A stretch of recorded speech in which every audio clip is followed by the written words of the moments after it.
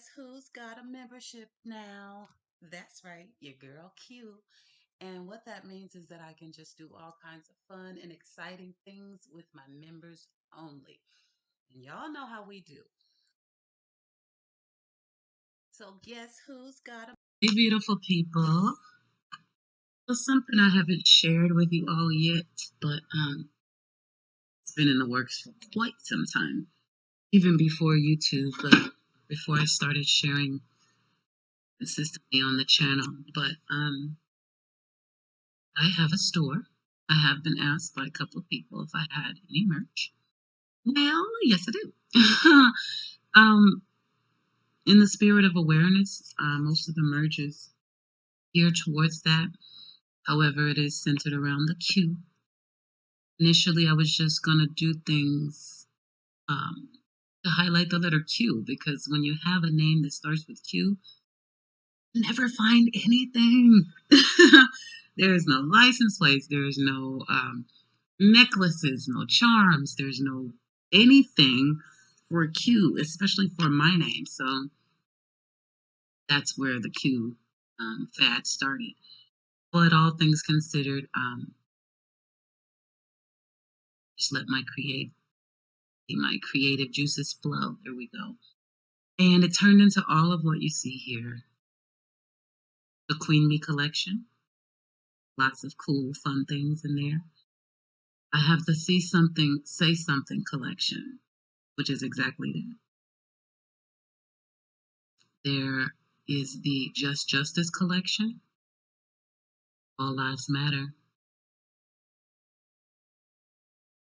And the King Me collection. Can't forget about the men.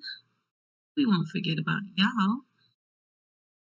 And then in those cases where we want to help and they already have their own GoFundMe or they don't, what I plan to do is to work the t-shirt angle, basically create a shirt, and all of the profits for the shirts go to that family, that reward fund, or in Summer Wells's case, the search efforts, where right now Hawkins County is struggling with their budget. We don't want them to give up, so we do what we can to help. So that's the way I figure we can always help. Always get those t-shirts and send them the profits.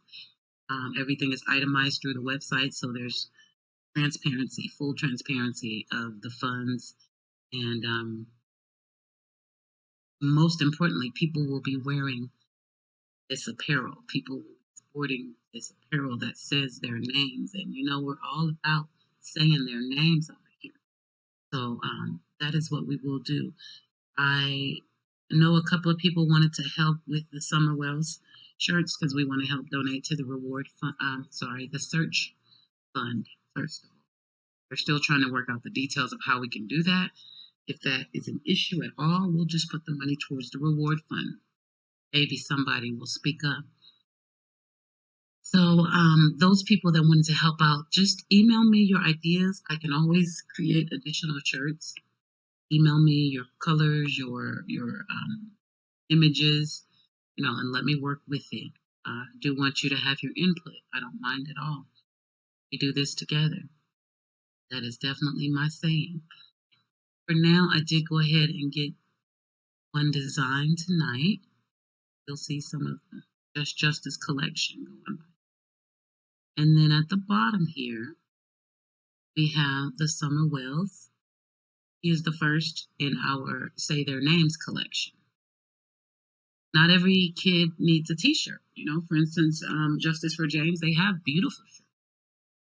They have a GoFundMe, so they may not need our assistance there. They don't mind, and they don't mind the extra help, and they don't mind us doing this. We'll create a second t-shirt. That's fine too. But in this case, this is something we're doing so that we can help out the search efforts for Summer Wells. So just to make it bigger, it is quite simple. This one is in purple because that's her favorite color, but I've got lots of color selections for you here. Cost is $23.99. Of course, the profit will go to the search efforts.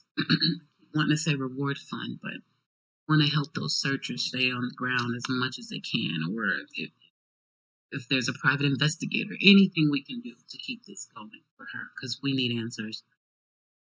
So the front of the shirt just looks like this. We've got her adorable little picture there. I really like this one. And in my opinion, it's the closest to what I think she might look like now.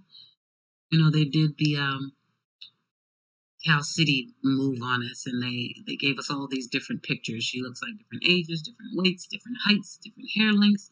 We don't know what baby we're looking for. They know better. It bothers me when parents do that.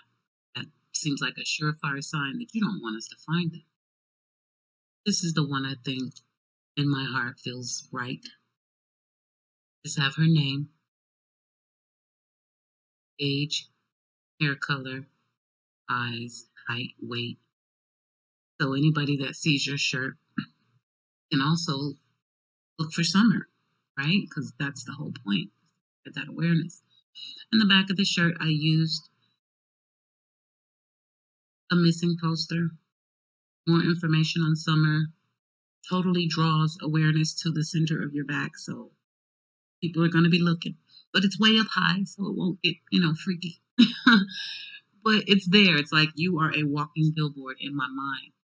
And the phone number for TBI is there. Again, we can do a dozen of them. Doesn't matter to me. Let's just get the word out. If you're interested, all you do is add it to your cart, check out like you do in any other online shopping experience, and the company ships the shirt directly to you. I don't do any of that. Again, the records will all be itemized in this system, and I will be doing videos to show how much we've brought in on the t-shirts and what we're donating, which is every penny of the profits for these. Okay, anytime we do a shirt for a missing child or for awareness of a child, those funds are not mine. Period. We will find a place to put them if we don't do anything but open up a college fund for the remaining children. This money is not for me. Okay. Just wanted to introduce you guys to my merch store. Feel free to pop in there, take a look. I've got some really cute stuff. I don't have a little baby, but gosh, I wish I did. Because unfortunately they're taking our babies, y'all. Okay, and their lives matter too. So for me, this was a bittersweet project. My sister has a brand new baby, 6 months old, and Lord, I think I'd kill for her. You know what I'm saying? We got it for the boys in blue. A variety of things. Whole family needs to be aware that this is happening.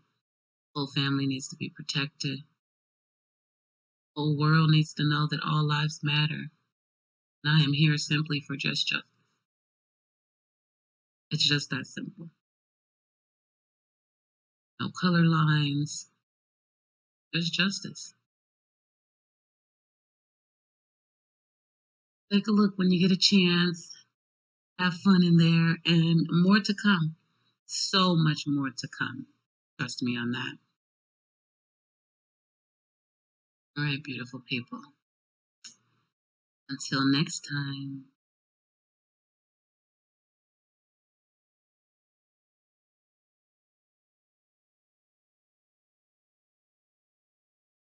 So guess who's got a membership now?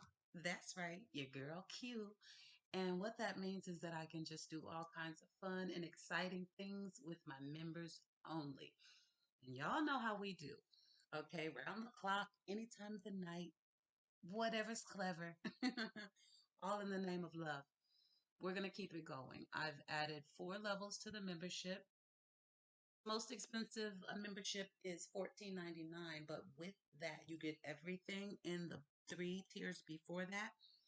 And oh my God, and you get to actually take over the channel for a few hours twice a month. I'll be there to back you up, but you can host it. It'll be your topic, obviously, with respect to the type of work that I do. It doesn't have to be about what I talk about, it just has to be with respect to it, you know? You also could be requested, I'll say, at any time to be my co host for a day. So that's the biggest perk of all is to be able to speak your piece. If you don't have a channel, it's not a problem because I'll share mine with you. The other memberships all have their own perks. Please take a look at them and find out what suits your fancy. If you choose not to join at all, that's no problem. I'm not going anywhere. And I'll keep posting everything that I've been posting on the main channel. Um, you just won't get the exclusives like early peeks, behind the scenes, and things like this video I'm about to share with you now because I rarely show my face. But there will be lots of this for members only. So I hope you enjoy this little sneak peek, and there will be more to come. Hopefully, I'll see you on the membership side. This is what we call a throwback, from way back. Hello, all my friends in Facebook world that I haven't seen in a really, really long time. I just wanted to say hi. I miss you, and I'll see you soon. Why am I doing this video? My sister and I watching YouTube last night, and we said we were going to do a video like everybody else on YouTube. So, this is my video. I hope you like it. That was a really long time ago. I mean, a really long time ago, like 2000 and maybe 8. And my sister still owes me a video. Did you hear that, baby sis? I'm calling you out. I hope you guys enjoyed it. More to come. Just crazy cute. So, one last quick reminder with the membership, depending on the level that you choose, based on your comfort level, of course, you will receive early access to videos, members only live chats, members only live streams, shout outs to your social media, and free shipping on my merch. There are other perks, and I can't remember them all. Please go take a look. And again, I hope I see you on the membership side. But I know I will most certainly see you in the comments. The perks start now. Just hit that join button, beautiful people, and let's grow. Hey now, hey now. Can I get a one in the chat if you can hear me? I'm live. It's not another video. I had to make sure you guys knew we have the merch, we have the membership, we have action on YouTube. We're going to do a little bit of all of that. Why not? Thank you, Saba. Hello, hello. I've been speaking in the chat, but let me go back and see if I can. Miss Slinky Moon was the first one to slip up in here. Norma, hello. Dell, of course. Dell is a regular here. He has his own room, his own chair. Although we have to strap him down in it sometimes because, well, he's Dell, okay? We do it out of love and he knows it. Let's see who else we've got. Leslie, my girl, my beautiful moderators. Thank y'all for everything. I just can't say it enough, and I don't think that I do, no matter how many times I say it. Thank you, thank you, thank you. All of my moderators. Thank you, Miss Slinky Moon. The rest aren't here yet except Jennifer Marie. I didn't forget about you. But Obsidian's coming, Lady R. Gosh, oh my gosh, y'all, I can't remember everybody's name right now. That's a darn shame. Renee is a new moderator. Oh my gosh. Shining Light. Cassie. I love you all, and I appreciate everything you do for me. Seriously, you make this easier. My dog is all the way back in my bedroom, and she can still be heard on this mic, so I am sorry about that. Hopefully it doesn't get too bad. I won't be speaking long because I have a great video. I premiered it last night, but I want to do it in the daytime because I want as many people as possible to see this. And I think we'll all agree why when we're done. Please do me a favor, hit the like button. It's not for me. It's for justice, it's for awareness, and it's for the YouTube algorithm. If you want what's being said and shown here to reach the masses, you got to hit the like button. It definitely doesn't hurt to share it as well. But I do ask you to hit that like so they know we're live and they can see what we're talking about, because this is no drama and no BS over here. This stuff needs to be heard. Not to mention, we have one of the coolest chat rooms on YouTube. Hi, Margie. Hi, Pez. Saba, my love. Let's see. Marcy, did I get you? Well, I'll do it again. Doesn't matter. Welcome again. Thank you so much, Leslie, for dropping that link. You guys definitely check out the merch store, especially the Summer Wells and McKenzie gear right now. Especially those. Okay, those are for the babies. 100% of the proceeds go wherever the family wants them. In this case, since I don't much care for Summer's family, I didn't ask them if they'd like this money, and I will not be doing that. The money is going to the rescue, the search and rescue, okay? Because that's what we care about, finding Summer Wells. The reward fund is what I mean.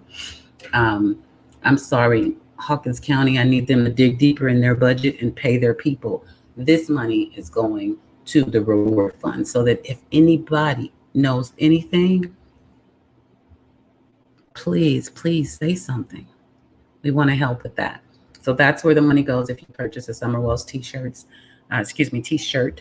And then for little McKenzie, that money goes to her family, who is right now paying a very high retainer on an attorney to get justice for this baby girl. And I think most of you already know my McKenzie, but you know what? I got to make sure everybody knows her. So I will show you a clip of little McKenzie here after I get through the last of any names I've missed here. Let me take a peek. Looks like I've got everybody, did I? Leslie, Jennifer, Norma. You guys stop talking about spiders or I'm out of here. I'm not kidding. Hi, Gil. Yes, I know I spoke to you in chat, but Gil is in the house, y'all. Let's see. Oh, good. Thank you, Pez. Pez has the scanner on for Hawkins County.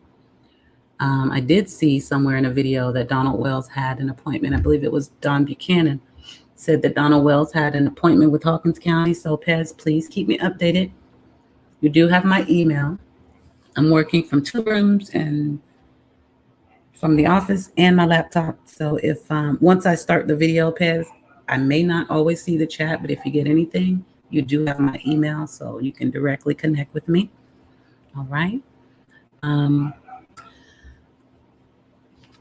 Margie, here's the thing. The search, I mean, they're not searching. You know, they say they're still looking. We know they scaled back. I have the press conference where they scaled back weeks ago. So I don't feel great about sending your money there. I feel better about sending it to the reward fund. If nobody says anything about Summer, that money still goes to a very, very good cause for all the other babies out there. So that's why I'm okay with that. Okay. Thank you, Pez. I appreciate that. Yep, and shout it out in the chat as well, because my moderators all know how to reach me. Jennifer Marie, let's see. Don and Candace and those other people were going today to try to get info and a police report. Oh, give me a freaking break. What other people? Michelle and them? The so-called detectives or what? Give me a freaking break. Thank you, Margie. I appreciate you understanding that. I totally don't mind helping the searchers and things. I really, really don't. I just, when you start messing with politics and funding and you know. So, Miss Slinky Moon, I guess he doesn't have a police report. Interesting, right? Because that should have been done on day one. These people are weird and they're liars and whatever. But we'll follow up on that. We sure will.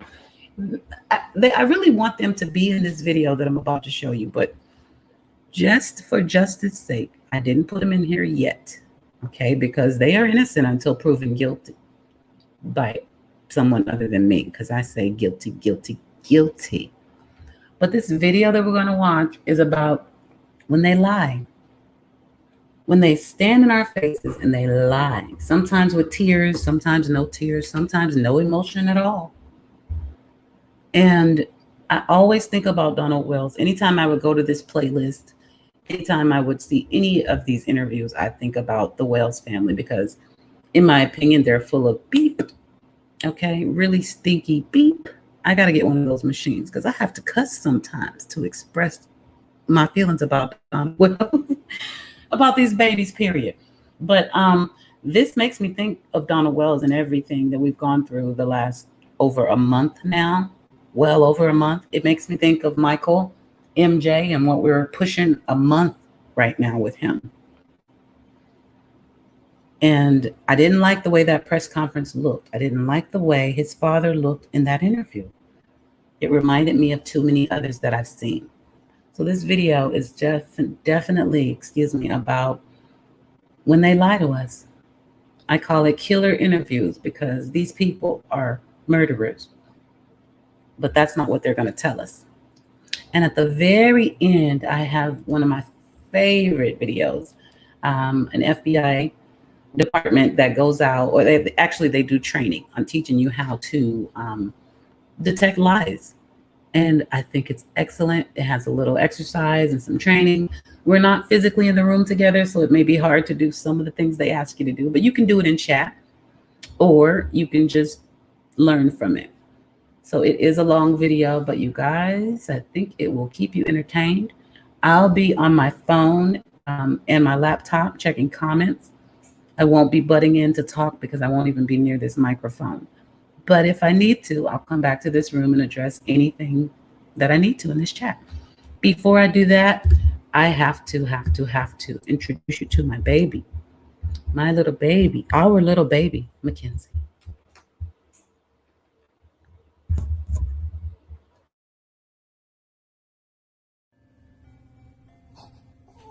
McKenzie.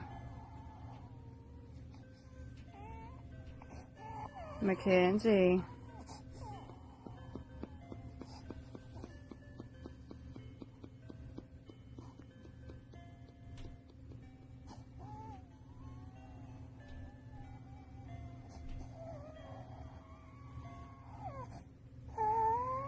McKenzie.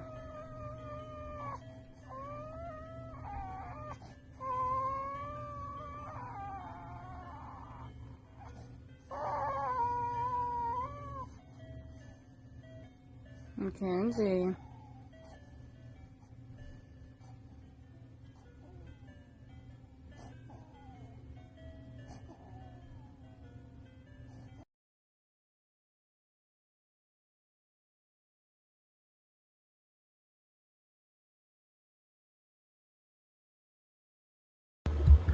So that certainly wasn't her best day. Could you guys see that video?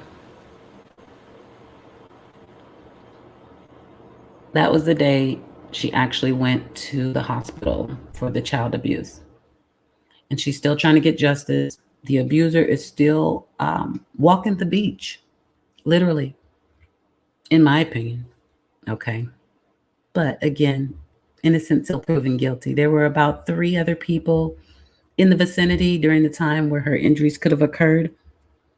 But, well, as I said, there's a McKenzie section in the merch store, and all of the money goes towards helping McKenzie get justice and helping to get her abuser off the beach or the street or the toilet or wherever the hell they're at. So we appreciate you.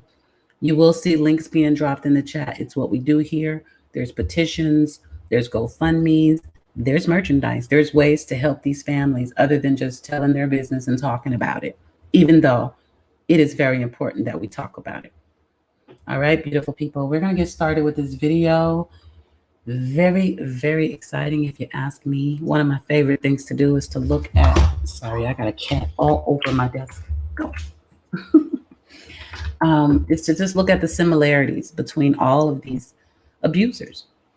And maybe, just maybe, we can get some of those people off the bandwagon of people like Donald Wells when they realize everything that glitters ain't gold. I'll just laugh at that. Laugh at that. Dale, I was reading your comment was laughable at Slinky Moon. I'll just leave it at that. Marley 13, thank you for joining. Wonderful, wonderful. So happy to have you. I know you've been around, but thank you for joining as a member. Marley 13's in the house, part of the Q crew now. Thank you so much. Okay, awesome, Jennifer. You know I'm not giving them not one view. Please email me that so that I can use that because we're definitely going to get into Donald Wales and them. We have to get our Summer Worlds update. But first, I'm going to look at these liars. Dale, who was in the video I just showed? That was little baby McKenzie. She was abused at 3 months old. I mean, badly. Skull fractures, bruised kidneys, bruises all over the face. I mean, it basically seems like somebody took her like a sack of potatoes and just swung her up against the wall, if I really have to break that down for y'all. So McKenzie needs justice. Okay, beautiful people. Let me share my screen with you. And here we go.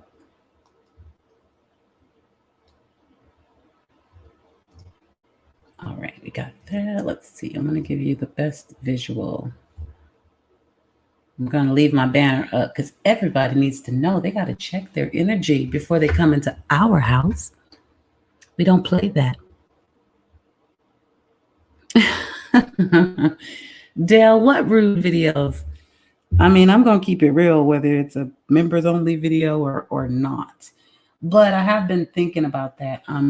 You're going to get a little bit personal with me, a little bit, because I don't play with the internet, and it's not that I don't trust you guys, but I don't trust the internet. So I don't put a lot of my personal business out there, although they will be more personal than what you see here and what you've seen here, because I'll know exactly who's watching and that you are my people. But you're so funny. I don't think you'll have to adjust it in this video, Dale. I've gotten the microphone since then. Those videos I showed you earlier were pre-recorded, so it may have been some up and down on the volume. Those are going to be redone as well. But this video here, I do believe I did with this microphone. So I apologize if you do have to adjust your volume, but I don't think so.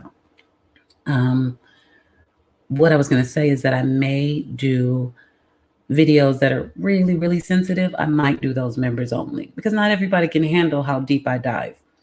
I am a 100% realist. So I don't believe in sugarcoating when something is very important.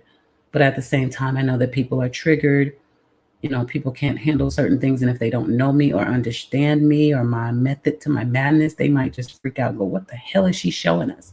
So some of the super sensitive stuff that I want to talk about, that may be for members only. And I guess, yeah, if I really want to get funky about something, Dale, we could call it rude. But yeah, I might do that as members only. Like the big rant that I had about the wolves in sheep's clothing. You guys know who they are. Something like that I would do for members only, because people that don't know what's going on, they just won't understand it.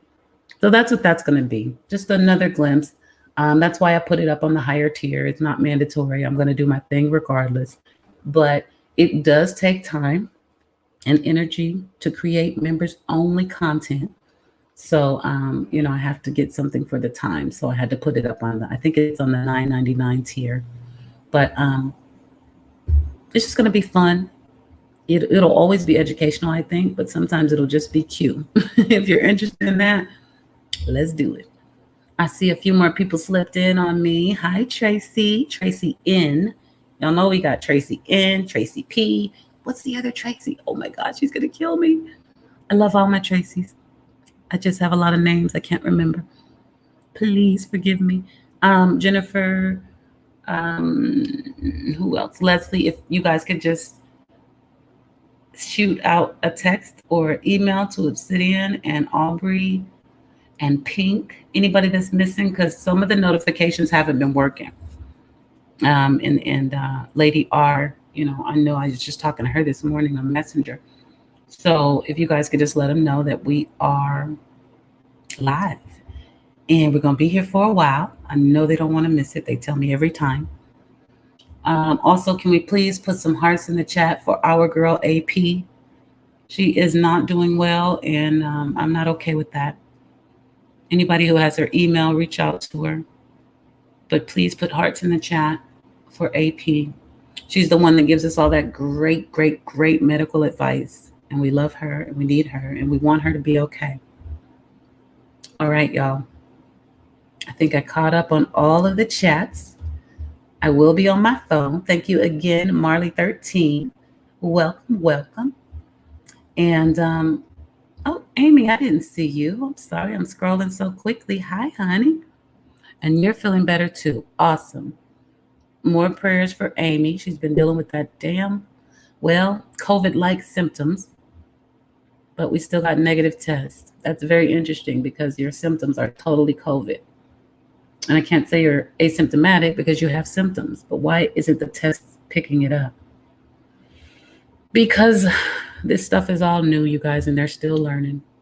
Please understand that.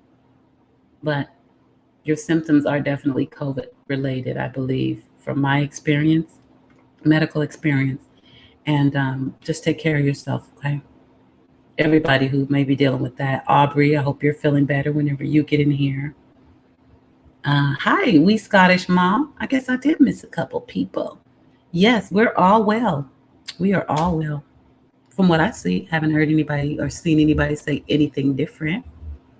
So happy that all of you guys are here on a beautiful Monday morning in my part of the world. Now I'm going to take you to a place, and I'll be very interested to see what you think and how you feel. Chasing Truth. Okay, thank you, Jennifer. We need to also put some prayers out there for another content creator, Chasing Truth. Her and her family. Her husband, Scott, looks like he's not doing too well either. So you guys just pray for everybody. Hi, Deborah. Hello. Welcome, welcome. All right, y'all. I'm going to get going. I will be watching the chat. And let's ride. Please keep your hands and feet inside the ride at all times.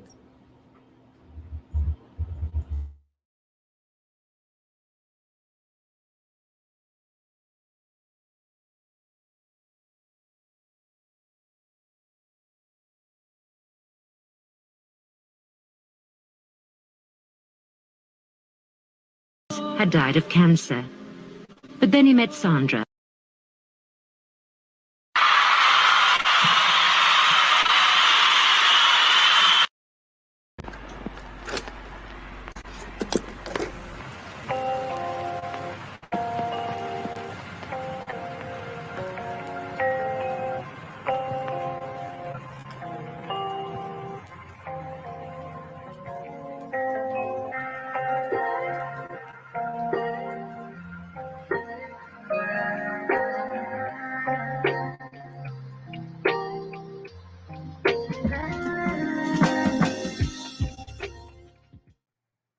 This is probably one of the dumbest ones I've ever seen. I mean, they're just, oh man, talk about no emotion.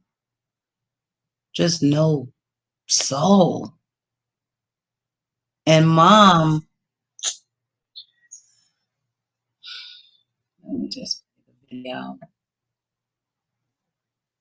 You know why it's in this playlist. If you don't, you'll know why after this. 1-month-old baby. I'm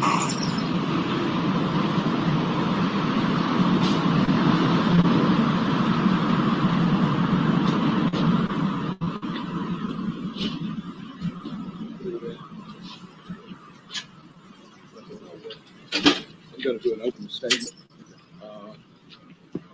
Benny, you want to give me your name right quick? James B. Stennett Jr., the FBI. James B. Stennett Jr. Can you spell that? Yeah. S-T-I-N-N-E-T-T. S-T-I-N-E-T-T. 2 N's. 2 N's. Yes. Ben? then. Now let me know when you're ready. All right, we're going. Yeah. On Monday, the Montgomery County Sheriff's Office received a 911 call from the Circle K located on Wetumpka Highway. During that time, we discovered that a missing child had been reported missing in the area. At this time, the Montgomery County Sheriff's Office would like to enlist the help of the general public to come forward with any information that they may have. They can call us at our non-emergency number, 832-4980, or you can contact Secret Witness if you'd like to remain anonymous.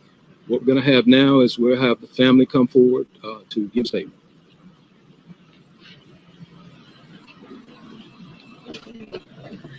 No, she's not good with cameras, so I apologize. But we would just like for anybody that has any information. I don't remember a lot, but I did remember I was breaking up, with the cops. But I know that if anybody's got anything, any places that I could have gone, anybody, if you know who you are. Please, find him, please.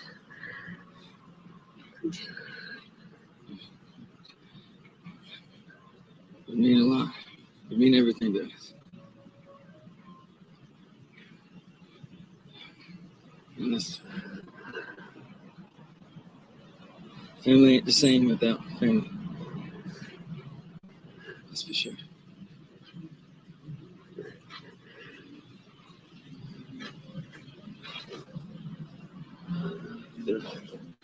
Y'all are ready to go.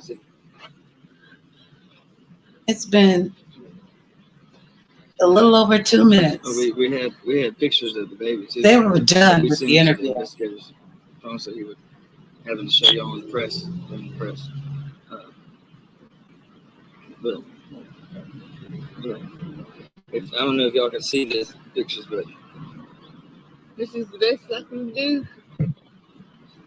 He's only a month and a week old. and there was other pictures with us together, but I didn't.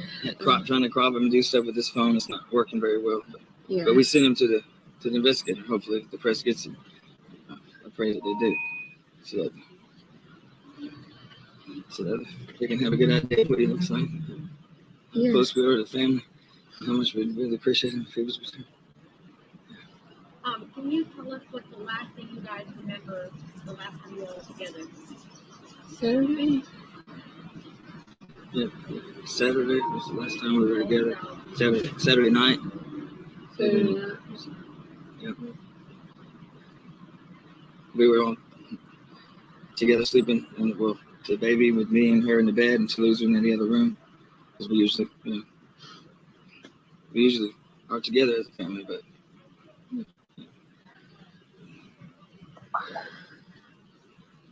It's not easy. I don't remember much. When did you all realize that you were different? They didn't. I was home with my oldest, my 2-year-old, and he was with CJ was with him, and he went to go pay gas at the gas station and realized that he was gone. And he let the police know and me know that he was missing.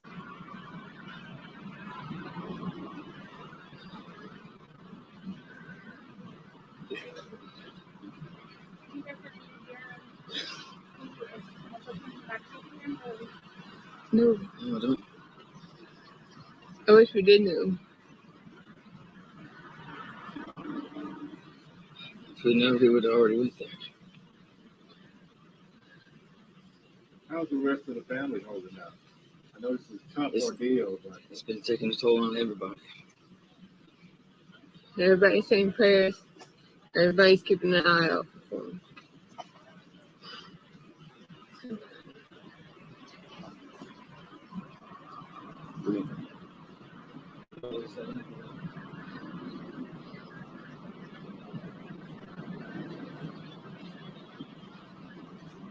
again, the Montgomery County Sheriff's Office would like to thank the many agencies that have assisted us thus far in this investigation. The local FBI field office has given help to us, as well as Elmore County, Wetumpka PD, Montgomery Police Department, and a host of other agencies. Again, we would like any and all information to be gathered, and we will investigate. Again, our non-emergency number is 832-4980, or you can contact Secret Witness or Central Alabama Crime Stoppers. Thank you.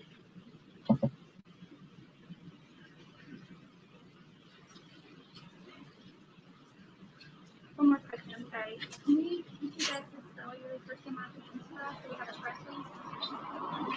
Can you spell your first and last name slash so we have it correctly? Yeah, Angela, Angela, Gardner, Gardner. And what's your name, sir? Same names. Caleb Michael, what's name?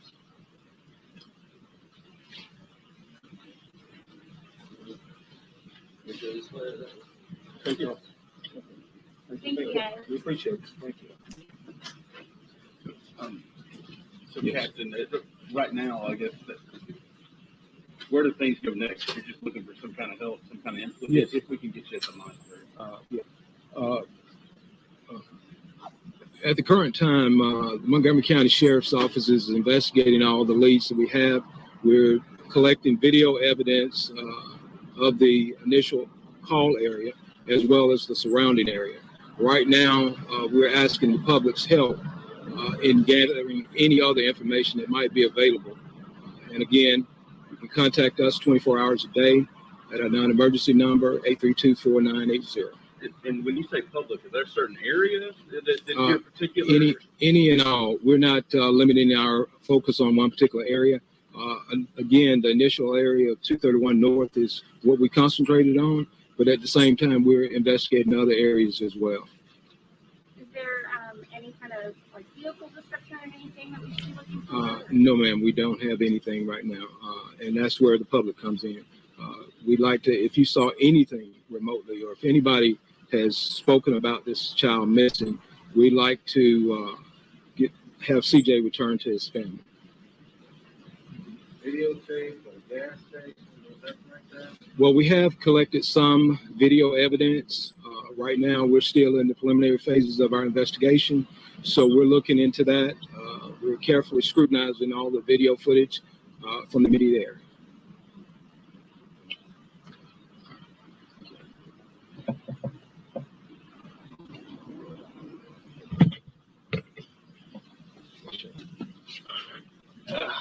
Thank you, Captain. Thank y'all.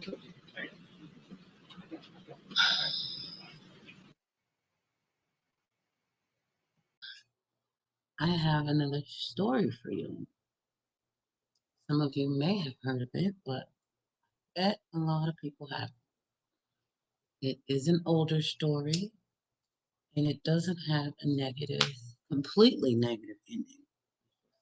It's certainly not positive, but in this case, this little boy that you're looking at, Charlie Bothel the fifth, he was 12 in this picture, and this is from 2015. So he has been located. He is alive. But he has one heck of a story. And we will certainly talk about his story. But first, since we are in the playlist called When They Lie, I have to show you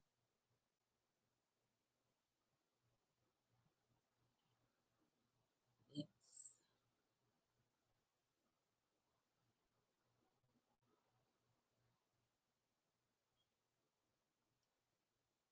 You'll understand the overview of Charlie's story after watching this video. Just remember what playlist you're in. When They Lie. Out to the father of the missing 12-year-old boy, Charlie. With me is his father, Charlie Bothel. Charlie, we're getting reports that your son has been found in your basement.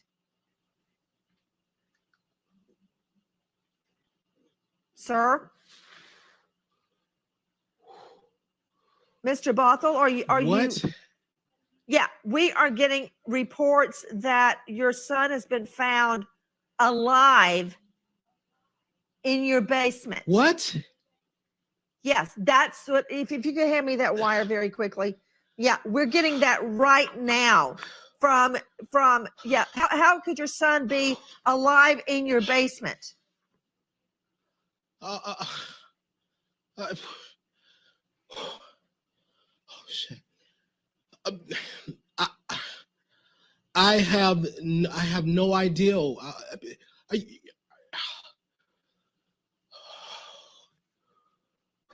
Now, this is just a report that we are hearing out of Detroit that we're trying to confirm. God, everybody please. in New York, please get on it. Let me know when we get Charlie Langton from WWJ. Sir, did you check your basement? I checked my basement. The FBI checked my basement. The Detroit police checked my basement. My wife checked my basement. I've been down there several times. We've all been checking. How? Okay, this is what we are hearing, that the missing 12-year-old boy has been found alive and well in his father's basement. Now, this is what I don't understand why you guys would have reported he's missing, and all our viewers have been on the lookout for him.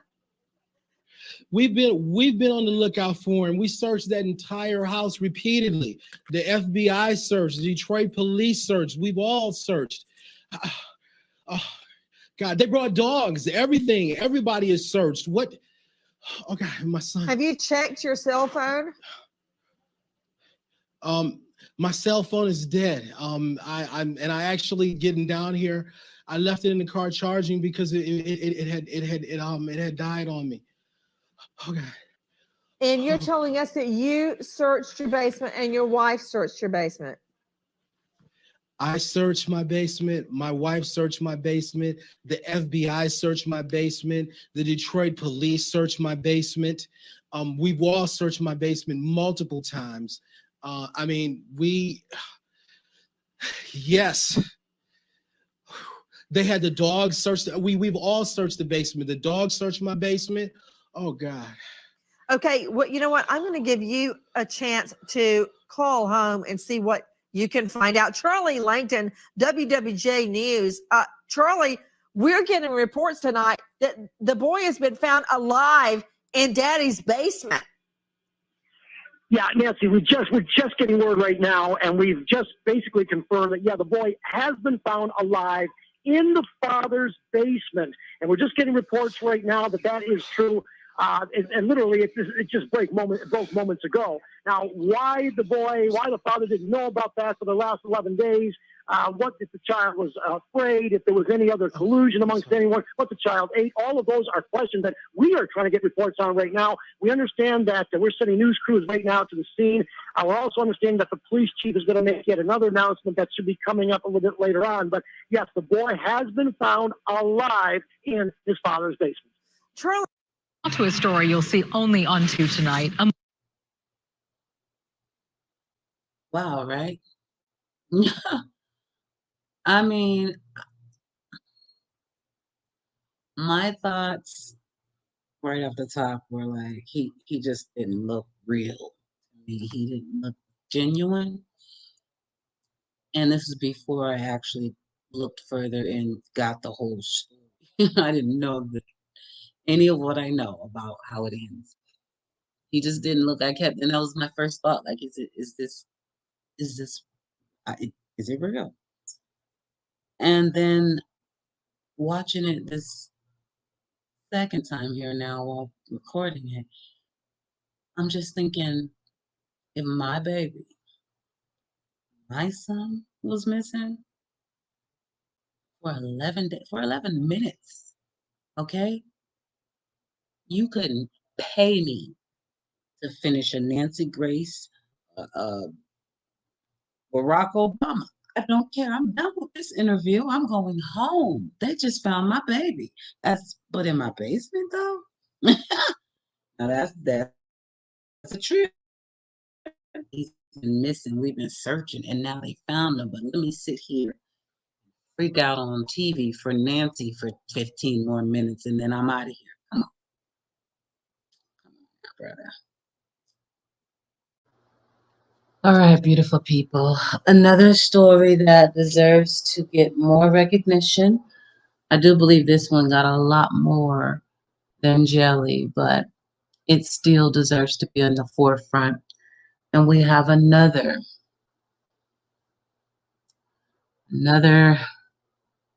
filicide. If you don't know what that is, well, you better check into the playlist.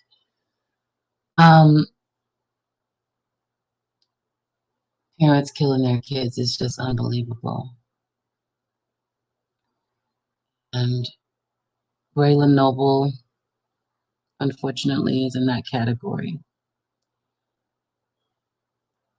This story is so crazy. I'm going to definitely share the whole story with you in the playlist. At first, he supposedly fell out of the apartment window, but nobody could find him. I mean, they searched everywhere, the park, the pool, the entire apartment complex. Only for, I know it was within 2 weeks, going off the top of my head, only for them to find the baby's body at the bottom of the pool. Same pool they had already searched. And for mom to ultimately be responsible. So I am sharing this video from CDT. And as you can see on the screen we're on now, in her opinion, Braylon's mom quickly turned on her tears once she believed the interview began. So where I'm starting at is from the point of the full interview, because the video starts with just a clip. And I'll replay it when I'm done so that you guys can see the whole thing as she created it. But be sure, of course, if you're interested, pop on over to CDT. Like, share, and subscribe. Simple. See? Done. Already subscribed. This is how we get the word out. And this is how we show support to those who work so hard to get this information together and get it in the algorithm and into the mainstream, into the forefront. We have to do this. Maybe if we could get enough of these stories out, we can get some tougher laws, and maybe we could scare these parents out of even doing this dumb crap in the first place. So hit that like button, share, subscribe, spread awareness. When you hit the like and the subscribe and the share, just think about it as if you're spreading awareness. You're doing your part. And we need you. So, of course, if mom is in this playlist, you already know. She lied.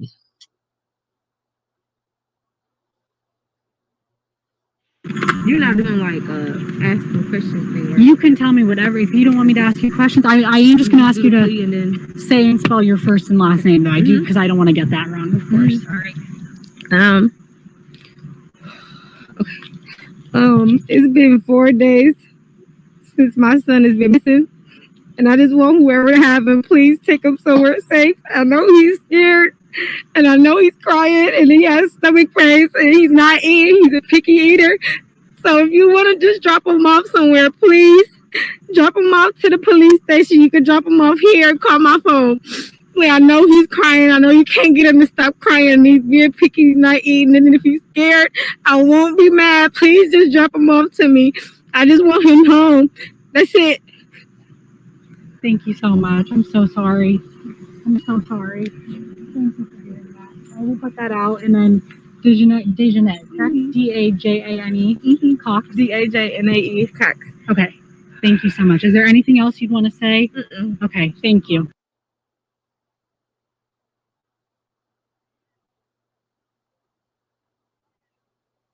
Now, Doesn't that remind you of Caleb? They were so ready to get done with that interview. It was uncomfortable. And that's not a laugh. When you guys hear me do that, it's more of an unbelievable disgust. How I express it. Because there ain't a damn thing funny about this. Nor most of the videos that I share. Nothing at all. The way this video started, thank you, CDT, for sharing that. Because who does that in the first place? You're not going to be asking questions, are you? Of course we're going to be asking questions.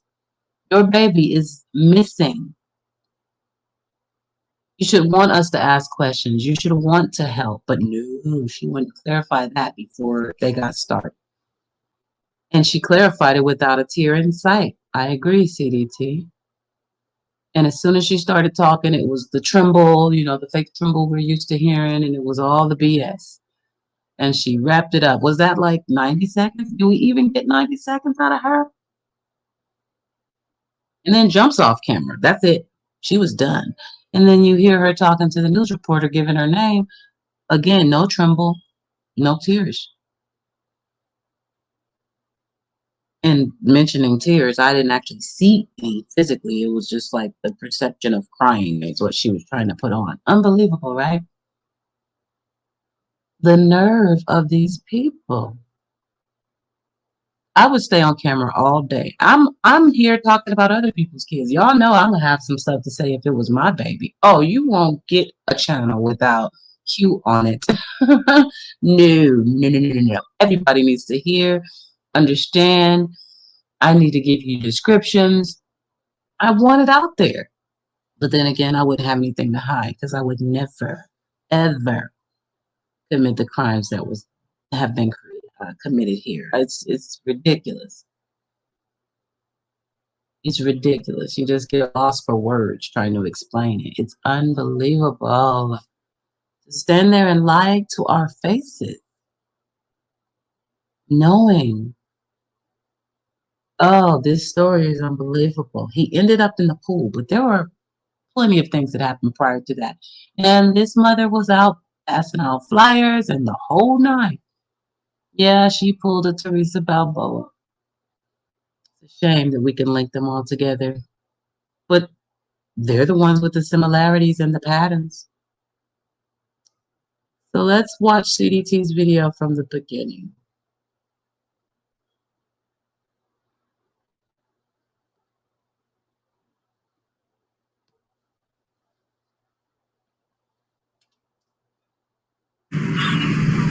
Jamie, that's right. She was escorted out of her building, out the back of it, right behind me here, just before police announced that they had recovered the body that is believed to be her son that was missing just 300 feet away from where she lives.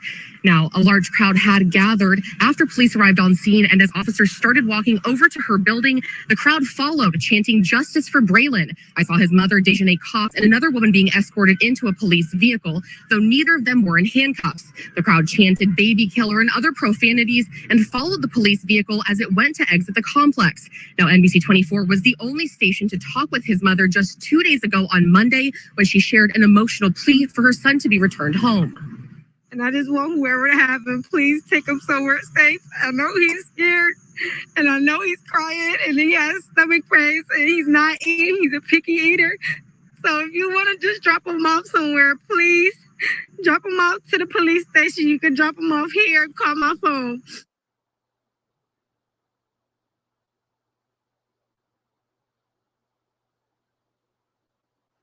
You're not doing like ask a question thing, right? You can tell me whatever. If you don't want me to ask you questions, I am just going to ask you to say and spell your first and last name, though, because I don't want to get that wrong, of course. All right. Okay. It's been 4 days since my son has been missing, and I just want whoever to have him, please take him somewhere safe. I know he's scared, and I know he's crying, and he has stomach pains, and he's not eating. He's a picky eater. So if you want to just drop him off somewhere, please drop him off to the police station. You can drop him off here and call my phone. I know he's crying. I know you can't get him to stop crying. He's very picky. He's not eating. And if he's scared, I won't be mad. Please just drop him off to me. I just want him home. That's it. Thank you so much. I'm so sorry. I'm so sorry. Thank you for doing that. I will put that out. And then Dejane, correct? Dajane. Cox. Dajanae. Cox. Okay. Thank you so much. Is there anything else you'd want to say? Okay. Thank you.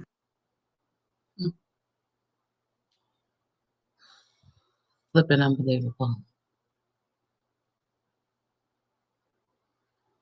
I want to thank everyone in the community for all the support we've seen. We've felt so helpless, and seeing everybody out here really looking and helping out really means a lot. So, tell us what happened the night this kid went missing. Okay. From our yard. It was cold. I was gonna make a fire. So a lot of wood in this area right here next to our house. I opened up the back gate. I'm throwing wood, bringing it inside the house. My wife's inside. She was actually wrapping gifts, so we thought it was a good idea that they got our youngest to go outside and play with chalk on the back patio. Do not let them go on the dirt in the backyard. We keep them close. So I was playing with chalk, and I came in the house. I saw them there. I went in the house. I came back out. I didn't see them now. I immediately went back in, asked my wife, did you see the boys? She said, no, they should be outside playing with chalk. I said, well, I didn't see them. So I came back outside and I started searching my backyard. I searched the whole thing. I realized that I left the gate open and I panicked, came inside the house, searched the house, me and my wife. Once that didn't pan out, I got in the van. I looked down the street, both directions. It was getting dark, getting cold, and I got in the van and I hit a bunch of corners. I went down this street. I turned my light on. I searched. I called their names. Talked to a gentleman on the street on the other side over there. He didn't see me. So then I came home and I told my wife we need to call the cops. It's getting dark and I need help. We gotta get going. So I called the cops. Cops came. First thing they did was tell us to stay in the house so they can get a hold of us. And they had us just sitting there, and we wanted to keep searching. But everybody came out in droves, and I wanted to thank you guys that night, but we couldn't go outside. The cops told us the best are out here. The best are out here searching, and we appreciate it. And nobody ever could tell. We could never talk to anybody, and that was the issue. We just want to thank everybody. We really want to thank you guys. Please, if anybody has seen them, please call. Let somebody know. It called the cops. Call California, the city police department. Call them and let them know what you've seen, if you see anything. Our boys, they are going to be rambunctious, okay? They are going to be here in this area. And I really would like to go in the houses, but it's not because I want to invade people's privacy. I just want to know if make sure. That's it. Because I don't. Oh, go ahead. I'm sorry. If you got any questions. Oh no, you're good. Oh, okay. I was just gonna say, this is the first time we're hearing from you guys, and I can't imagine what you guys are going through. I can't even fathom it. For you guys, for people who are thinking that there's some kind of foul play involved. We just spoke to the biological mother. She says she had a conversation with you guys, and that she thinks there's some kind of foul play involved. That she thinks you guys did something. And that's understandable. What's your response to that? That's understandable. I would think the same thing. Yep. I mean, that's exactly the point. And if we can find our babies, then guess what? That's no. And that's all I want is to find our babies. That's it. And I talked to her this morning, and I really wanted to tell her that I am completely sorry because we were entrusted with her children, and they came to us, and they became our children, and we named them, and they are our children, and so we want them back. So please, if y'all could get back on what you guys are doing, we should be able to get a hold of somebody. They took all of our tech, so they wanted to, I guess, just rule us out, which makes sense. That's part of the investigation. So that's pretty much it. Have you guys, you talked to police all last night? Yes. So you guys willfully gave them your Everything. technology, Yes. the car. Yes. Did they get it? How did they get a search warrant? Did you guys? I no don't see idea. why they got one, but they got one. Yeah, We would they have let them didn't take need one, anything. but We would have let them take everything. We let them come in and search with us. We asked them to come do that. What did they take? Just tech. And that's it. Like our phones. From the house? Did they?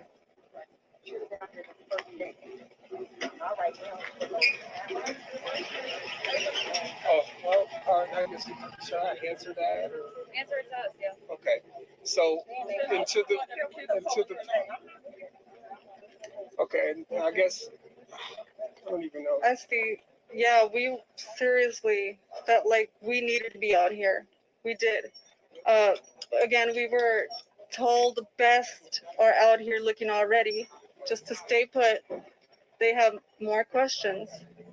There was literally a pup with us the whole time in there. He had to sit down. We would ask, can we go help? They had to sit down. Said nope. He said, no, we got the best out there. So we it's need not. You guys here because we have more I don't want you guys thinking we didn't try. We actually looked before we called police. Yes. And I imagine the mind-boggling part is the search for information. What happened? Where are they? Yes. Et cetera, et cetera. And we're, And just so we are able to present the information correctly, at what time did you guys notice your kids went missing? And at what time were they reported missing to the police? It's about, I believe, I think it was about 4:30, going on 5. It was getting dark, like I said. 5-ish. 5-ish. That's about it. That's when everything played out. And then when did you guys call the police to report them missing? After we searched a little bit around here, it was dark, so we definitely got worried. Would you say it was maybe within an hour, a couple hours? No, it was within minutes of us getting finished with our search. Okay. It was within minutes. What do you guys want people at home to understand about this situation? For them, even speaking about what you guys are feeling is difficult. What do you want them at home to understand about this whole situation? We're going through it. It's difficult. I mean, everybody's making their own their own conclusions. They don't know anything. We're not sure like everything. We're not sure. We said what we knew, and if anybody has seen them or anything, please call the police department. Would you be willing to provide pictures, or do you have any? I have older pictures. All my newest were on my phone. Okay. A lot of people are speaking of this as, after the math, past tense. I want to talk about your kids in present tense. What kind of boys are these? Tell us about the boys. Very playful, very rambunctious, and they do love to wrestle. They do love to kind of get rough with each other. Kids. They're kids. Of course, they would love to go out, but so during the pandemic, we wasn't trying to go, out here. And so we stayed inside. Yes, we did. We searched before we called the cops. That's what we said. What time did they come up missing? They came missing right before it got dark.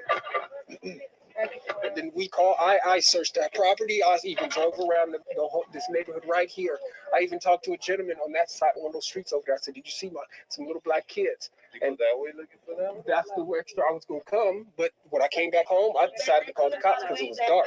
They couldn't have got away that fast. And why did it take 2 people to go in the house and leave 2 kids out here by themselves? It should have been 1 parent going in and 1 parent right here watching the child, not 2 parents going in the house and leaving 2 little kids out here by themselves for 10 minutes. No, they were in the backyard. And So the back how gate did they was get open. out the backyard? And the back gate was open, and I was getting wood So from you this guys lot was here. being irresponsible and left the gate open, left them little kids outside with the gate open. All right. Sorry, you guys were talking about your boys who you're, I understand.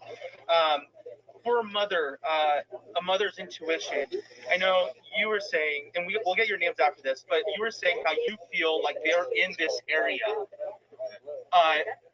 Do you feel the same way? And what is the intuition? What is the sense you get? What do you think happened to your boys? Do you think someone took them? Do you think they're lost? Do you think? Yeah, definitely. I definitely know they're not walking around. They're not that kind. They do not just roam around.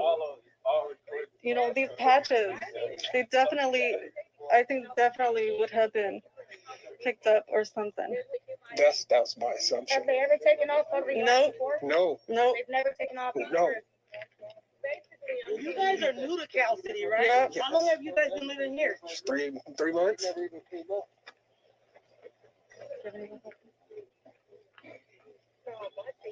It's crazy because y'all say y'all came out looking for the kids, and y'all got neighbors that say y'all ain't even came out looking for the kids. The neighbors went out here. We were looking. We were looking. I'm just saying, bro, it's crazy, bro. I got kids of my own. Where do you live? Them little boys that y'all raised, them is my biological family. I understand, bro. I don't leave kids outside. I understand. I have 9 kids. I have 9 kids. They was outside in the no way backyard I'm and I was gonna watching. leave my kids unattended. 3 Not and even 4-year-olds, for a minute. like, you sit here.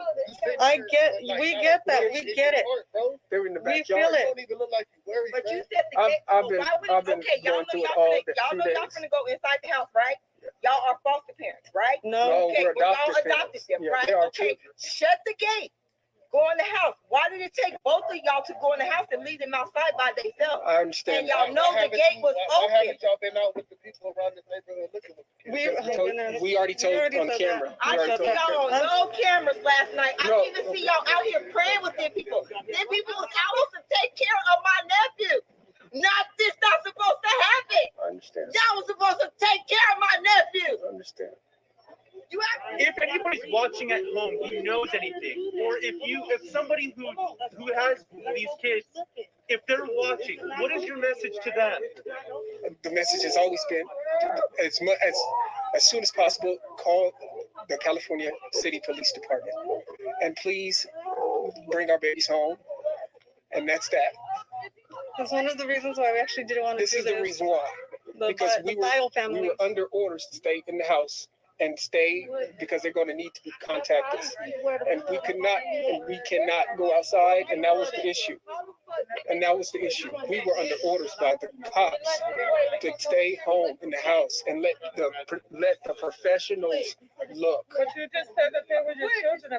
If they were your children, regardless of what somebody told you, wouldn't you want to go look for them? Well, we have cops actually posted in the front door right there. Totally understand. If you guys actually have that question, you should ask the police officer. The situation, but do you see how it seems that the kids was left unattended? You guys went in the house and then the kids disappeared. Exactly, and that's the way we try to figure out. No, it doesn't make sense. How did they disappear? How did they go out? You guys had the house supervised already, and my question is, why were they the only 2 children out? Where were the rest of the kids? The rest of the kids were grandma. Who? They left. They went on vacation. So they did it. No, because they're too young. We watched them, and it turns out that happened. How did the just really quickly before we forget, first and last name, spelling of both for both of you guys. So, said it again. Just first and last name.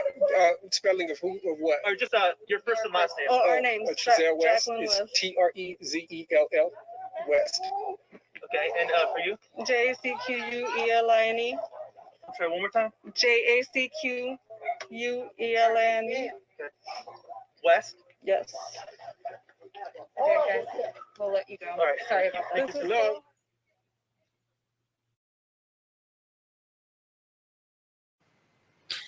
All right, beautiful people. What I'm sharing now in this collection, of course, of When They Lie, is the story of baby Amari. That was tragic. I'm not even going to tell the whole story because there's plenty of videos that will bring you up to speed, but he was most certainly murdered. And 1 or 2 of these people here are lying to us. Let me know what you think. There's definitely popular belief that Mama knew more. I believe so myself. I'm still trying to figure out at what point and all the fine details in my own mind, but I just paid too much attention to my child to believe that I wouldn't be more aware. First of all, Mama's guilty for leaving her baby in the first place anywhere with this guy based on their history. But I'll let you catch up on all that in the playlist. Let's check them out. Yeah, go ahead. Taylor Nicholson, Okay. TAYLERNICHOLSON. Okay, and your service? TERRELRHODES. How's his last name? Rhodes. Roltz? RHODES. Okay. Do you guys both live in Las Vegas then? Yes. Okay. Yes. Well, I guess just tell me your thoughts. I mean, this is 2 days now without your son. What's going through your mind? We're devastated and hoping for the best of his safe return, and just saying our prayers and hoping that God's looking out for him and that he's not in any type of distress or danger. We just want our baby back as soon as possible in the best condition possible. And your thoughts? Going to like amount that the father's saying that his sister didn't come get him. And if that's really the case, then where's my son? I mean, it seems to be, yeah, I mean, there's different stories floating around out there. I mean, can you just explain to me what you think happened? Or like, he had got a knock on the door at 6 a.m. from a lady representing herself as Giorgio's sister. And then situation process, he's trying to call me to figure out what's going on. And I'm asleep in Colorado and I wasn't able to answer in time. So as he's packing a bag, she grabs the baby and runs out the apartment. And by the time he's able to try to go find where she went, she was nowhere to be seen. So you think this was the father's sister who Yes. came? To my knowledge, yes. And what is her name? Jasmine Stovall. Okay, and his sister. And why would she come there? I'm not sure. They knew the area where we lived, but they never knew the apartment, so they stalked us until they were able to find where the baby was. And why would she take him?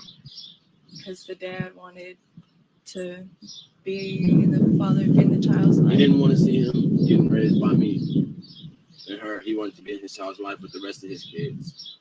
Apparently, he has a house. He has a stable foundation with 4 other more children, and the only missing piece was Amari. I've always tried to be the cordial parent, has never not allowed him to see him or contact him.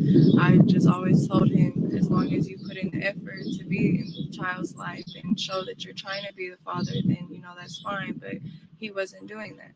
He wouldn't reach out, wouldn't call. It would always just be a message and once in a blue moon.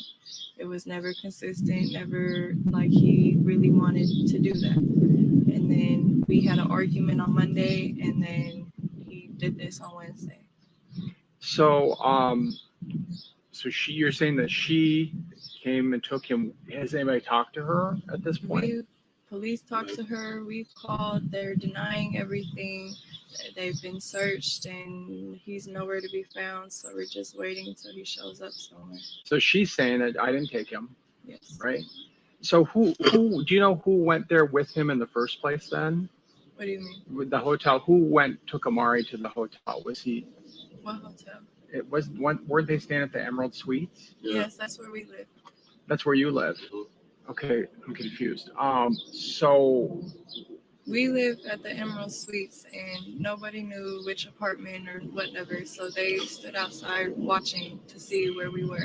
Okay. And then that's when they realized, they finally saw Amari and saw him with him, and then that's when they came knocking on the door. So who was at the Emerald Suites that day then? He was left with Terrell. With you? Okay, that's what I thought. And so, can you just explain what were you guys doing prior to, or what were you doing in the morning?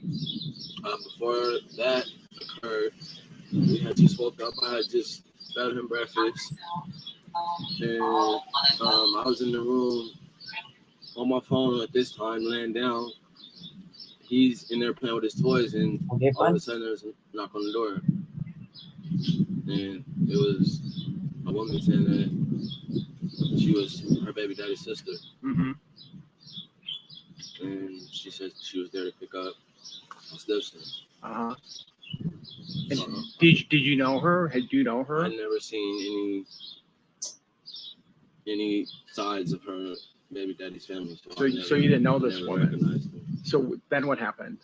So then I go to proceed to, okay, I'm going to pack him a bag up, pack some of his belongings up, and when that happens, I turn around to call her to tell her if this are this true, was this really prearranged? Mm-hmm. And as I'm doing that, she says she don't need anything from my stepson. They got everything they need for him, and basically just took off. So you gave. Did she take him then at that point? After she just basically said she got everything that she needs for him. And just left. Now, but you didn't know her though, correct? You've never seen her. So did you not know this person you're letting take Amari away? I mean, from my knowledge, I already was told like someone was going to stop by, somebody was going to, but I never knew who. So I still had that in my head that somebody was coming by. Who said somebody was going to come by? That's what I was notified from my girlfriend prior to those days leading up. Okay, so did you tell him that somebody was going to come by and get him? I never said anybody was coming to get anybody. But I did say somebody would be by. So with that being planted in his head, that's what I took that as. That's what took it as she was there for money. So who do you think actually what came to the door and took him away then? Do we even know? We know, and police are investigating everything and doing the best of what they can to try to reach out to everyone and try to find him wherever he is. And I'm sorry, just so I'm clear then, who do you think came to the door that day and took him away? His sister. His sister, okay. So do you think indeed that was the sister who came that day? Yes. To take the, okay. And what did she say to you? I mean, did you talk to her? The only words that we had were that she was there to pick up my stepson, and that she already had talked to my girlfriend about it. So when I turned around to go pack his bags up, get his few belongings together, she already said that she didn't need anything. They had everything for him, and that was it. You didn't even give him all of his things and stuff then? She didn't take anything. She didn't take anything from you guys. Okay. So now, did you okay the sister to come and get him? No, but his family never knew where we lived. They knew the area, but not the apartment number. And I never spoke to anyone giving the okay for anyone to come and take him or have him or anything. They just showed up uninvited. Okay. So you never told him that she was coming? No. But did you tell him somebody was coming? Yes. But did you tell him who was coming? No. So did you know exactly who was coming? You didn't know? Okay. When she arrived, that's the first thought I had in my head was, so this was someone, I guess. It was coming. Okay. I'm sorry, just so I'm clear, I'm sorry I keep asking redundant questions, but so are you saying that the sister never had permission to come and get him? Correct. She just came and took him? Yes. Okay. And have you talked to her lately? So I think you just told me that. No, I haven't spoken to him or to his family in a year and a half. That was the first time that Giorgio went to prison 3 years ago for abusing me while I was pregnant. And he got released last year around August, and he visited him 2 days while he was in town. And that was the only time Giorgio's ever met and seen Amari. Okay. So his family, that was the first time they had seen him, was the one day of the visit. They haven't been to contact me, they haven't showed any emotion towards this. They haven't contacted me to get the story. They haven't contacted me to see where he is. They're not telling me anything. And then he sends a video into the newscasting, and he's smiling in the video. He's not showing any type of emotion, like as if he's really a concerned parent. It's like he just wants the publicity from it. So my understanding is he hasn't seen Amari much. No. What we were told. I've been present. You've been here, okay. So if if he really hasn't been around, why do you think now all of a sudden he wanted to be around Amari? We've always had, like I said earlier, I've always tried to be the cordial person, you know, try to co-parent and whatnot. If he reaches out to me, I respond back. He's asked to see him a few times, but we haven't been able to make that arrangement work out yet. Mm-hmm. So he has asked to see him before. He has asked for him to come out there. He asked to have him for Christmas, and you know, we had already booked plans before he had asked, so we weren't able to make that happen. So he has tried to, but like I said, he doesn't put in any effort into trying to, you know, be a father in his life. So I'm not going to send my son to a complete stranger when, you know, I've been through that, and I'm trying to give my son the best life that he can and not have to go through the things that I did as in my childhood. So I'm telling him, you know, be more involved, FaceTime more so he can recognize you, so he can get an idea of who you are. And he never wants to do that. He expects everyone to do what he says on his time.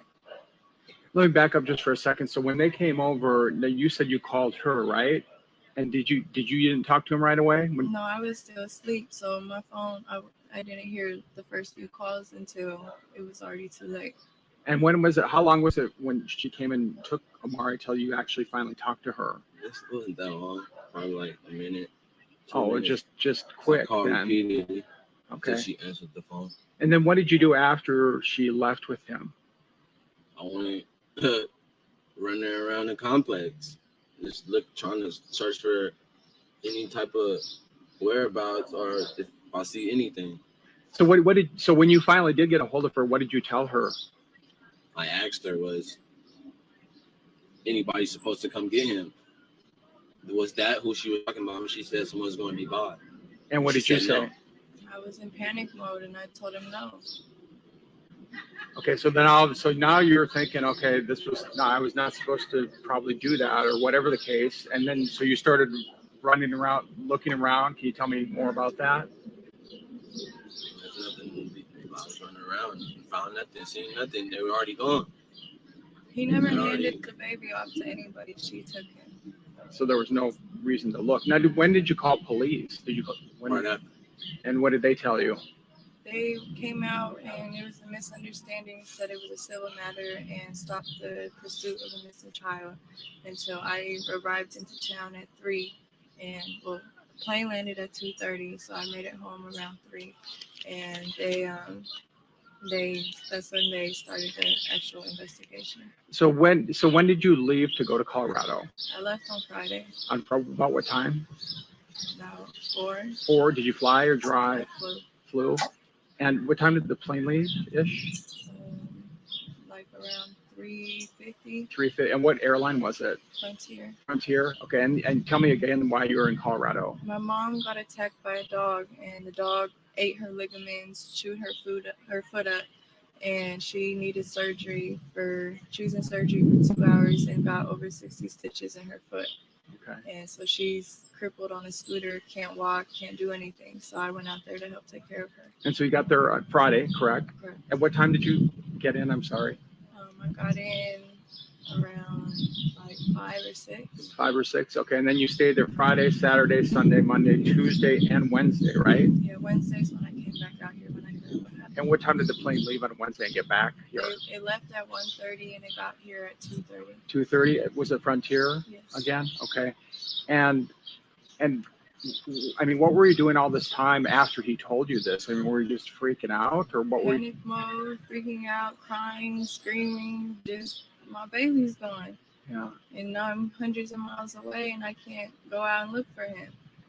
So I'm driving to the airport. My mom lives in the country, so it's a 2.5-hour drive to the airport. So I'm speeding through all these little hick towns trying to hurry up to get to the airport because my baby's missing and I need to hurry up and get home. Yeah. And what would you say to Amari? I mean, she's out there watching and the TV, or the sister's watching, or whoever's. What would you say to him? If anybody got him, bring him back. Anybody know anything, let us know. Mommy and Daddy loves him, and we hope that he's okay and playing happy. and we're gonna bring you home soon. I mean, I can't imagine. I mean, it just must be to not have the little boy. I mean, anybody who has a child would just be going, what the heck? It's You know? sickening. He's a little mini human. He's 2. He's defenseless and has no say so. He can't defend himself. He can't, say I'm done here and I'm coming home. He can't walk. He doesn't know anything. Yeah. And to do this to a child is disgusting. When in reality, all you needed was communication. And I know that a lot of people there's a lot of things being said. There's probably some rumors floating around. There's all probably kinds of crazy talk happening. People might start pointing the finger at your boyfriend or maybe even you. I mean, what would you say if that starts to happen? What would your response be to that? It's inaccurate. It's a bunch of strangers just reading comments and not understanding the situation, not understanding the background, and just trying to put their 2 cents into it when it's all inaccurate. All this negative, hateful energy of pointing fingers at me and him can be put into trying to find our baby and bring him home instead of causing more drama. I mean, we're hurting enough. We're all distraught over this. We're a complete mess, breaking down. And reading all these things and seeing all these hateful things is not helping the situation at all. If we knew where our son was, we would bring him home. Is there anybody in the family pointing the finger at you at this point? Have you heard anybody talking bad about you? His side of the family, of course. We've never had the best relationship, even when me and baby daddy was together. His family didn't like me because I was white and didn't approve of our relationship. And so it's always been bad blood in the family, especially after he went to prison. They blamed me for it when really it was his actions. He was the abuser, not me. His own actions put him there.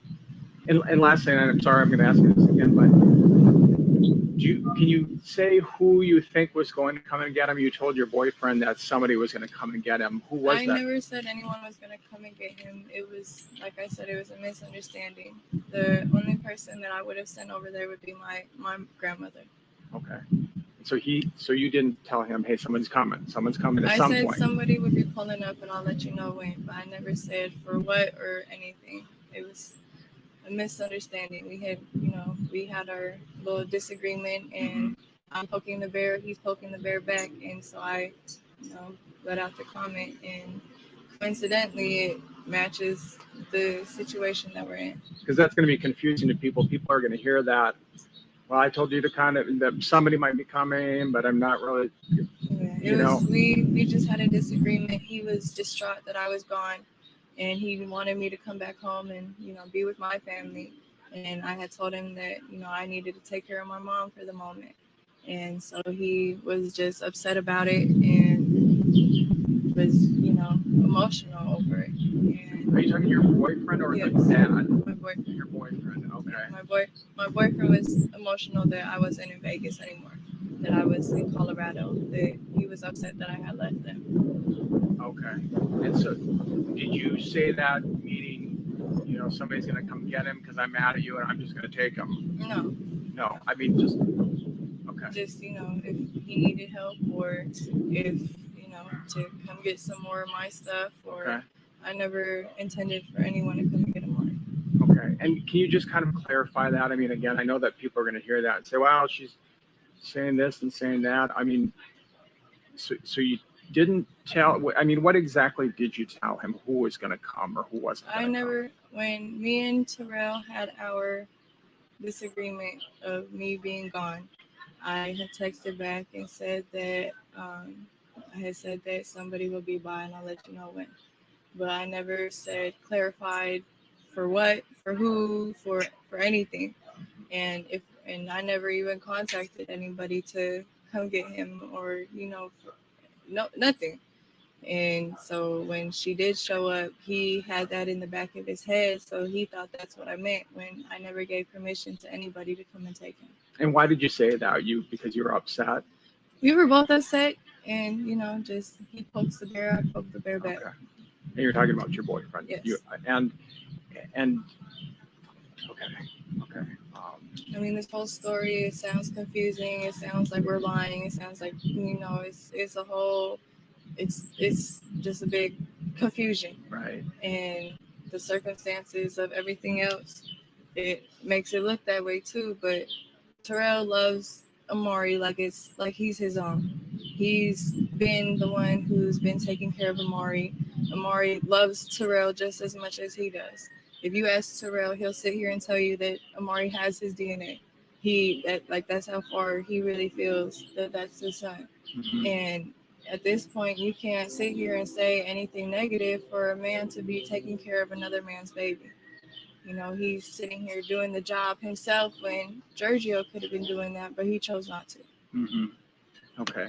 So the intent of that comment was you were upset and you were trying to kind of hurt him at the point. You said, I poked the bear, he poked the bear. Basically, you're in a relationship, you know everything about the person. You've been around them so long, you know their flaws, they're what makes them happy, what doesn't. So we're sitting here arguing, and we take it a little too far sometimes. But people are going to say, well, my gosh, why did he give the child to somebody he really didn't even know? He never handed the baby off to anybody. She was standing in the door frame. It's a weekly, so it's all open floor plan and whatnot. So he had turned his back to go pack the bag and call me. And at that point, when he was calling me, I was asleep, so I couldn't hurry up and answer. So she grabbed Amari because he's running around playing with his toys. Mm-hmm. She grabbed him and said she didn't need anything and rushed out the house. So by the time that I had answered, he ran downstairs and she wasn't in the parking lot. She wasn't on the property. They were already gone. Oh, so what floor were you on? We're on the third floor. You're on the third floor. Okay, so were both of them up on the third floor? Amari and your boyfriend were both up there. And when did she take him? When he was upstairs, or was he somewhere else? Upstairs. They were in the apartment the whole time. She stood in the door frame when she took him. Okay, and then when did he see her take him? Yes. And then he didn't say anything because he thought somebody was coming, correct? And then they just left. He was just trying to call me and understand what was going on because he was clueless as well. Yeah. So by the time that I had answered, 1-2 minutes later, it was too late. Okay. And did he see what kind of car she was driving or anything like that? Nope. Do you think that he shouldn't have given him to her? He never gave her. So she just took him, is what you're saying. He didn't physically say, here you go. No, he wasn't even able to give her any of his belongings. She took him and left. Yeah. Okay. Well, anything else that you want to say? What else did I miss, or what do you think is important for people to know? I don't know. I mean, Giorgio sitting over here posting pictures of him and Amari together when those pictures was the one and only time that he ever met him. And that was a whole year and a half ago. And now they're posting a bail, or not a bail, they're posting a reward and sitting here denying that they have Amari, sitting here pointing fingers at us when, if Terrell didn't even know that he had any siblings or knew any about his family background, why would he make up saying that his sister took him when he didn't even know that he had a sister? Mm-hmm. And Terrell didn't give the baby to nobody. Somebody came and took him. Mm-hmm. He, like I said, he loves Amari like he's his, and he's a complete mess over this. I'm a complete mess over this. We just want to bring the baby home. Right. And so, we're asking for the public to just share the post on Facebook, share the news things, and let the word be out so everyone can be on the lookout for where Amari is, and if they see Amari, and to hurry up and bring him home because his family misses him. Have you talked to police lately? I mean, what are they telling you? What are you telling them at this point? I mean, I'm giving the police everything of our knowledge of what's going on, our knowledge of where he could be at, and they're writing everything down, looking into everything, and they're doing the best that they can, and we're just trying to help influence them into looking into the right direction. Okay, and do you think they're doing enough at this point? I feel like they could be doing a lot more. I mean, he was missing for 8 hours and nobody was looking for him because of a misunderstanding over the phone when they could have just made another phone call and verified. So do you think they should have looked more right away and started a search at right when you called? Yes. Okay. And anything else you want to say to people or any other thoughts that you have?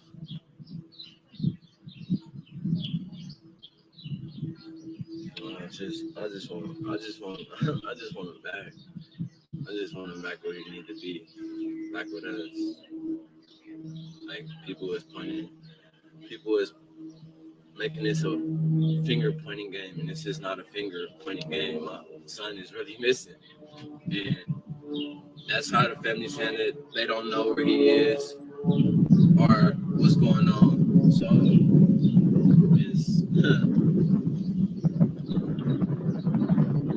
it's a lot. It's a lot.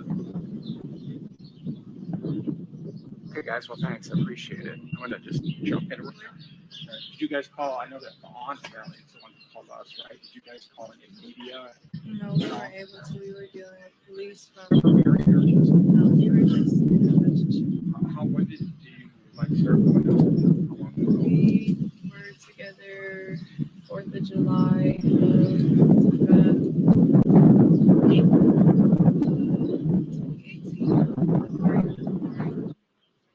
be a father now, but I told him that I wasn't going to take him to him until Amari was able to recognize who he was.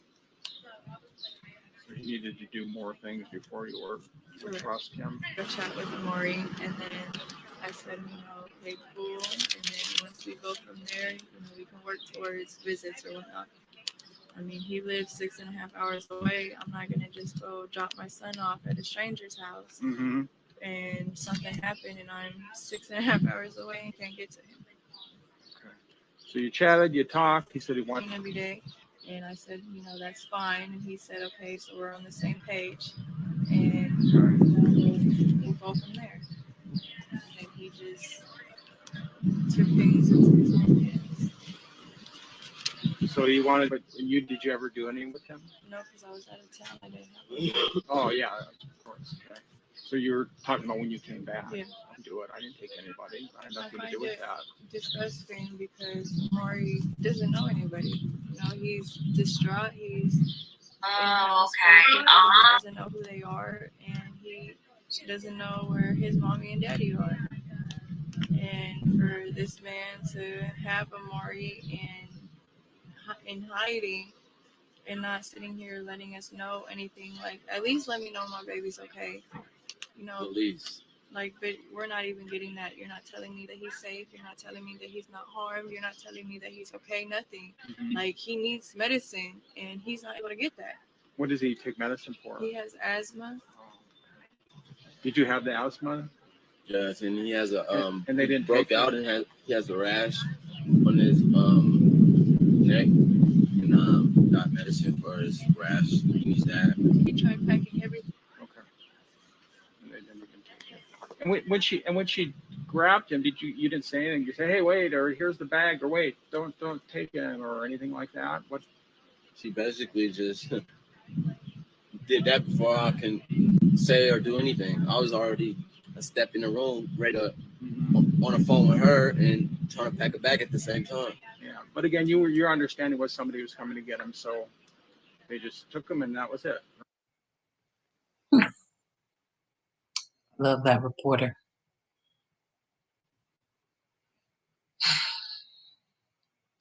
La la la la la.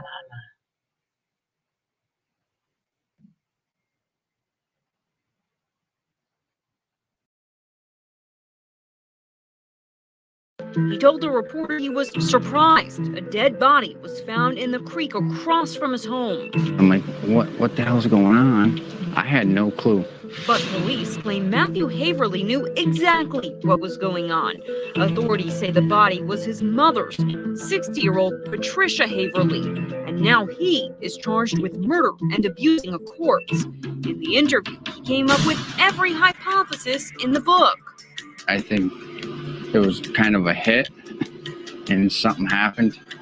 Something went bad, and this is like a rural area, so they just wanted to plant the body somewhere else. It would be like a place where people from the city would want to put a body because most likely they wouldn't be found. He even addressed how his mother would feel.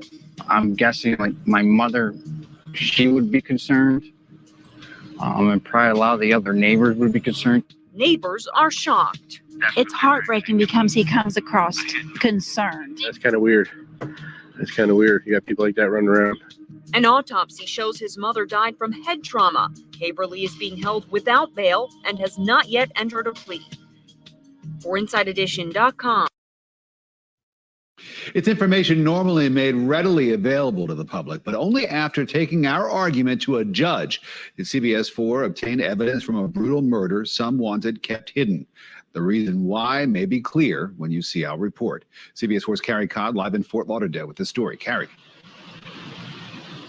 Rick, the attorney for accused killer Fidel Lopez wanted to keep these court documents and police videos out of public view. As you mentioned, CBS 4 News went to court a few months ago to make sure we could get these videos and documents, which is something we do often in high-profile criminal cases. It's almost standard procedure. Tonight, after going through all of this material, we can hear what Lopez told investigators in the hours after the murder of his girlfriend, Maria Nemeth.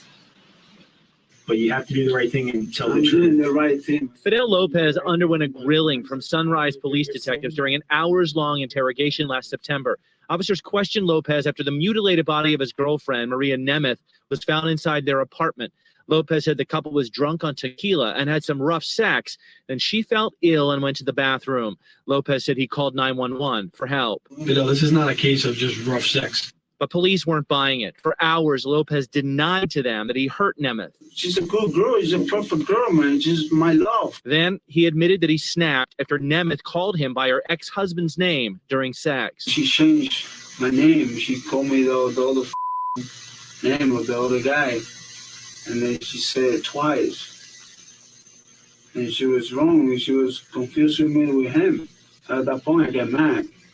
I get really, really mad. Police say Lopez admitted becoming a monster and destroying the apartment, then disemboweling Nemeth. We're conducting a death investigation. Prosecutors released this crime scene video taken after the murder. The video shows the apartment, an open bottle of tequila, a smashed sliding glass door, a hole in the wall. It also shows an extremely bloody crime scene.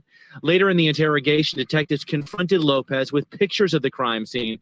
He told detectives he lost control. Wasn't thinking, man. Wasn't thinking. And he wondered about Nemeth's family. Did they call the family already? A short time later, Lopez learned his fate. You are going to be arrested for the death of Maria.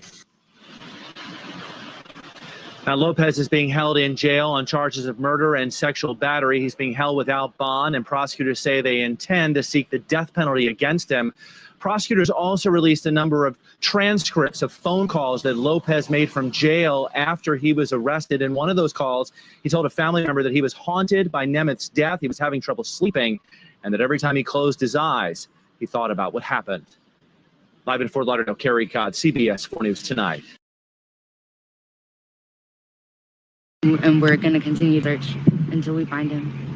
What do you think? All right, thank where you. Do you think he could be? Somewhere with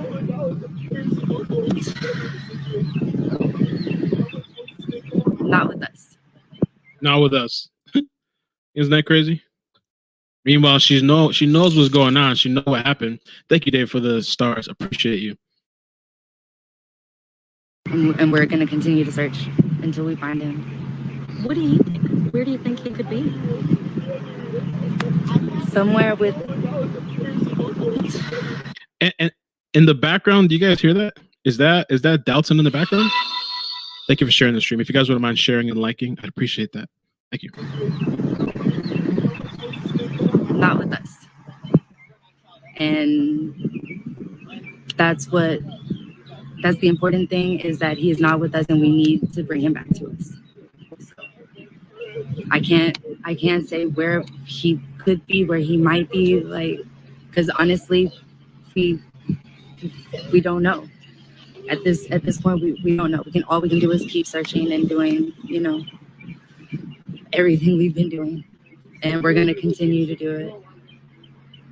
You think he's definitely alive? Oh yeah. We just keep picturing him sitting, watching cartoons, waiting for us. Just sitting there waiting for us, and we're gonna get him. We're gonna find him.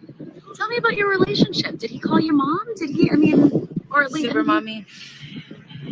That was his choice. Did he call your mom? Did he? I mean, or at least Super mommy. Super mommy. She's saying here that Samuel called her super mommy. Amazing. That was his choice. That was his choice. It wasn't forced. We didn't force him because I'm like, I don't want to like force that. But I mean, it's the same mommy that lost custody of both of her kids in 2019, which we're going to get into. The news report that talked about it. for Teresa, you know, it was still uncomfortable for him, you know, because you know he's little, he's a kid, and he knows who his mom is, but he also knows that how much I care about him and everything that I've been doing for him and have done for him. So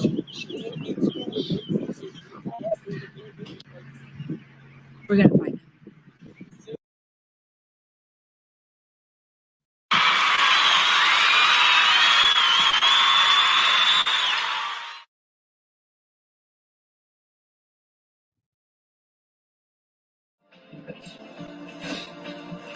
About it. Thanks. How do you, two parts, right? How do you envision breaking it up?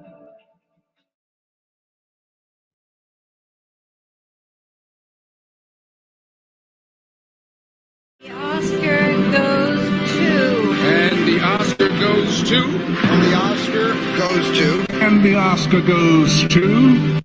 In the mornings, I've been taking the dog down to the park where she walked. And that's like our time. And they see nice time together. When he began to cry, and something I thought was very strange was most men, I would expect, even women, will try and wipe away tears. And he sat there and let those flood without ever reaching up. That just kind of goes to what we had expected all along with him. I mean, here's somebody, he wants people to see those tears. I mean, I would imagine it probably took some effort for him to squirt those out. You know, let the camera roll and let's capture those. And maybe that's going to help me later on down the line.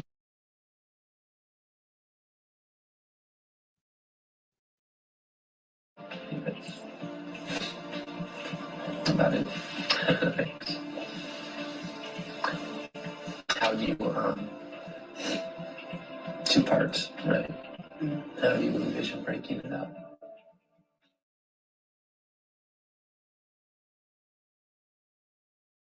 I am going to speak to the press this coming week. I'm debating on when it should be done because Tuesday is the State of the Union address, and I want maximum coverage. I stopped and got out and asked him what was the problem. And he said, I want your car. And I said, you gotta be kidding. I mean, how many people really do that in real life? They don't. I just kept saying, God, do what's best. You know, if they gotta die, let them die, but don't let them suffer.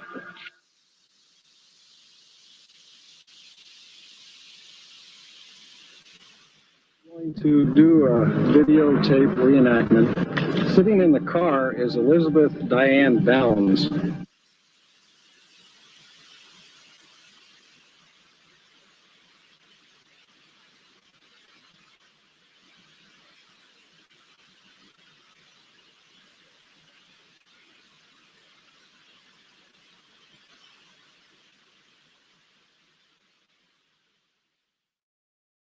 Like that. Got in the car, jumped in, put the keys in. I just hit my cast. Started the car and left. The car door shut itself. God. She was giddy. She laughed. She cracked jokes. I mean, she's reenacting the gruesome shootings of her 3 children. She doesn't seem at all upset. This is worse than okay. Yeah. I'm sure he didn't intend to shoot my arm.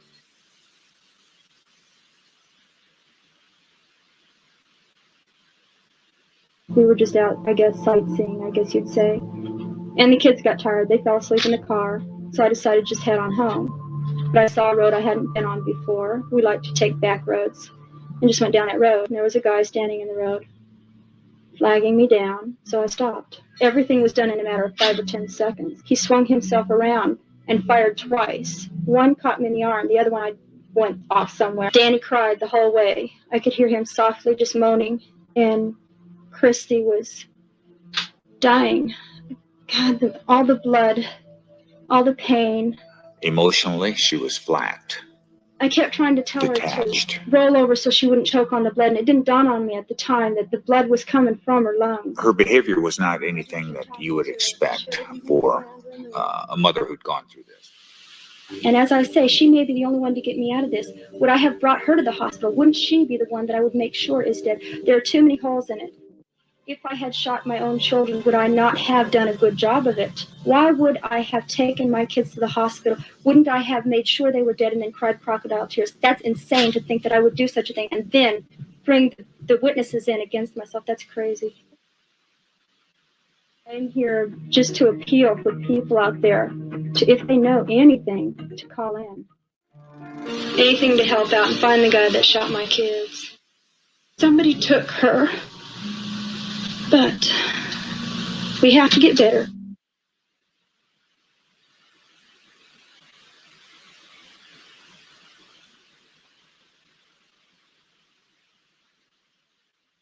Danny's going to walk again. I don't care if we just have to will him to walk. I think he's going to walk. The doctors all say he won't. But I know that your mind controls your body, and if I can love him enough and encourage him enough, I believe he'll walk. Please arrest me so that I can prove I'm innocent so my kids can come home, and they wouldn't.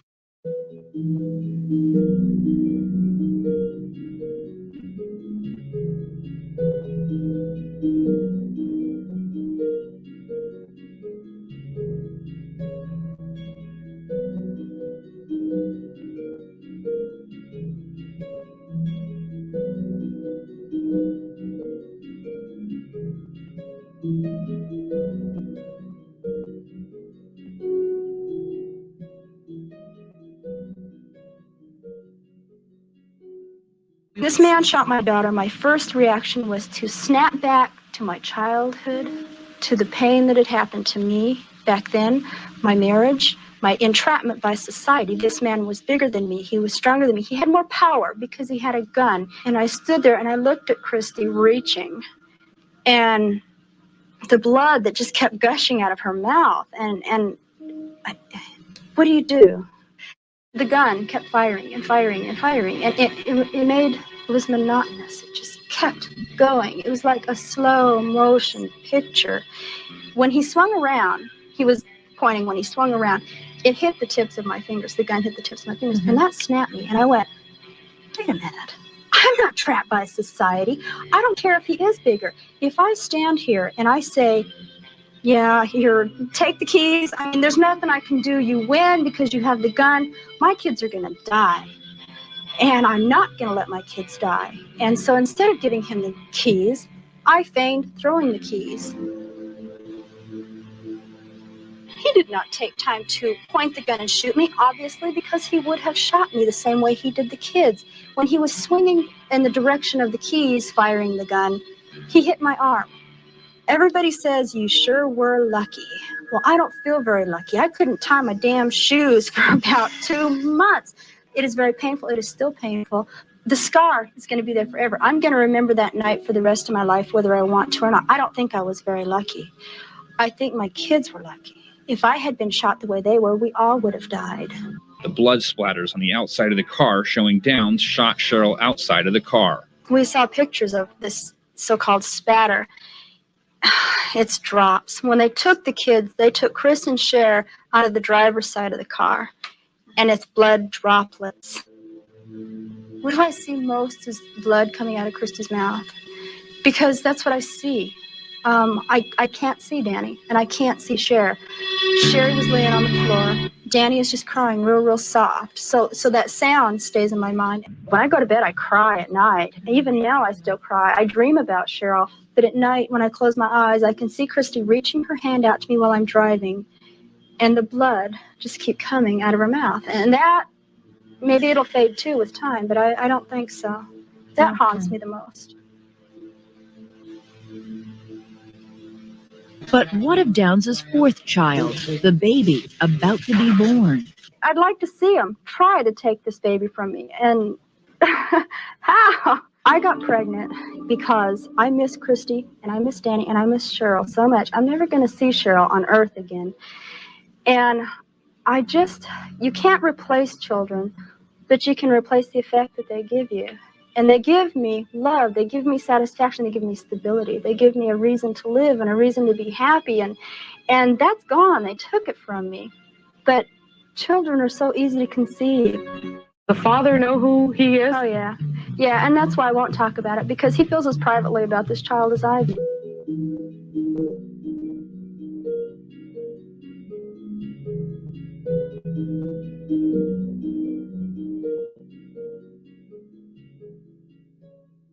It wasn't like a movie when I was telling him. I was telling him what happened. But inappropriate behavior and a story full of holes is not evidence of murder. Diane, your story stinks. This whole thing is it's done from the beginning. I'm sorry. And then somehow she said, I think it was somebody that knew me. You've changed it by saying that this guy knew you now, he knew your tattoo, he knows about you, he threatened you. That's a hell of a change from what you said the first time around. There was no reason for you not to say that at the very beginning. Okay. No reason in your mind. I have one man sitting here looking at me with a face of stone. I have another man over there smoking a cigarette, 90 miles an hour, and tasting. You're not my best buddies. I wouldn't go drinking with you, that's for sure. Do you feel guilty about what you did, Diane? No, because I didn't do anything wrong. And I wouldn't change it if I could. My kids and I always took the back roads. Trying to find out you shot your kids. And if it was And I'm doing what I can.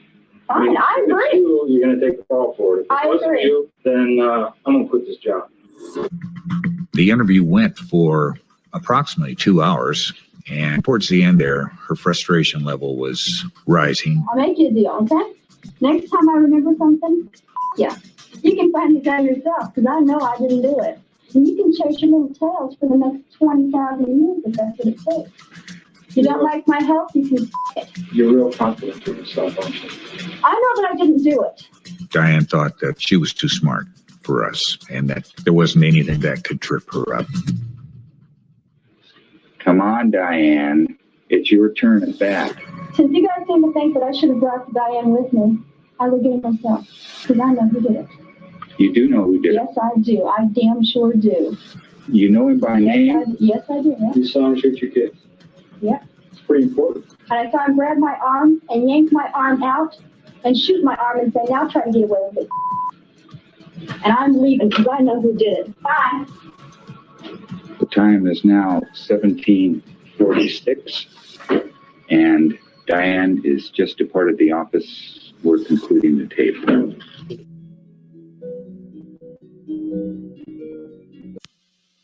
Then please let me take them. And he said no, he didn't have time because they were in car seats and it was going to take time for me to get them out of the car seat. And he just told me, he said, but I won't hurt them. And he just took off. But he had a gun, and my big thing is they were screaming, hollering, crying, and I'm just scared that he just lost his patience or something. I plead to the guy, to the man, me and my wife, plead to him to please return our children to us safely and unharmed. We love our children very much, and we want them returned to us safe and sound. Pray even now for their safe return. Thank you.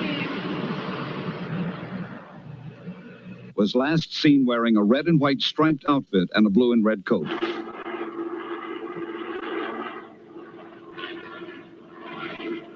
An investigation where the suspect is unknown, where you don't know where he's liable to turn up, there's not a lot more than you can do. Take the complaints, follow up on them, develop your leads, develop your suspects, and rule them out one at a time. It's slow moving. I have to apologize. There's nothing more that can be done for that. But like I say, it's a classic investigation that could not be run any different anywhere else. I'm hitting this one. Pray most of all for them, and that they are being taken care of, and that they are safe, and that they will return home safely. I want to say to my baby that your mama loves you so much, and your daddy and this whole family love you so much. And you guys have got to be strong. because you are. I just know, I just feel in my heart that you're okay. But you got to take care of each other. Susan, yesterday I know authorities searched your house inside, outside, underneath. Were you there at the time, and do you know what they were looking for? No, ma'am, I was not there, and I do not know. I did agree, sign a form for them to do that. I was aware they were going to do that, and I understand that's just one of the normalities they have to do in any investigation. Sources close to the investigation, Susan, have told NBC News that federal agents are focusing, in fact, on the relationship between you and Mitchell Sinclair, the man that you were going to visit that night, the man you said you were going to visit with your children. They've told NBC that there were inconsistencies in your stories. Do you know what inconsistencies they were referring to? No, ma'am, I really do not know that. But I would like to say that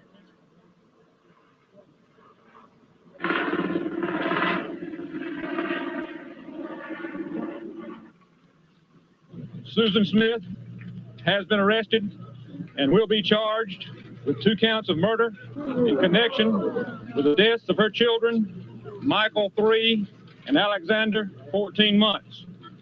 The vehicle, a 1990 Mazda, driven by Smith, was located late Thursday afternoon in Lake John D. Long near Union. 2 bodies were found in the vehicle's back seat. Identities are pending an autopsy.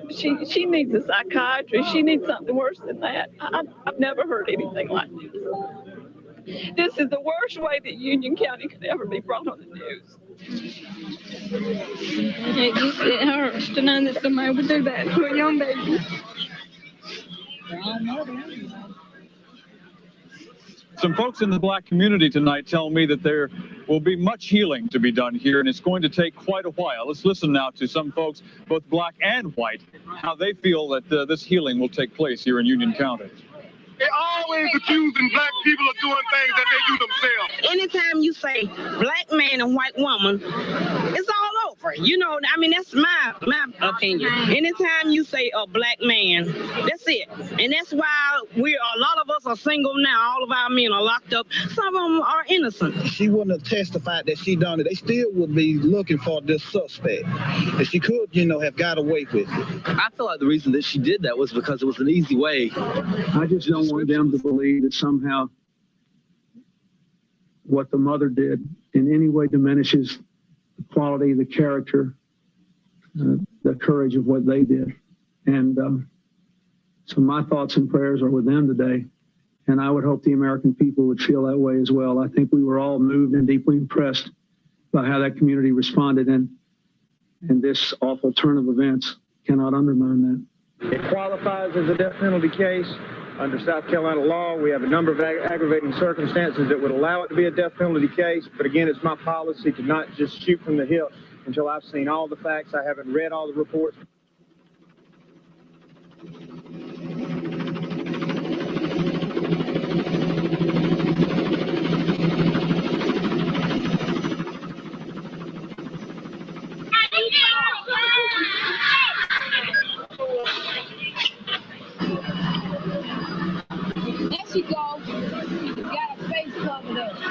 After conferring with his client, then Mr. Bruck, as I understand it, is waiving the bond hearing at this time. Based on the representations of counsel, then Ms. Smith will remain in the custody of law enforcement and remain in detention until there's further motions brought before this court. It will be a long time before any of us can even begin to think about overcoming what has happened to us. We have no answers as to what happened. We do not understand why it happened.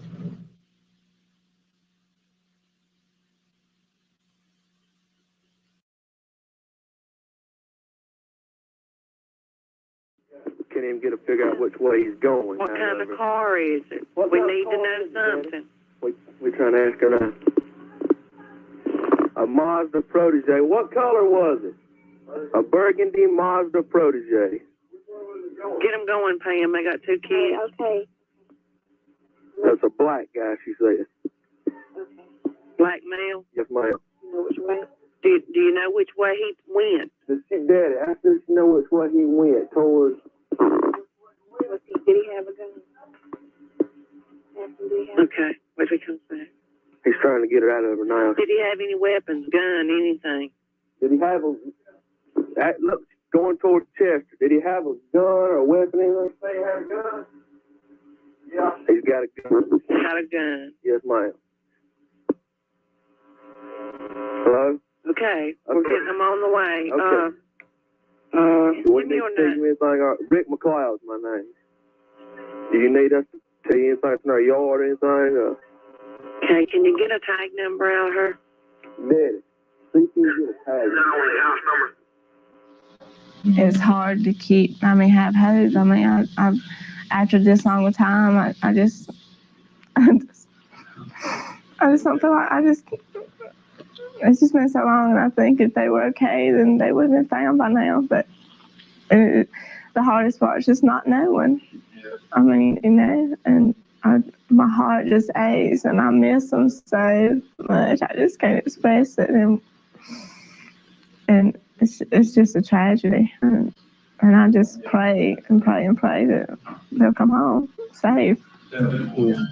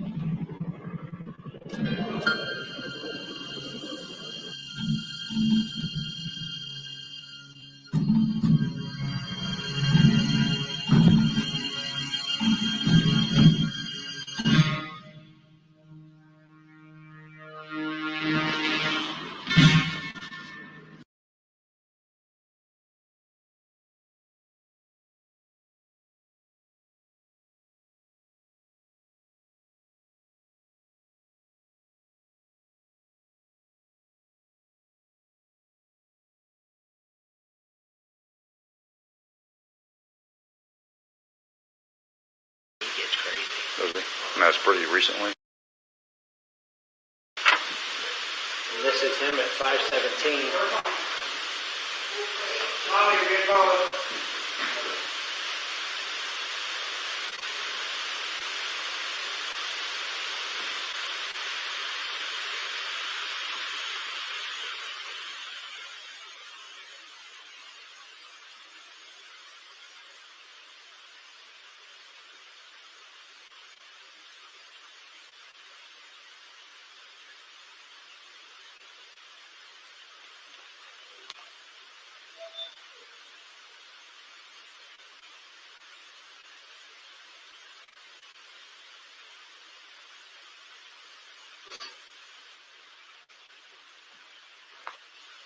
What else can I do with this?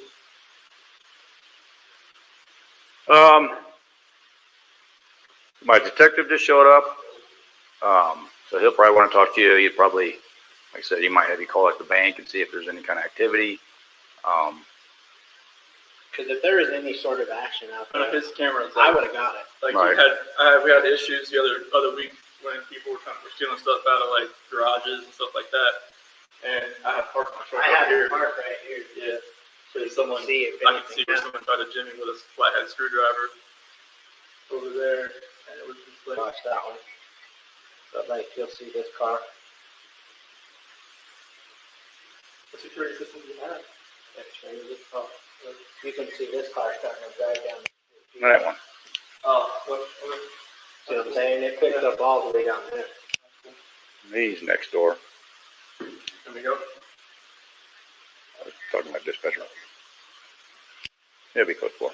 Yeah, we can pick up cars coming this way. I get anything coming this way, making this turn. So, and usually at night I pick up the cars pulling a year turn. So unless they pulled right here, yeah. But I would have caught her walking out.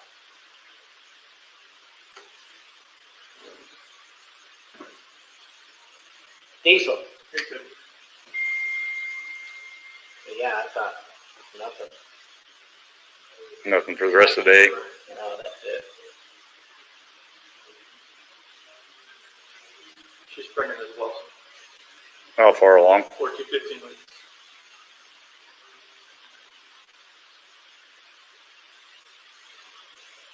That's why her friend said it was low blood sugar. And see, I've got her friend leaving out here at 2 in the morning. I think. So, my camera.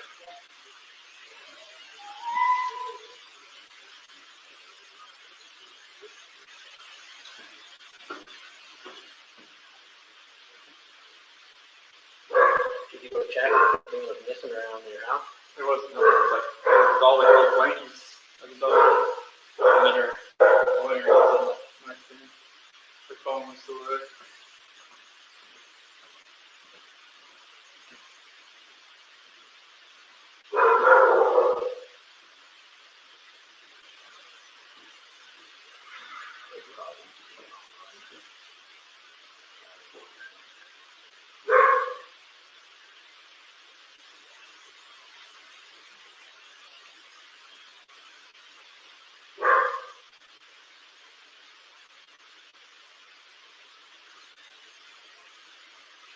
She dropped her off at 1 in the morning, right? She's done my doorbell said 1:48. She came in. Okay.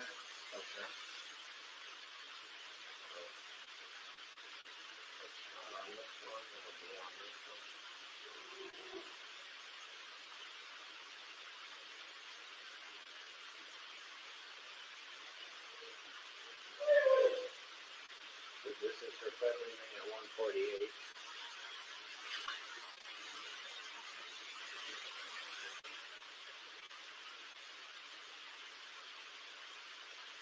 Because as soon as it picks up motion, it like fail.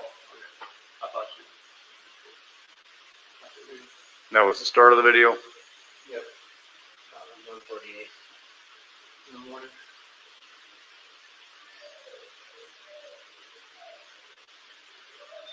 I didn't pick her up going into the house though. It didn't. And I usually pick him up when he comes walking through here. Mm-hmm. I pick him up. So it doesn't show her walking into the house.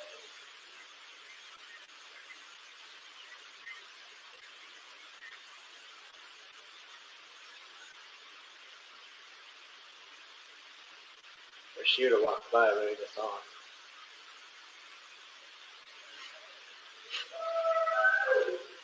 That's okay. The other dogs. They see all these people coming in, they're like, what is going on? Yeah.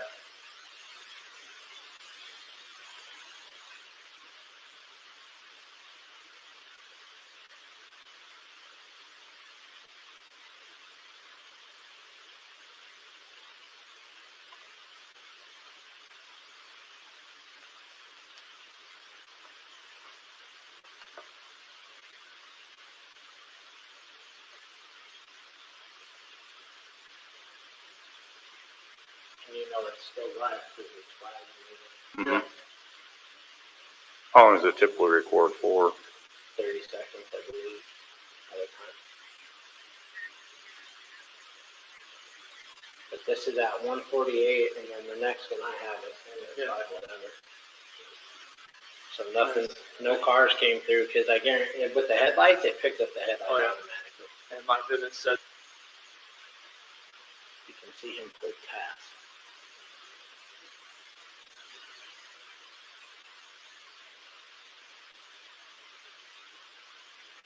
you able to record this? I'd have to call Comcast so I can get him to do whatever. But watch, just in and get out. And he walks back and forth a couple times.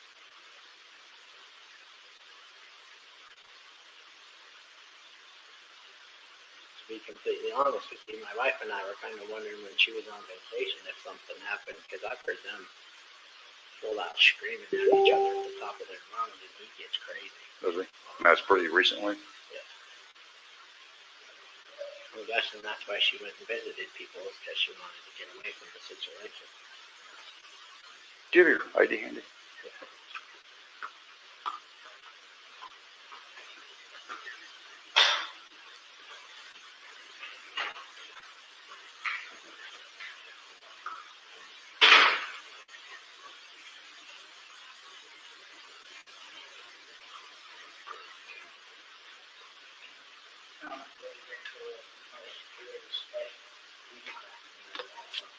No, he's not. He wants to do that. I just don't understand why he keeps explaining himself over and over what he's getting exactly, what he's doing exactly, because that's not him. He's usually really quiet. You want me to look? That's the back of his truck. That's that. He has right here. Yeah, it's black and not. Yeah. It's black and not when I was looking at the truck. Well, that was always back there. Well, yeah, but this is just weird. Because now I've got What's your phone number?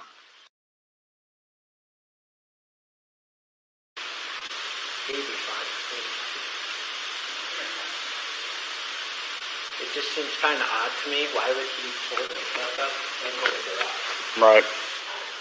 I've never seen him pull back. I've never seen him. If he loads his stuff, he normally just walks back and forth because I get him on camera. What does he usually load up? All he usually has is a lunchbox and a book bag, looks like a computer, and usually a water jug. That's it. You know what I'm saying? Right. And if he's loading his stuff, why isn't he walking back and forth? But I can't see what he's doing in the back of the truck because he pulls into the garage. And he knows my camera's there. Any other neighbors have cameras around here, you know? I'm sure a bunch of them do, not that I know of. Okay. You guys looking out? Yeah, I'll look at it. Yeah. I'll do a search here in a minute. All these Fords kept coming up missing, so we moved in here, I put this in. And like you said, someone was breaking into it. He said that someone was breaking into his toolboxes of his truck. So I told him he could park his truck out there in case they saw something. Diesel, I know you want to go play with the baby so bad. Her mom just texted me that she wanted to do it. She had a GPS truck that was in Puerto Rico. Okay. Don't you think it's, look at those.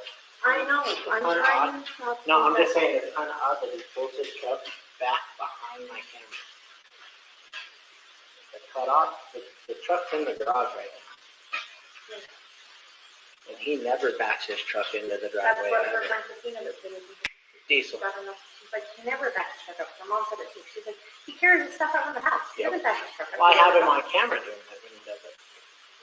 Because when he was parking his truck over here, the other thing was odd is while she was gone, he kept parking his truck and her car over here.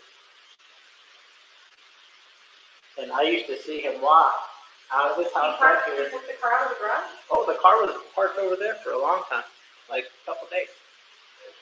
This was past weekend? No. It was when she was gone for the 6 weeks. Oh.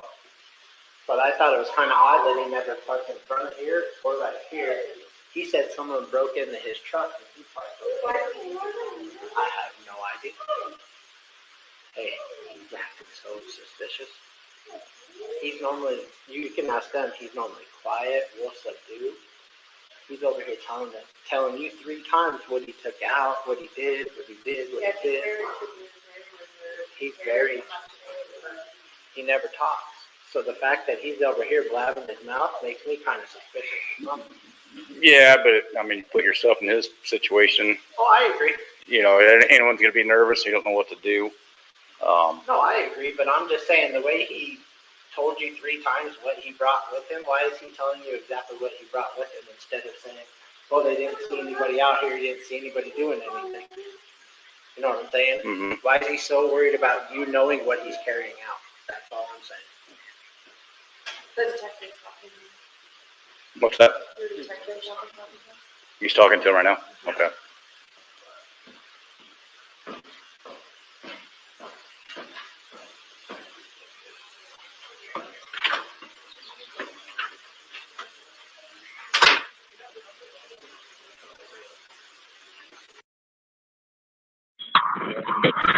Where's your emergency? Yes, this is Jackson County 911. Yes, sir. Okay. I live on. And my son has escaped, and we cannot find him. Okay, how old is your son, sir? He is 5. Okay, and you said you live He has autism. Yes. Okay, and you said he has autism? Yes. Okay, how long ago was he last seen? Last night. Okay, all right. And what's his name? His name is Joe. What's his last name? Daniels. What was he wearing last night? He was wearing pajamas. What kind of pajamas? What do they look like? I tell you what, my wife would know better than I would on that. Okay. Do you know how he got out of the house? He must have unlocked the door. Okay. And he got out. What's his date of birth? 7/30/12. Okay, sir. And you said his name was Joe. What was his last name? Daniels. Daniels. Yes. Okay. And what's your last name, sir? Daniels. Okay, what's your first name? Joseph. All right, Joseph. And what does he look like? He's got blonde hair, and blue eyes. Okay.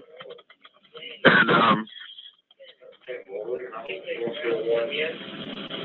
Okay, blonde hair, blue eyes. Anything else? How tall is he?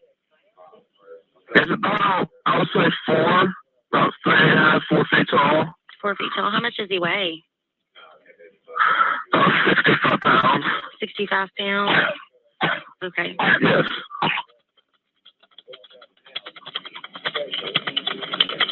Okay. Do you know anywhere where he would go from your house? I do not know, because we don't know. He has an answer for one neighbor. So I do not know what he was on. Okay. Is he nonverbal or is he verbal? It's nonverbal. Nonverbal? Yes.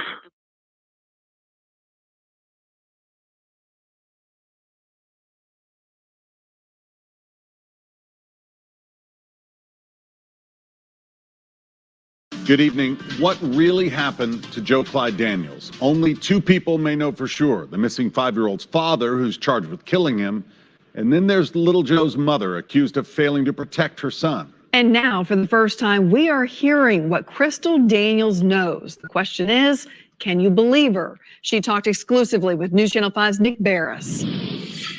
There are those who believe that Crystal Daniels is the key to the mystery of what exactly happened to Joe Clyde, but she said very little to prosecutors, and she remains locked up on $1 million bond.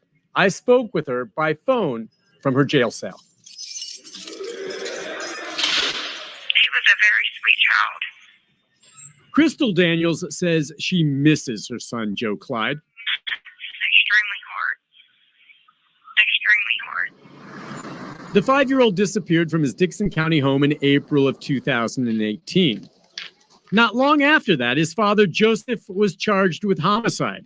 Crystal is not accused of killing her son, but she was booked for aggravated child neglect. They think I didn't do anything. Like if he did do something to him, they say I didn't do anything for him.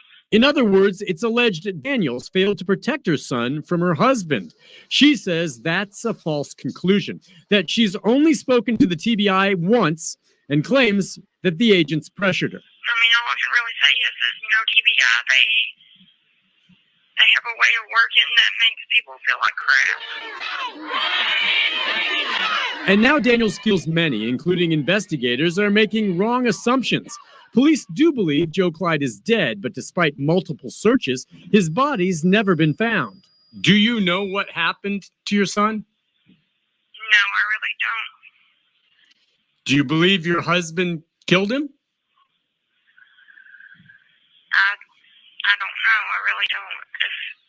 If I did, everybody else would have an answer. I'm not the type of person to keep something in like that. If I knew, everybody else would know. So what happened the night Joe Clyde disappeared from their home? All I know is Joseph come and woke me up and said Joe got out of the house again. Daniels says her son had a history of wandering away. After that, all she knew was that Joe Clyde was gone. She holds out hope that perhaps he was abducted and may still be alive somewhere. I'm not sure. I'm really not. I sit and I pray every day that something would turn up, or if someone does have him, that someone will come forward and me be able to hold my baby in my arms again. There were certain things that Daniels declined to talk about over the phone. Does she know more than she's telling me? Possibly, but she did go into more detail about her husband, his confession, and if she thinks he was capable of killing Joe Clyde. Nick Barris, News Channel 5. Thank you, Nick. Now, some of what Daniels told Nick directly contradicts what the TBI says she told them. During the preliminary hearing last year, an agent testified Daniels told him she heard a painful scream and saw her husband standing over the little boy, and that her husband said if she told anybody, he'd kill her, so she went back to bed. You will hear much more of Nick's exclusive interview with Crystal Daniels tomorrow on News Channel 5 this morning. Now, Jodi gave a number of prior to the trial on-camera interviews, but it's what she said when she thought cameras weren't rolling that we want to look at tonight. Take a look at this tape. Hi, nice to meet you. I didn't get a chance to introduce myself when everybody's What network are you with? I'm a CBS. Oh, cool. I'm already speaking with CBS. Oh, you're the Tammy that was here. I'm the one that you were supposed to be speaking. Okay, cool. So you're flying to Vegas? No, it's actually a producer that does freelance out there. She's the one that we were talking to, and I'm helping her out. So it's kind of confusing. Different states. Sounds exciting. Either way. I already wiped it. Oh, you did? Okay. I guess that's really all I needed. Sorry. Don't roll the tape yet. Don't roll the tape yet. Joining us to discuss forensic and clinical psychologist. Jenny's in shock. Jenny, want to react before I introduce the guests? Yeah, I can't even believe it. I can't believe that she was powdering her nose, that she was speaking the way she, oh, that sounds exciting. Wow. It's like narcissism to a whole other level. Is she deranged? What is that? Well, she's all of those things, my dear. To discuss, Cheryl Arrett, she's here with me. Also, psychologist Robbie Ludwig, author of Till Death Do Us Part. The human lie detector stays with us as well, Janine Driver, and the man who once dated Jodi, Abe Abdelhadi, on the phone. Janine, first, you're looking at that video. I hope you got to see the body language. What came to mind for you? Well, it's interesting. She's trying to build rapport. She's asking these open-ended questions. I love how you do the little bubbles. We used to see that on the show Blind Date. She's like, what is she, the reporter now? And it's very interesting. One of the skills I teach at the Body Language Institute to sell someone, if you're in the business of sales, is to get them talking, ask open-ended questions. And Jodi is in the business of sales. I say for 16 years, I sold a one-bedroom suite in a gated community. I call it jail. So I sold jail by getting people to talk. She's getting the reporters to talk. Why? In hopes that they like her. Fascinating. It's for me, Robbie, it sort of feels some familiar, like when she was asking to see the pictures of the crime scene. It felt that same kind of manipulative quality, didn't it? Right. Well, I think what was so striking for me was how genuinely likable Jodi can be. She can come off as very sweet, very seductive, very curious. And these kinds of people, now we're looking from the outside, it's very easy to demonize her, diagnose her.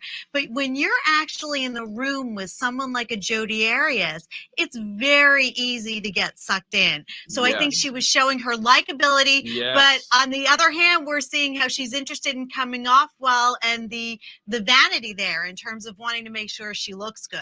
Yeah, sure.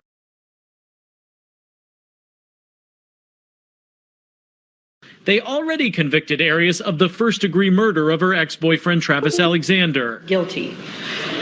The 30-year-old Mormon businessman was stabbed 27 times, his throat was slit from ear to ear, and he was shot in the face. Tuesday, Arias spoke to the jury one last time to beg for her life. To this day, I can hardly believe I was capable of such violence. Even though the convicted killer has repeatedly said she'd rather die than spend her life in prison, when it really counted, she changed her tune. She claims to spare her family. But as I stand here now, I can't in good conscience ask you to sentence me to death because of them. Just hours after her final plea for mercy, we found out the 32-year-old wasn't done talking. She sat down with me for a 40-minute jailhouse interview Tuesday night. You said today you want to give Travis's family closure. You know they want you dead. So why don't you give them that closure? What do you mean by that? Why don't I kill myself? Is that what you're asking? No, why don't you accept the fate of the death penalty if you know that's what they want? If you truly care about their closure. I've caused them a lot of pain. I've caused my family a lot of pain. And I think that by asking for death, I'm only going to cause more pain to my family. Why didn't you apologize to them? I did apologize to them. You never said, I'm sorry.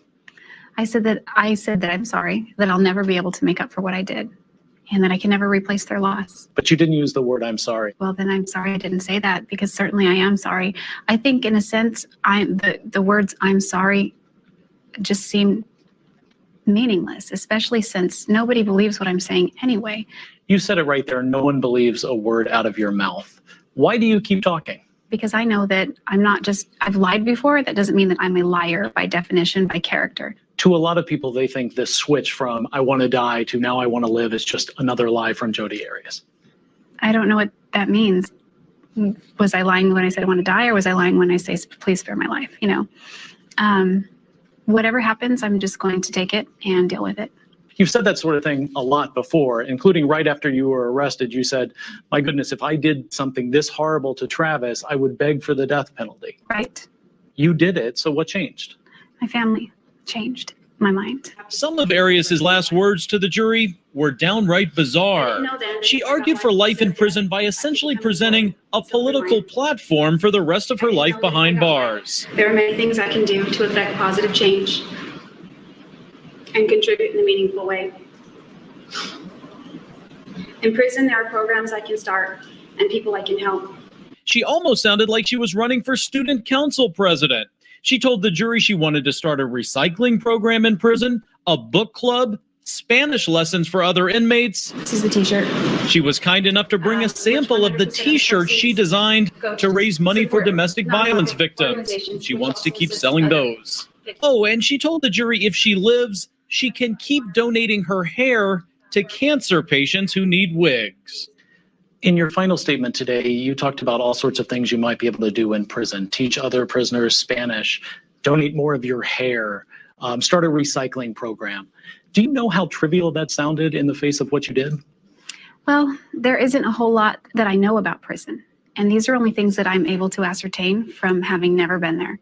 So I believe that when I get there, I will find better ways to contribute and pay back. But can't you grow out your hair on death row and donate it?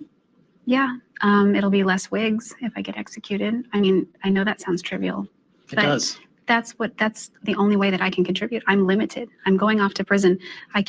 There are so many things that I'm no longer going to do. So in a sense, I was grasping at straws, but these are things that I can do. And at this point, that's what I'm holding on to. If you were on that jury and you had heard what they have heard, would you kill you? I don't believe in capital punishment. So the answer would be no. In this penalty phase, the jury heard from no character witnesses for Jodi. My fondest memories with him. No friends, no family, even though her mother has been in court every day of the almost 5-month trial. One thing that surprised a lot of people is that no one from your family got up to say anything nice about you when you were facing the possibility of the death penalty. Well, that was a defense decision, and one that I was somewhat in agreement with. My mother wanted to. She had a letter written out that she wanted to read, and my dad was fired up. He wanted to talk, and my defense team didn't call either of them. But the impact of that is that you've lived on this planet for 32 years and you have no one other than yourself to come up and vouch for your character as a person when you're facing death. Well, I did have people, and they were not called. I loved Travis, and I looked up to him. At one point, he was the world to me. One of the other things you did say today is, look, I don't want to drag Travis's name through the mud. And at the same time you say that, you were up on that stand accusing him of abusing you and being a pedophile and all sorts of terribly awful things. What does that say about the kind of person that you are? That I was truthful. I didn't want to do it, but I was obligated to do it. I was under oath. So the only other option was to lie and say he was perfect. And to people who say you shot him, you stabbed him, you slit his throat, and then you killed him a fourth time when he was already dead by making up things about him to ruin his reputation, you say what? Nothing was made up. Nothing was made up at all. I mean, it was a defense strategy for me to take the stand, and once I was on the stand, I was obligated to answer the questions that were posed to me. And that's what I did. But you know no one believes you, right? That's not true. Maybe a majority of people don't, but I know plenty of people that believe me. If you get life in prison, you could conceivably get out someday. Do you deserve freedom? All I know is that if I were given freedom again, I would handle it very, very responsibly. So you think people should feel safe if Jodi Arias is out of these four walls at some point? I think so, yes. If you're not abusing me and attacking me and threatening to kill my life, there's no reason to fear. You really are still sticking with that story? It's not a story, it's the reality. And it's unfortunate, but it is the reality. Okay. I didn't know that you were a hater when you came to interview me. Arias seems surprised by the tough questions. By her own admission, she lives in a bubble behind bars. We talked to a lot of your friends, some of whom said that Jodi is the most hated woman in America right now. Do you feel that? No, I don't feel it in here. I'm so incubated in here. I hear things, and you know, a lot of what gets to me is the positive throughout the negatives. But you did know there were hundreds of people cheering outside of the courthouse when you were convicted. I did hear of that, yes. And what do you make of that? I don't know. I really don't.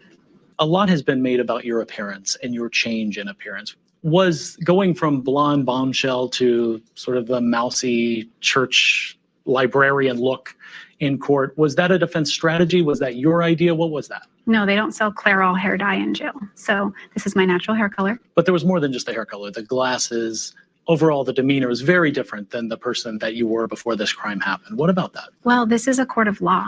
It's not a place to go and act crazy, or I shouldn't use that term, but it's not a place to go and just let loose. It's a court of law. And in that court of law, the jury will resume its work tomorrow. Will Jodi Arias spend her life in prison or be sent to death row, where there are no more lights, no more cameras, and no more TV interviews, which just might be the ultimate punishment for her? I'm Ryan Owens for Nightline in Phoenix. Yeah, Lauren was my neighbor. We're just trying to find out where she is at this point. I mean, no one has seen her since Saturday. I mean, the last time anyone heard from her was an email that she sent out, and I mean, no one's heard from her since. Did you see her hang out with anyone at the time or anything like that? I mean, no one has seen her since Saturday. I haven't seen anything. I mean, you always hear noise outside, but it's just people walking by pretty much. And she just recently graduated from Mercer? Yeah, she and I we were both JD students. We graduated back in May. What kind of person was she? I mean, what did you see? I mean, she's as nice as can be. I mean, very personable, very much a people person. Do you know any enemies she might have had, somebody that might want to hurt her? No, I mean, we don't know where she is. I mean, the only thing we can think is that maybe she went out running and someone snatched her. Because, I mean, we went over, one of her friends had a key. We went inside and tried to see if there was anything amiss, but, I mean, she had a door jamb that was sitting right by it, so there was no sign that anyone broke in. I mean, the door was locked when everyone got here. I mean, we just don't know where she is.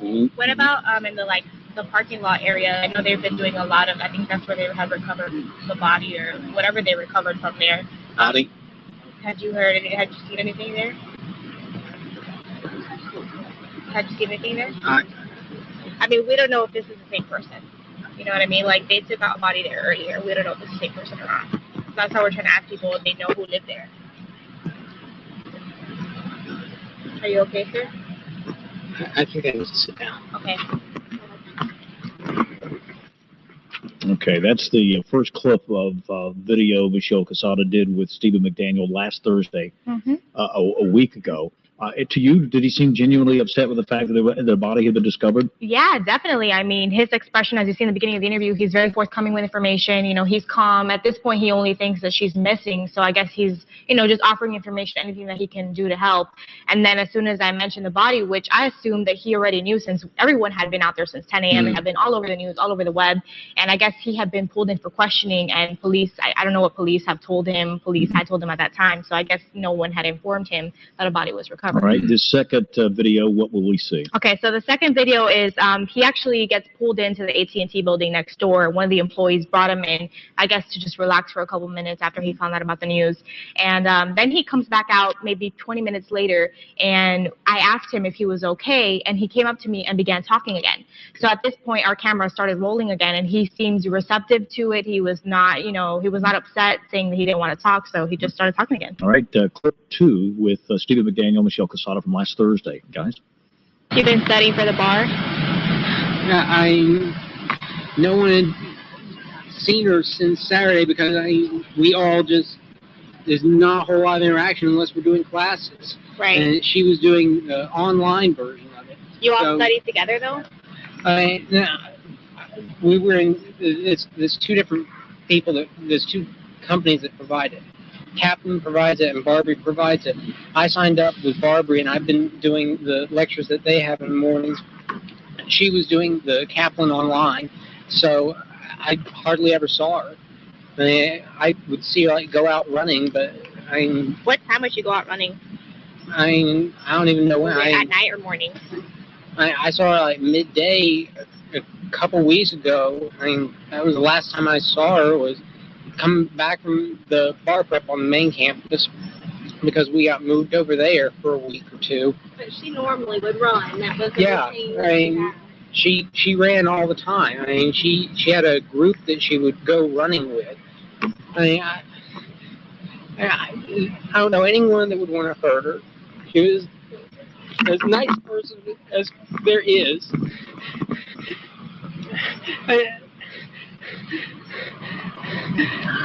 Was she moving soon? Did you know anything about her? Yeah. She was going to be moving out today.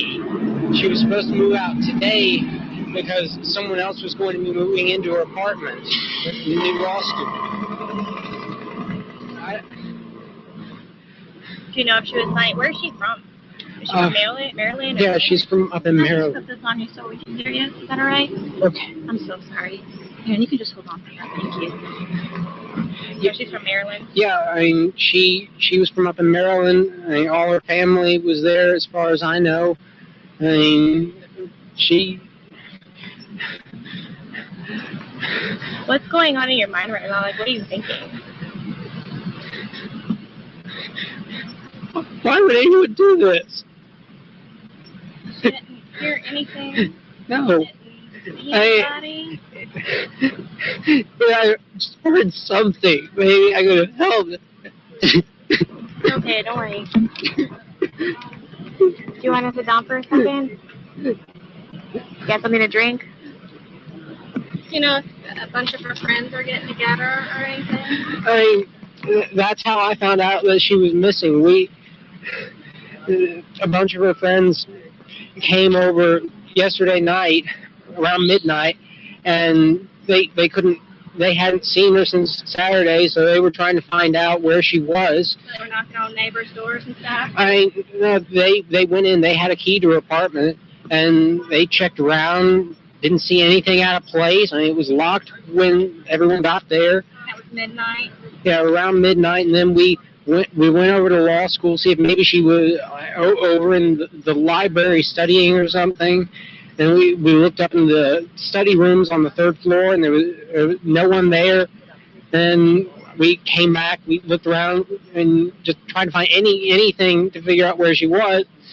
She doesn't have any family in Georgia? I don't know. I mean, as far as I know, all of her family is from in Maryland. Have you met her family before? There was one time that I met them. They came down first year. She had a little dog, a little brown dog, that she would exercise out in front of the law school, and it got hit as she was coming across the road.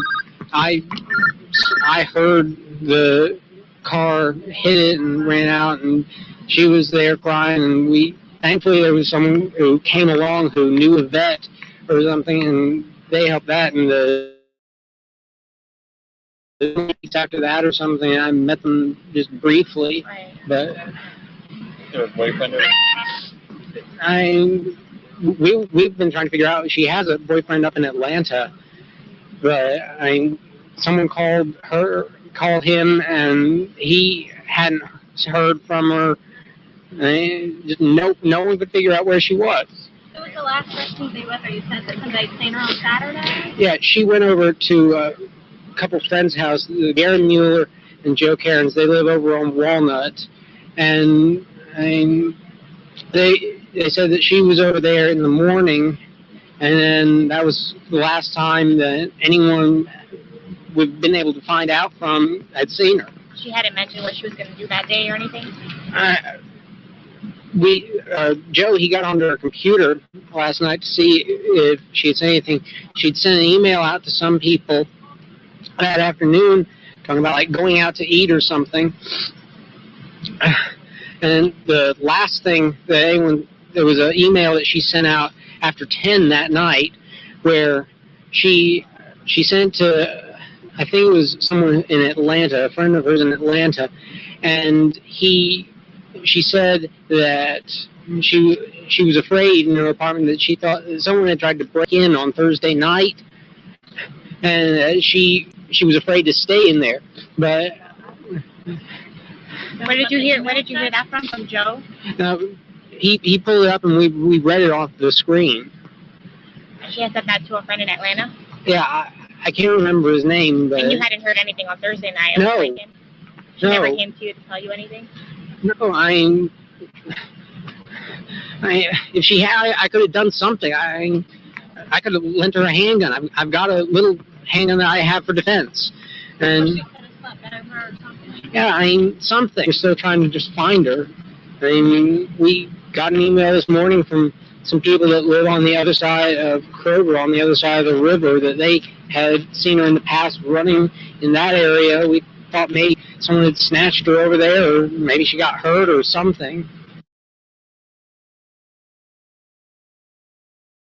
The ability to plot all your phone calls for that day. But when we started plotting all the phone calls that you and Taylor were making that day, there were some discrepancies in what you had told us. Okay. We know that you didn't go to Milton when you said you went to Milton. Not when you said you went there. You went that evening. Next, Taylor writes checks. Do you know whose signature that is? It says Taylor's name, but it doesn't really look like her signature. Would you maybe wrote her name on there by chance? Probably not. And then finally, what happened at that farm on Britt Road. What were y'all doing out there at this farm? I know y'all were there. We picked up some stuff that Taylor had there that needed. What was that she had stored? Some kind of lockbox that she had. Why would you not tell us that originally? Because she asked me not to tell anyone ever. Okay. That's a lot. I got you. Okay. She seemed to get really closed off, I would say. Kind of turning away. I think she crosses her arms and her legs, if I remember correctly. I think I actually reach over and try to break that defense down. Give me for a second. Don't cross the legs and look over for a second. So you could tell she was definitely uncomfortable at that point. What was going through your mind at that time? What were you thinking about?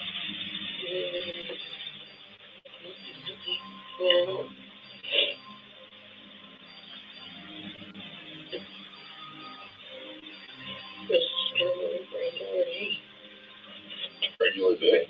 If it's so regular, why would they tell us about this? Even if she didn't want you to tell us about it, we're working a missing person case where your friend for over a year is missing. I honestly didn't think it was very important to this at all. The detective was having none of it. Where is Taylor at? You need to tell us what she's at. I don't know where Taylor is.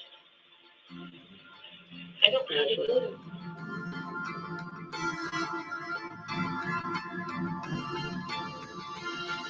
So you're the only one that was with her on this day at this farm that you did not disclose to us.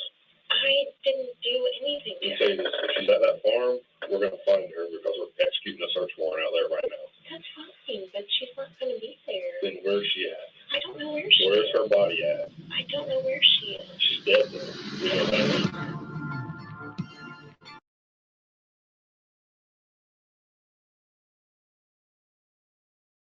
First, they strike. The way that he destroyed that family from within. There's no other word I can find to describe him except evil. Then they pretend to grieve. Just phone somebody. Just let us know you're right. They appeal for help. We knew that there was no way that a person can come back from the dead and make a phone call and say, yes, everything's fine. But hide the truth. We do not understand why our daughter has been murdered. I didn't think there was no person on this earth could do that to a child. Tonight, crocodile tears. Help. Find whoever shot my husband. It's a piece of thought. The killers caught in the spotlight. The killers trapped in a web of their own deceit. How you could possibly move about all day long knowing that evening you've planned to murder someone.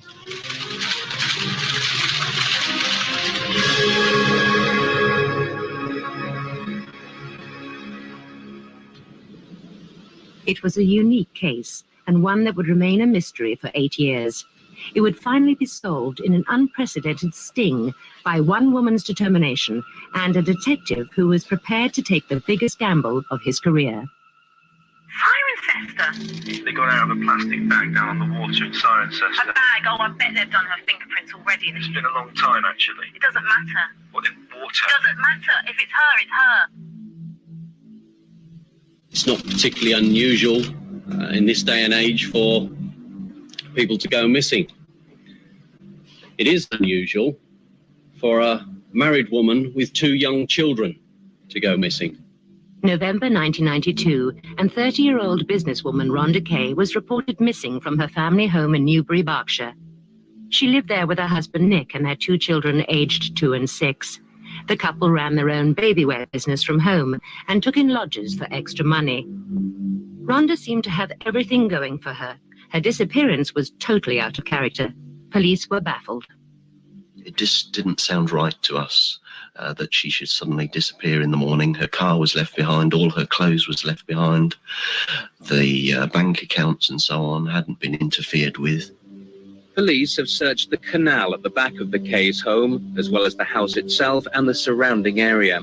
A month into the investigation, and the hunt for Ronda had failed to unearth any new evidence. There was no body and no new sightings. She's taken no money from her bank, and even her toothbrush is in place. All the indications were that Ronda Kay had either harmed herself or somebody had harmed her. With the case at a dead end, police called a press conference in the hope of uncovering fresh leads. They asked Ronda's husband Nick and her sister Rochelle to help with the appeal. And every now and then the kids ask me where she is. And I just want to be able to tell the kids she's gone away and she's safe and know that it's the truth. Every night I can come up with another story. I mean, it's so difficult for me to be able to assess what's happened to her or what she's done. During the police investigation, it emerged that there had been trouble at the family home. 2 days before she went missing, Ronda had found her husband Nick in bed with their lodger, Karen Scott, and had asked her to leave. It was the second time Ronda had caught Nick having an affair, and the next day she consulted a solicitor about divorcing him. The last time I spoke to her was she was waiting for Nick to come home from work, and she said her words to me were that she was going to have it out with him and ask him to leave. Rochelle was surprised when she called the house the next morning. He told me that he'd gone to bed, and in the morning when he woke up to give her a cup of tea, she was gone. The separation, she knows the separation is definite, and I know the separation is definite, but for the kids' sake, I just want her to let someone know that she is safe. He was very obliging and cooperative and prepared to do anything he could to assist. He maintained his version of events that at any moment now it was most likely that Ronda Kay was going to walk back through the door. But police were beginning to have their doubts about Nicholas Kay. Which question? There was a good deal of suspicion that Ronda Kay had been killed. And, of course, Nicholas Kay, owing to the circumstances of her disappearance, Nicholas Kay would have had to been the prime suspect. Which question? Kay was in for a surprise. This was going to be a press conference with a sting in the tail. Among the gathered journalists was Roger Sawyer, who worked for a local news agency. Normally when you go to a news conference like that, you'll have a little briefing with the police beforehand, and they'll tell you what the situation is. Sometimes they'll explain to you that the relatives are extremely upset, and they'll want you to be quite gentle with them because they're just appealing for information.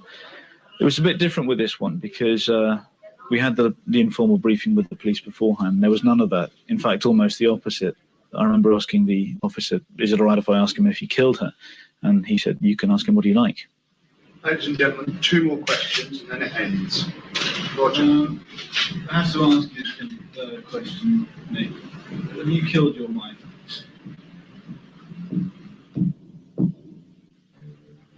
Ronda Kay had mysteriously disappeared from her family home in Newbury, Berkshire. The finger of suspicion was pointing at her husband. Gentlemen, 2 more questions and then it ends. At a press conference, a journalist was given the go-ahead to ask the question everyone wanted answered. You killed your wife. What do you think? I was a bit surprised by that, but I just asked him then, please answer the question. No, I have not killed my wife. I was really pleased that that particular question did come out because it was one of the questions that I wanted to ask myself. I didn't expect the answer that he gave.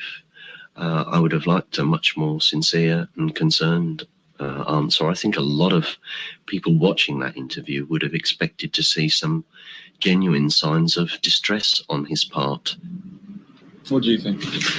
And his response to me answered the question of his guilt. And the anger within me just brewed to such a degree that I just felt that I was going to explode. I came out of it thereafter feeling much the same as when I went into it. I suspected that she had been murdered, and I felt it was only a matter of time before we found her body.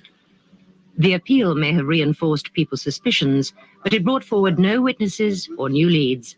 There was simply nothing for the police to work on. Kay was free to go. He returned home to the house that he had shared with his wife, but now shared with his lover, Karen Scott. In fact, it would emerge that she had returned to the house just 2 days after Ronda went missing, and that Ronda's possessions had been sold or burnt. I understood very clearly that Ronda was never going to come back. Kay later married Karen Scott. It would Well, be we've news really to hear. had a belly full of all this, to be honest. With no body and no evidence, the investigation into Ronda's disappearance went cold. For 7 years, there were no sightings of Ronda. Rochelle was battling to keep the investigation alive, but despite routine police reviews, the case had come to nothing. As the years rolled by, I had to resign myself to the fact that there was a possibility that she may never be found. But things were about to change. Autumn 1999, and Ronda's case was reviewed by Detective Superintendent Trevor Davis. When I first reviewed the case, I looked at likely suspects. And of course, who was the person with motive? Nicholas Kay. Who was the person with opportunity? Nicholas Kay. And if you put those together with the circumstances that prevailed at the time, in other words, he'd just been discovered for the second time having an affair in quite a reasonably short period of time, he had to become the major suspect. He assured me that it would be his last major case before he retired, and that he would do everything in his power to get me the answers that I so desperately needed. There was no forensic evidence that had come to light that was going to implicate Nicholas Kay. And therefore, my conclusion was that if we were going to get to the bottom of Ronda's disappearance, then it had to come from him, and probably him alone. Davis came up with a groundbreaking plan. The police had recently been given new powers to bug private homes if there was no other way of obtaining evidence. He was given the official go-ahead to mount a covert surveillance operation on Kay's home. Bugs were planted in the kitchen, bedroom, and bathroom. It was an extraordinary gamble. It may well have been within the family that they never ever spoke about it, so it needed a catalyst to bring that to the fore. That catalyst would be Rochelle. Davis scripted a phone call during which Rochelle would tell Kay that remains had been found. She would give the minimum amount of information in the hope that anything Kay said would incriminate him. I had to make him believe that it was me speaking normally, and convince him that a body had been found. And the pressure of knowing that my words were so important was tremendous. It was a high-risk strategy. They had to get it right first time. There would be no second chances. Rochelle would make the call to Kay, but not engage in conversation. The police would then monitor the reaction between him and his wife, Karen.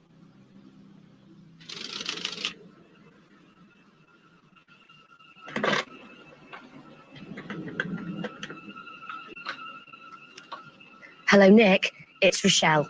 The police have been down to see me. They found some remains and have taken some DNA samples. I hope they get you this time, you bastard. What the surveillance team were about to hear was dynamite. What? That was Rochelle. What? That was Rochelle. What did she say? Hold on a minute.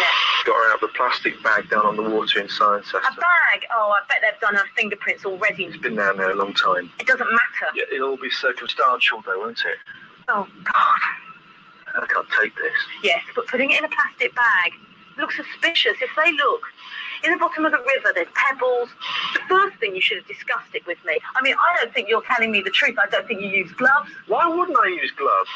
It became apparent to me that I was actually listening to a confession from his own mouth. You don't know it. They could have found slight forensic evidence in the van. They could have found slight forensic evidence on the walls in the bedroom as well. No. Have you heard about that light that picks up? You know, I mean, I had a hell of a job getting the carpet sorted. You know, hoover that thing. I must have been on it for over an hour. I must have done all of it. As the information came out about the likelihood of what had happened to Ronda, the evidence was getting stronger and stronger. Bloody Rochelle. Sorry? Bloody Rochelle. After 48 hours, police felt that at last they had enough evidence to arrest Kay. Nicholas Kay said that he knew that the house had been bugged, and that he said certain things as a joke meant for the police, who he knew were listening. That was an absolute nonsense. When we looked at the tapes overall, it was more than evident that it was no joke. Nicholas Kay was charged with the murder of his wife, Ronda. There was no evidence to implicate his current wife, Karen. In the recorded conversations, there were references to a body in water near Cirencester. Police divers searched local gravel pits, but found nothing. In a 30-square-mile area, the chances of ever finding Ronda's body are remote. With no body or forensic evidence, for the first time ever, a whole case would depend entirely on taped evidence. Kay continued to maintain his innocence, but the recordings were to seal his fate. However, possibly influenced by the fact that no body had ever been found, the jury returned a surprise verdict of manslaughter, not murder. He was jailed for 6 years. he could quite easily have gone to the courts like everyone else and got a divorce. And to take somebody's life under these circumstances is absolutely unacceptable. And he couldn't be allowed to take those dark secrets behind closed doors and keep them there. And every now and then the kids ask me where she is. And I just want to be able to tell the kids she's gone away and she's safe and know that it's the truth. He knew that there was no way that a person can come back from the dead and make a phone call and say, yes, everything's fine. He just did it for the cameras and to get a sympathy vote. You killed your wife. What do you think? No, I haven't killed her.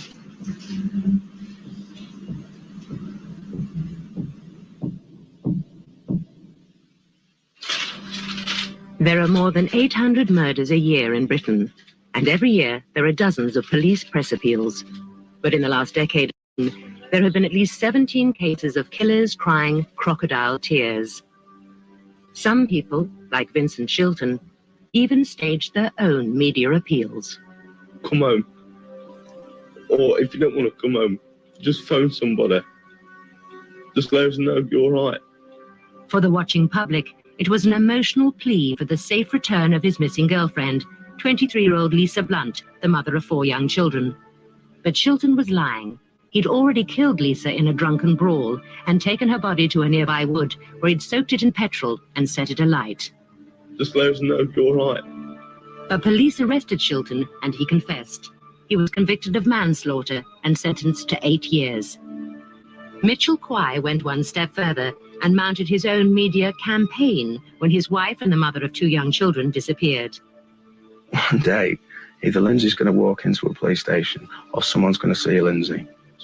Quay was the #1 suspect, but publicly protested his innocence, even appearing on This Morning. Obviously, the question has to be put, and I know what your answer's going to be, but I mean, did you kill her? No, I just wish someone had listened to me. No one has listened to me since this has begun. After 15 months, he took his publicity campaign one stage further. I will not stop until they either apologise to me or I get compensated because I think I deserved it. I've been branded a murderer in this town by them. But in the end, Quay couldn't keep up the charade. After 36 hours of police questioning, he finally cracked and confessed to Lindsay's murder. He led police to where he'd dumped her dismembered body. He was jailed for life. Many killers think their lies will somehow hoodwink the police and watching public alike. They may believe their tears will save them. They may believe they can ride out the storm. They may even court the limelight, hoping to deflect suspicion from themselves. But in some cases, it's the very appeal they make that leads directly to their downfall. The children of Robert Wignall, grief-stricken and baffled by the brutal murder of the father they loved. I can't find any motive whatsoever why anyone would have done this. I've never known my father to raise his hand or even argue with anyone. Addleston, Surrey, and a romantic walk in the woods ended in murder for 55-year-old Bob Wignall. Bob had gone with his wife Sandra to feed some fox cubs when he was attacked and stabbed several times in the chest. Sandra managed to escape. They'd been married for less than a year. It's one of those things where everybody says that he's a nice guy, and he genuinely was. He never got upset with the children or his grandchildren. Absolutely idolised his grandchildren. Bob had been distraught when Rose, his wife of 30 years, had died of cancer. But then he met Sandra, and on Christmas Eve in 1991, they married. I think everybody was genuinely happy for Bob, that we really thought that he'd found a little bit of happiness again. Sandra gave police a description of 3 men she said attacked her husband. Senior investigating officer Pat Crossan was called to the scene. So you looked for a motive. Was it robbery? Was it revenge? Was it an argument that had got out of hand? But there was no information leading to any of those. So it just appeared to be a motiveless crime. It's beyond belief. You can't take it in at all. I've never known my father to raise his hand or even argue with anyone. You seem to be on automatic pilot through the whole thing. as if you're living somebody else's life. It's not your life anymore. I would urge anybody that even thinks they might know something to come forward. Bob's 3 children, Debbie, Denise and Dean, took part in the appeal, but Sandra was too distraught. Now, you've got to understand that it's a very daunting thing for people to go before the media. They're not trained for it. They're not accustomed to it. And so you kind of make a judgment about why people do or they don't participate. She was now part of our family, and she'd been through this terrible thing. And we tried to help her deal with her grief as well. A month into the investigation and with police looking for new leads, a crime appeals program staged a reconstruction of the murder using actors. Sandra agreed for her voice to be used in the appeal. We were standing talking, and from behind Bob's back, I saw these 3 boys. Have you seen a puppy boxer, mate? No dog round here, I'm afraid. They just seemed to appear from nowhere. I thought one of them was coming after me, but I actually ran to the bottom of the motorway. I didn't know what to do. I was absolutely terrified. As a result of the appeal, police received dozens of calls, but one in particular stood out. An anonymous caller told detectives they should be looking not for 3 men, but 2. He made another startling claim. He was very, very persistent in saying that it was Sandra Wignall was the key to solving this crime.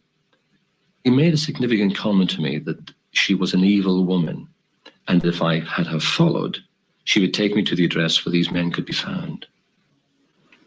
Bob Wignall had been stabbed to death while on a woodland walk with his wife Sandra. The man investigating the murder, then Detective Superintendent Pat Crossan, had been suspicious of Bob's wife Sandra from day one. Robert Wignall was murdered near the spot where I'm now standing, and his body was dumped about 10 feet behind me. There were certain inconsistencies coming through. First of all, how did she find the body 10 or 15 minutes later in a dark wood, some distance away from where the attack had taken place? Why, for example, did she not run off in the opposite direction, where there were lights from houses, to seek help? The police mounted a surveillance operation to follow Sandra Wignall. Sandra's secret world was about to unravel. Police discovered that just 9 days after marrying Bob, she was back with a former lover, Terry Bewley. The relationship with that man was such that she would do anything that man had asked her to do. If he said to drive naked to a given spot, she would do it. He invited other men to have sexual relationships with her in his presence, and she agreed to that. She obtained money, legitimately I might add, and gave it to him. She was totally besotted by him. The police investigated Bewley's background and uncovered some alarming details. Terry Bewley was a cold, cunning and calculated individual who had a previous conviction for murder. Police were convinced that Bewley was involved in the murder. They also discovered that 3 months after marrying Bob, Sandra Wignall had persuaded him to take out a life insurance policy for £21,000. But Bob had begun to suspect his wife was having an affair. He confronted her about it just a week before he was murdered. Police followed Sandra Wignall to Bewley's house 50 miles away, where they arrested the pair and another man, Bewley's lodger, Martin Hughes. When questioned, Hughes admitted being the anonymous caller.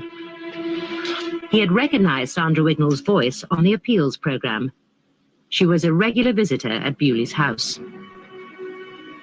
When Bob and I actually got together, he was such a different person. He, reverted back to his old self, and everybody was thrilled to bits. Hughes was also able to give police the identity of a second man who he said attacked Bob. Harold Moult. Police arrested Moult, who made a full confession.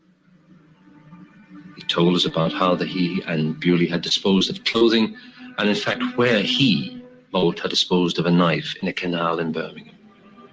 Bewley and Wignall continued to deny any involvement in the murder, but Moult's confession had given police the proof they needed. The pair were charged. Bob's family was shocked, but had begun to have their doubts about Sandra's story. there were times when you thought, she must know more than she's letting on. You feel quite bad upon yourself for thinking them. Sanity, what you think is sanity, kicks in, and you think, well, that's just ridiculous to believe that she would have done this. Why would she have done such a terrible thing? She actually sat in my kitchen discussing how she was going to spend the money, how she promised her daughter a horse. I suppose you're in shock yourself, and you don't want to believe, you desperately don't want to believe that she could possibly be involved. Sandra Wignall had not wanted to take part in the police press appeals. She feared showing her face would help people link her to Bewley. She only reluctantly agreed to use her voice, but even that was enough to trap her. The motives for this murder, said the prosecution, were lust and greed. Sandra Wignall claimed her husband had been attacked by 3 youths for no apparent reason. The story was, said the prosecution, complete fiction. This woman was portrayed in the press after she was tried as almost virtually a prostitute. And we had absolutely no knowledge. Sandra lived a totally double life. We just weren't describing the person we know. It still seems unbelievable. In November 1993, Terry Bewley, Harold Moult, and Sandra Wignall were jailed for life. In a dramatic sense, he had signed his own death warrant when he married Sandra Wignall. She lured him into that wood with the sole purpose of somebody killing her husband. When Bob and I actually got together, he was such a different person. He, reverted back to his old self, and everybody was thrilled to bits that he'd met me, and everybody was very thrilled when we got married. It's incredibly difficult to understand how you could possibly move about all day long knowing that that evening you've planned to murder someone.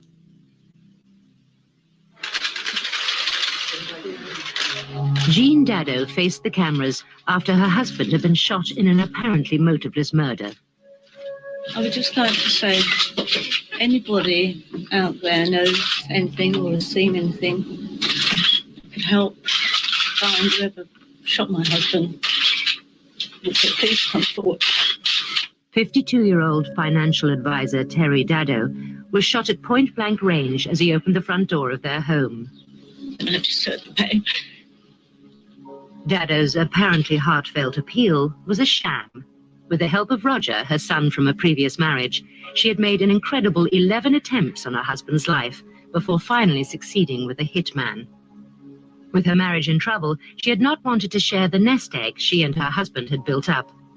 Dado and her son were sentenced to 18 years for conspiracy to murder. The hitman was jailed for life. 10 years on, Dado still maintains her innocence. A personal appeal from victims' family or friends can maximize publicity, but it's a daunting experience, and people react in different ways, whether guilty or innocent.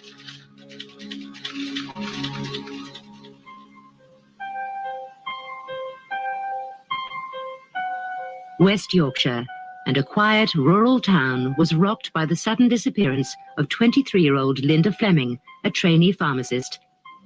Linda, who lived with her parents, had failed to turn up for work. After 24 hours and with no news of her whereabouts, her father reported her missing.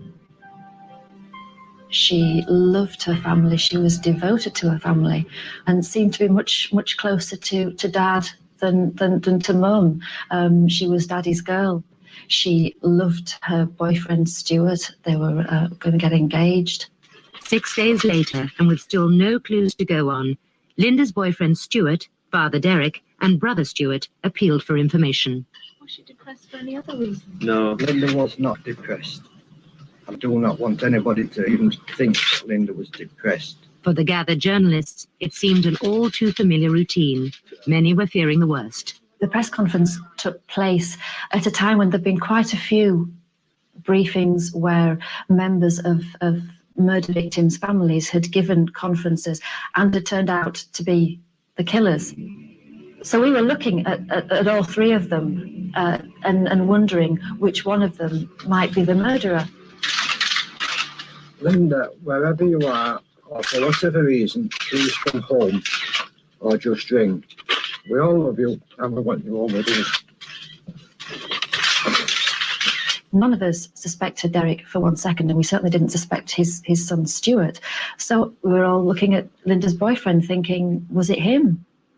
She was down at my house, and the mum and dad knew she was there. She was staying over. She would even ring to tell them she was staying over, even though they knew she was there.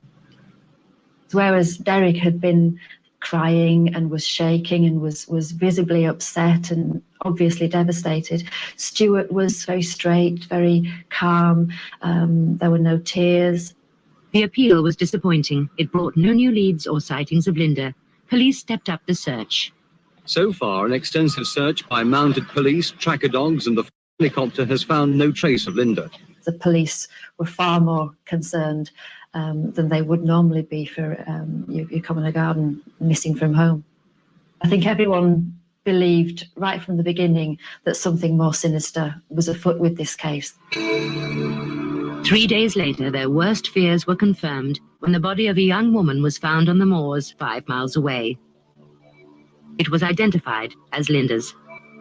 The pathologist reported that she had died as a result of multiple blows to the head with a heavy blunt instrument. The call for further help from the public remains, with the belief that it may now take just one piece of evidence to trap Linda's killer. There had been no sexual assault or robbery, and with no obvious motive, police began to suspect that Linda had been killed by someone close to her. People started to look around and say, well, who on earth could that be? The spotlight fell on the last people known to have seen Linda alive, her family and her boyfriend. The community was stunned. Forensic scientists were sent into their homes. The search at Linda's boyfriend's house produced no evidence. He was in the clear. But during the search of the Fleming family home, there was a shocking discovery: microscopic specks of blood. There was, I recall, blood staining between the tiles on some of the grouting. There was a small amount of staining within a cupboard in the utility room, and there was a stain on a peg bag which was subjected to DNA analysis. At lunchtime today, detectives announced that a 51-year-old local man had been arrested in connection with Linda Fleming's murder. Linda's brother was in the clear because of an alibi. Police arrested her father, Derek. I confess, we were all pretty staggered by that, because you just don't hear about fathers murdering their grown-up daughters. Then came a second breakthrough. A search of Fleming's car produced more traces of blood. There was also blood under the laces of his shoes. He was now the prime suspect in his daughter's murder. The net was closing in. Fleming's account of his whereabouts on the day Linda disappeared didn't add up. He said that he'd returned home at around about 8:15. They confronted him with the fact that his wife and their neighbour had said that he'd returned at about 10 and that they were there. And so it was that Fleming then changed his account and said, oh, well, I must have returned home twice. Police questioned Fleming for nearly 3 days. He continued to deny any involvement in the murder. Without more evidence, they would have to release him in less than 3 hours. Then came the results. The blood was Linda's. Police presented Fleming with the damning evidence. And then and only then did Fleming ever admit that Linda had been there and that she had died there. Fleming claimed that Linda had died when he pushed her during a violent argument. He said he'd hit her with a hammer and disposed of her body to make it look like she'd been attacked by a stranger. This contradicted the pathologist's report, which stated that Linda had received at least 9 blows to the head while she was alive. Fleming would change his story several times. Suddenly the picture that we had of Derek Fleming being this pillar of respectability, being this family man, was shattered. It turned out this happy married family man had been carrying on an affair for 16 years with a former work colleague. It was speculated that Linda had found out about her father's affair and was about to reveal all. Derek Fleming turned out to be a control freak who ruled his family with an iron fist, if you like. It's a cliche, but it's true. He was an absolute tyrant in the home. Derek Fleming was convicted of murder and sentenced to life imprisonment. Linda, wherever you are, or for whatever reason, please come home or just ring. We all love you. It emerged that Fleming had been reluctant to take part in the police press appeal, an appeal that was later to be dramatically turned against him. In an unusual step, his apparently grief-stricken plea was played to the judge and jury during his trial. He practiced a cruel and arrogant deception on his family at a time when they must have been aging with anxiety over Linda's fate. But this was, first and foremost, a lie. This press conference showed, we suggested, just how controlled he could be, because that quivering of the lip, that crocodile tear, was wholly bogus. It was the act of a man who was trying to save his own skin. Linda, wherever you are, or for whatever reason, please come home or just ring. We all love you and we want you home with us. Not everyone breaks down in front of the cameras. Sean Jenkins, flanked by his wife, was the model of calm control as he appealed for help after his foster daughter Billie Jo was found murdered. As a family, we are totally devastated.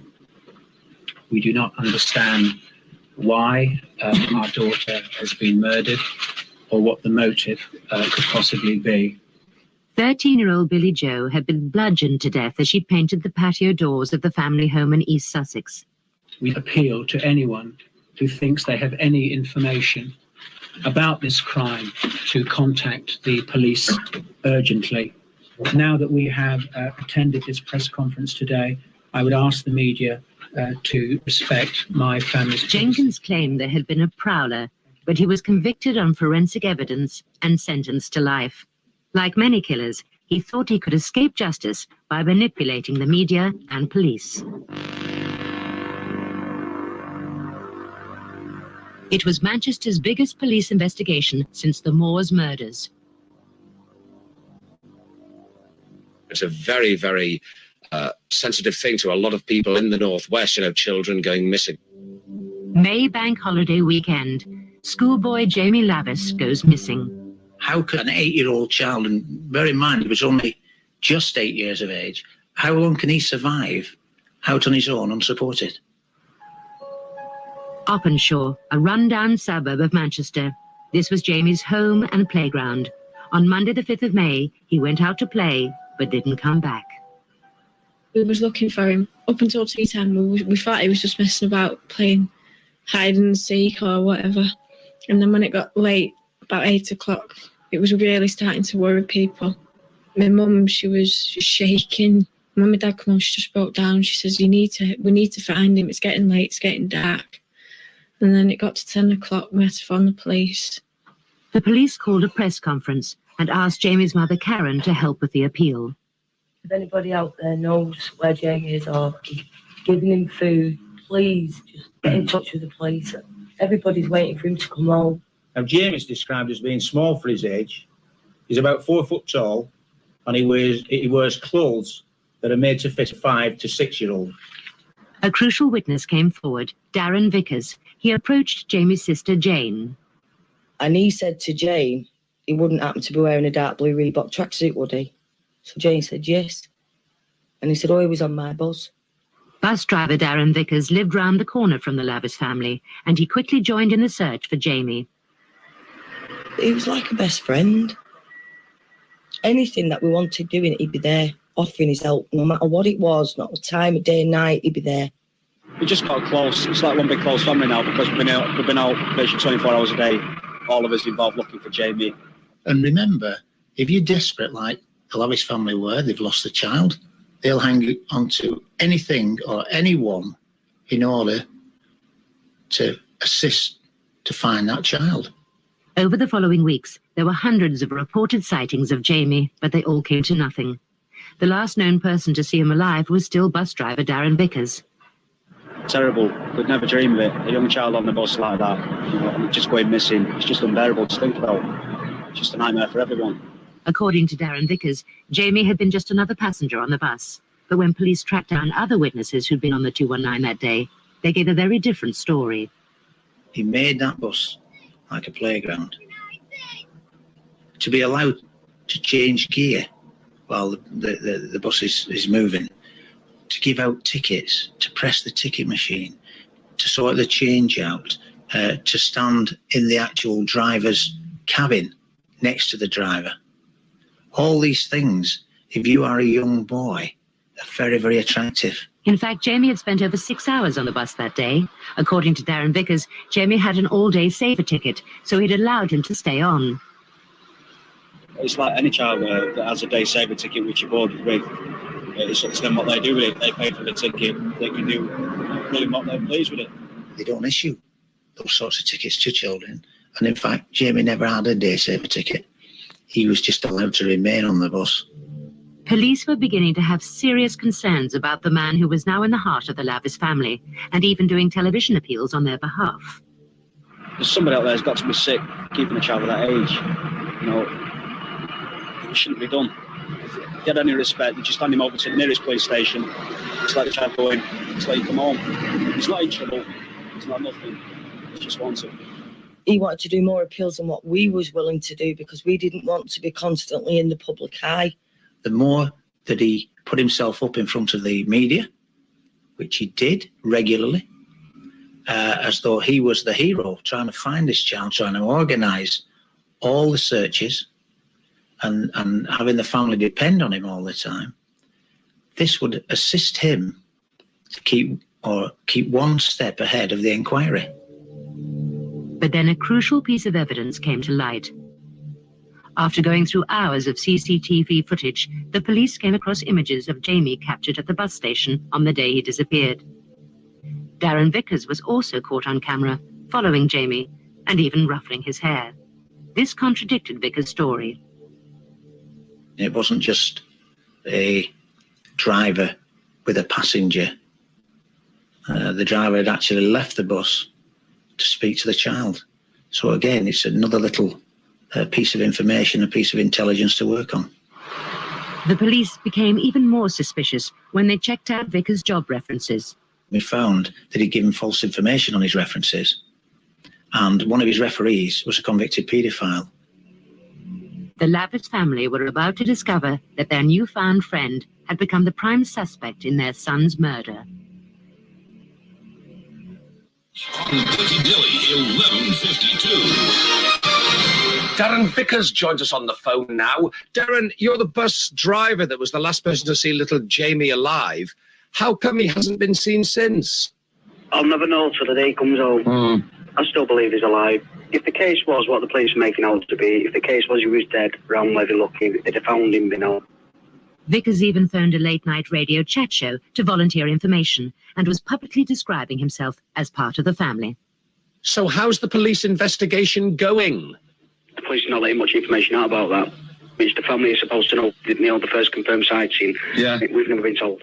You always suspected that there was something underneath that he wasn't telling anybody, and I think that's why none of us believed a word he said when he appeared on the show. 3 weeks after Jamie was reported missing, police arrested Darren Vickers for his abduction. They then had to break the news to his family. We didn't take it seriously at all. We just thought they'd drawn a blank, so they was just aiming for the nearest person. In fact, they vilified the police and the action that we'd taken at that particular time.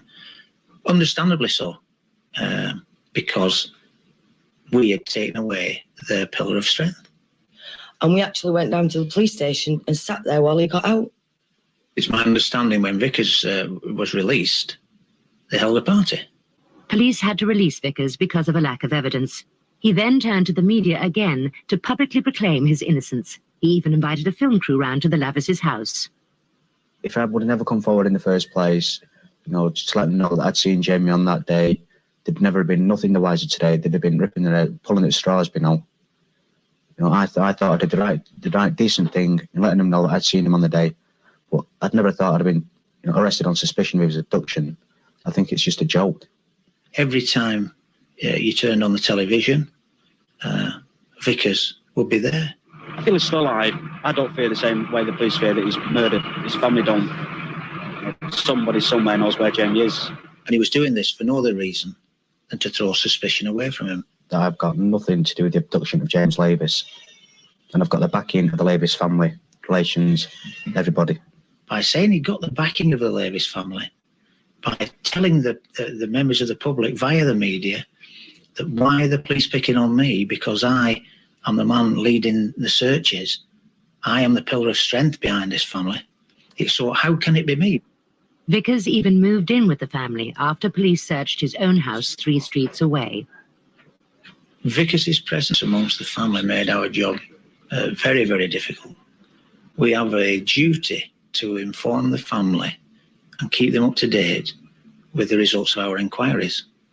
When you've got an enemy within that family and you know about that, you can't be as open as you would like to be with that family. But Vickers' frequent media appeals were about to backfire. 2 teenagers who had seen him on television reported that he had tried to lead them into some woods late at night. The police then focused their search for Jamie in that area. This is the area where we found the tarpaulin, which covered clothing similar to the one that had been described by Jamie's mother. And it consisted of a pair of jogging trousers, children's jogging trousers, and a wax jacket, child's wax jacket.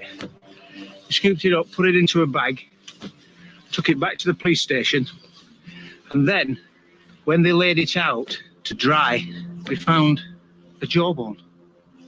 Our Home Office pathologist examined it and told us that, number 1, yes, it was human.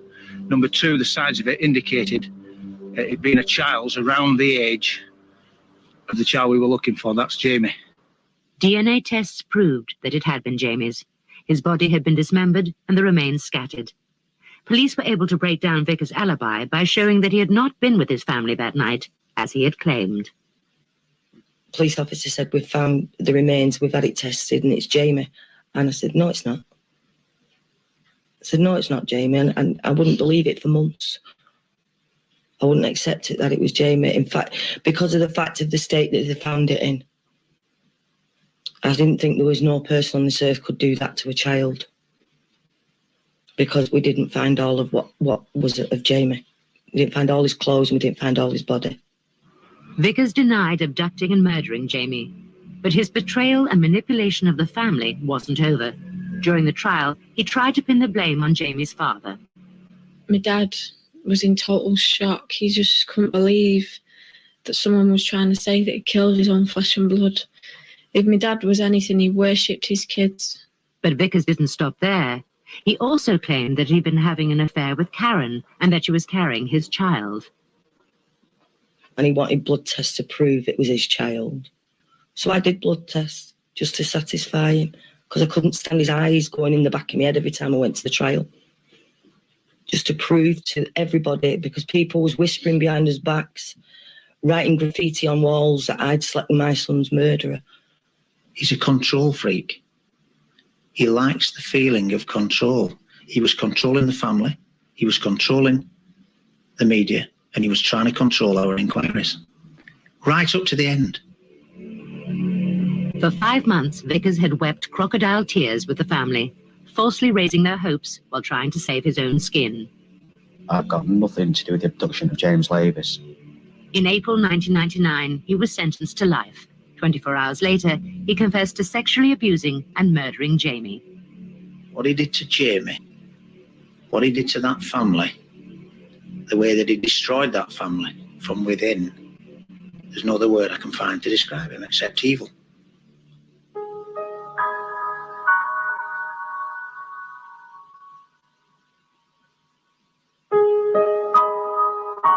I go up to that cemetery and I think, I'm buying him flowers for Christmas when I should be buying him toys. And I'll never forgive Darren Vickers for what he's done.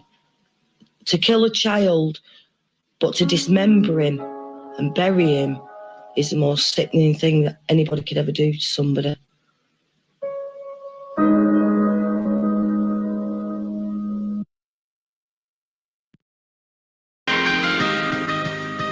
Good morning. I recognize what we're going to talk about this morning is a little bit different than what you guys usually think about as you're doing your daily jobs and things like that. But, you know, Lizzie and Shireen both mentioned a minute ago that everybody lies, right?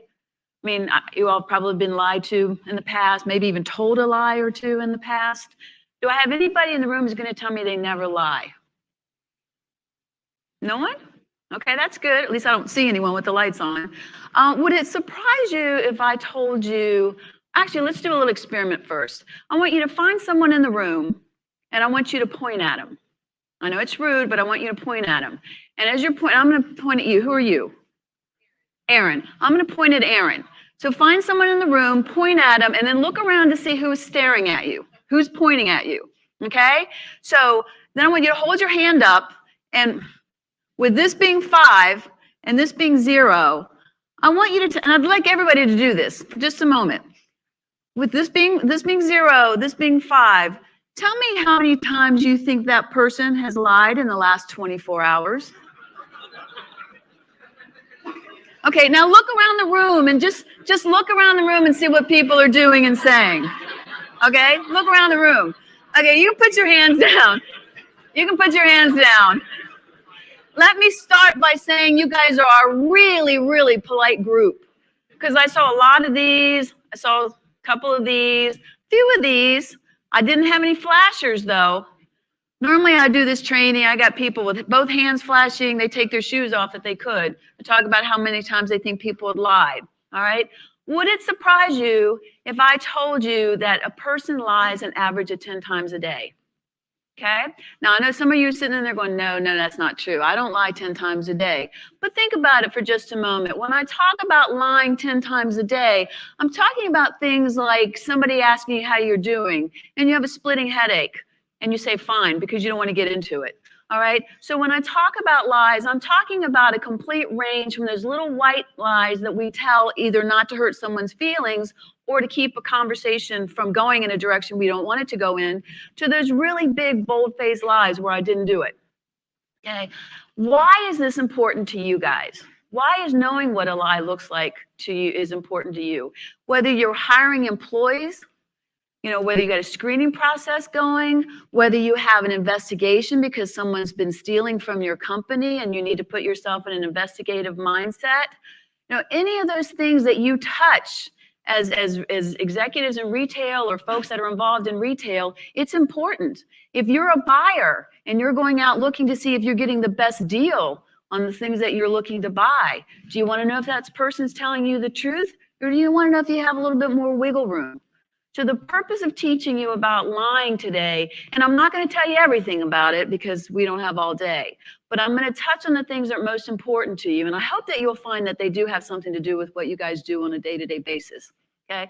If I forget to say this, and I usually do, I'm going to say it before I leave. When you finish this 45 minutes with me, you're going to be dangerous. You're going to know just enough to be dangerous. All right. So don't take this home and use it on your significant others. It's not going to lead you where you want to go. Children, however, use it all the time on kids. All right. I have a 16-year-old son. If his lips are moving, he's lying. All right. So just setting you up with that. So let's get into this. Just a little bit about me. I think they've told you, it's all over the place actually. I am former CIA. I still do a lot of work with them. But the point is it's in the CIA that I learned what it looks like when people are lying. I have a master's in forensic psychology and education. I spent over 20 years with the agency. I developed a screening program inside the agency.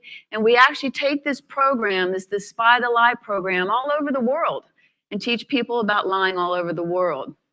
So people say to me, well, Susan, if you're teaching everybody what lying looks like, can't they use that against you? All right. If I learn to lie, if Erin learns to lie and I'm interviewing her for a job and she's lying, will I see it if she knows how to beat me? The good thing is there's so many different things about lying that you can't hide them all. So Erin may be able to lie to me with a couple of sentences, but sooner or later I'm going to figure out she's lying. And then I'm going to go try to find out what the truth is. Okay, so enough about me. Let's get into this. The way I want to start this is I want to show you a brief video. All right, and I want you to tell me whether Jamie, this young lady right here, at the end of this video is lying to me or not. All right, so all of you came into the room today with some gut that tells you whether someone's being truthful or not, right? We all think we know what deception looks like. We all think we know what truth looks like. So with that gut that you guys have, it tells you whether somebody's truthful or not, I want you to judge Jamie. We ready to go? Okay.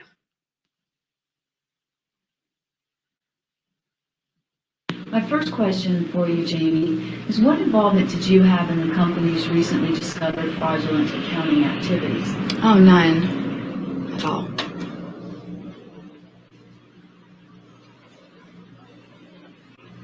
Did you ever direct Mr. Glenn to backdate any contracts? No, of course not.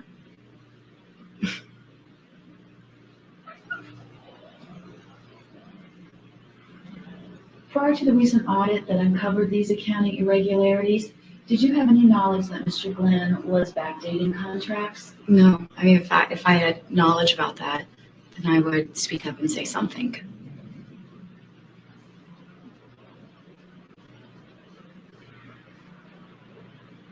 Is there any reason that a forensic computer review would uncover any communication with Mr. Glenn regarding this matter? No, of course, I don't have any communication with him regarding this at all.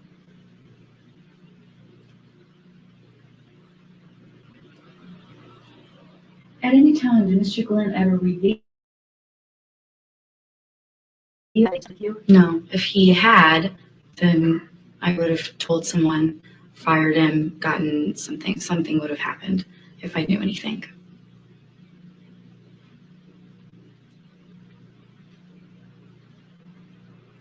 Jamie, why should we believe that you're not involved in this matter? I've always had a very good reputation with the company.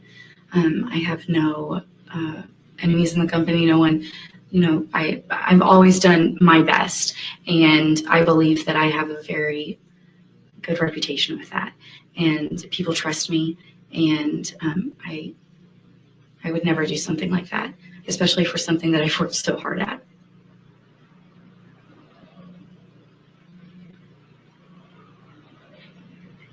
What do you think should happen to the senior manager who directed Mr. Glenn to backdate these contracts? He should be fired and go to jail, and there should be serious consequences.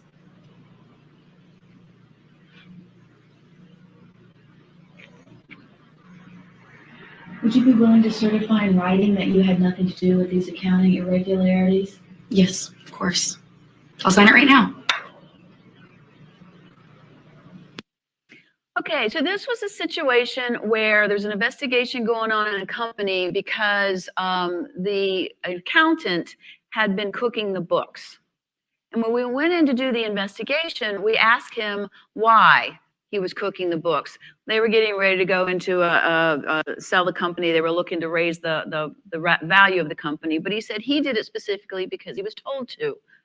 We asked him who told him, and he didn't want to tell us. So we investigated, we interviewed a whole bunch of people, Jamie being one of them.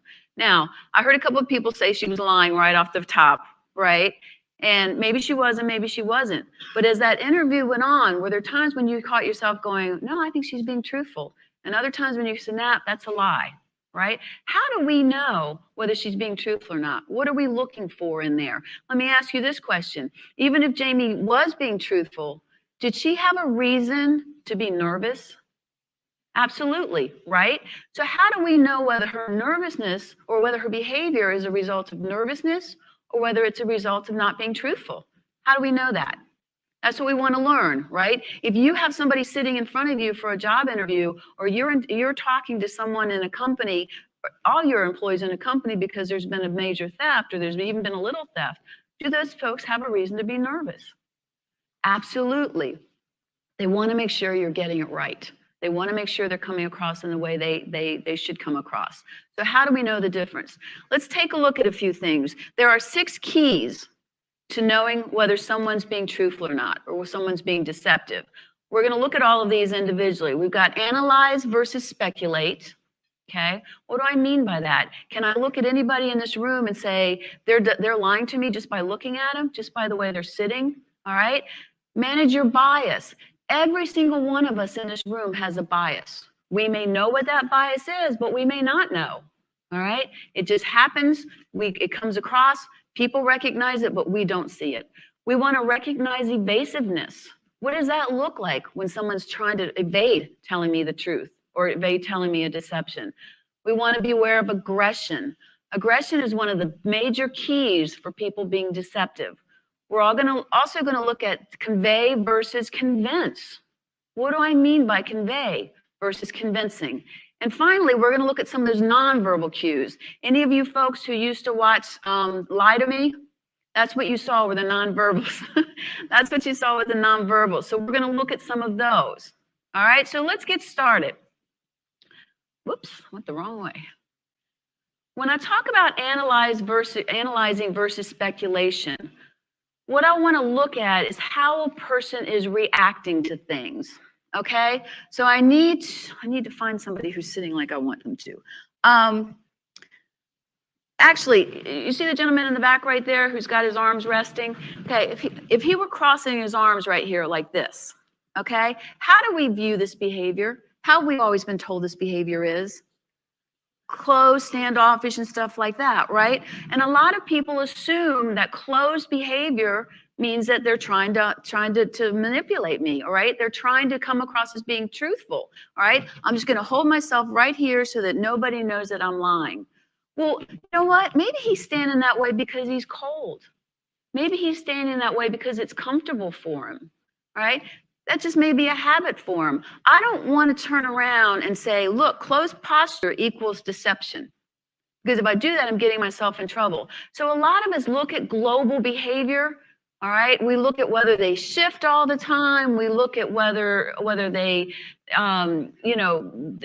do some of the stuff that Jamie did when she scratched her nose, all those sort of things. We give way too much weight to global behavior. We want to do away with that. That is speculation. I don't want to speculate why that gentleman in the back is sitting there with his arms crossed like that.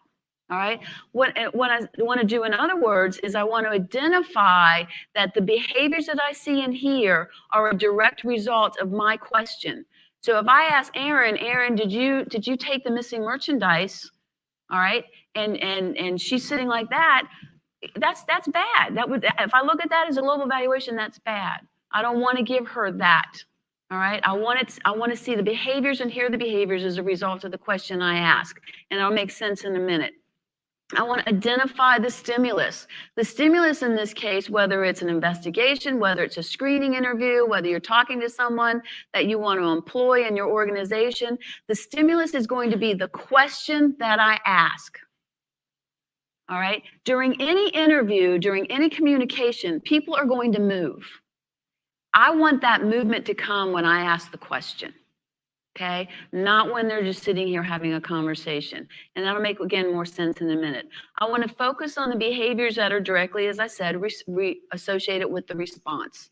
Do you say and do something as a response of my question?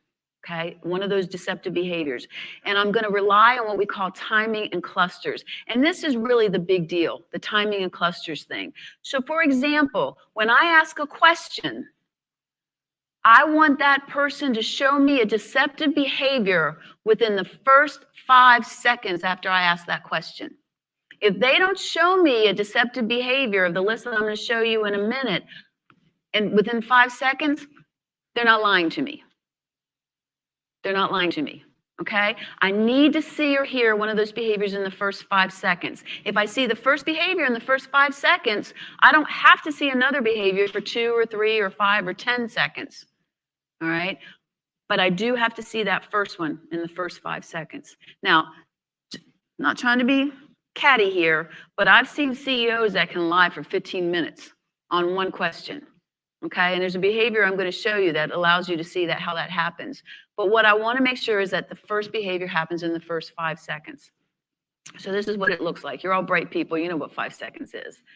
Okay. My other thing I want to pay attention to are clusters. And this is what makes a difference in our deceptive behaviors versus other people's deceptive categories and techniques. I want to see more than one deceptive behavior within that first 5 seconds, or within that answer. So I've got V's, which are verbals, N's that are nonverbals. I want to see at least 2 or more behaviors for that to be a deceptive answer. Does that make sense? So if I see one, I might not like it. I'm going to pay attention to it, but I really want 2 or more. So if I'm saying that my first behavior has to be within the first 5 seconds, right? And I need 2 or more deceptive indicators. Do I have a deceptive answer here? I do, right? Now you notice that I've got one that happens before I actually finish the question. That question stimulus, I'm asking a question and I get a nonverbal deceptive behavior. I'm going to count that, even though it's not within my first 5 seconds. Why do you think someone might give me a nonverbal or a verbal deceptive behavior before I finish the question? Exactly. They're starting to frame their answer. And guess what? They think faster than I talk. All right. They say that the average person talks 120 to 150 words a minute. The brain goes much faster than that. Okay. Some behavioralists say it goes at least 10 times faster. Some behavioralists say you can't measure because we don't think in words, we think in concepts. All right. So if somebody gives me a verbal response or a nonverbal response before I finish my question, it's simply because their brain is going faster than my mouth is. All right. And then I've got that outlier there. That nonverbal that lies outside of that first 5 seconds. Am I going to count that? What? I am, right, Aaron? I'm going to count. Why am I going to count it? Exactly, because I had one that happened within the first 5 seconds, right? So any behaviors that I keep seeing that fall outside that first 5 seconds before I ask another question is going to be part of my cluster. So if I've got 7 here, right?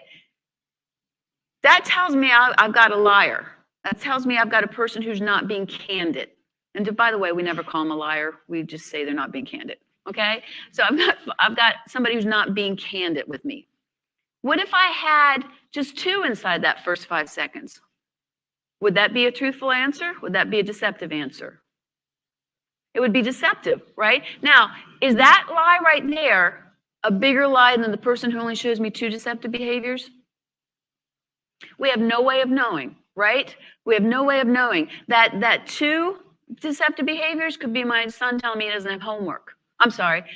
That one could be my son telling me he doesn't have homework.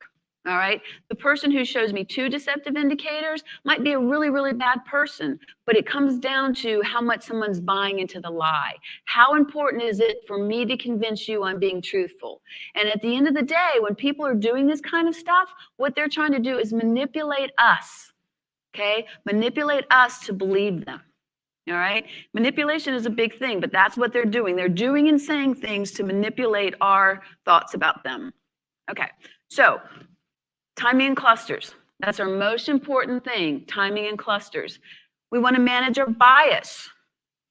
All right, now it says up here that I want to ignore truthful behavior. Why do you think I want to ignore truthful behavior?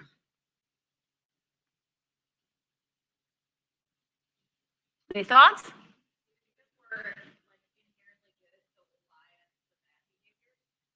Good. Okay. Right? We're inherently good. Is everybody inherently good? I mean, she's right. She's absolutely right. You know, look, we were all raised to be good people. Well, at least 90% of us in the room were raised to be good people. Can't speak for everybody, right? But we were taught lying was wrong, right? Didn't your parents tell you lying was not a good thing to do? All right. Did your parents ever say to you, look, if you lie, you're going to be in twice as the trouble that you would have been if you had just told me the truth and done something wrong, right? So we know lying is wrong. At least that's what we've been taught, that lying is wrong. Deceptive people can give us truthful answers. So if you ask a question of a person that they're comfortable answering, they can answer that truthfully, okay? Any discussion that you have, any interview, again, anything that you're doing, you're a buyer, you're talking to folks, and you want to get to the truth. Is this your lowest price? And people are doing things to convince you that that's the lowest price. Let's start with that, okay? They are going to do things. They're going to say things to convince you that that's the lowest price. You're having a conversation with them. You're trying to determine, is it the lowest price? What else can I get? Just lots of questions that you have. You're taking notes. You're thinking of follow-up questions. It is like getting a drink of water out of a fire hose. There's too much going on. If I tell you, forget about looking for truthful behavior, because you will see it on some questions, forget about looking at truthful behavior, then that cuts your job half and half. Right? Now you're getting a drink of water out of a garden hose as opposed to out of a fire hose. All right, it makes things a lot easier. But truthful people or deceptive people who give you truthful answers make it look like they're good folks. They're cooperative folks. They're going to give you everything that you need to get.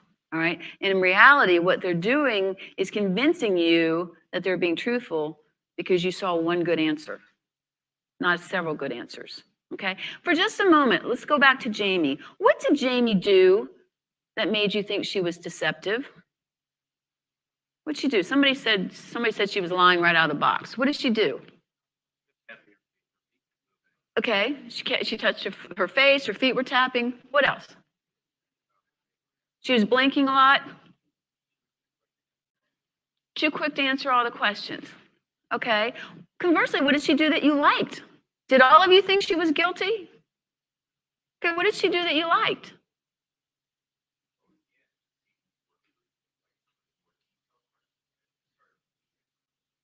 Okay. Okay, that's good. And were you the one that yelled out she's lying? Okay. No. I knew it came from that direction, but that's good, right? So it was one of these situations where you were yes, no, yes, no, yes, no. That is every conversation that you will have with people. Sounds good, sounds bad, sounds good, sounds bad. How do we split between the two? Did I see a hand up over there? Yes.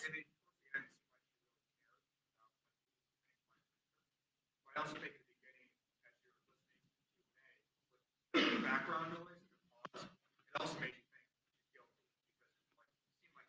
because it seemed like it was adversarial environment. Yeah, I didn't decorate the room. I just did the interview.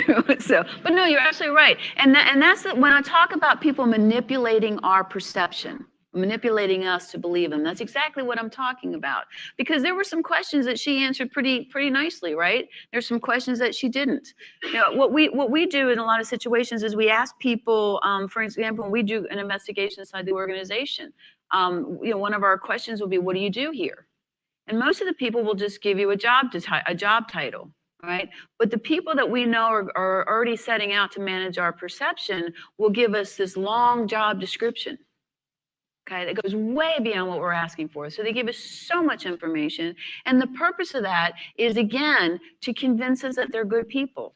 Well, what happens when I hear, if I'm a novice and I hear a truthful answer, I start to think that's a good person. It's a self-fulfilling prophecy. Okay, I start to believe they're good. I start to believe that they want to cooperate. And when I talk about the halo effect, that's what I'm talking about. So if I'm not looking for deceptive behavior and looking for truthful behavior instead, I'm going to find truthful behavior. And it's going to convince me early on that that person's good. And then I'm going to miss the bad. I like the fact that you guys brought up a couple of things that's going to be here later. I like the fact that you saw the feet moving. I like the fact you saw the nose thing, scratching her nose. But which is right? Is she truthful or is she deceptive? What makes us right? All right. So we're going to get more into that. All right, I want to recognize evasiveness. Have you ever asked someone a question and they've talked for 10 minutes and then you realize they never answered the question you asked? Okay, right? I mean, it happens all the time. If you ask somebody, is that your best price? And they go through all these things, tell you all these reasons why that's their best price, but they haven't said no. Okay, they've not given you the answer that you've asked for. If you're interviewing somebody for a job and you ask them if they've ever had problems with a supervisor or problems in a job, and they give you all these great reasons for why they're a good employee, but they never answer whether or not they had any problems in a job. But we don't hear it because we're not thinking. We're not listening for whether they answer the question or not. We're just listening for whether they answer. So we need to make sure that they're actually giving us the information we're asking for. The other thing is what we call failure to deny. The most important thing to the honest person is giving you that answer, denying if they didn't do something. That's the most important thing. The truth is their biggest ally. So they're going to want to deny something if they haven't done it. Okay? They're going to want to deny anything that is going to make them look better if they haven't done it. So we need to listen for people to deny stuff. Then we have what we call exclusionary qualifiers. Now, by exclusionary qualifiers, I mean things like saying, for the most part, fundamentally, not really, not really. Exclusionary qualifiers beg for a follow-up question. All right, absolutely beg for a follow-up question. Now, poor Erin sat here right in front of me, so I'm going to be picking on her for the whole presentation. But let's say, okay, I've met Erin. Let's say I met Erin last night, and I really want to make a good impression with you guys. So I go to Erin this morning, and I say, hey, Erin, look, do you think what I'm wearing is okay for today? Now, I realize the conflict here because I'm sitting in front of a whole bunch of retail people. Okay, some of you who sell clothes. So I realize I'm putting myself right in the mix here, but let's say to Erin, do you see anything wrong with what I'm wearing? And her response is not really. Think about this for a moment. Not really.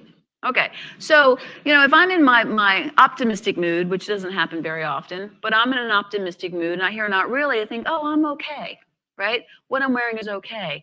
But if I don't hear it from an optimistic standpoint, I hear it from a negative one, and I go, oh, not really. So my next question to Erin is going to be what?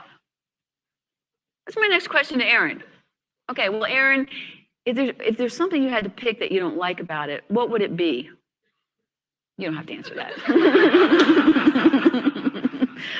I just want to see if you would. No, but you hear what I'm saying? If somebody says not really, it's begging a follow-up. So my follow-up, it's got to come, because if I don't ask that follow-up, I'm not gonna get it. All right, I'm not gonna hear it. I'm not gonna hear what the real answer is. So if somebody says to you, well, fundamentally, this is the way we do things, or for the most part, this is the things this is the way we do things, they're cutting something out.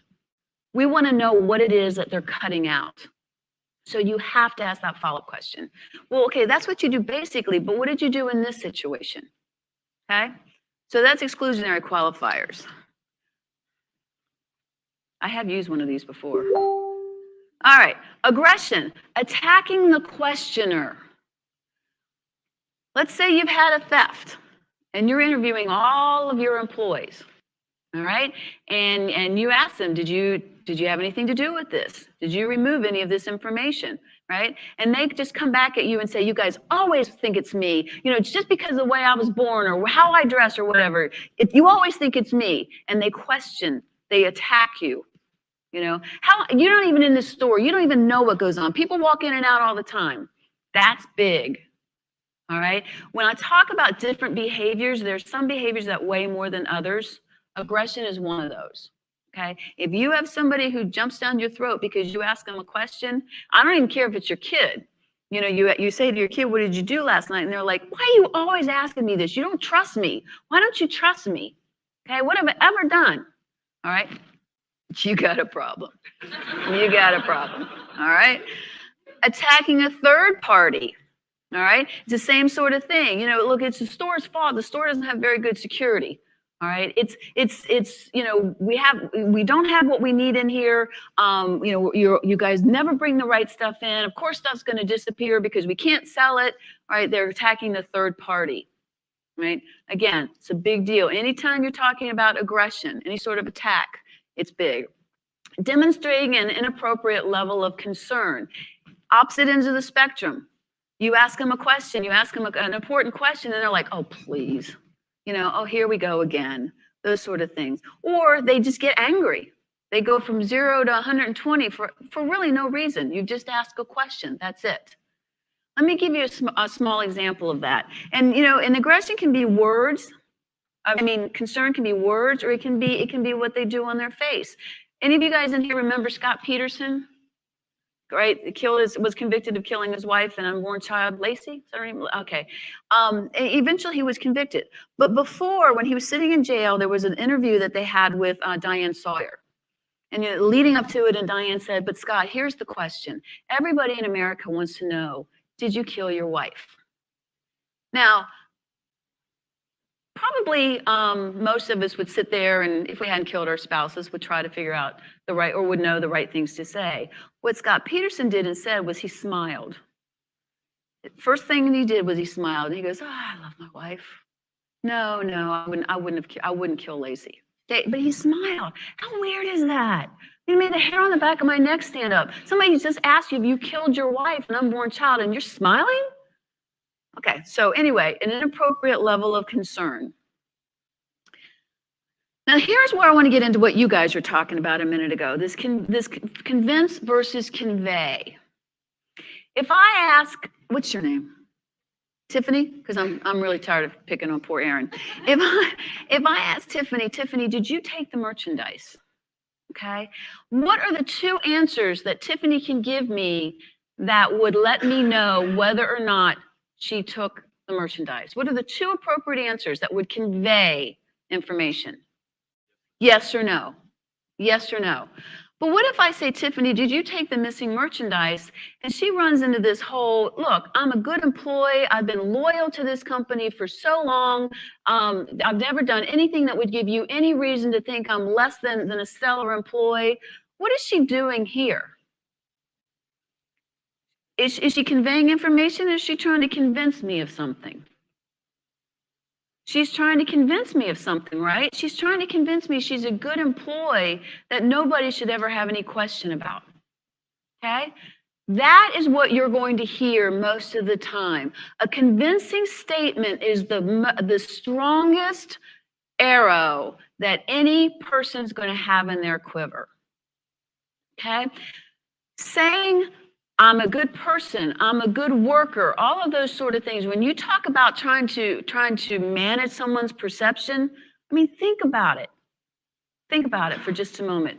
Because maybe Tiffany is a good person. Maybe Tiffany is a stellar employee. Maybe she had a bad day. She took something and now she doesn't know what to do.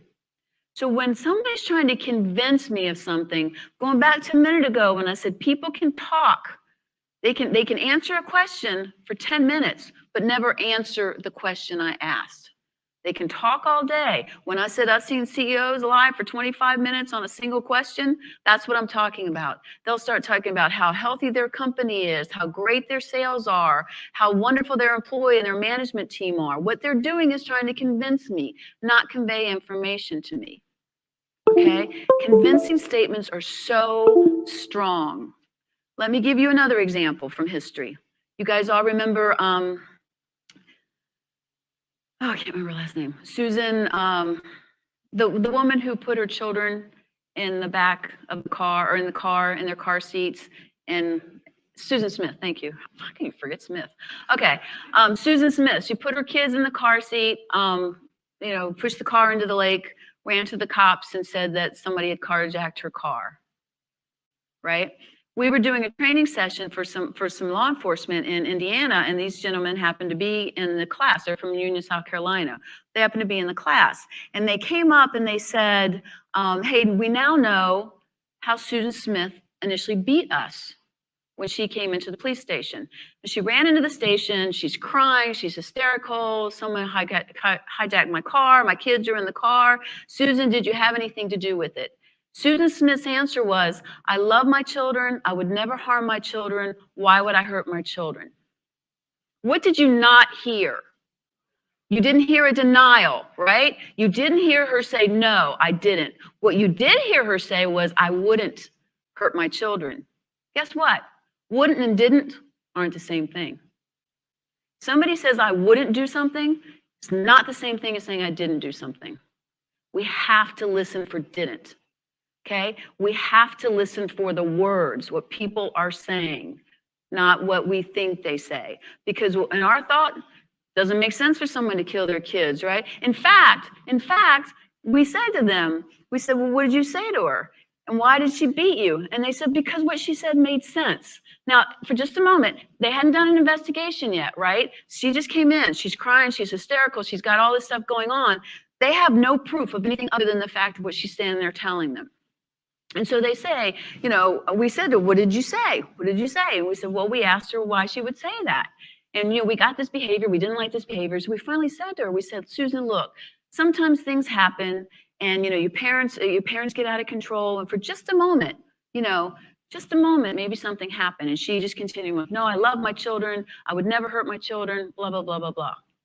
Okay, so what we say is when you hear convincing statements and you have no investigation in Susan Smith's case, what you have to do is go, I just heard 3 protest statements or convincing statements. I love my children. I would never harm my children. I would do nothing to hurt my children. I don't hear a denial. If we talk about clusters being 2 or more, do I have a lie? Absolutely, right? I've got the not answering or not giving me a denial, and I've got 3 what we call convincing statements. Okay, now convincing statements sound so true, or in this particular case, irrefutable. Let's say this, the officers say to Susan, so Susan, look, you say you didn't kill your wife or kill your kids, prove it. And she goes, I love my kids, I take care of my kids, I take them to church, they're happy, they're well fed, they're well clothed, all this sort of stuff. Now, Mr. Police Officer, what do you have? At this point, they got nothing. So convincing statements sound really true. Again, Tiffany may be a good person, but that didn't answer my question. Okay, so guess who I'm going to be looking at? I'm going to be looking at Tiffany. Okay, referral statements. Referral statements are statements that people make over and over again to try to convince you they didn't do anything wrong. All right, so let's say this young lady standing at the back right here. Let's say she went outside to go to the bathroom while I'm standing here talking. She comes back in and she goes, hey, Susan, let me interrupt for just a sec. I need you guys to know that there are some little green men running around the hallway. Now, what's our first impression of this young lady who just walked in? Right? Okay. But let's say she goes, no, I know it's hard to believe, but I'm telling you, some little green men running around out there. Now, what are we inclined to do? Go look. Right? So she's now starting to bring us in. We're starting to believe a little bit about what she says. That, again, is perception manipulation. All right? Invoking religion. People will talk about, I swear on a stack of Bibles. I swear to God. In the accounting world, I swear on GAAP. All these sort of things that people will tell us, because let's face it, especially in this world of political, rightness and everybody wanting to be good and not step on anybody's toes, somebody throws out religion. What do you have in your backpack, your purse, your desk drawer that beats religion? Okay, that's a dangerous, dangerous one. Perception qualifiers are a little different than exclusionary qualifiers. Perception qualifiers are the things that people say and do to dress up their lie, to verbally dress up their lie. Things like, well, to tell you the truth, honestly, frankly. Now, some of you all may be sitting in this room and saying, oh, cripe, that's a common phrase for me. I say that stuff all the time, right? It's a habit, okay? You're lucky because we're looking at clusters, okay? So you get your frankly, you get your honestly. It's when you start having more and more deception in your answer that we're going to pay attention. Okay, nonverbals. Now, a lot of times people will say to me, well, Susan, if you say that the behaviors start within the first 5 seconds, I'll beat you and just not do or say anything for 5 seconds. Well, unfortunately for you, a behavioral pause is a deceptive indicator. Okay? Now, for just a moment, you have to think about this, because you have to ask yourself, if you get a pause, did the question make sense for a pause? So if I say to Aaron, for example, Aaron, let's see, January 26th, 10 years ago, what were you doing? Does that allow a pause? Right? Okay, so it's only fair that she gets a pause there. But what if I say, so Aaron, January 26th, 10 years ago, did you rob the Bank of America? Yeah, see, she answered that pretty quickly, right? If it had taken her time to think about that answer, you guys got to look at your hiring policies, okay? Because that would have been a problem, all right? Verbal, nonverbal disconnect. What I want you to do, I want you to do a little trick for me, or another little game for me for a moment. I want you to look at the person sitting next to you.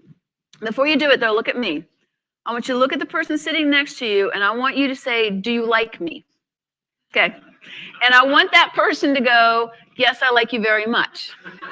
Okay? And then I want you to switch. So do it real quick, because we don't have much time.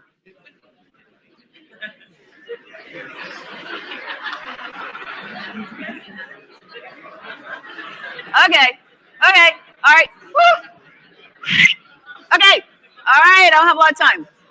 Okay. Did that feel weird? Did that feel weird?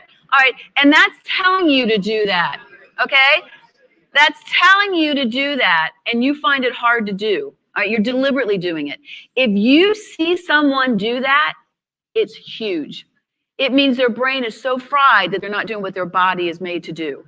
Okay? Now, everything that I'm talking about, with exception to that one verbal, nonverbal disconnect, is cross-cultural, cross-gender. You can use it anywhere in the world. This one is one of those you cannot. All right, you can't, because they're India, for example. That's how they answer.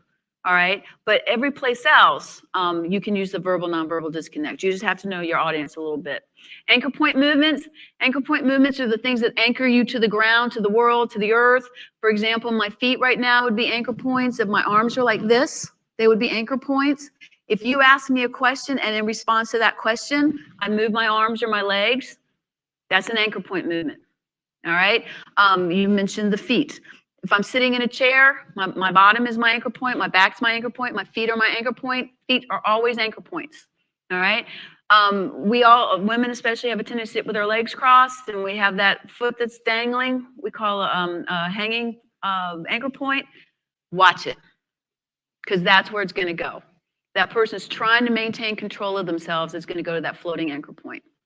Grooming gestures, things that people do to, again, dress up the lie. They might fix their tie, they might fix their hair, they might look at their watch, anything like that that would be dressing up the lie physically. And then finally, hands to the face. Okay, if someone is in a flight or fight syndrome or flight or fight phase, which means that they, rather than tell you the truth, they're going to try to keep it in. They're going to do stuff, the blood vessels at the ends of the fingers and the ends start to shrink and it itches. So they will start playing with their nose or their ear or scratch their hands or things like that. So hands to the face are huge. Okay, any questions? You want another shot at her? Oh, yes, sir. There seemed to be an art or a science around the pauses that you had after every question. Can you talk a little bit about Yes, that? I can. It means I'm going to cut in my, can you ask me an answer and question session? So I do what I'm supposed to do? Okay. All right. Let's, but you're absolutely right. Let's look at her real quick. Think about things that we talked about. Think about what you guys mentioned earlier, about you will like the fact that she was answering those questions more, but that's not good. Okay. And she didn't really answer the question. So the more people talk, the worse it is. Okay. So let's go.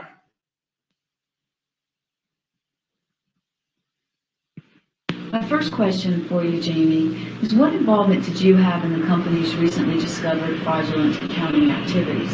Oh, none at all. Appropriate level of concern, feet move. Did you ever direct Mr. Glenn to backdate any contracts? No, of course not. Feet move, inappropriate level of concern. Prior to the recent audit that uncovered these accounting irregularities, did you have any knowledge that Mr. Glenn was backdating contracts? No, I mean, if I had knowledge about that, then I would speak up and say something. Convincing statement. I would have spoke up. Feet move. Is there any reason that a forensic computer review would uncover any communication with Mr. Glenn regarding this matter? No, of course, I don't have any communication with him regarding this at all. I'm okay with that one, except for the feet move, but that's only one behavior.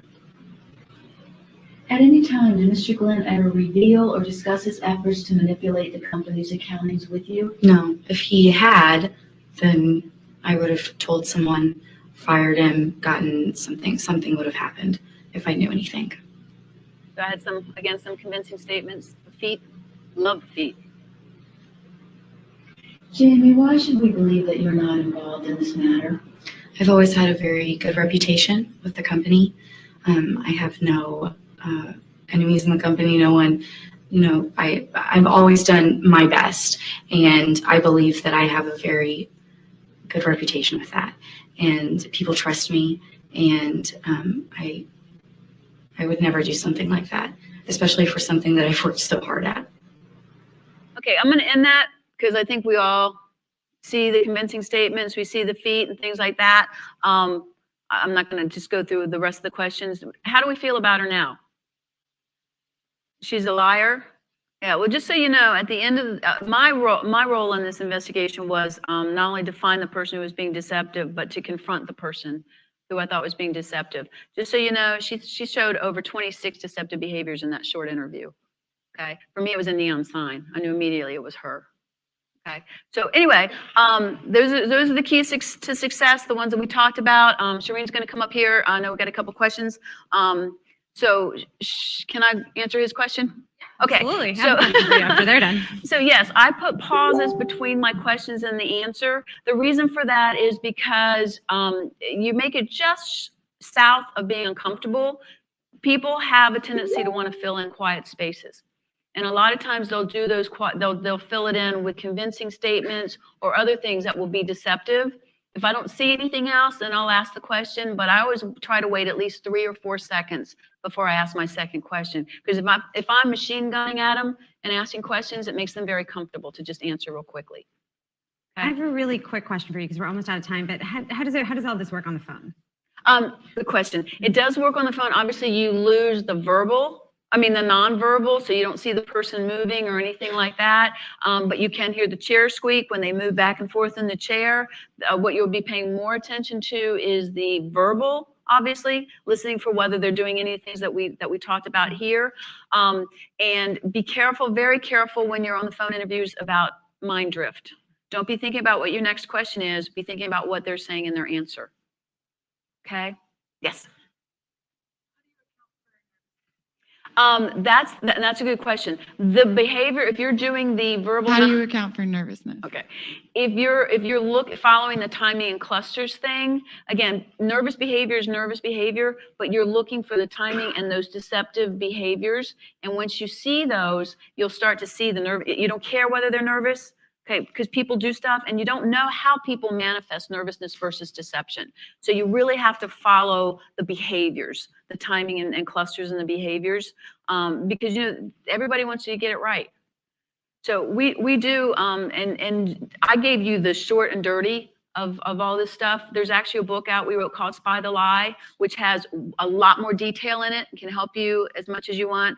A little plug, we also do training all around the country. If you guys think your company might want a training at one of your offsites or something like that, we're coming and give you a longer presentation. Awesome. Our normal presentation is like 3.5 hours. Great. Susan, this is fantastic as always. All Thank you so much. Thanks. So we've seen a lot, right? Men, women, couples, all types of different horrific acts. And then the liars that committed those acts look us straight in the face while we pray, while we search, while we wonder, where are the boys? Where's Summer Wells? Where's Michael Vaughn? Where's Xavier Harrelson? Where's baby Joe? Where was Amari?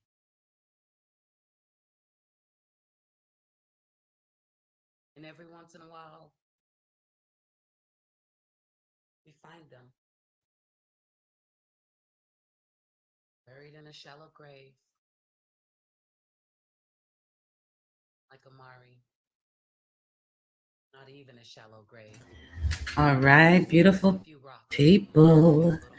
So, yeah, there's that. Lie. Did y'all see that? Let me find out where my voice is coming from, because I hear it very low. Oh, I have to show the ending. Hold on.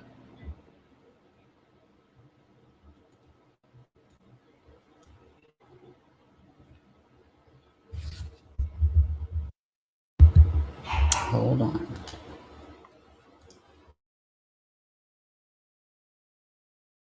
And the Oscar goes to. And the Oscar goes to. And the Oscar goes to.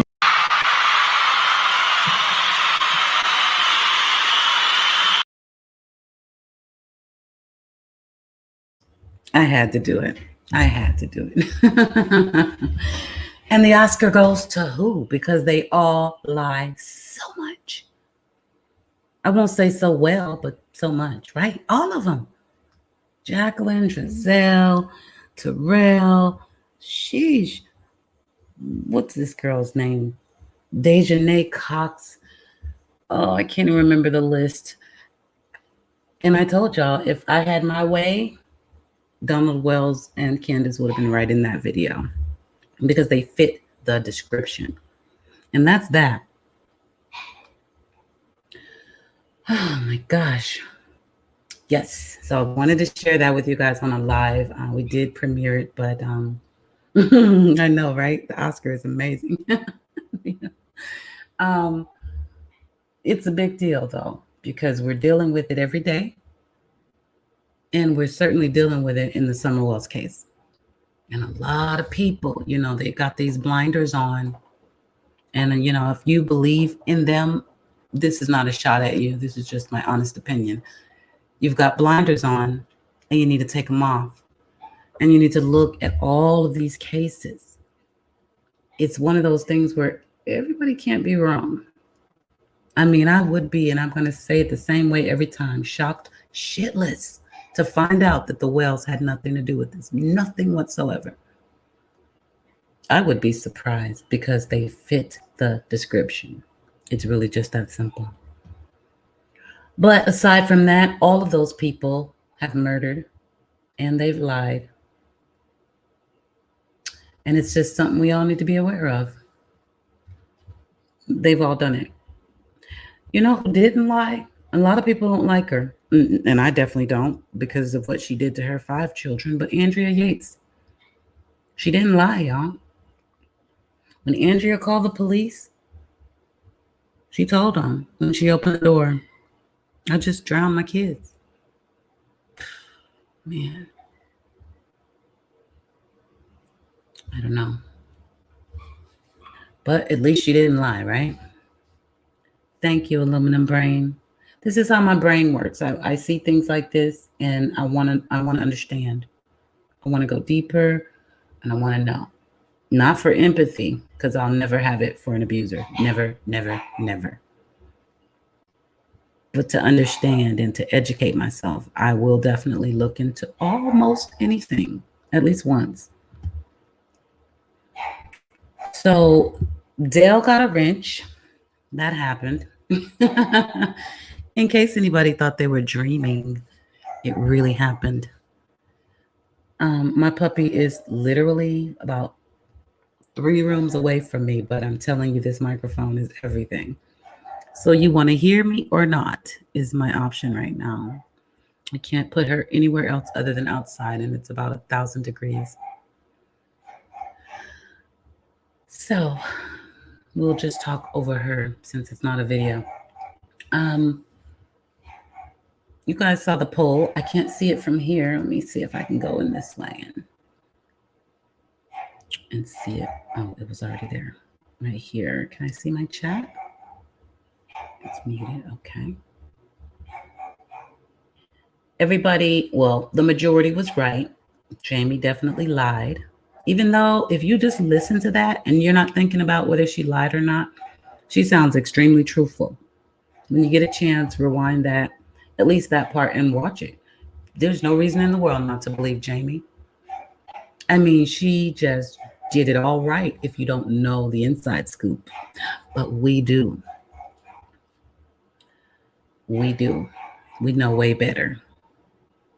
And just like she said, this can make you dangerous. So you don't want to just start looking at everybody going, oh, she moved her feet, she's lying. You know, you got to stack them. You got to understand what goes with what and in what amount of time did they respond. There's things here. This was a very educational video.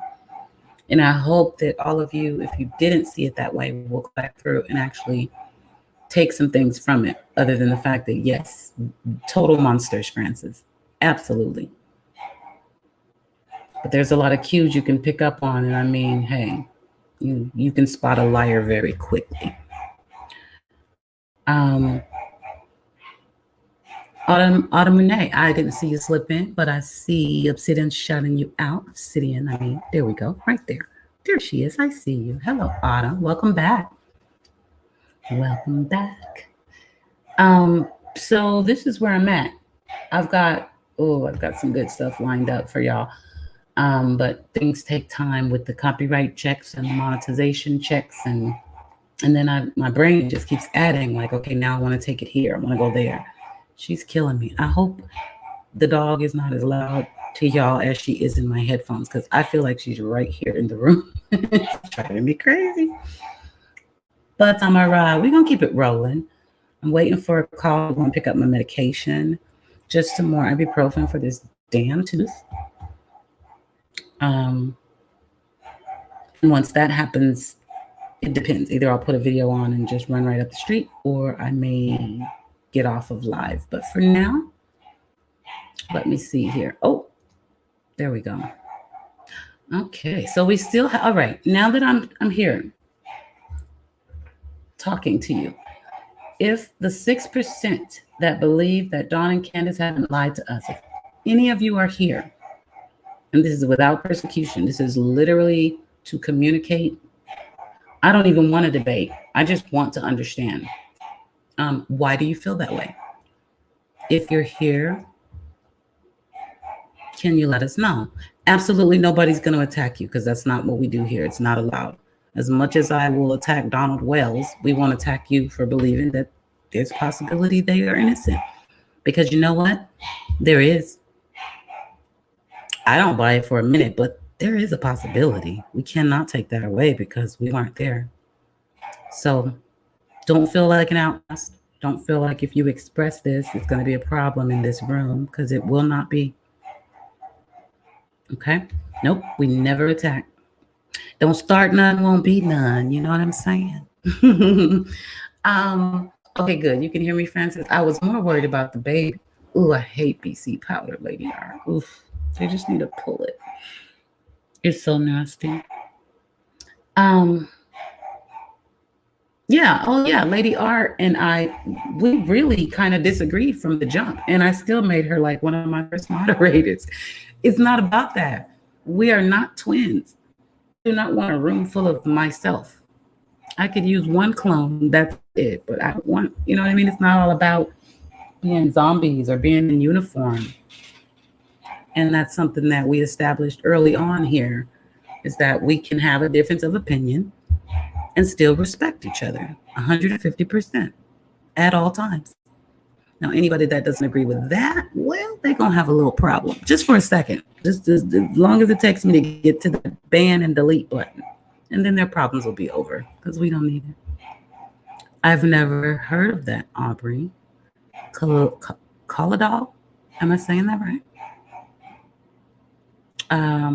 What is it? No, I've never tried it.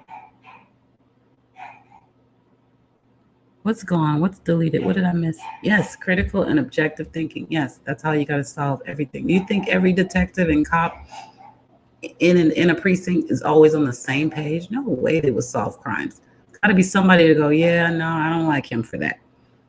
I'm thinking this. But they don't quit their damn jobs and hate each other. You know, they still go to the damn Christmas party. So yeah, it's okay to be yourself. Absolutely. We were talking about the video. I think I premiered it yesterday or day before. It's being retitled actually, but this one was called Groomers, Abusers, and most importantly, Survivors. What I'm doing is doing voiceovers because it was done with the laptop and my voice is really low when I come in. And I don't like that because, believe it or not, it matters to me that you hear what I say. I don't just sit around chopping it up when I'm making those videos. So I think that what I say is kind of important so that you understand where I'm coming from with the video or whatever. So I'm trying to go back through all the videos that are like that. Yeah, Francis, she's been a big butt right now. She was quiet as a mouse, but I had my son take her and put her into my room so I could come in the front where the office is because I knew she wasn't going to let me record like this. And so now she's just like, yeah, no, y'all, I don't want to be here.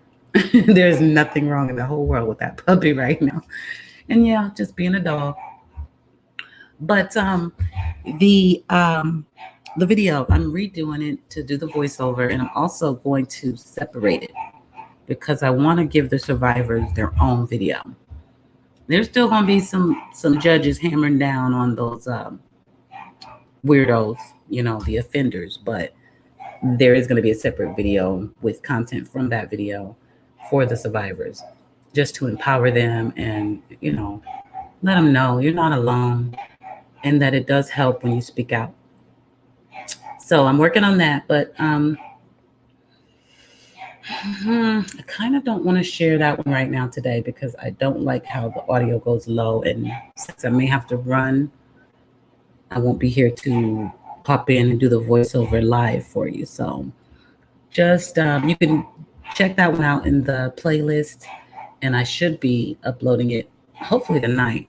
I was working on it before the live, but since I was on my laptop, I couldn't do what I wanted to do and finish it up. But I do have a video that I'm hoping is going to be done any second now. It is another one that is very educational.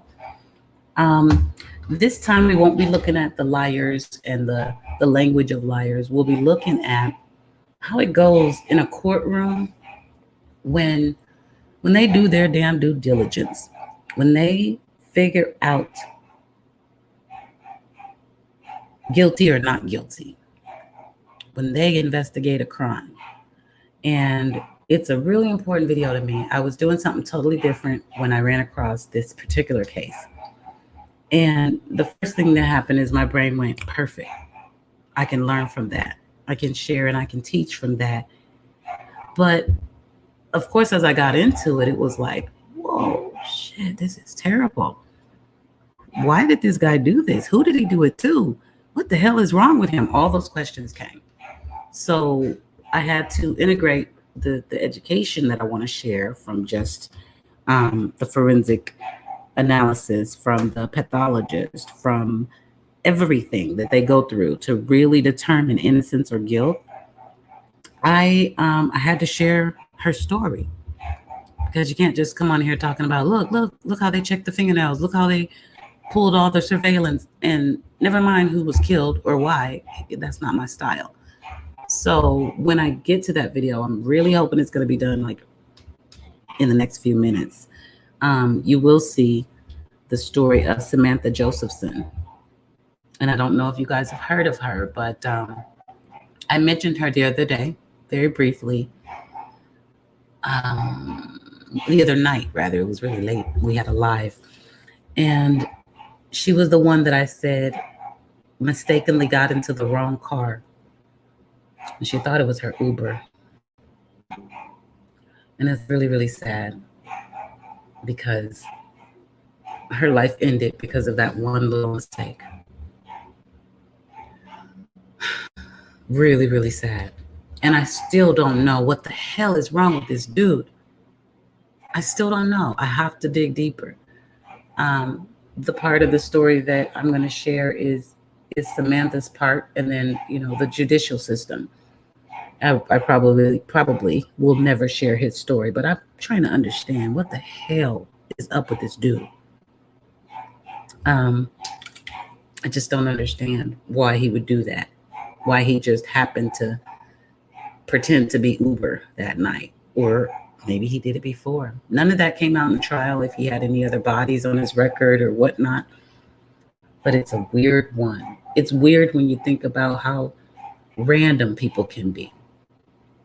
Why? And it's sad because, like I said, she's gone. She's gone, and all she was doing was getting in her Uber. Her boyfriend was mapping her route. And he said as soon as she got in the car, he knew something wasn't right, because he was mapping her route out on like Find My Friend or one of those. Or maybe he was looking at the, you know how you can send your ETA to someone when you get into a ride share. So really sad. And let me check on that right now. Amazing. Puppies will just bark and bark and bark. This is like a baby crying. But if I go in there, she'll stop and look at me. And when I leave, she'll be barking again. Like on Friday, she'll be barking again.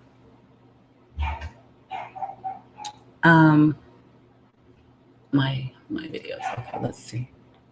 It was at about 90%. It's going so slow. Let me see.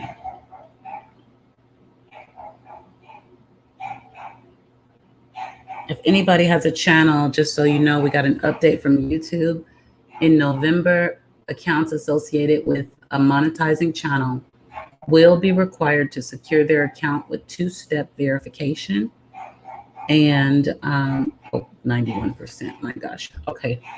And if you don't do that by November, if you don't set up your two-step verification, you will not be able to access your YouTube studio.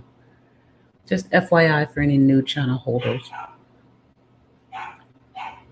So we also learned about Baby Joe's story recently. Very, very sad. Also in Tennessee. The thing about Baby Joe's story that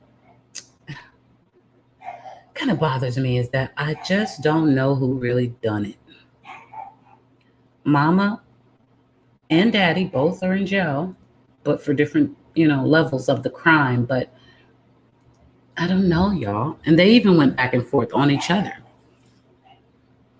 And some people still think the baby was abducted. I don't believe that, but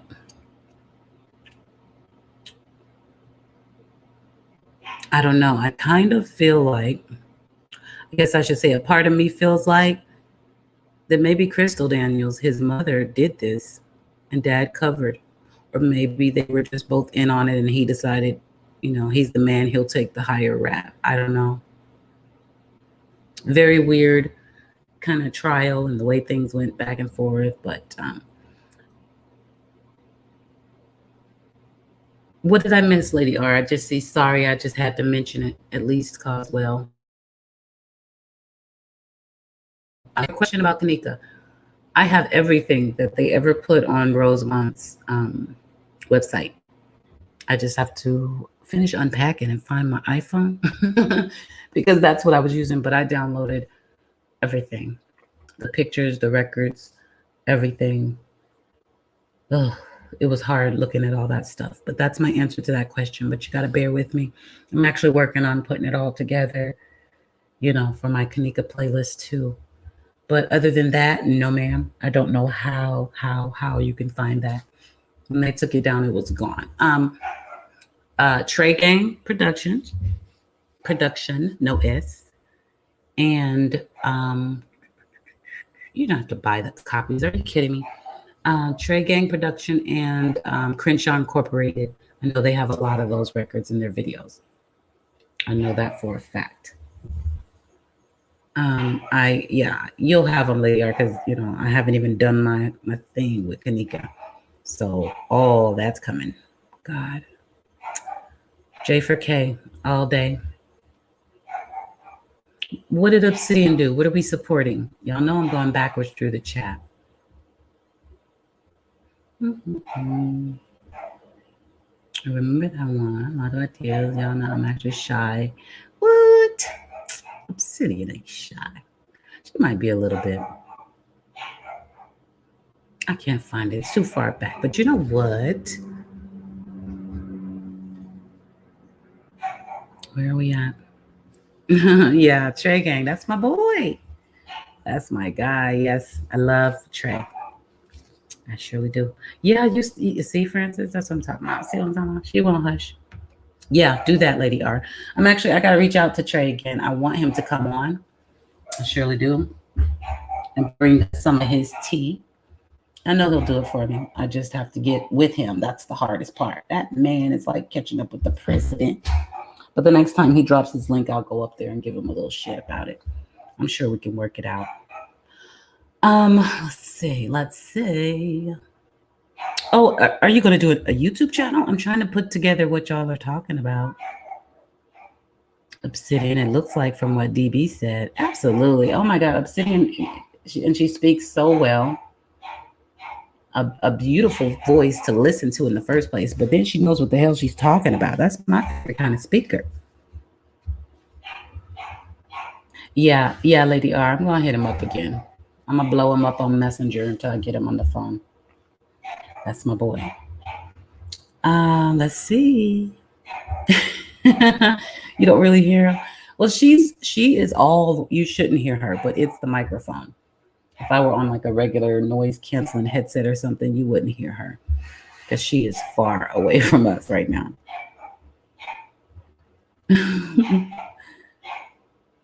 Oh, Obsidian, you need to cut that out. How many times have I said to you, hit me up when you're ready to come on? Hit me up. We talked about this a long time ago. Leslie's going to be hosting. She's my only unicorn right now. She gets to actually host her own show. But I have invited Obsidian up here several times. So don't y'all believe that hype, okay? Don't even buy it. Let me see. Oh, I think she was sleeping, Francis, before I had my son relocate her. And then when she came in my room, it was like, yay. And then I left my room and she was like, what? Wait, what?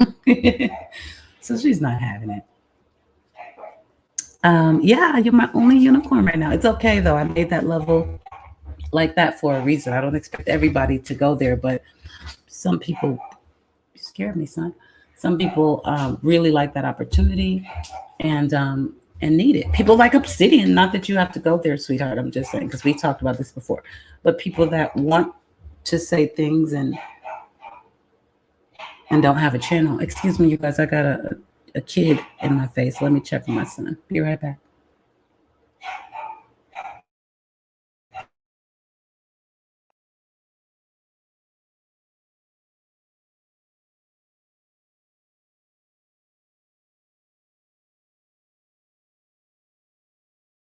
Amari's Law. Amari Nicholson was tragically taken from this world in a violent murder at only 2 years old. When his mother's boyfriend confessed to police, we knew our mission had drastically changed. Our hearts sank. Our worst fears were becoming reality. Amari was beaten to death. If you turn on the news, you'll hear 3 more children were murdered. And the same tomorrow and the day after, the cycle never stops. Oftentimes we hear CPS was involved, but the child ended up murdered months after. Amari was left in the care of the mother's boyfriend and trusted him with his life, only for him to get beaten to death. We want to introduce a bill to help protect children, improve missing protocols, and hold accountability on those who harm children, including those working in careers meant to protect children. CPS, too many flaws in the laws that keep these children in the grasp of their abuser. And more tragically, often than not, they end up murdered, with plenty of warning signs for CPS. Amari's Law. The caregiver of the children should be held to some accountability if they know the persons or person they are leaving their child or children with have history of abuse or neglect on them, or the child or children, or any others. There's too many options available to ensure that kids have a safe childcare and safe places to live, shelters for domestic violence victims and children. These are extreme abuse cases, meaning they complied to CPS programs just to comply, but still physically abused the child or murdered the child. An example? The responsible custodian of the child knowingly placed their child in a circumstance that results in death or reckless endangerment. If laws are in place, we are hoping that parents might be more responsible with whom they allow around their children. We cannot deny that there is a problem with these very circumstances when every week there are multiple stories. A child was murdered by a non-blood relative or caregiver. There will always be exceptions due to circumstances out of the parent's control. Babysitter, daycare, foster care. If these cases occur, the evidence will clear the parents of any wrongdoing. Nothing in this bill will hold parents responsible for unknowingly leaving your child with a murderer. That's not what this bill is targeting. If the person chooses to stay in a relationship or home with the abuser, that person should make arrangements for the child or children to live someplace else then. Cases of clear, reckless endangerment need to be held accountable. Improved missing child alert system. Improved programs nationwide that extend the criteria of what meets the standards of an existing program Amber Alert. We already have a nationwide Amber Alert system, but did you know each state can vary? And more importantly, it's the police officers in the abducted area that makes the call of whether or not the child meets the criteria of an Amber Alert. It comes down to whether or not that child meets the criteria in that certain officer's eyes. They use the best judgment system to assist each situation. That time can mean all the difference in finding a missing or abducted child. Certain states, the criteria requires a vehicle description, but in tourist states and areas, this can prove to be a problem. Valuable time wasted while a child has been taken on foot. If a child is taken from a campsite, if a child is taken near the woods, national parks, national reserves, hiking trails, bike trails, should all be considered in the Amber Alert program. No vehicle description? No problem.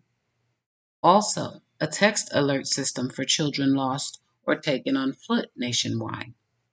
Example, we get an alert on our phones in my community if a child is out wandering or lost. We all receive an alert with the description of the child, age, height, clothes last seen in, and affected area. Not every state has this, and we think it is vital in high population areas. Child Protective Services. If you've ever volunteered for CPS, you know that Child Protective Services and the laws in place that they follow are structured to actually keep families together. But if you've ever had to deal with them from a citizen's point of view, the experience is varied from case to case. Often there are cases children are left to die in homes they should have been removed from. In order for CPS to change, we have to research those laws by state and see where they need improvement. It's not an easy task, but we can fight for it together. We need serious improvements with these government programs that exist to protect these innocent children and help build stronger families. There have been many CPS cases where the mother has also been a victim of abuse, and there has been no protective program to save them. If we can create a special program that specializes in these extreme abuse cases, we can save more families. We also want to work on building community outreach programs in Amari's name. We are willing to team up with other nonprofits in different areas of the country to establish this. This is just a rough draft of what we would like to include in Amari's law. It's open for debate and it's open for improvement.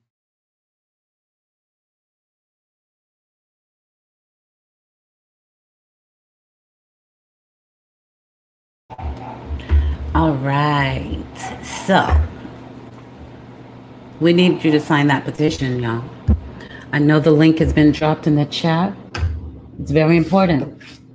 We want that Amber Alert to go out just because a baby is missing.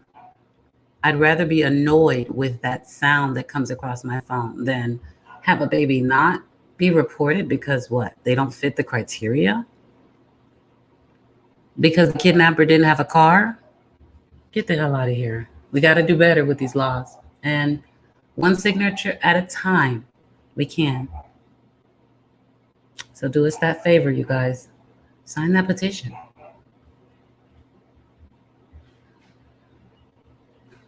I am going to share my screen. I've got a couple of things I want to show you while we wait on Samantha Josephson's video to hopefully get ready. But I have a couple of other things I want to make sure you guys have seen from the playlist and from some of my other creative friends out here in YouTube land. There we go. So the first thing I have here is from Evil Exists. They think outside the box. I like it over there. This one says, Candace posts on Facebook, not about summer. Well, I'm not surprised. I have heard a little bit about this post, but I haven't seen it yet because I've been with y'all all day. So let's go ahead and see what she's talking about for anybody who hasn't seen it. That's right, Francis. See something, say something. Absolutely. Please, please don't be that one that says in the interview after the baby is gone, I know I kept hearing that baby crying all night, because you, my friend, have blood on your hands.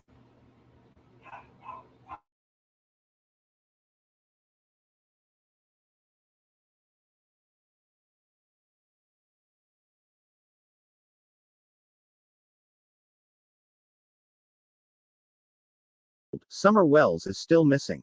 All we hear nowadays is that the investigation is active and ongoing.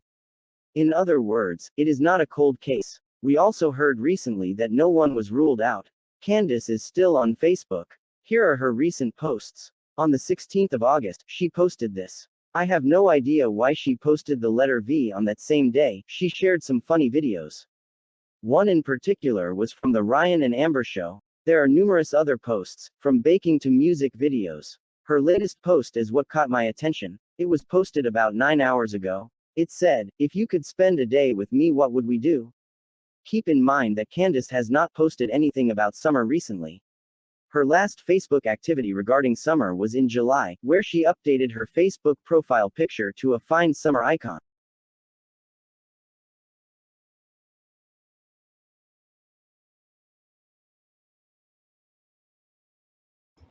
Interesting. So if you could have a day with me, what would you do? That's what's on her mind? Bitch, I would lock you up. My bad, y'all. That slipped out. Autumn Rose, yes. We have to stop normalizing, ignoring, not wanting to get involved when seeing something is off. Period. I don't care if he looks a little strange, if he was looking too hard for too long, if they turned behind you for too many turns, whatever. Say something. Let them figure it out on the back end before you become a statistic or help them create one. Seriously. Too many times I've heard that. Too many stories. Oh, the baby always was crying. Oh, she always looked so sad. She never talked to anybody. She hardly came out of the house. So you saw something and you never said something? How do you go to bed every night when you know that baby don't stop crying?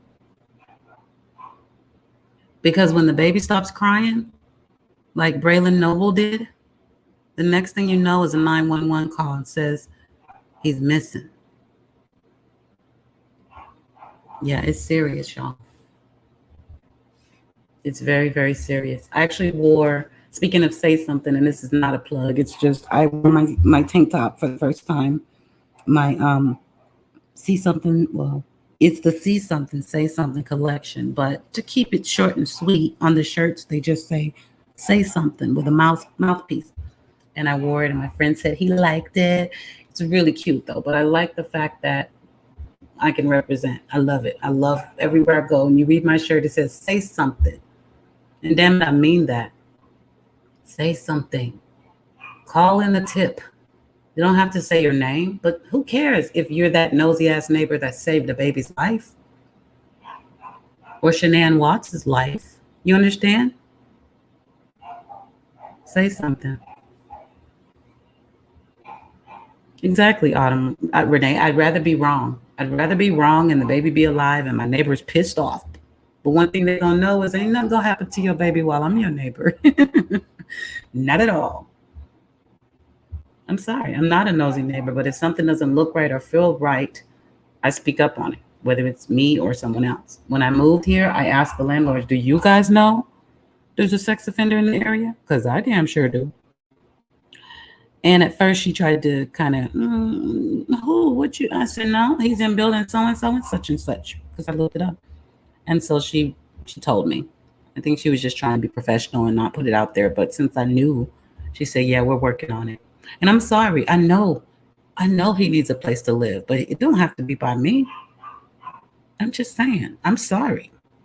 He can go out there and camp in the woods with those people we saw in the grooming video for all I care. I just don't. I'm sorry. Until they can show me some sort of reform that actually works, because I haven't seen any.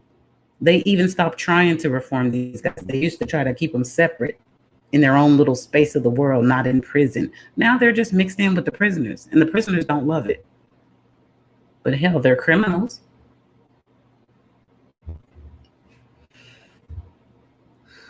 Anyway, that was an excellent show. Yes, we can actually, you know what? We can actually go there.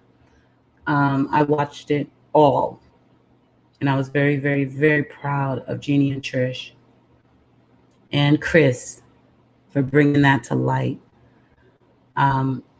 They are true survivors. There was so much love in that chat room, so much empowerment. I got chills right now. Her story is so sad. And this is the woman that Donald Wells said initiated things at 5 years old. And it's blowing everything out of proportion and should have called the law on him 35 years ago. He is an asshole, y'all, straight up.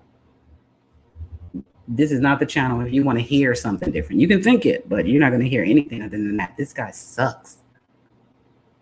And he's still hurting her every time he comes on lying and denying. So she needs our support. She needs to know that we understand and we agree. And that little funky ass, what did AB call it? Voices behind the drywall channel over there is nothing. They literally are a non-factor. And when this is all over, I don't even know what they're going to talk about anymore. Damn sure don't want to hear about their extra cheeseburger from McDonald's. Yes, Saba, we're going to go there. We are going to go there. You're going to be my editor, Obsidian? You talk a good one. Get well and get to Vegas. Because you know what? I need to have all my conversations with you eyeball to eyeball. That's how I do my deals. Because we can make it work now. Oh, this tooth. Okay. So, yes, because that'll help me out. Let Chris do some talking. And Trish and Jeannie. Trish is awesome. Everybody needs a daughter like Trish. I can't imagine having to help my mom fight through something like that her whole life. Watching her be attacked by family just for speaking her truth.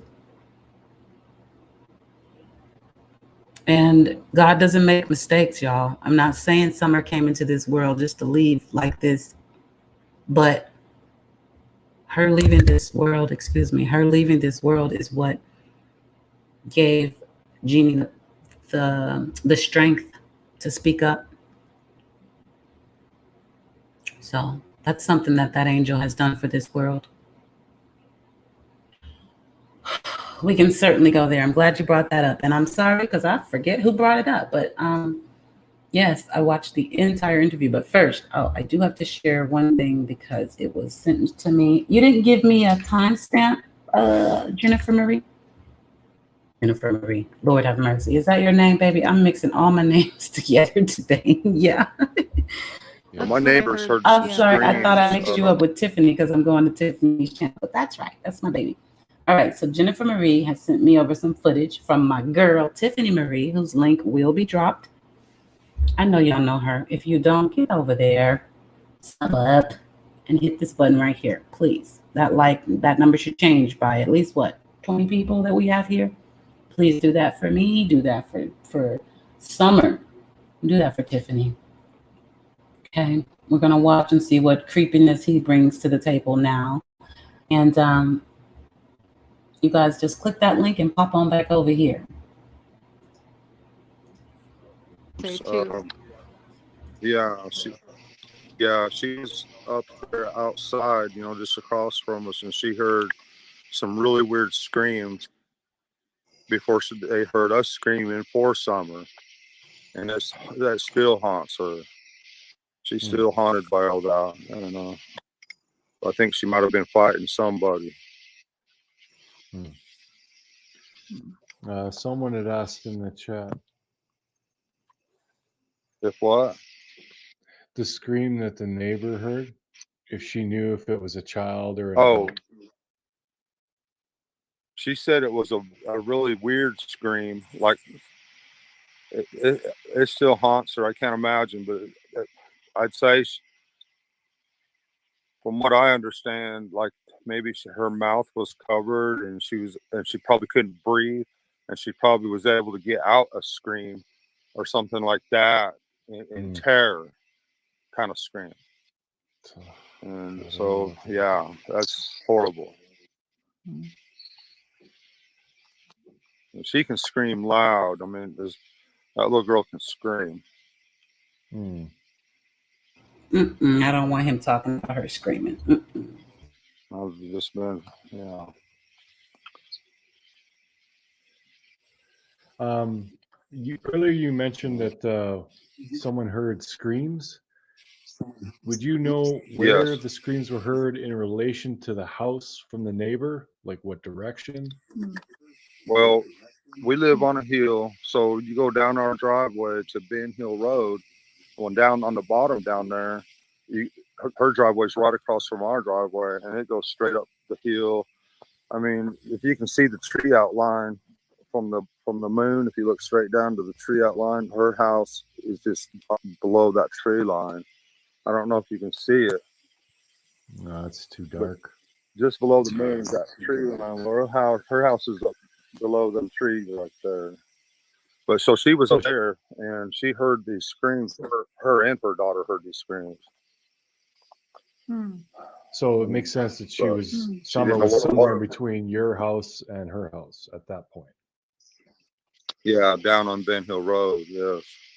They're wondering, was the screams you heard, was it a child, an adult, multiple people? If what? The scream that the neighbor heard, if she knew if it was a child or an adult. adult.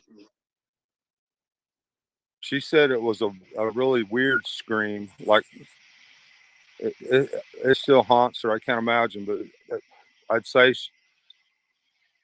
from what I understand, like maybe her mouth was covered and she probably couldn't breathe, and she probably was able to get out a scream or something like that in terror, kind of scream. And so, yeah, that's horrible. And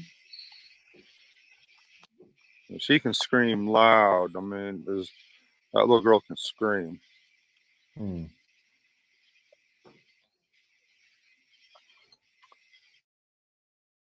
Yeah, it's not. Well, not just she tried to tell law enforcement that, but I don't think law enforcement took it serious at all.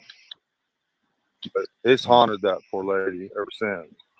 I was talking to her one day and she just started crying. Real emotional about it.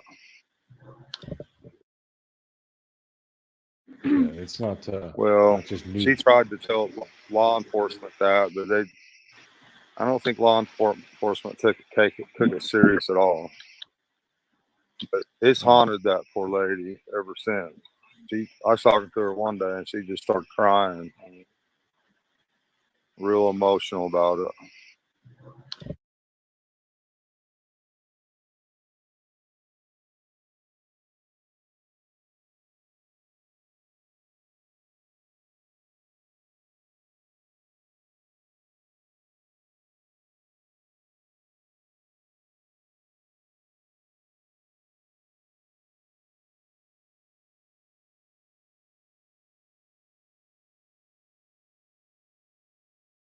Some screams.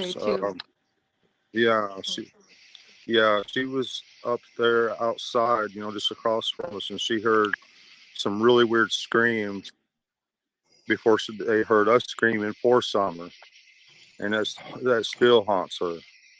She's still haunted by all that, and I think she might have been fighting somebody. Someone had asked in the chat. If what?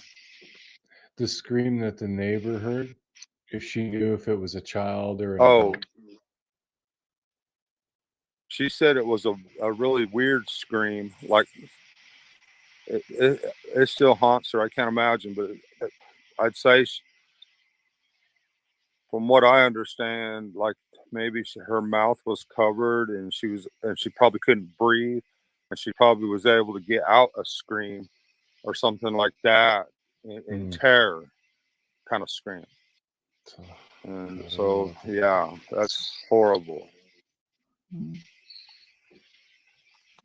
And she can scream loud. I mean, that little girl can scream.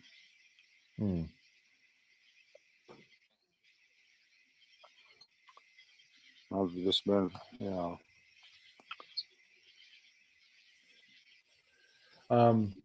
Earlier you mentioned that someone heard screams.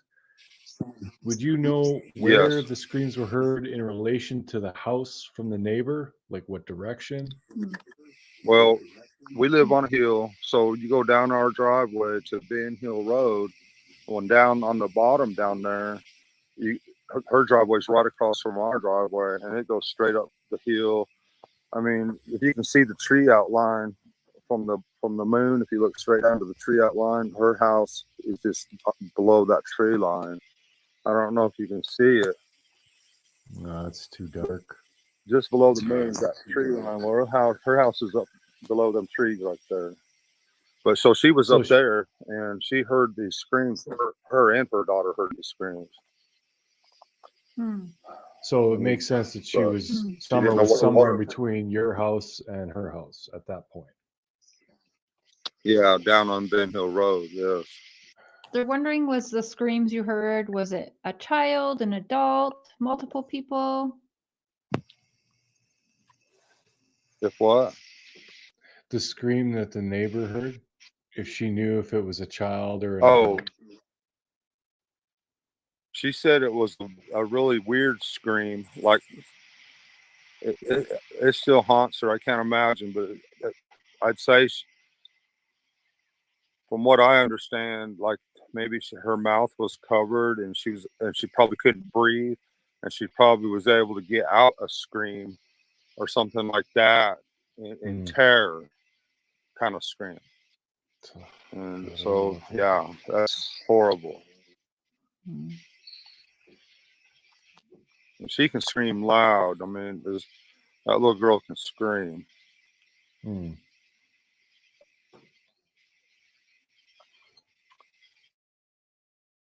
it's not. Well, she tried to tell law enforcement that, but I don't think law enforcement took it serious at all. But it's haunted that poor lady ever since. I was talking to her one day, and she just started crying. I mean, real emotional about it. Yeah, it's not. Well, just she tried to tell law enforcement that, but I don't think law enforcement took it serious at all. But it's haunted that poor lady ever since. I was talking to her one day, and she just started crying. I mean, real emotional about it.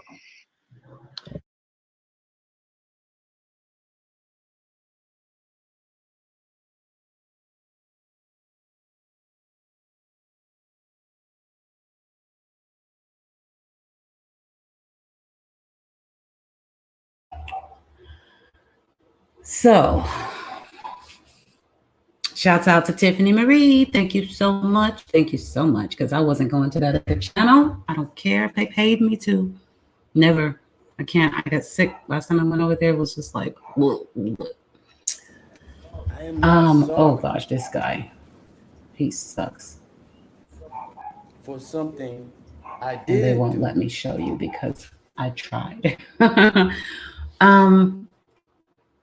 So there's a woman, he's saying, that lives down the road, Ben Hill Road, that heard a muffled scream, is what I think he was describing, from her, over her mouth. And she screamed really loud, so loud that this lady heard her. And she was torn up, just broke down in tears talking to Dawn one day. But we haven't heard a damn thing about this, Dawn, from you nor her. And the TBI wasn't trying to hear it from her, he says. So she could be just as real as the yellow truck, or I'm sorry, it was the yellow 4-door car, Don said. And anything else that Don has said, as real as a leprechaun, as real as the names of my membership, Bigfoot. No, not all of them, because dolphins are real. But you know, the mermaids, the unicorns, the beautiful mythical creatures. That's what Don likes to talk about. So that's what he just told us. Somebody heard a whole scream right in the nick of time, and the law didn't even care. And he's just now telling us this, literally over a month later. Well over. So I don't buy it. But there it is. I shared it. I also found something else that I want to share before we go to the interview room. And this is supposed to be an extended version of the dispatch call that we've all heard from Summer Wells the day she went missing, June 15th. And looks to be about 11 minutes long. Let me find it right here. Let me mute it for a second. Okay, moderators, please drop the link for Red Rum Media. That is where we're getting this video from. And let me pause this. Oops, I missed it. I'm gonna bring that back and read it to you. It says, warning, the audio you're about to hear has been edited from a multiple hour audio file. With that being said, we cannot 100% guarantee the accuracy of this audio and its contents. Some of the audio may be from a different 911 service call in Hawkins County on the same day. However, we did our best to eliminate any irrelevant calls in this video without removing anything important. Okay, so there's our disclaimer. Look for the link, Red Rum Media. Pop over, hit this button right here, the thumbs up, y'all. Thank them for this. And so they will know that we are sharing out of love and respect for their channel. And here we go.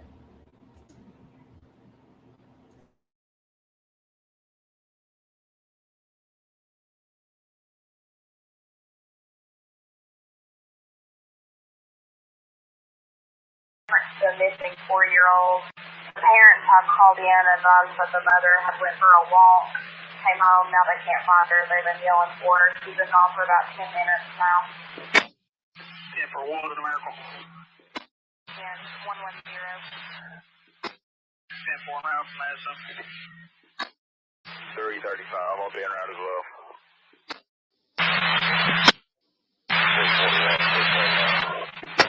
Go ahead.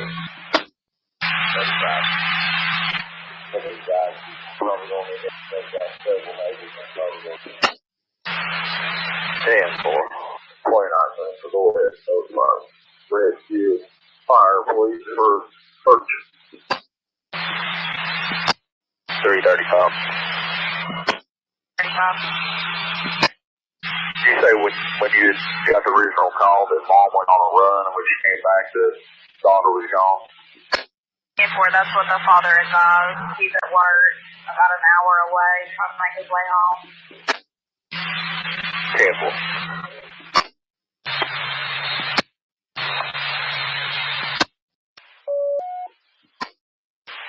C12 Central. C12 will be in route.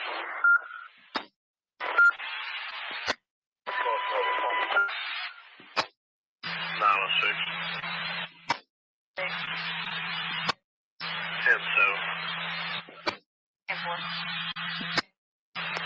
29 seconds. Notify 302. I had him on the phone with Monty. You're on serum. Answer any questions he may have on it. 10-4. You want us to try to contact Dana? Let 302 know, and I think he's going to let rescue make that determination. Yeah. 29, go ahead. 302 has been notified. He also wanted me to just remind you to be sure check the house, camper, even if they said they've already had. Yeah, boy.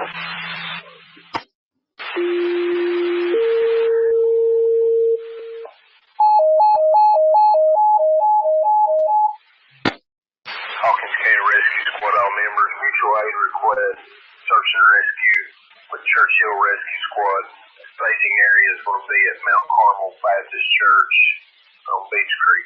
Hawkins County Rescue Squad, all members, mutual aid request from Churchill Rescue on a search and rescue.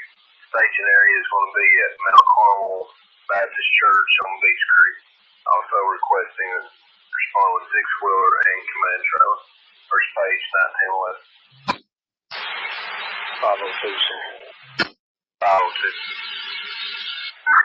We acknowledge the page and the resource request. We've got several here at the station. We'll be en route in just a second.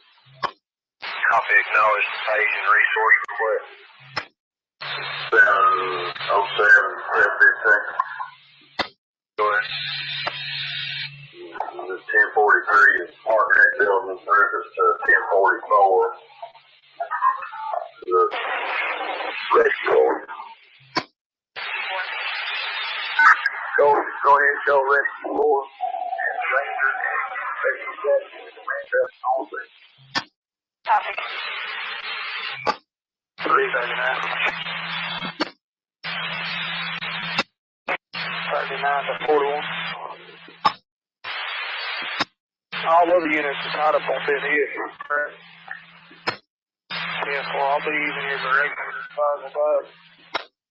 10-4, I'm leaving the LTO here. For the complainant or the suspect? That's it. 806. Yes. Is 317 on the scene. 16's en route. Detective Britt, is he on the scene? We've not been advised. 10. And trailer to 302. Go ahead. Britton's on scene. 10-4.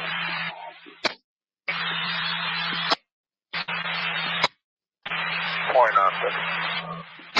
29. Get hold of 334. About then we need 2 units to come in to answer call, please. 29, go ahead. Make contact with 34. He's gonna get 2 units.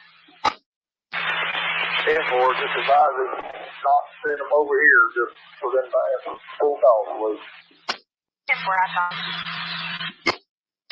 37.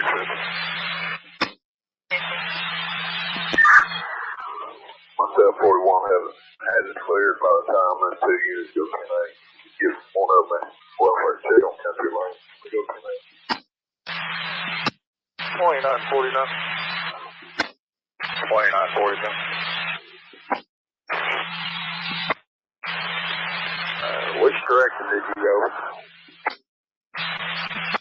Under the Mount Carmel Freewell Baptist Church.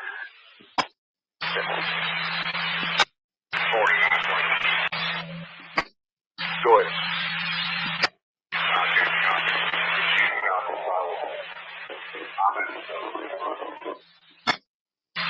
Temple.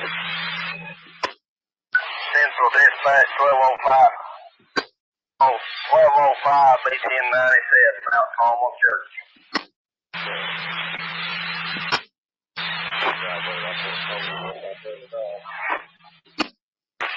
1415 to Central.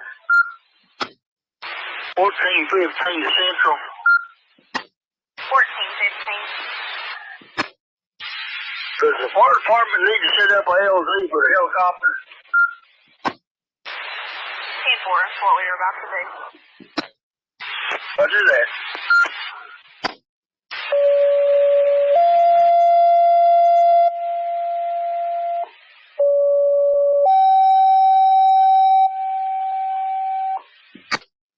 Attention purchase, Churchville Fire Department, and all members to respond to Cherokee High School to set up an LZ for Highlands at approximately 600 ETA.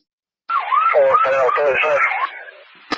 1415 Central. 1415. On scene, it's LZ. I'll have LZ command at this time. Copy. LZ command to Central. LZ command. Go ahead and signal 9 Triggersville, please.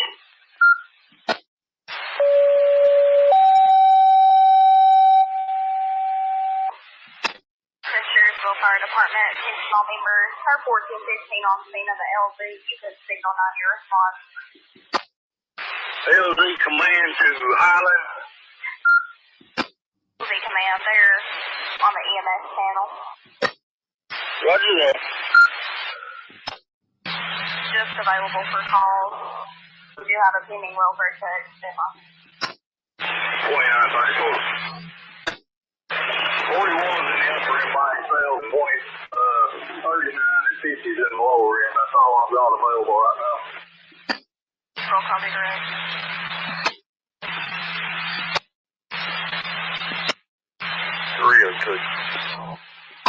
That's it. I heard 34 is 10-8. Which other unit is coming in? 14 advised. What other unit is 10-8? We're going to go 10-8. 302 wants to know. LZ command to Central. LZ Smith. Helicopter sitting on the ground. 10-4. Your other units to go 10-8.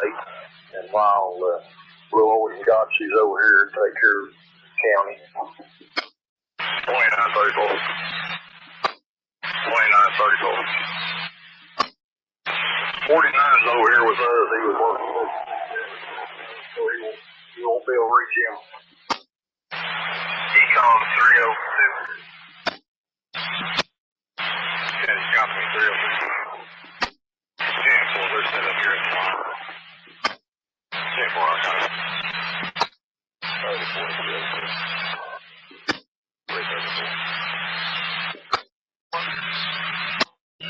44, 5,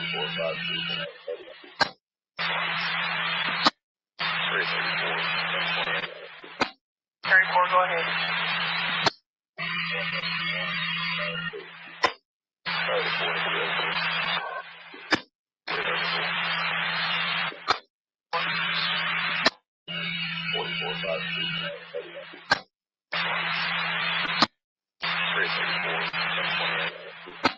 34, go ahead.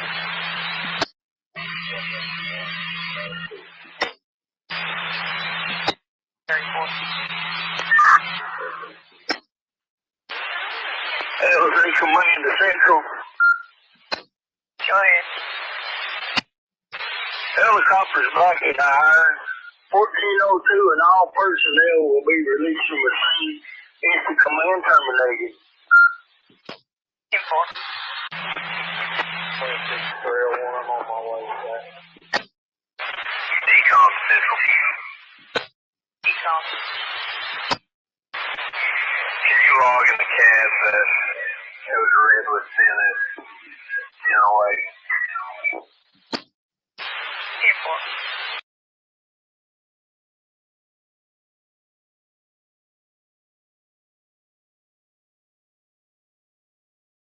So a little more to it.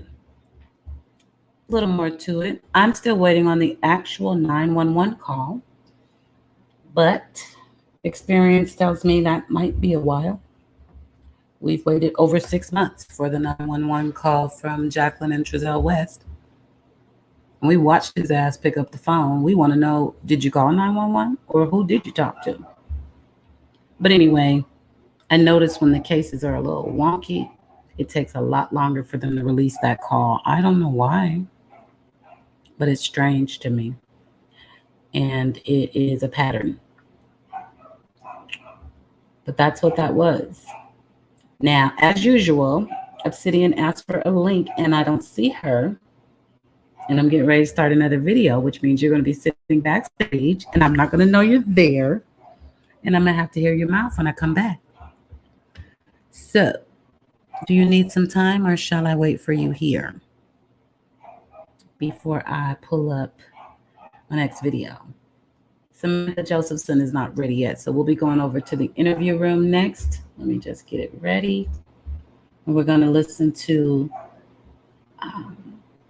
it's hard to only listen to a portion of something like that. You know, Chris doesn't mind his stuff being shared, so we're going to listen to all of it because I just don't feel right chopping up what Jeannie went through. You know, she didn't go through it in spurts. So that's where we're going. Let me get it pulled up and then I'll check and see what you're saying, Obsidian. And then I'm going to go and give my dog a snack. Let's see. I have it here. And I know by the time Chris' interview is done, Samantha Josephson should be ready. So I'll take you there so you guys can really dig into this with me. Forensics, DNA, cell phone pings, the whole 9.5. Everything we're waiting on for Donald Wells, they did that in the Samantha Josephson case. And it's good stuff that I want to share. But for now, what am I looking for? I saved it here. Goodness gracious, puppy. I can't think when she does that. Wait, is that the one with his, yeah, there it is. Stepsister talks to the interview. Don Wells' stepsister talks to the interview room with Chris McDonough. We definitely going to drop Chris's link in the chat, no doubt. He gets all his credit, 150%. And I'll be adding all of this, plus Tiffany Marie, Evil Exists, Red Round Media. Everybody will be in the description. It's just a little hard to do while I'm in the live, and we know I don't really write out an agenda, so I roll as I go, and then when I'm done, I'll go back and put everybody in there. But in the meantime, remember, all links are always put in the chat, and you don't see it or you miss it, I should say. Just ask a moderator, who are we watching? They'll drop the link again because we always give credit over here. All right, with that said, let me pause. Chris is about to get started. Obsidian is not here. Let me read. You're busy with wardrobe. Get the hell out of here. Are you know what, Obsidian? Get it together and text me because I won't be looking at chat for a moment, okay? So when you get it together and your wardrobe is, you know, spectacular and everything, text me. Seriously, don't write it in chat or email me because I probably won't see you sitting backstage. All right, I'm going over to the interview room, you guys. This is Don's stepsister, Jeannie, and Trish, and her story.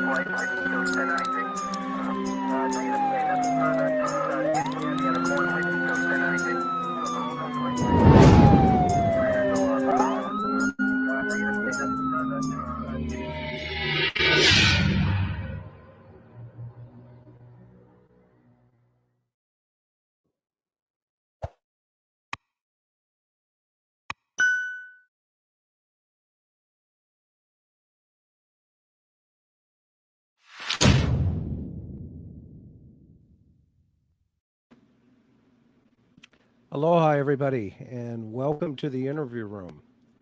I'm grateful that everybody is here tonight. We've got a lot to cover. The name of this program tonight is 40 Minutes. And there's a reason for that. And we're going to connect the dots towards the end of the program tonight. I want to thank everybody for subscribing, for believing in us. All of our members as well, and of course our mods who work so very hard. We can't thank you, Miss Sophia, Maui Girl, Mimi J2, Miss TJ, and of course Four Sons Mom. We're so grateful for each and every one of you tonight. To our friends around the world, outside of North America, thank you for staying up late. Thank you for keeping it classy. And I promise you tonight will be riveting. Tonight's topic, I want to give you a heads up, is going to be very sensitive, and it may be very hard for some of you. So I just want to give you an opportunity. We're going to talk about SA. And so if this is a trigger for you, I want you to please consider maybe catching this at a later time. But if not, would love to have you here as well. The information you're going to hear tonight from our special guest, and our special guest tonight is Jeannie, who is Donwell's stepsister. Dylan, let's bring Jeannie in here for a second. Hi, Jeannie. Hi. Okay, so if everybody, I hope you can see this wonderful survivor, and we're going to hear from her. You're going to hear her story. And so I want everybody to remember what you're going to hear tonight. Jeannie, you've already given all of this information right when Summer went missing to TBI. Am I correct? Yes, that's correct. Okay. You called them and gave them all this information. So they've had it for how many months now? What's it been? 2 months, I guess. Okay. It's like the second day after she went missing is when I called. Okay. So day number 2. Okay. Yes. So folks, this is about Summer Wells. This brave woman who is here with us tonight also brought her daughter with her for some support, and that's Miss Trish. So if we can bring Trish in. Okay. Hi, Trish. Hi. And I love your pictures, by the way. And out of respect for you girls and the family, we thought it would be best just to use the audio here tonight. In our chat tonight, folks, we want to remind you to please be considerate and classy. I want to tell our mods, if there are anybody in here that cannot follow those rules, you have 100% of my support to send them into the atmosphere. This platform tonight is not about speculation. It is about facts. These sweet women in front of us tonight, Jeannie specifically, has a story to tell, and it is truthful and factual. So I just want to refresh for everybody what we know about Summer today. She has been missing since June 15. The first 911 call came in at 6:23 approximately p.m. TBI and FBI Hawkins County sheriffs are still actively investigating this case. It has not gone cold, and to quote Sheriff Ronnie Lawson, everything is still on the table and everybody is still a person of interest. In my opinion, there are 3 possibilities for review that will help us understand the possibility to probability. The first is an abduction theory. The second, is this an accident or cover-up? And the third, could she have walked away? So with that said, I want to talk about victimology about Summer and her surroundings and her environment, and why Jeannie's courage to come forward in the very beginning, the second day. And Jeannie and I, we've spoken a bunch, for the last, I think, 30 days at least, right? Yeah, we have. Yeah. And she's put up with me for at least 30 days, now. But while discovering some victimology on Summer, we also discovered that past behavior that might impact Summer. And that is a history of SA in the family. Why is this critical, you may ask? because past behavior involving children could come into play with future behavior about children. And I'll give you a couple of examples: neglect, drug and alcohol abuse, SA, physical abuse, mental abuse. So the courage that Jeannie has and the strength, day 2, you're going to hear it. And I am so proud of her and proud of Trish. Trish came out early and made some statements, and we're going to talk about some of those as well as we go along here. But first, I think it's important to hear Jeannie's side of what's taking place here in her life. And I hope some of you get so much strength from hearing her story and send her the love that she needs and deserves. Since, how old were you, Jeannie? When did this actually start? Well, from my memory, it was about 5 years old. Okay. So let's walk through and unpack some of the things that you remember. And I want to start with giving us an understanding of the dynamics of the families at that time. I'm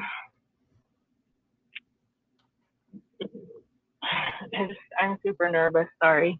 No problem. Take your time. And again, your job is to breathe and take your time. Okay. This is a very slow process. So whatever you feel comfortable with, you go there. Okay.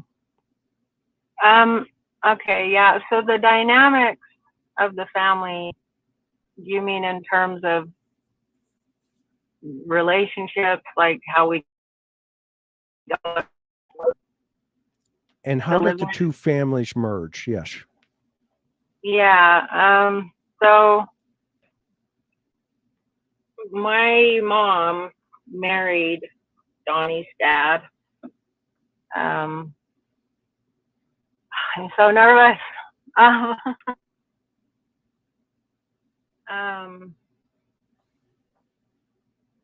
And we lived in this little trailer in the beginning.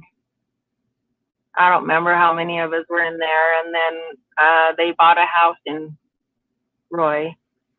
And that's kind of where everything started for me, from my remembering.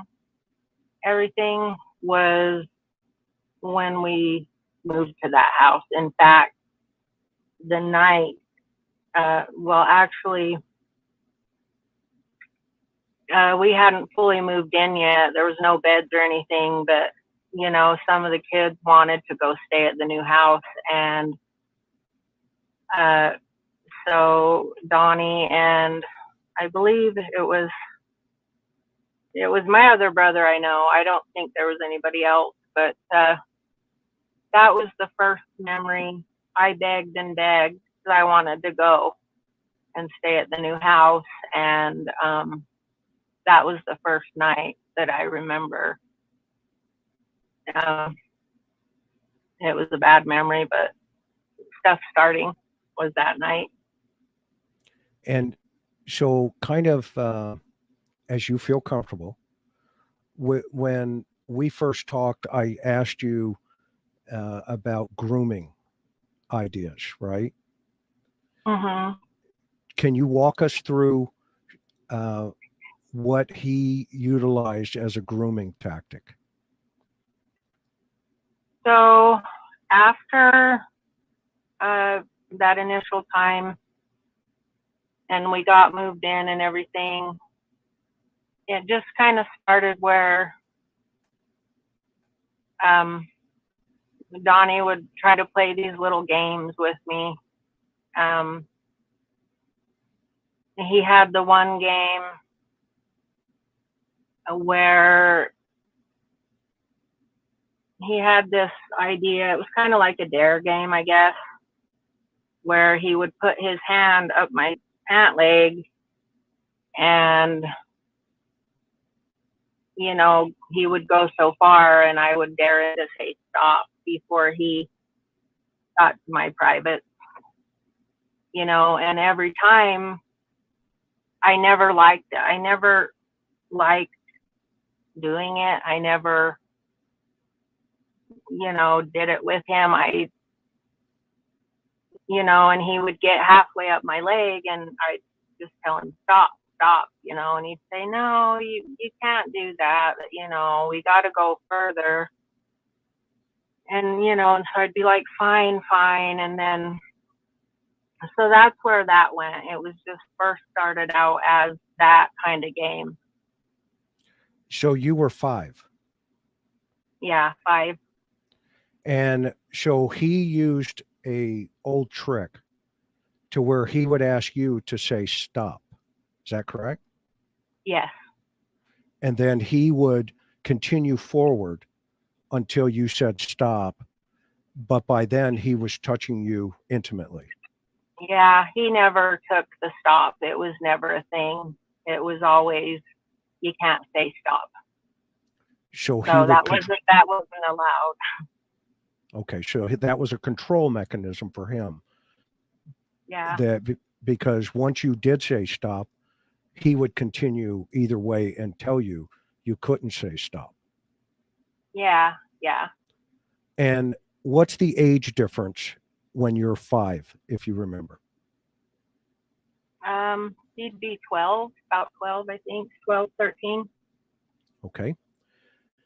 Now, when you were 5, about approximately how often, and by the way, where would you be when this would occur? The first night was in the house, and you remember that first night you told me. Yep, it was in my parents' bedroom. We were sleeping on the floor. Okay. And where was he sleeping, and where were your parents, if you remember? The first night we stayed, Yes. my parents didn't stay that night. They just let us come and stay in the house because we weren't moved in yet. So And all the so- kids in this blended family had an opportunity to go stay at the new house that was just bought. Is that correct? Yeah, in a sense, we begged to go. Okay. We were excited. Yeah, which kids do. And a 5-year-old, I mean, who wouldn't want to be with their siblings, right? Yeah. Okay. So now walk us through the second time he assaulted you.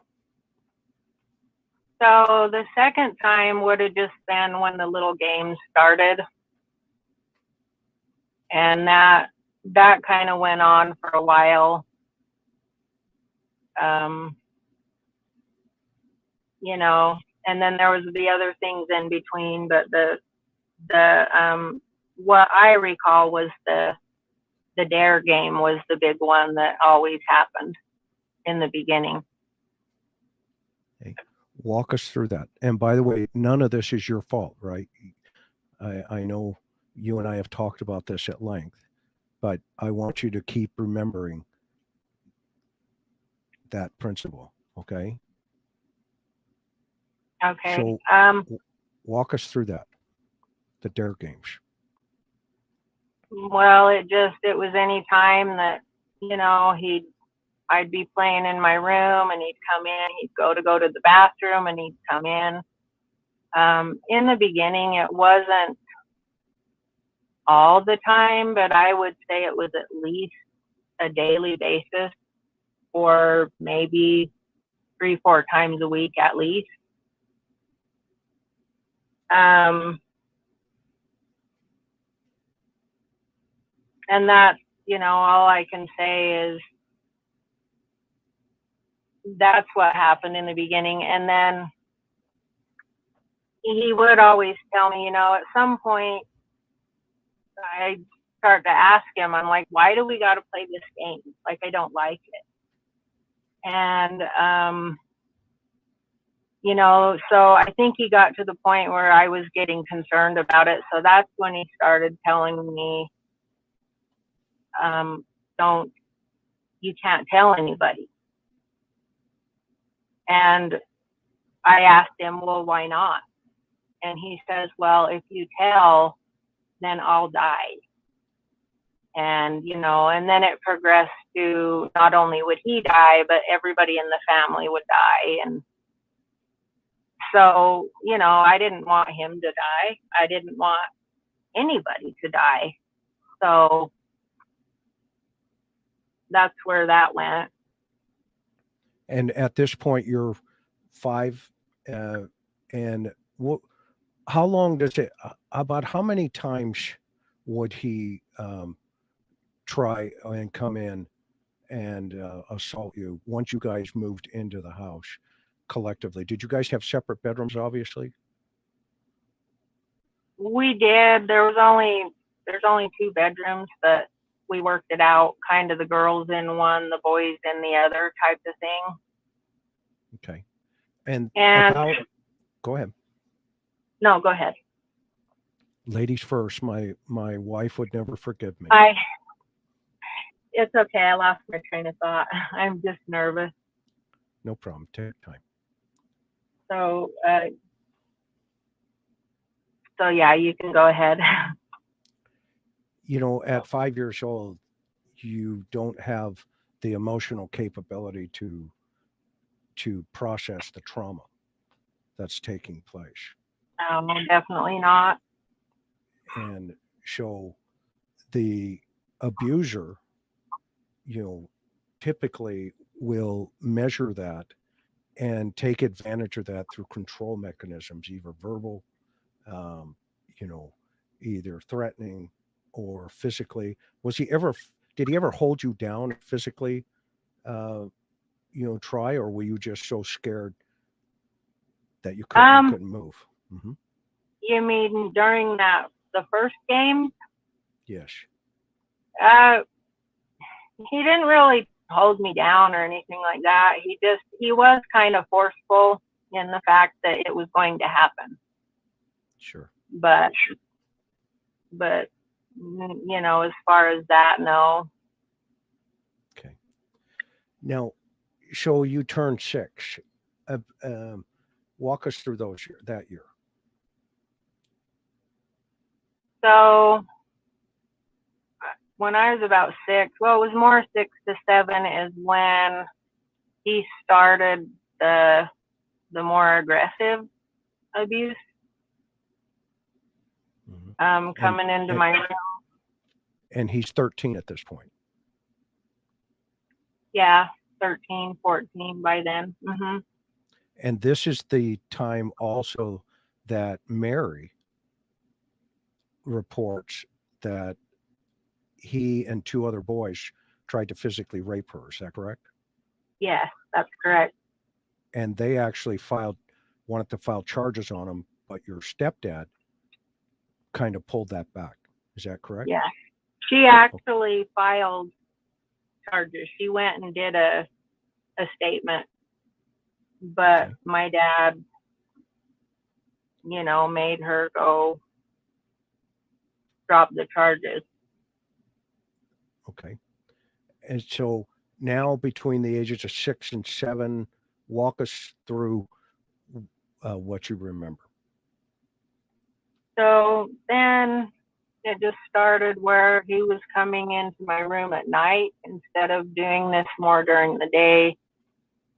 It was more at night, and he was getting more aggressive in the stuff he would do to me. I don't really want to get too into it because I probably can't talk about it, but it's not necessary. I support you 100%. Go ahead. You know, and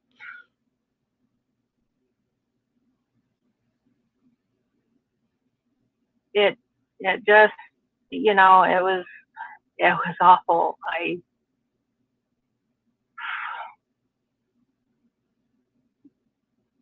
You know, I would try to do things like wear several pairs of pants to bed.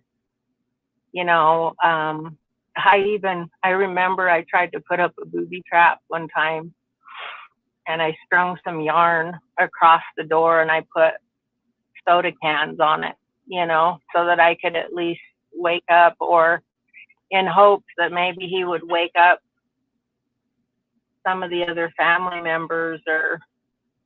And at this time, I had the room was just mine, because I think Mary went and stayed with our biological dad for a little bit. And so I was just in the room for most of the time, unless somebody came to stay or whatever, by myself. Okay. Let's move forward 8 and 9. And oh, by the way, from 6 to 7, how often would he come into your room that night? It was pretty much every night. If he was there, because there was some times when, you know, he wasn't there, but he did live with us. You know, I've heard people state that he wasn't there, but he did live with us for the majority of the time. He was enrolled in school. He went to school with Mary for years. Anyway, just it was every night practically. I remember that. Okay. And did he ever get caught when you were, you know, between that age group, if you remember?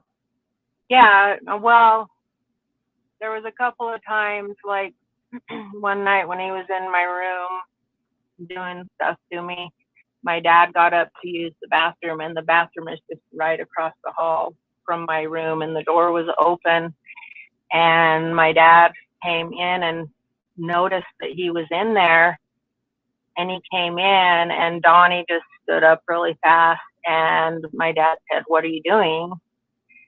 And he just, "Oh, you know, I was sleepwalking." You know, and I'm sitting there thinking, I was just so happy because I thought he's going to get caught, you know, this is going to stop. Yeah. And my dad just told him to go back to bed, and that was it. Yeah, and that became the learned behavior, didn't it, later on? That he would utilize that excuse a couple other times. Oh yeah, he did. He used it a couple of times, yeah. Yeah. So I'm just for clarity, I'm going to talk to the audience here. And by the way, you have a tremendous amount of support going on over here. Okay. And it's important for people to understand that, you know, past behavior, the reason why they have registered sex offenders and why they don't register alcoholics, for an example, because registered sex offenders are just that. They are SA offenders, and they need to be monitored because these behaviors that they learn at a very young age ends up progressing up here in a fantasy, and it keeps projecting itself. So this is why it's critical to understand past behavior, which could be indicative of future behavior.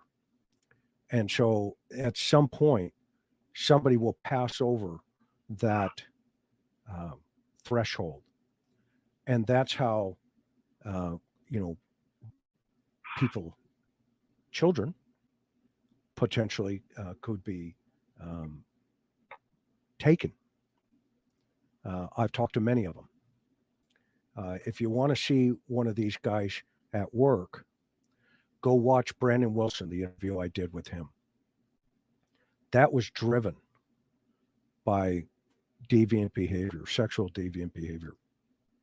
And eventually he got to a place where he made a decision where he had to do something and take something. And that was the life of a 9-year-old boy by the name of Matthew Checky in Southern California. I was the case agent on that case. So if you don't understand that principle, then you're not going to understand why Jeannie is so important for Summer. Because the second day Summer was missing, Jeannie reflected on her own life experiences and picked up the phone. And she called TBI and reported that she's a survivor and told her story. And in my opinion, she's a hero who's done nothing wrong other than looking out for Summer and hoping that her story helps in finding where Summer could be. So let's walk through 9 and 10 now, if you remember.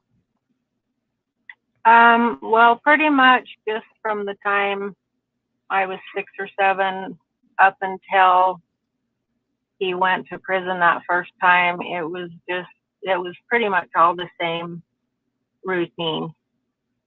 There was an incident where my friend, one of my friends, stayed the night, and we had bunk beds, and I didn't think about it until it got bedtime, and I knew because he came in every night, I knew there was a chance that he was going to come in, and I begged my friend to sleep on the bottom bunk because the top bunk for Donnie was easier access because he would be right there, and she wanted to sleep on the top so bad. And so I was like, okay, and so I let her sleep on the top, and sure enough, he came in, and he started doing stuff to her, and I woke up. She woke up. I woke up, and I kicked him really hard. I was so mad. And then he went out of the room, and we kind of just went back to sleep. And in the morning, my mom was making us all pancakes, and she was telling my mom, not in so many words, because, she was just saying, Donnie kept coming into the room last night, and my mom, I think she was a little suspicious, and she was just like, what for, and my friend just kept saying, well, I don't know, but, and I just kind of looked at her and gave her this look, like, just don't say anything, because it was just, we were supposed to keep quiet, and so there was that incident, and then So that was one of your girlfriends who spent the night. yeah, And I think it was 5th grade. And he also assaulted her. Yeah, he did. And we did talk about it later, but it was just more of, why did he do that to me? And I didn't know what to say. It was, Right. I felt bad that it had happened to her. Right.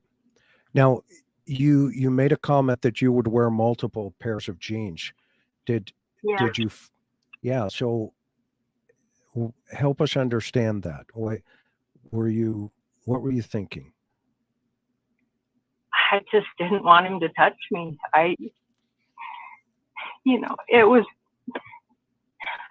It was really painful. Yeah. And I hated it.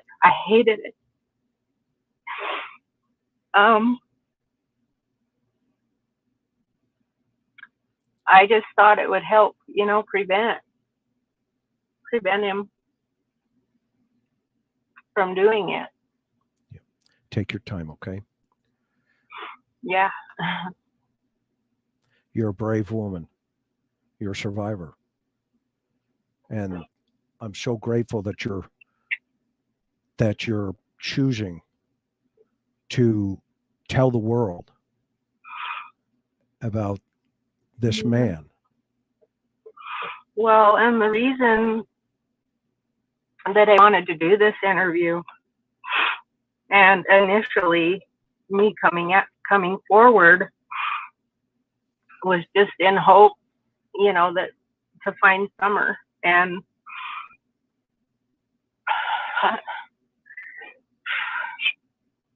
I love you, Mom. Love you too. Just take a breath.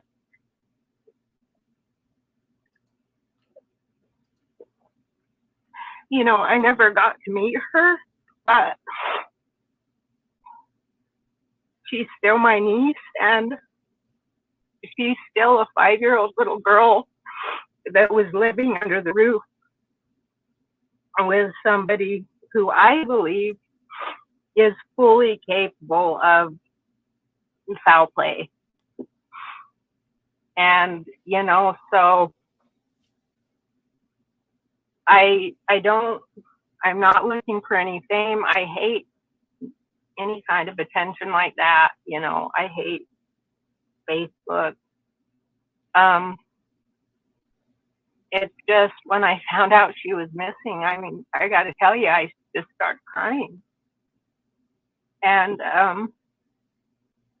I just felt like they needed to know, and obviously I did. I called TBI, but the media has blown this out of proportion. But, my intentions have always been for Summer, 100%.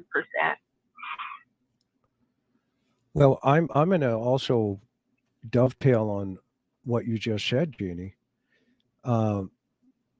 Had you not come forward, then nobody else would have known that this is a possibility for Summer. What if she's you, right? That's what you were thinking. Yeah. And so I want to ask all the naysayers, what do you know? This woman is a survivor. And you see, me going down this road, when I started with Summer's case, I didn't know the depth of what you're telling everybody tonight. And neither did they. So, mods, I will not have anybody disrespect this woman. And if you don't want to be here on listening, then leave. It's that simple. Just leave. Okay? She's a survivor. You need to be over at that other place and listen. Good luck with that. But I will not let this woman be disrespected at all. I don't care if you don't like me. I could care less. Okay? But this woman deserves to be heard. That's and supported, period. Because she came forward the moment Summer disappeared. Some of you weren't even there that day. I wasn't there. I came 30 days later. So, now it came a place where he went to prison and you kind of had a break for a little while. Is that correct, Jeannie? Yeah. When I was about 10 or 11. Okay. He went to prison for close to 2 years. During that time, it was great, and then the very day that he got out,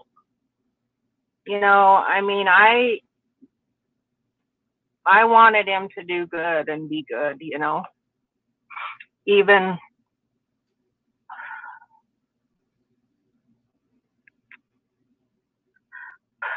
with everything that he'd done to me, you know, he was still my brother. And, you know, everybody was talking about him getting out and starting a new life and everything was going to be better. And, you know, I was happy for him for that. And my dad went and picked him up and brought him home, and everybody sat around the table and talked. And, you know, I felt really good about it. I thought, he's changed, you know. And that night, it happened again, the very night that he tell got back. tell people about that. That's an important story, because he likes to hide, doesn't he? Yeah, he does. So- And so, you know, I woke up to him doing stuff to me, and I wasn't going to have it anymore. I'd had these 2 years of freedom from him, and, you know, I had tried to tell my parents in the past, and I just wasn't going to be a victim anymore. And so I went right into my parents' room, flipped on their light, and I just said it right out. You know, I said, Donnie has been sexually, you know, doing things to me, and I want it to stop. And they woke up and they're all confused, and they kind of asked me what was going on. I told them what was going on. My dad went to find him to talk to him, and he was just nowhere. He had ran and hid. And my dad went and found him out in the shed hiding, and came in, and they had a big talk. I stayed in the bedroom while him and my mom and Donnie talked. And my mom was really mad, and he wanted to press charges. And my dad he really downplayed it. He, you know, he didn't think it was a big deal, you know, and he didn't even want to go into further what actually happened. And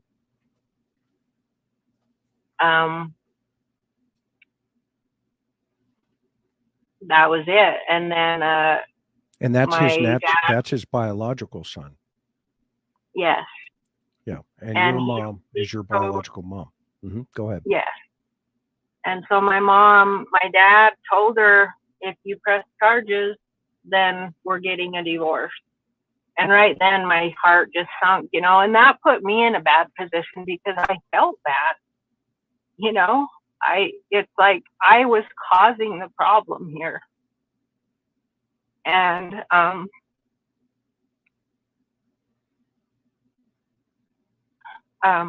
so, you know, it kind of just went to that. You know, my mom, she like apologized to me, but you know, she wasn't in the position to, you know, that couldn't happen. Yeah, you were re-victimized all over again. Yeah. So, a couple things. Take a deep breath. I think we should slow down just for a second. Okay. Are you doing okay? Yeah, I'm okay.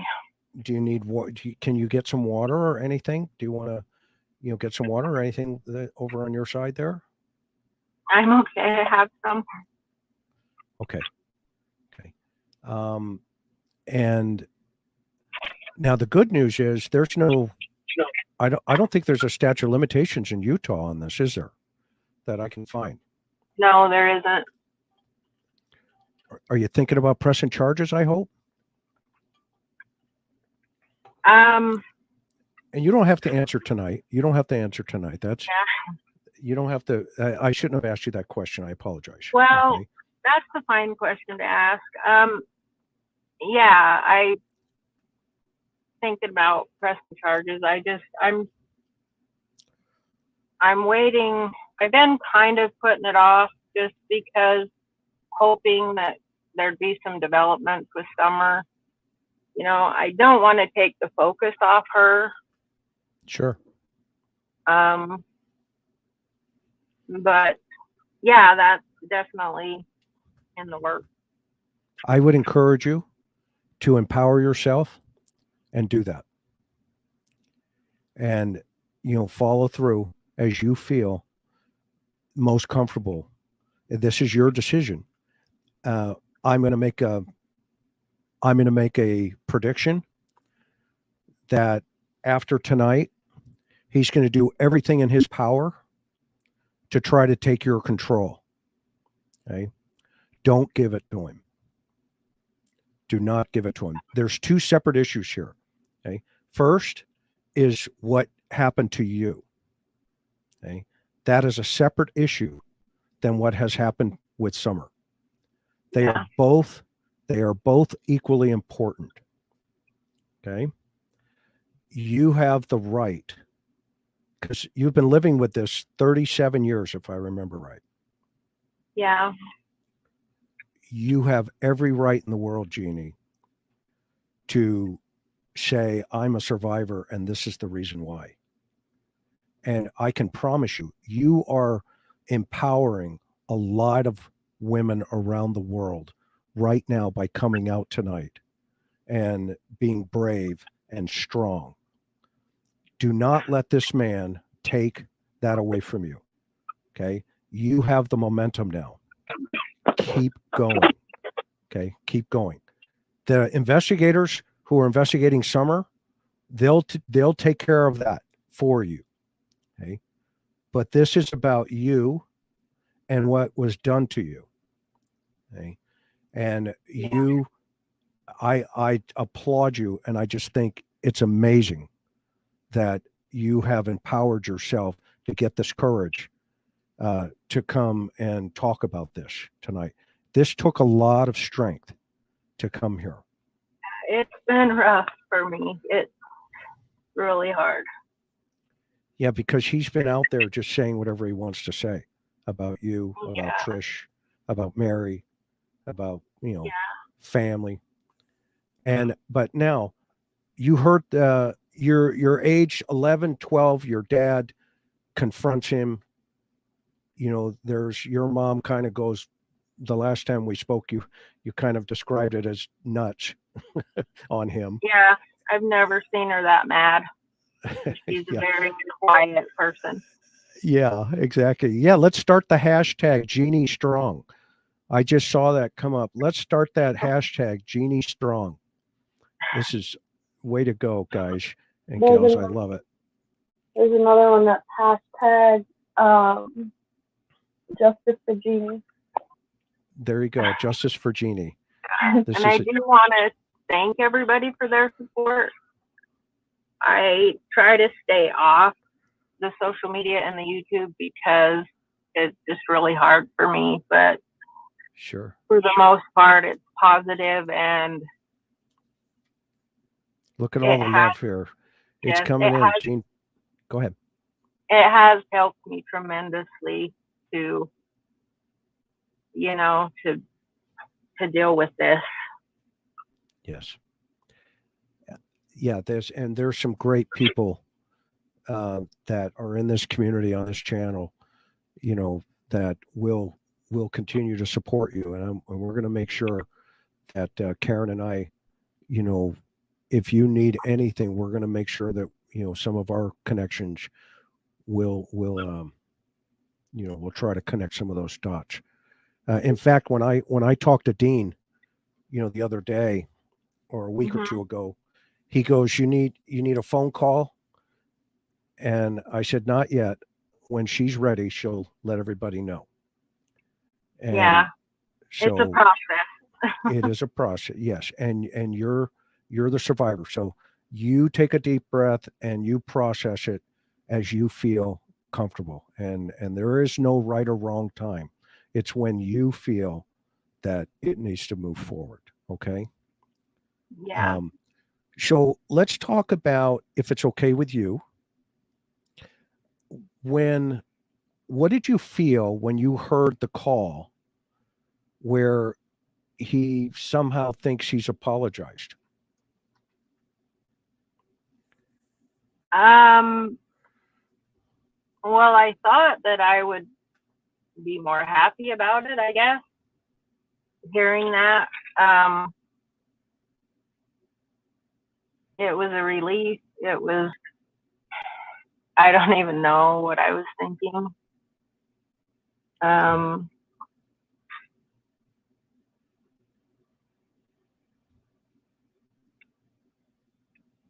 I was happy. Yeah. But then, you know, I've heard other things come out of that. And so, you know, and then I also heard him apologize on one other channel. And the big thing that stuck out to me was he says, if I hurt Jeannie, I want to say I'm sorry. Well, what does he mean if? He did hurt me. You know, so there's that. Yeah, and you did not marry your first cousin. I know that to be true, which he said. Okay. No, that was it. We're right. We're related by marriage down the line. There's no blood relation. Yeah. You know, you just gave me a smile. You just gave me a smile listening to your laugh. Okay. I don't even know why he is throwing these things out. And then there was another rumor that his sister said that, I mean, I don't know why they're throwing these things out. I don't know what the purpose is. Make me look bad, I guess. But, you know, saying that, well, Jeannie was pregnant at 13, and no, I was not. I don't even know where that came from. Yeah. Well, and then that at 5 years old, you instigated it. I mean, come on.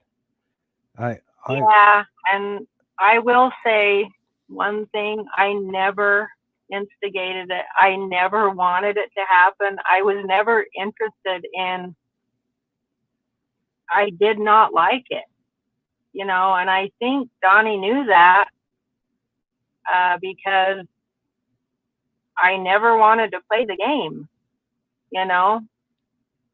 Yeah. Well, that's not your fault. That's exactly right. Because I understand the minds of these guys. Okay. It's never about you. Okay. It's about them. And it's about their sick fantasies with children. I mean, if we look at Summer, who's 5, that would be like Summer saying to a 12-year-old, yeah, let's have, sexual contact or intimate contact. Are you kidding me? Yeah, it's not a thing. Yeah, so you're a hero to many, many survivors. And I will, this platform, for one, will never forget that.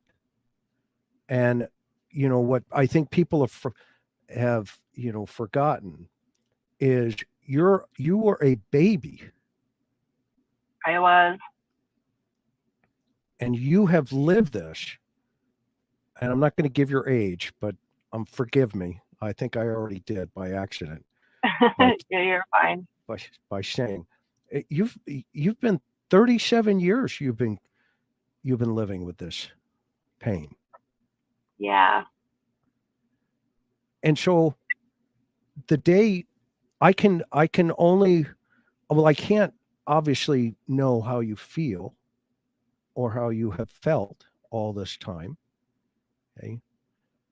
But I admire you when Summer, the next day you picked up the phone and called the authorities and say, I have some important information that's going to help you understand the man that has violated me. And yeah, I didn't hesitate. That was one thing that I was not gonna let slip. Yeah. Yeah, and all these women, all you women listening out there, this is the time. I just saw a note come past about empowering you. This is the time. You know, I think Jeannie started a movement here to stand up to these guys, and I'm right with you, 100%. I am 100%, and I'm not trying, yo, Bubs, to pour any wounds on anybody. In fact, if you were here in the beginning, okay, I gave enough warning to folks that this was going to be a very sensitive topic tonight. I am not concerned with how Dawn feels tonight. Okay, let's just put that on the record. I am Well, concerned how Jeannie feels. Go ahead. For anybody that is afraid to come out or has tried to come out, you know, and maybe came out with opposition and, you know,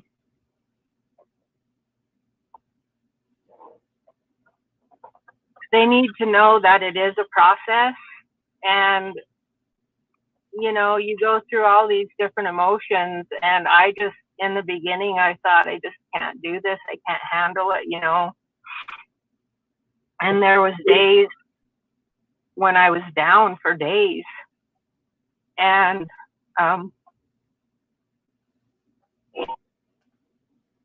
you know, and it does get better and it gets easier. And I'm now at the point where it is emotional for me, but I'm not afraid anymore. You know, I'm not worried about being a victim. I'm not worried about what any of my family thinks. I know what happened. And, you know, even for these people that don't have support, believe it or not, you know, it does get better. And I would just tell people to hang in there. Don't give up. You know, even if you have those bad days,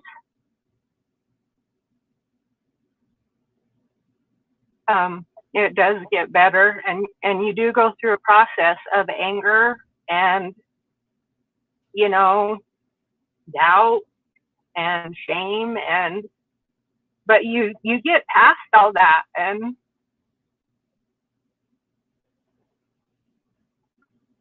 I just I never felt like I would get to that point once this all started, you know, and I thought it was going to be a little easier too, but it's helped me a lot, and I suggest anybody that's going through it to just go for it. You need to, for your soul, you know. And you should, because it's not right. And you know, these people shouldn't be getting away with this stuff. And you know, it's sad that I didn't come out sooner, maybe, I guess, but I mean, people will say that.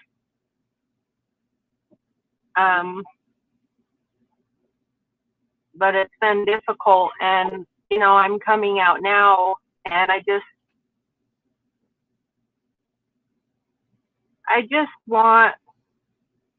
wish we knew, you know, I want them to find Summer.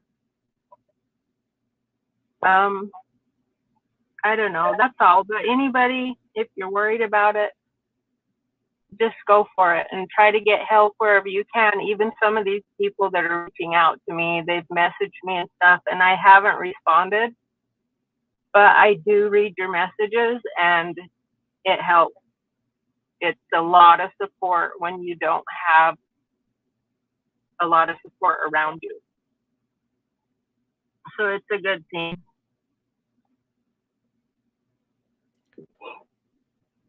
Trish, what do you think?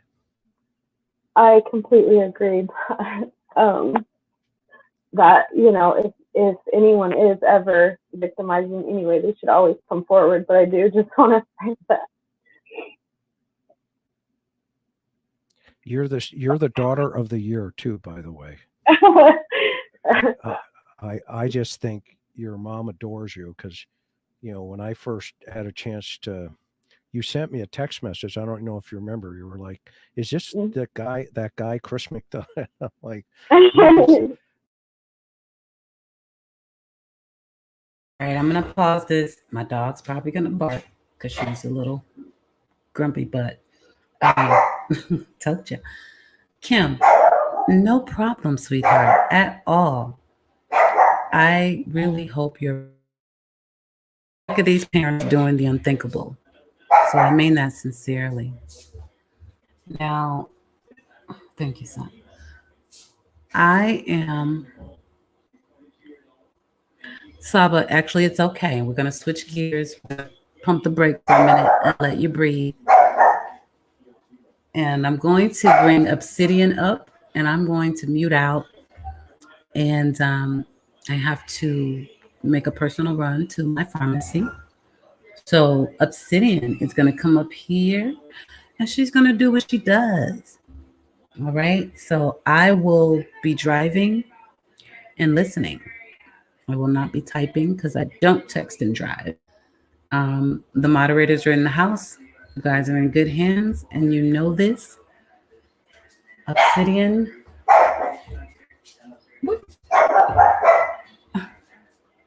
If my son taps me on the back of the head one more time, I'm going to go ballistic. All right. I'm muting out for just a moment.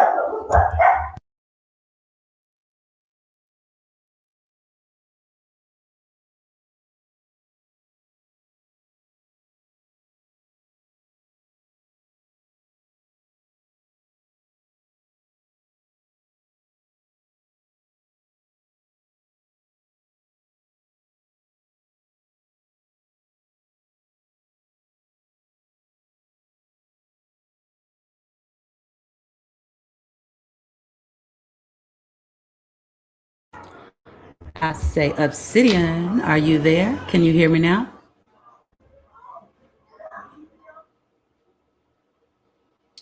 Unmute your mic. Let me do that for you. Oh Were you shoot! talking? Look at me. My bad. I was not paying attention. I was like, what the hell? I was just about to text you and be like, "Hey Q, text me when it's my cue, so I could get back to where I thought I was about to go." But I'm in this thing. Well, this is your cue. This is your cue. I'm getting ready to go get in my car. We already had our Girl, little you better text go get them conversation. emotions. Listen, Yeah. my mouth feels like, oh God, on one side. I can't stand it. And it took Better them get you this some long just canker. to get it. Some who? Some canker. Canker? What is that? Something I drop That shit inside? will make you forget that you got a tooth over there. Yeah, you just drop it in there. I'll send you a Okay, picture well, of I'm going in. Yeah, please, because I'm going to Walgreens right now, and I will look. I mean, I'm trying everything over here. I got my CBD, which really, really helps. But Yeah. you know how it is with a toothache. It is what it is until it's out. So, how are you before I leave you? Because I'm really ready to run out of here on you. I'm sorry, but I'm hurting. Are you okay? Take your ass on somewhere. Here we go. There it is. Y'all heard it. Can everybody hear Obsidian before I do run out of here? Because I can't do anything at all in this. Right? Once I leave, y'all on your own for a minute. Let me see. Can I get a one in the chat if y'all can hear Obsidian? Let me get you up here. There we go. It's a delay, about 10 seconds, so I'm waiting. Can you see the chat too, Obsidian? You can hear it? Yeah. I'm trying to hold one side of my mouth. Autumn Renee. Yep. That's bad. I'm still waiting on the ones in chat. There we go. Autumn Renee. Thank you, love. Thank you, love. All right. So let me find out which button I need to hit to make sure they can hear you and not hear my dog. She does love me, Francis, but she's a little butt. All right. Let me see. Hold on. I'm going to mute my mic. And I want you to, I don't know, sing the alphabet or something and see if they can hear you. I'm muting out. Not the alphabet. Can y'all hear me? I don't know.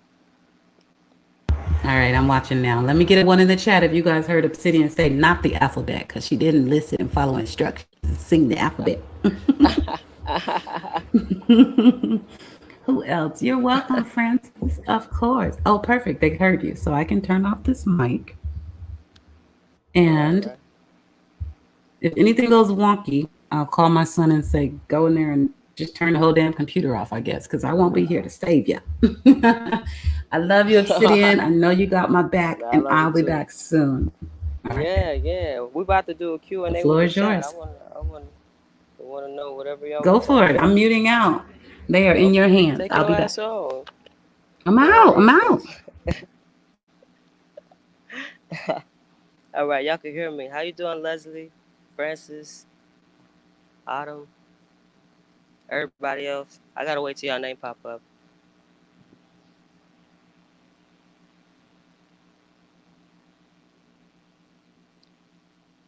You was washing, drying your hands. Well, thank God you do that, cause man, that's it's real important. People don't realize that whole touchy touch factor, you know. All right, how you doing, DB? All right, so yeah, I mean, look, y'all want to dive into something? Y'all want to ask me a question? Y'all want my opinion? Oh, thank you, DB. I always sound like I just woke up or I'm ready to go to sleep. Jennifer Marie, hey baby.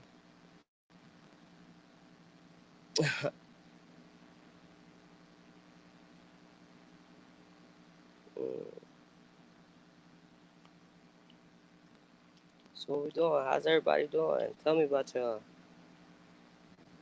I think that's more important, so I know who I'm talking to. Lady R, how you doing, Cap? You had to take a tiny spider outside. Oh, I'm with your daughter. I would have been tripping too. I'm absolutely fucking not. I got bit 22 times last year. They was redoing my roof, and I told them though, watch out for that spider, cause the web looked like a blunt to me, honestly. And then, but yeah, they knocked it down, and all the little spiders came in here, and they just had a field day.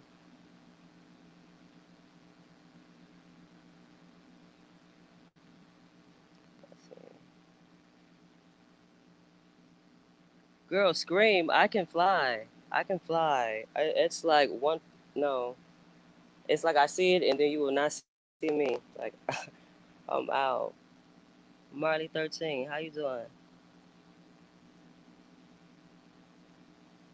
Me usually too, but it was like the size of an ant. No, that's even worse. It's too small and it moved too quick. And I don't that good. What? No, you get the trophy today. I'd have been somewhere hiding. I don't care what you think of me. Lady R, you know what? I love you for that because I legit, I randomly make pancakes whenever the hell I feel like it. I don't even know how to say breakfast, but I'll eat it all the time. Like, I mean, how long do it take to make a pancake? Like one fat ass pancake that you can slice into pieces and it looked like you had a whole stack. I'm not trying to please nobody but my stomach. I eat a lot. Oh no. I was trying to get a picture because I felt like wasn't nobody gonna believe me. I was like, no, it was like an albino version. I think it's his cousin at the brown recluse. He was gay, like he was gone. He was not trying to pose for the frame. I was like, okay. I got some blurry ones though. I got,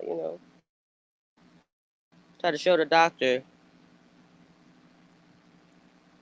They be tripping. You go in there with one too many lesions or something. They said, don't even try to play me, boy. You better give me some ointment. They did though.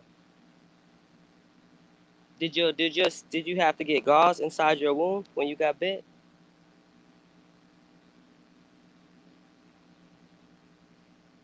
Right, for real. F all them. The brown recluse, the tarantula, the black widow, the one that is minding his business, all that. Let's see, peanut butter chocolate. Yes. Well, I don't like chocolate, but I do like white chocolate. Those morsels are heavenly. Yeah, I figured that, Francis. There was a guy who worked at the store, and I took him a whole bag of like Campo Finique and like gauze and everything to keep his leg on his body. Let me see. What's that? Ottoman. My theory on the case. Which case? Any case. Ain't nobody gonna come for me. If you don't want me to speak on it, you shouldn't have did it.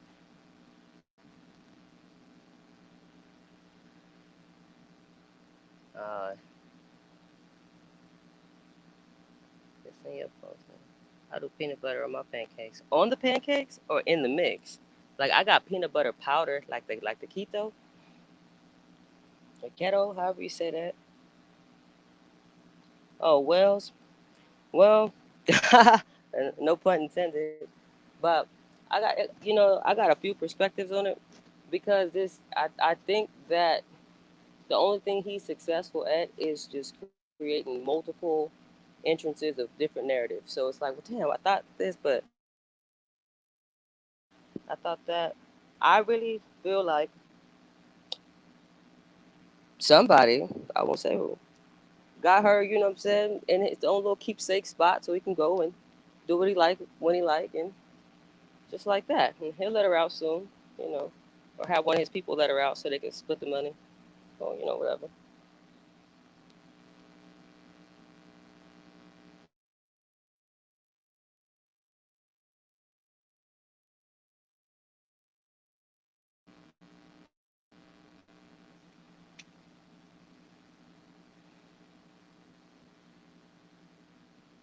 Lost the stream for a minute, but wow. Thank you. Oh, y'all about to have me go try it. Come on. I'm like a little kid at heart. Like, I'm trying to see what that's like. I never had that before. Well, on top of it, like, just spread it.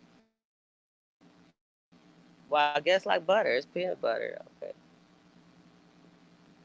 I'm only smart at what I'm smart at. All right, y'all.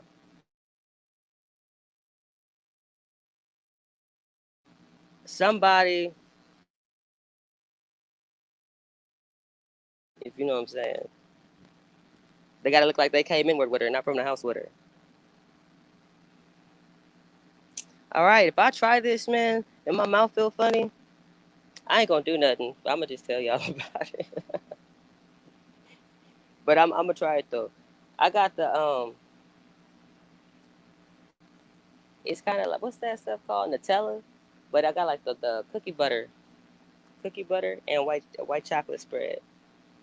I put weed in everything, y'all. So don't if I ever cook for y'all, please ask me if I did it because I'm probably gonna be like, yeah, what you didn't want me to, and then you're gonna have to wait for your own personal plate. I mean, everything is edible. Your steak gonna be edible. Yo, what? Your drink, you gonna be high as hell. That way, all the food gone. But I ain't not against your will though.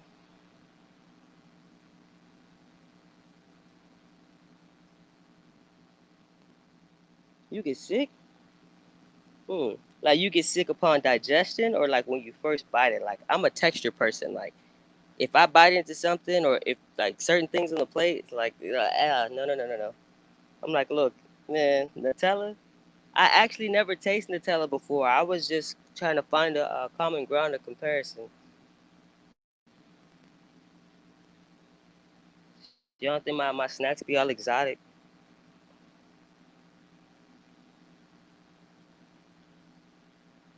People be like, dang, you still eating? I be like, I don't even know if I see them, but like my eyes is naturally small. I just be like just nodding and smiling, like, yeah. That's all I do. I just eat and cook. Ooh, it's bad at burn. Hazelnut. Yeah, I was gonna say it's probably the ooh, it burned like fire. Wait, it burned like fire in your stomach or on its way out? You could be honest with us. We all grown here. I done had some get there quick moments.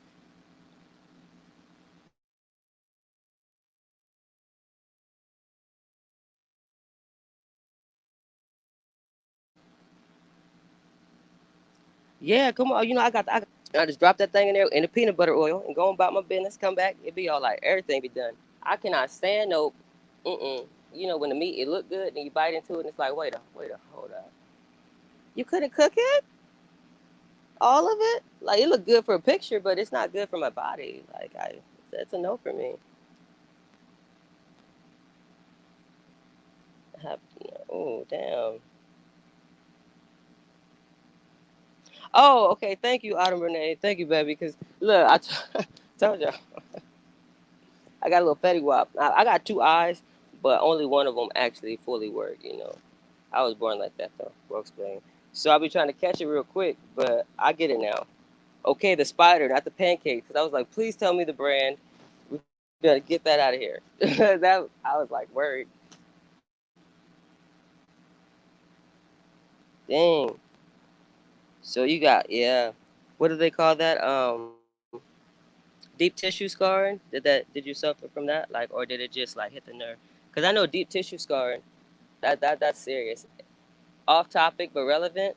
It's unfortunate that a lot of women, like domestic cases or like child battery and women's battery, if you don't have proof or even current deep tissue scarring, that they don't count it as like they don't really care. They're like, oh well, that's equivalent to like I just pushed her real quick. I think that's crazy. They be like you get like 90 days and you know a tap on the butt. So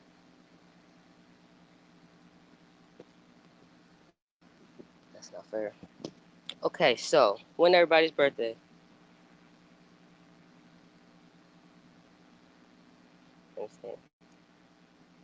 I can't take another Capricorn.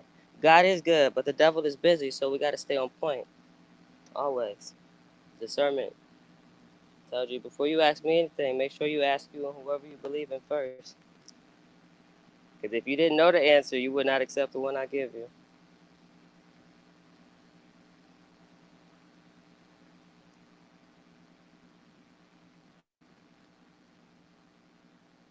Oh, a gastric bypass? Oh, man. You're a little soldier. I respect you. February, July. Okay. What's that? Pisces? Are you Cancer or Leo in July? And then we got February. Let's see, that's Pisces. Yeah.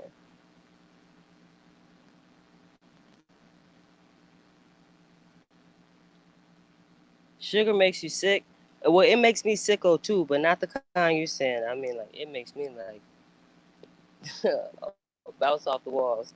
My grandma used to give me sugar-free candy, and the day I had some regular candy, oh my gosh, it's created a monster. I never knew she was playing me like that though. It was like little Russell Stovers. It's like the version of a Jolly Rancher.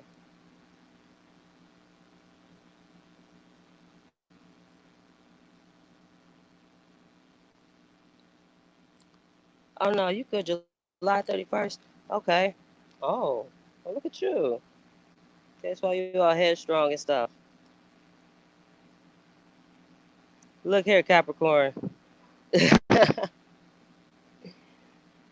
Man, I'm gonna tell you something. I cannot stand Capricorns. I am the epitome of a Capricorn. I mean, on every spectrum, everything I am, I'm equally not. So you know, I gotta be real conscious and self. But I cannot stand a unevolved Capricorn. Put it that way. It's just like, ew. Why?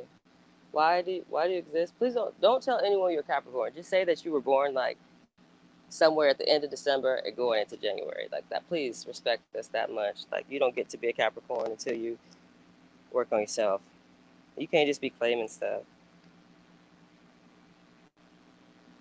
For real, Autumn. I love Leos though.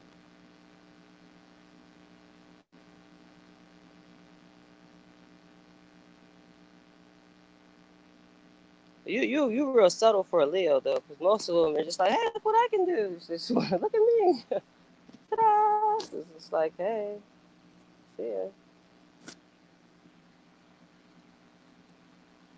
Okay.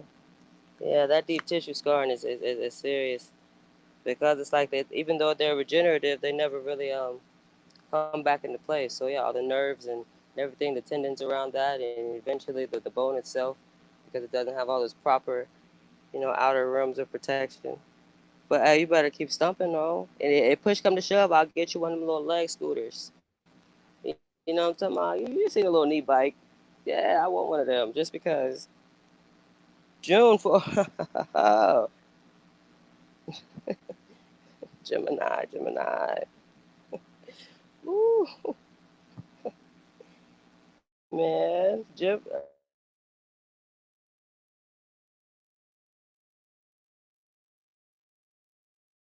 mm.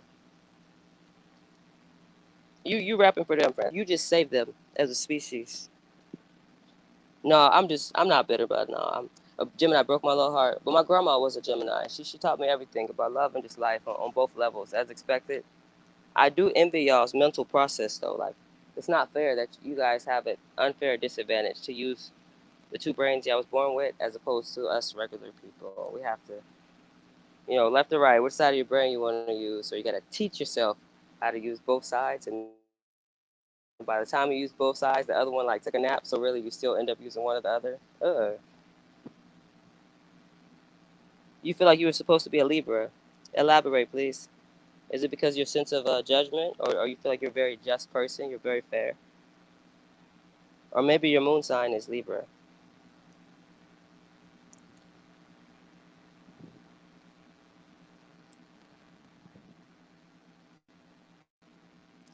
Man, them Geminis, they will get you. They keep you on your toes, though.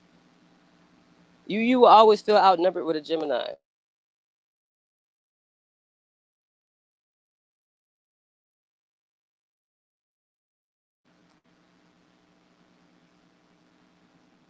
Sorry.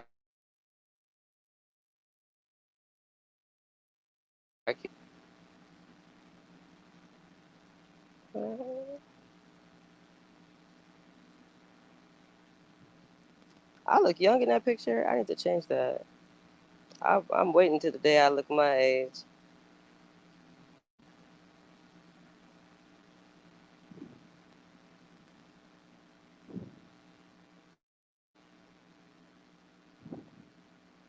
I get carded for everything. I hate it. My little brother, he's 20, and he can go in the store and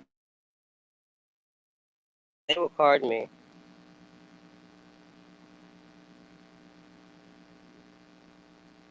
Yes, her thinking self and her outside self. So the thing is that's crazy with Geminis is it's one of those like be right or be at peace. Debate it or just depress yourself because once they make up their mind with their other mind, there's nothing you can say. It's like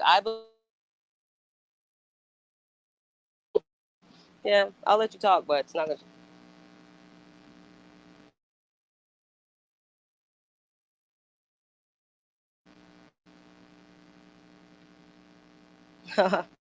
I knew, I knew that. The moon sign is Libra. Well, that's why you feel like you're supposed to be a Libra because it's crazy, but your sun sign is like your most least relevant sign in your chart. That's just kind of like a little mask you put on. But depending on how your attitude is, and your moon sign is really important because that's your temperament and how you handle things and your anger. See, my Mars is in Aries, so it's like just no. I'm gonna just back up and act like y'all pushed me away because don't none of us want these problems.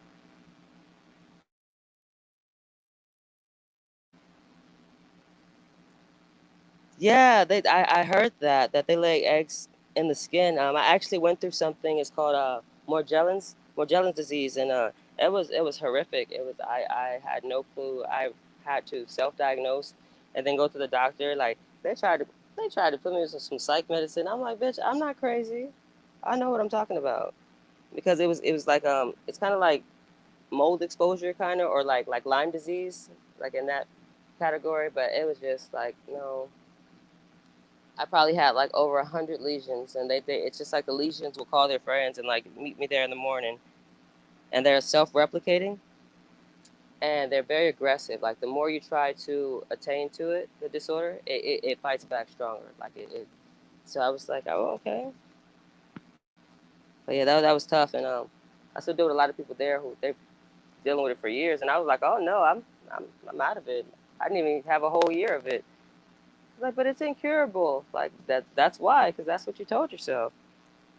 I told y'all my faith is my physician. The doctor tell me one thing, I come home and talk to me. Like now you gonna let them play you like that? And then I go back and they be like, oh, well, it looks like yeah, that's what I thought.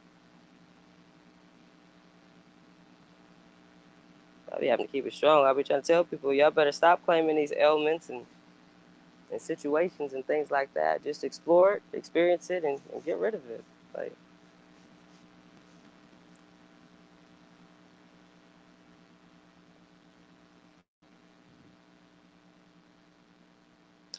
oh, what? Lady, it's weird. It shouldn't be weird. That is called synchronicity, and you are fucking awesome and special, and we're gonna dive deep into that later. Yes, we are. I'm gonna introduce you to yourself. Yes.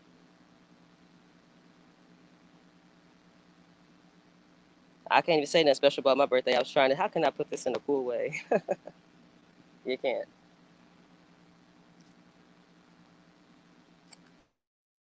Man, why everybody older than me? I swear I'm grown.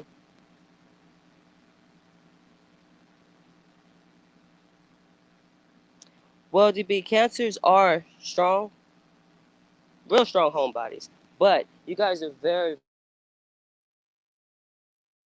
passionate. So sometimes you guys, come here, just let me love you. And then it's like, then I'm mad at myself that I, no, okay, it's okay. But you guys have like so much like nurturing. You're very nurturing. My sister sign, my polarity. So you're my opposite.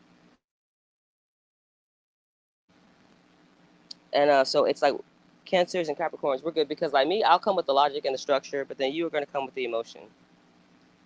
Because me, I'm like, hey Siri, how does one give a fuck? Because I don't care. Like, you can't make me care, and I'm not wrong for not caring. Like, that's how like with Don. Like, you're wrong for trying to find out what to say that's going to make us believe you. We're not wrong for not believing your lying ass. Like, you're wrong for trying to formulate a believable lie.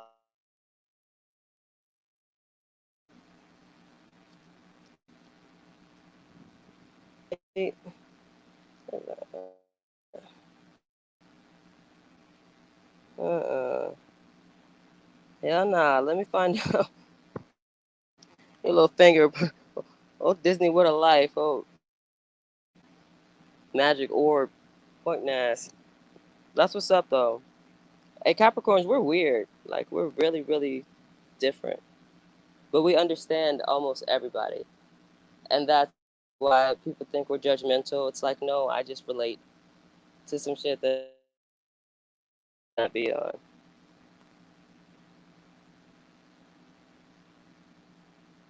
Oh, you got the emotions down?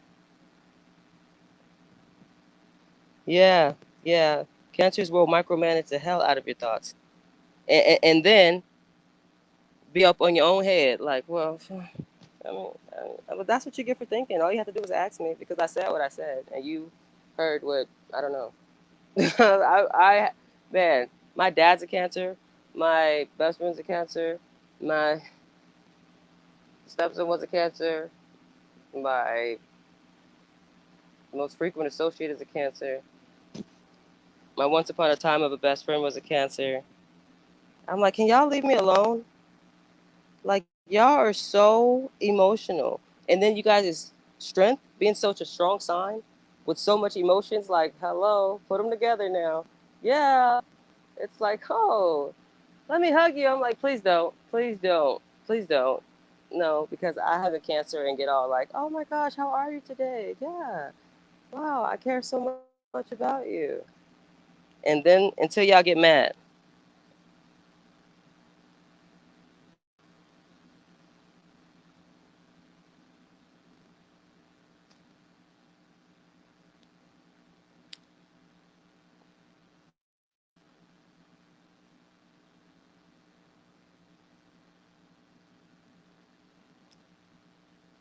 Oh, I just seen that right now, Autumn.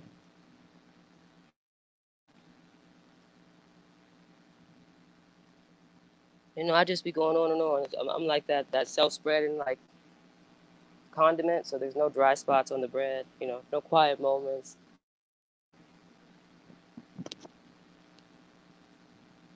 I don't like to let the mind go idle.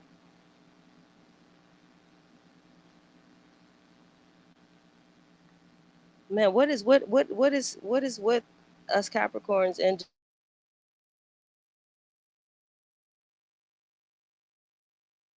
life or whatever you want, like the dark side of the Gemini, the very, very, very, very dark side, like on the asunder of the abyss of darkness, like the dark side of darkness. Yeah, yeah. She's one of those Geminis.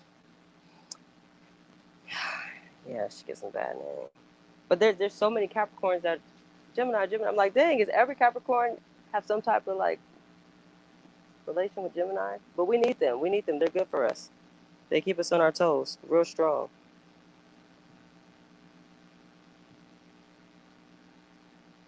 Oh, Pisces and Capricorn. How is that upbringing? How was that?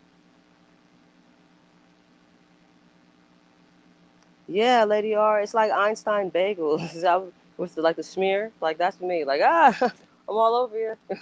Hey, it's anything we can talk about. There's nothing that we can't talk about.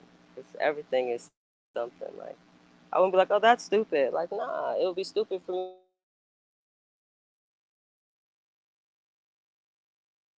to say because that's me.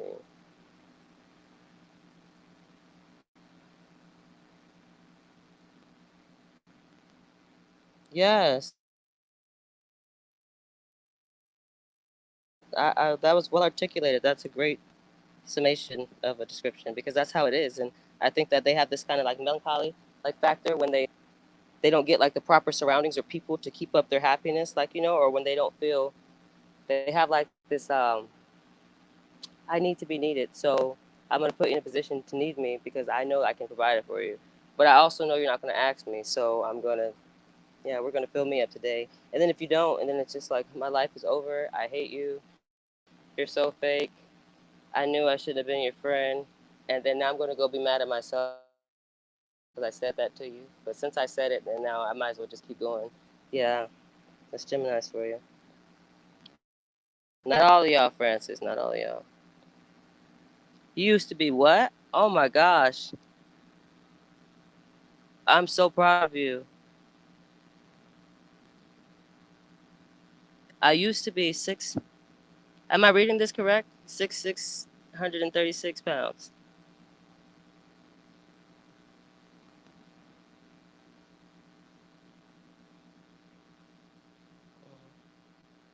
Right, Gemini. It is a loneliness. It's weird when they feel their loneliness. The more people that are around them, because it's like that they already have convinced themselves of how they're socially acceptable and things like that. So in their mind, it's like, well, how come you don't talk to me how I talk to me? How come you don't see me how I see me? I don't know how to properly convince you, but like you should just agree with me because it's two against one. And I wouldn't lie to myself. Like, but you do it all the time. But they can be some of the most loving, just goofiest, just balls of just social butterflies. But then sometimes it flips so quick. There's no comfort zone with a Gemini. Like you cannot get used to anything. Well, I used to weigh 198, and then now I weigh 137. But I'm like 5'4", pretty much, mostly. I'm close, round it off. I'm 5'4". Yeah, I'm a little one. But when I weighed 198, like, geez, I was so uncomfortable. I didn't realize it. Like, I was like, oh, if you post a throwback of me, like, I'm getting your whole page shut down. Like, no, like, it won't exist. Like, there's no Facebook, no nothing for you. Do not tag me in that. Like, how, like, what was the was it the gastric bypass that helped you shed off? Like, that's beautiful. Like, you had like whole other humans attached to you. And I feel like in my terminology of that, like now you get to be yourself. And I hope that you feel a lot more comfortable and free to, you know, move around within your own means and not have to worry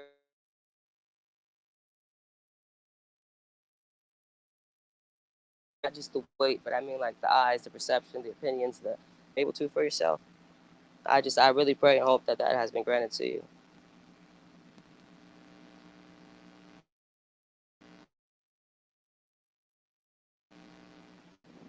Just a little, like, please. 5'9". If I TT, what's up, baby? How you doing? 5'9", I'd probably fall. Like my first day at 5'9", like I'm what? Whoop.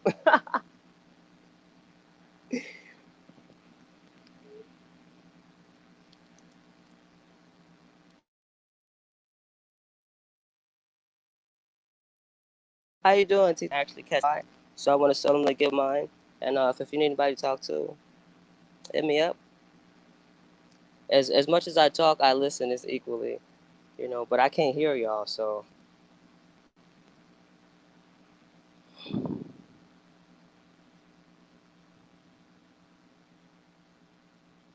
yeah. Right, Autumn. The rewards of her work, really. It's just beautiful.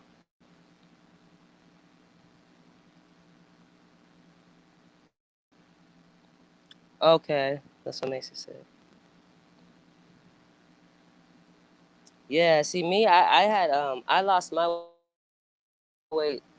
So I was a 198. I went from 198 to like 160 in like not even 2 months, and then down. I got all the way down to like 113 within like a 5 month period because I had a rare stomach condition. It's called cyclic vomiting syndrome, and basically I just lived in the bathroom because I couldn't make it after a point. Like I got the pillow in there, the blanket. It's like, oh, you use the bathroom, let me army crawl out, and then like it was horrible though. Like I literally threw up like morning sickness like 3 times an hour, sometimes more.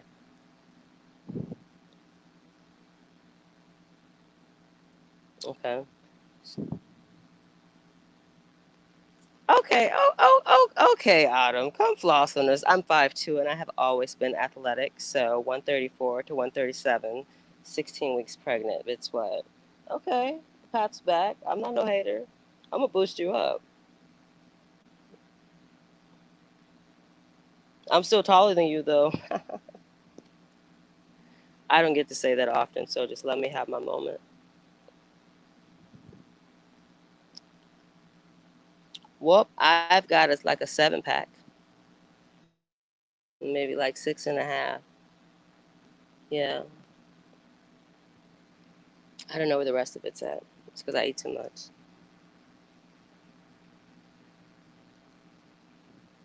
We know you're tall. I asked, could I borrow your height? Just like maybe just Saturday, not the whole weekend, but you know.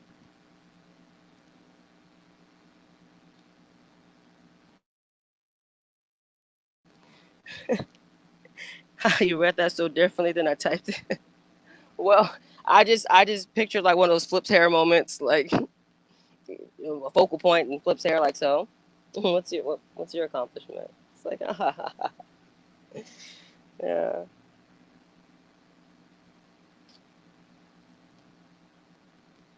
But that's what's up though. It's really hard to maintain like your natural core. Like I tell people like, you know, well that's just their body build. Like some people are just built like that. Like it doesn't matter how you diet, it doesn't matter what you do. Like that's just what it is.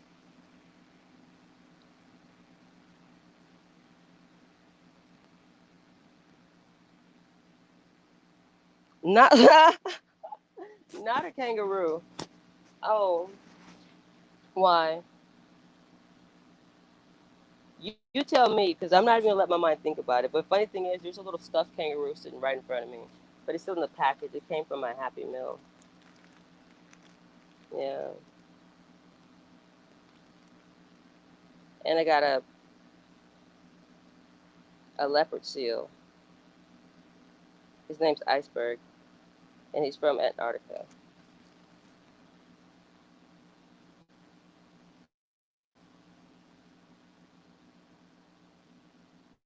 Okay. So you still active? Like you still do a lot of sports, or you just, maintain like your physique? 5'11". Oh, TT, all right. Mm. I just had to pump my chest out a little bit. I don't know why I felt like you was right up over me real quick, but I felt the shadow of hell no hover over me real quick. But it's crazy because my wife, she's 5'10", and I'd be like, look here, you grown man tall, all right? We ain't talking about nothing. What I need you to do is have a seat. No, just you. I'm gonna stand up because this is too serious for us to have a conversation. And this, no, you can't take me seriously when you looking down. Like, it's not okay. No. If I ever talk to you, we gonna have to lay down. We're gonna need some sleeping bags to converse comfortably. I'm like, yeah, I hear you. And then I have to scoot all the way up so we could be eye level. Oh, tippy toes probably be at your kneecap. Like, that's so unfair.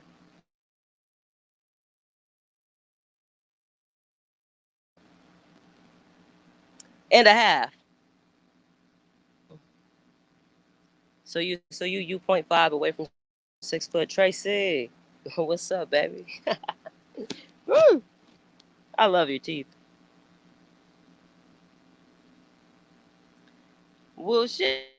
I bet you they do love your legs. But if I had to climb to get to you, I might have to talk to you tomorrow. Like, can you hear me? You'll be like, nah, what you say down there? Right, you need to model. Like, you need to be like in some type of commercial, pulling up your socks real slow. Like, that's for you. For real, you need to be like a sock model. Get your toes painted and just hold your foot at the perfect angle in the air. And you be like, yeah, girl, did you see my ad? They're like, no, I didn't know that was you. Like, yeah, girl, you know that was me.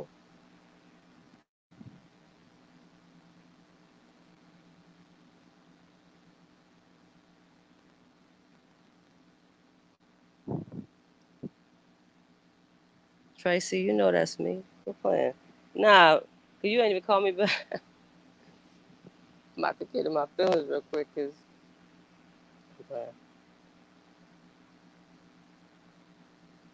I can't.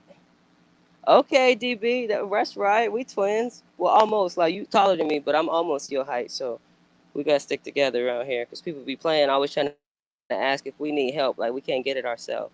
I'm like, no, I'm Team Jacob over here. I'm about to run back, hop, and get what I need. Like, watch out. I got this. Yeah.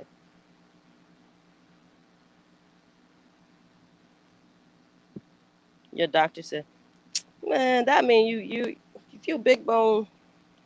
That's good, because I'm not. I'm like a whole boy in the bubble. Like, oh. I ain't going on you. I'm trying to promote you, boost you up, try to figure out what's your purpose for them long ass legs. Cause the show ain't to just stand up or sit down. Okay, you gotta stun on us like that. This was the one time it was okay for you to lie. Like, oh, I'm about 5'8", and some. Tracy, I hope you feel better. Been worse though. But I ever catch TT nothing. No, it's no for me. If you roll up with some stilettos, I'm telling you right now, I would trip your ass. Let me wear them. I'm cutting cover heels. Y'all think that I'm a normal, take me serious for wearing my extra small shirt, buff. Yeah, like that's got it here. And then they can say, anybody scared of your ass? Like, then TT, go tell them to leave us alone. Just roll up and tell them to leave us alone. You probably walk over their ass like, who working with? Who messed up?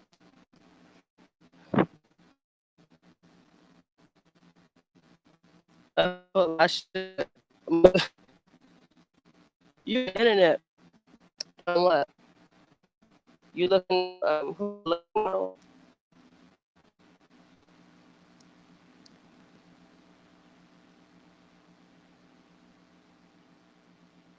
Oh.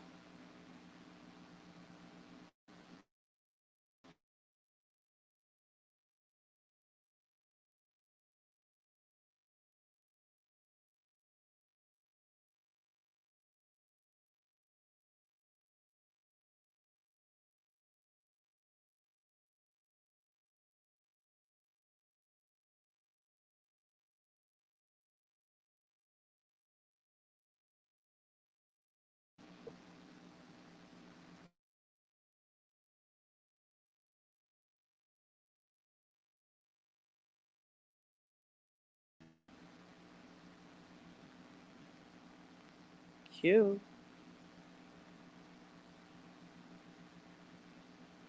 Man, look, you're so pretty.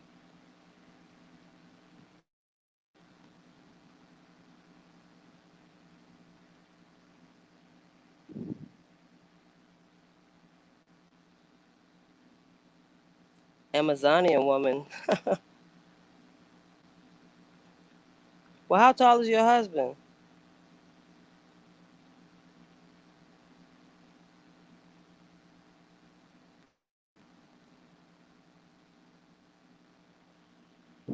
That's not fair. Q short too. Q not tall. I don't care if she wanted y'all to know that or not. Tell her. Snitching.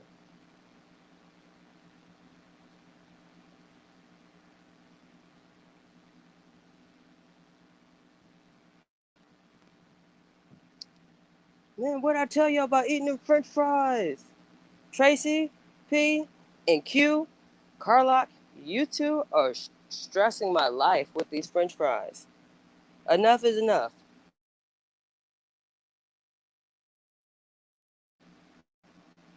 How tall is Q? Q, she ain't that tall. Short either, but she's a little bit taller than me. She like 5'4". Y'all see her little ass in the background. You see look right past her head. You see her little body right there? A little slender ass. She just lit lay. She just Tracy, I knew you had some today. I can as you type, I can see you saying what you're gonna type and your lips are greasy, you got a little salt in the corners. I told you about that. No, stay away. They're not your friend. French fries are not your friend. Make them yourself. Stay fiending for some French fries. And Q, you know you don't need no damn French fries with that too. But you know what? I'm gonna let you slide. I'm gonna let you slide. Hopefully they're not hard at the tips, because I care about you. Tracy P, they ain't your friend. You stalking their ass. You said we're gonna be together. I'm coming for you. I'll see you tomorrow.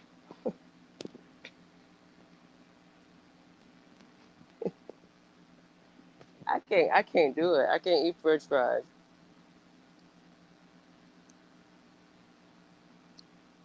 It's one of them things like alcohol. Like I tell everybody, like I don't drink because I do. If that makes sense. Like I don't know. I don't know when to stop. Because in my mind, I'm completely fine. And you guys are tripping. And hand me that. Let's get it started. They're like, you're not even alive right now. I'm like, damn, okay, well, I'll be right back. Yeah, I know I love y'all. I ain't gonna be dead for too long. I'll just be right back. So, your sugar drop, yeah. She goes, yo, you petty, Tracy. You gonna drop the French fry emoji. I bet you it was right there in your recents, wasn't it? She didn't even have to look for that. She said, yep, boop, boop. One for me, one for Q. How about that, Obsidian?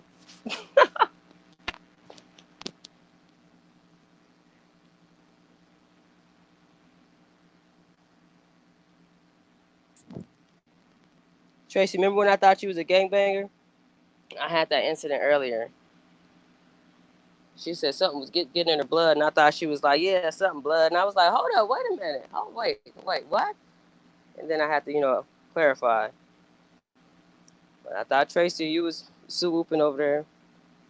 Oh, y'all petty. Where the green stuff at? Where's the vegetables? Let me get up in these emojis real quick. Let me see. Let me show y'all how to eat. I will make you the most unhealthy salad you could possibly fathom, I swear. People are like, oh, you eat healthy? Like, yeah, yeah. I eat a lot of weed and whatever I can think of after that. So, yeah, that's what I did. If that inspires you.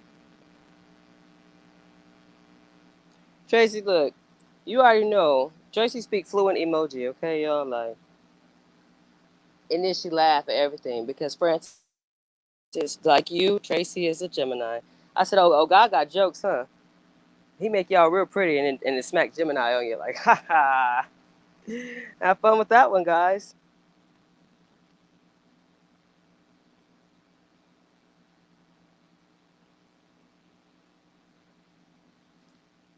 my opinion, has really been pissing people off about summer. Well, you better piss them off. I'd rather be pissed off than pissed off.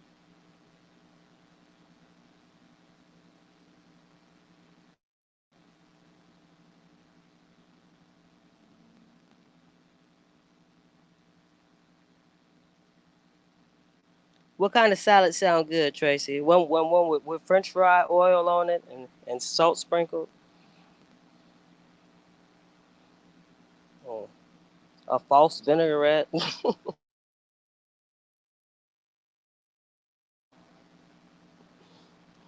What kind of dressing you like? You look fancy like that. Like you like balsamic vinaigrette. It's like no, not. Mm-mm. Go somewhere with those little packets. They're beneath me. That's good.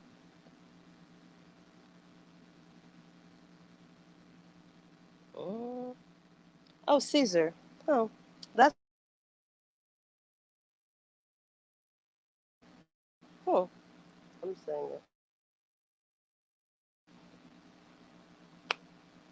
So just Caesar? The bottle just say Caesar?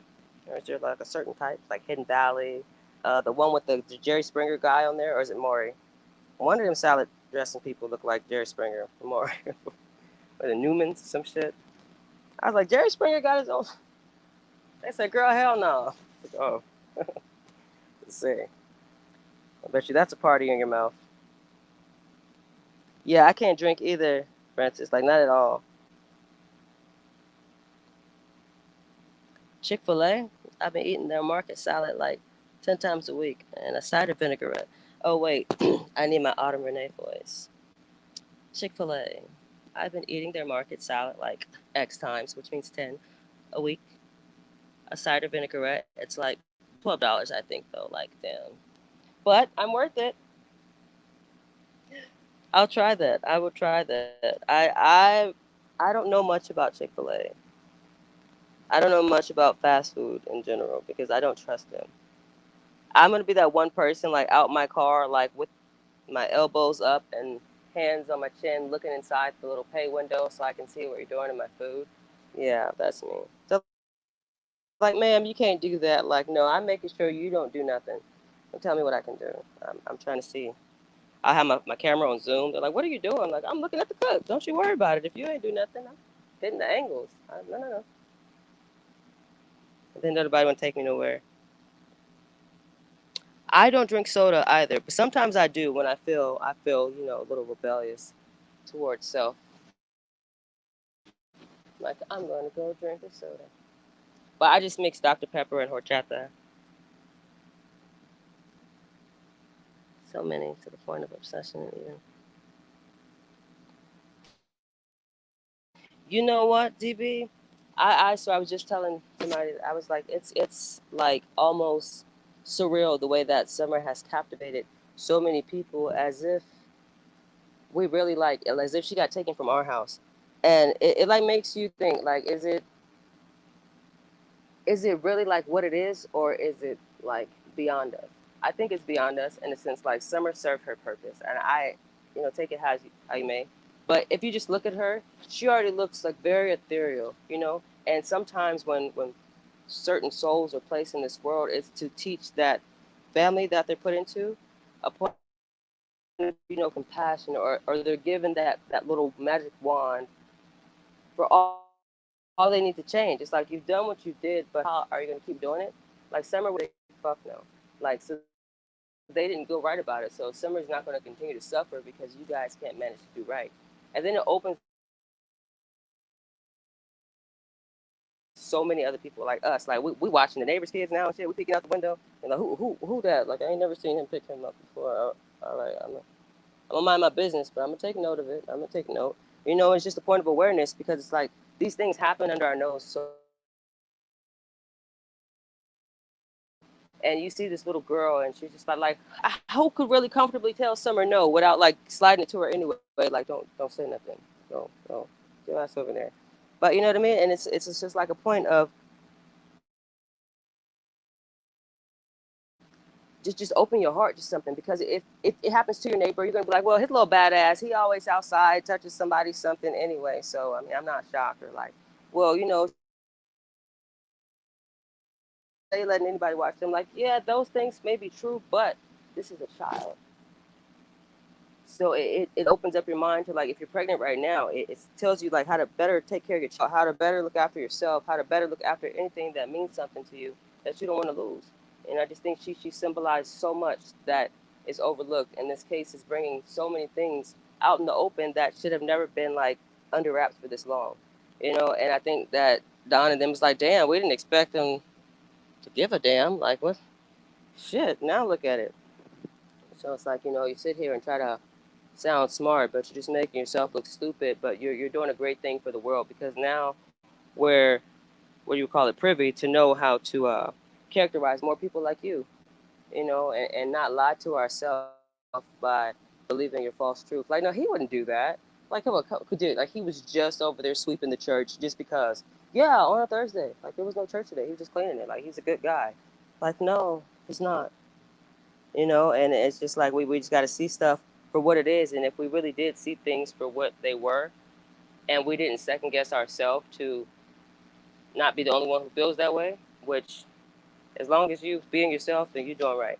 Period. I don't, you know, I'm not gonna fit in with this one. And it just sucks because we do that a lot. It's like, no, he would, no, and you just don't want to believe it.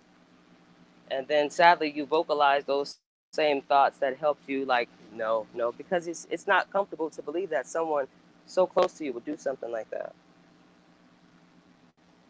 But it's just it's real. It's real. I got this little thing that I do to people. I ask them very, very outlandish things just to see how they respond to it. And then they get mad at me. I'm like, what are you mad at me for? Yeah, she captivated my heart. Like, I lose sleep over something. Like, it's crazy. Like, I'll just be sitting there and just randomly, like, damn, man, where is Summer? Summer, where are you at?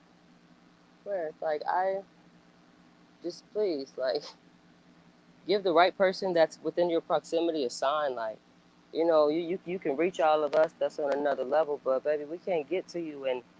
And for that simple fact, nobody's gonna believe us. Q, baby, you do whatever you gotta do to feel like you before you come back to us. If they don't want to hear me talk, they can go on and hop off, and I'll sit right here and be the only one in here waiting for you. I do not care. I care about you. And I stole that picture right there. I stole it. I put it on your contact. A little freakum dress on. Let's see. What's that? Is that an arm strap? Okay, never mind. But yeah, so that's what I think. I feel. I don't think too much, but I feel that way, and I think that Don and them. I really don't believe that they expected this to hit anything mainstream. I think that was gonna be like a real quick, easy, like boom, boom, boom. All right, we got away with it because who really cares about this kid? Who are we? She's not relevant, you know. And he didn't think it was going to sweep up his past.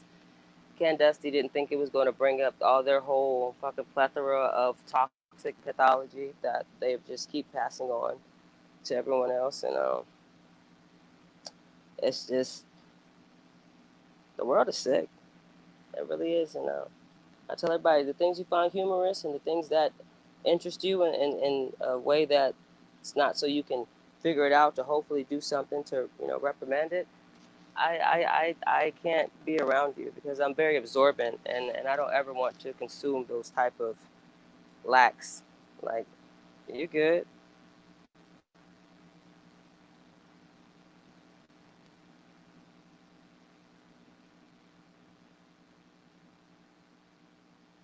Yeah. Right, Tracy. And that's the thing too. It's like it makes you question so much. Like, so is it like, is this like a joke? Like, is this like the wool over our eyes? Like, is it like, what is this? Because it's like, haha, we got him, and there's nothing you can do about it. Even if you're possibly the best mother you thought you were, I'm going to show you you weren't. Just because why? Because I can. You know, and it's like, that's not okay. Like, I don't know if it's a chemical imbalance, but like, basically, sorry, what the fuck is wrong with you to where you can look at a child and be in any type of thought process besides to love it and protect it and teach it all it needs to know to love themselves and protect themselves when you're not around. Like, there should be no other thought process. None. Shandia, hey, beautiful.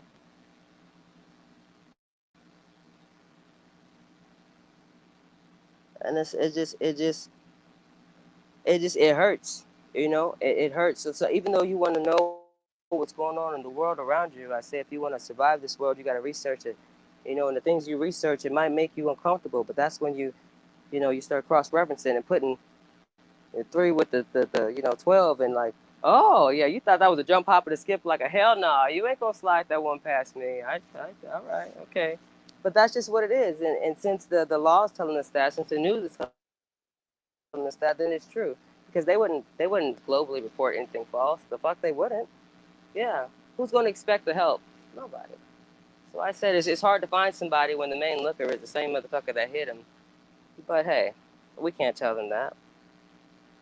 But we got to be able to feel that, and we got to be able to know that within ourselves, and not join on to that false search, because it's like what you might go on a false search and end up captive somewhere your damn self. Like, oh, I think I see her right over there.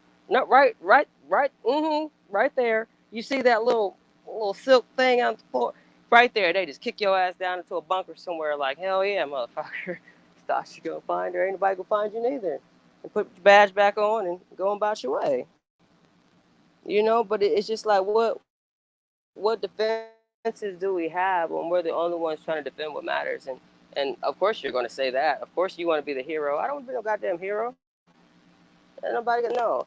Y'all don't want no outside help and things because you don't want to give nobody credit for the same things that you should credit them for, because they read everything. I'm telling you this. When I was in law enforcement, I know for a fact that social media and psychics and things, they're used vastly in a lot of cases, but they will never tell you that. So they just like, oh, okay, a common denominator on those. Somebody else said that. Let's look into that. And if it comes out to be, you might be at home like, oh, I knew it. But okay, well, bitch, you just saying you seen it on TV. Like, shut up. Like, but that's just sadly how it goes. Like, we don't got a badge, don't want to hear your mouth. But the people with the badge don't want to hear your mouth either. Sadly, they just want to do their job. We're gonna look for a little girl. If we don't find her, we'll look a little bit more tomorrow. Honestly, ma'am, you should have been watching your kid. It's not really our fault or our job to find your kid. But we're going to look, though. I ain't trying to get no cut in my paycheck because I got to feed my own kids. Ain't nobody at home watching them either, but they know better. It's like, damn. Jeez. Just tell me the truth. I would love for people to be that honest. Like, listen, ma'am, I really don't give a fuck about you or your kid, but I'm not trying to lose my job. So let's go really look for her. And let me find her so I can get a raise. Yeah, and put my picture on the front page. Come on, cop. You need that mentality. You better dive deep. I mean, turn into a human mole. Like, when you come to my house and tell me you keep look, I want your face dirty. I want you to look like you just been down there chilling with Harriet or somebody under there. Because you coming to me all clean and intact. Like, where did you look at? Did you look over everything I told you? Because it don't look like you was looking. But all right. I think that Don and Candace should be out there actively. Like, you cannot tell me. Just like what that Trezell dude said. They told us to stay in the house. And you listen? Baby. I don't give a damn if you lock me up. Make sure my baby write me and give me some video visits, though. You could take me from as long as my baby at home. I don't give a fuck about none of that. Don, you do construction. You but take them big ass feet and your Neanderthal is well summer. You'd be kicking shit in, knowing damn well you can fix it later. Sorry about your door, but you can fix it later. Just come help us look for summer. We'll fix your door. Yeah. You got everything you need in a little magic wand to find summer, but you're using your wand to make sure she's not found. And when she is, nothing leading back to you is found with her. That's like, come on, man. Like, y'all, everything y'all don't say, y'all really saying. Everything you're saying, you shouldn't say. It's like you're so smart, you're stupid. Because this could have really went a lot different. A lot different. you know. And then as far as your neighbors, after this, it's like, you about to go, who music too loud? Oh, okay. Who? Oh, but you ain't seen him take my baby though, right? But you ain't. Now you got something. You better just mind your business over there. All right, or you ain't gonna have no house. Don't play with me. After that, it's like you don't pick and choose what you see, or you want to complain about my music because it bothers you. But since this ain't your kid, just let her wander off. And fuck that, I'm picking up somebody's kid and here you go. This your kid. I seen you before. She looked more like you than the other neighbors, so I give you priority. Like, yeah, no, I don't give a damn. If you see a kid, it takes a village. Get their ass and figure out where they came from. Period. Or call the cops to your house and so they can figure it out. But either way, don't let the kid keep just going off astray. And well, I looked at her till I couldn't see her no more, and then I thought it'd be weird if I went after her. Okay, yeah, cool.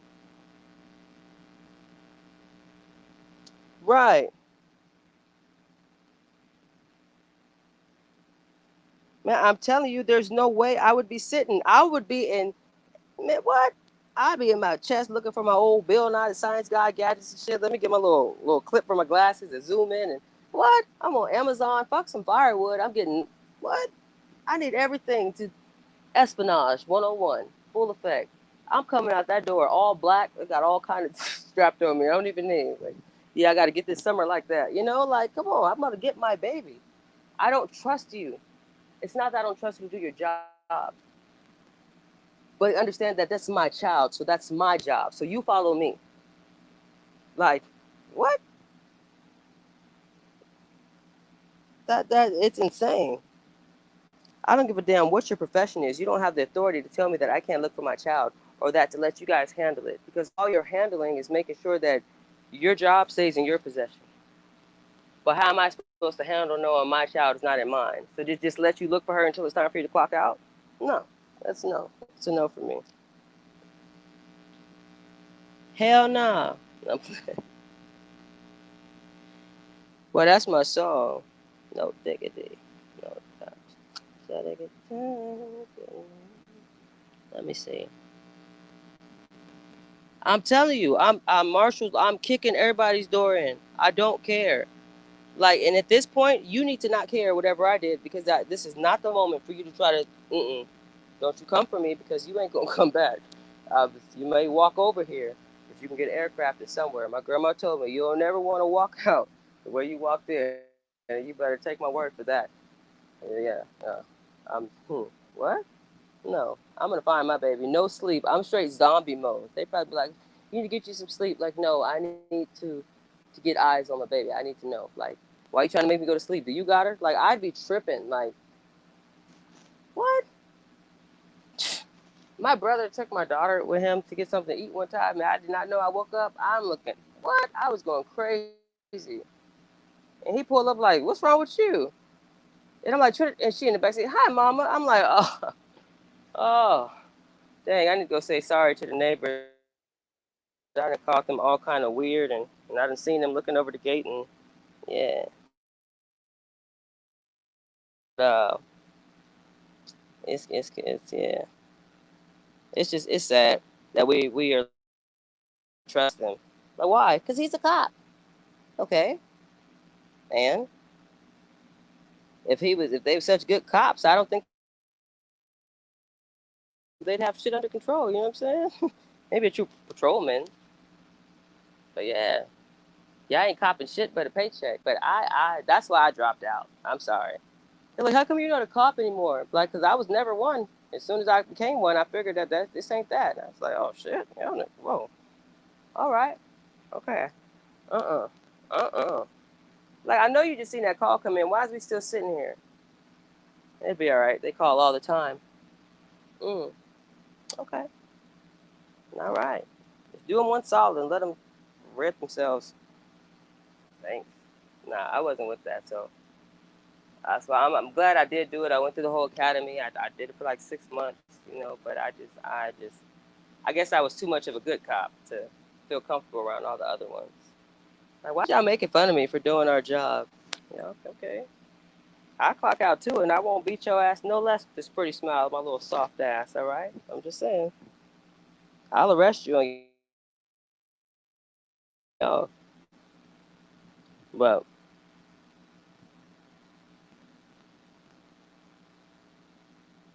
I was about to say, I don't. Why you? Oh, I seen the LO. What's wrong with you? You got some cardiovascular malfunctions. Get them damn French fries out of here, Q. I'm gonna go make me some potato slices. Yeah, I'm fancy. They're not French fries. They're potato slices. And I'm gonna air fry them. You feel me?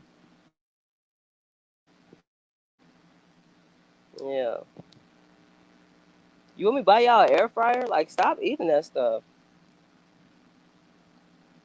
Go ahead, cook that shit in 5 minutes. I was like, damn, this shit got it powerful. I was making some food, and I came back, and the food was already been made, and it re-died. I was like, damn, this shit, okay. Oh, this one of them self-cleaning ovens, huh? Damn. So yeah, the air fryer.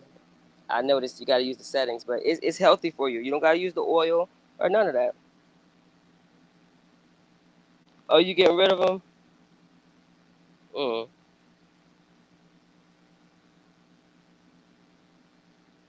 Yeah, it was my brother, and then like my brother. Oh, you got one. You know what, Tracy? I'm not. That's the left side of you bought it, and the right side of you just want to go get the French fries, and then y'all gonna argue later about how you keep wasting money. But as long as you get what you wanted, it don't matter. Didn't I get the French fries either way to go? All right, then we good. Shut up. Like, all right. And then you be like, don't talk to me like that. Like, nigga, I am you. Like, oh, well, act like it then. Be on my side. Let's go get some French fries. Cause sitting here listening to you, they cold now. Let's have beef. Air fryer. I'm gonna get Q one. She don't be eating that fast food. We gotta preserve Q. You know. We gotta protect her at all costs. Hell no, you don't also have one. Okay. I got both of y'all numbers, so we gonna have personal conversations, ladies. Cause y'all got me capital F with some asterisk and an at sign and a CK and then a apostrophe and a D. Some hood like that. Up. Yeah. What's wrong with y'all? Why y'all doing that? What's so good about the French fries? I need to know what's so good about. Now stop laughing at me, y'all. I care about y'all. Please tell me what's so good about the French fries. They don't even change their oil, y'all. I was the manager at McDonald's for a long time. And fucking Luego, he used to be sweating over there when he cooking and stuff. Man, no. Oh man, I still to this day got a scar from when I was dropped some fries. Maybe that's what it is, y'all. I just had an epiphany. I got a little bread on my arm. It's a scar from when I dropped the fries, and then the basket tapped me, and it made a little. Tss. I was like, okay, I got a whole little pattern. I can play tic tac toe on my elbow anytime you want. I just need a pen and let some ashy. We could play with your nails, your acrylics. The salt and the taste. I can just hear Tracy saying that, and let me let y'all know that she is so serious, and she's probably thinking about like, I'm gonna have to go get me some French fries. I'm just gonna have to get me a round two because, well, Obsidian, if you care, it's your fault. You put it all in my head and keep making me think about why they so good. No. What if they're not even real? Like, I don't know if you can have fake potatoes. Do y'all got? Is they got In and Out in other states? We want French fries. Nah, Autumn. They don't change the oil. Neither do Wingstop. They don't change that shit until whatever on the bottom is somewhere at the top. When you put the basket in there and it don't drop, it just sit on top of everything else you cooked since whenever. Yeah, that's why sometimes the French fries taste like nuggets and like, to each its own. We want French. I'm so mad at you My mouth is watering right there. I know. Juice box lip having ass. Well, when I see you, don't get mad. I will smack them out your head. I hope they hot too. Well, whatever little. Can you get a little three? Little three. Look at the wrist with the salt, please. Thank you. Just 3 extra. Yeah. And leave them in 2 minutes longer than usual. Thank you. I'm serious. I'm timing you. Yeah. It's cool. And I'm gonna smack them out your hand. I'm gonna tumble your ass. Not in my house. What? Get that out of here. And then I'll give you a lettuce wrap. See, I got you. I'll slice it into make it like little French fries. Yeah. Keep you healthy. I know they're fresh when you ask for them well done.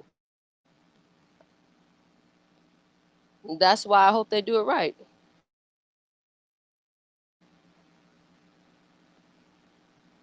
No. Pressure cooker? No. No. No. No. No. No. Absolutely fucking not. Listen, y'all. Ooh. Ooh. I just have to hug myself because those things, like the goddamn thing off the counter. Like, y'all need to go in the kitchen to get you shit. Like, I think y'all trying to, because she's like, dang, it is not explanation for why the hell it exploded either, huh? Right? I don't even know why you still got it. Y'all just evil.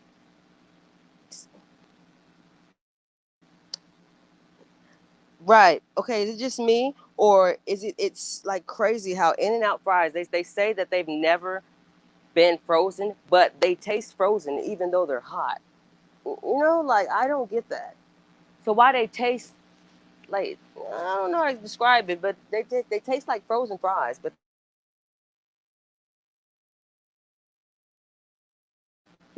like, how is that?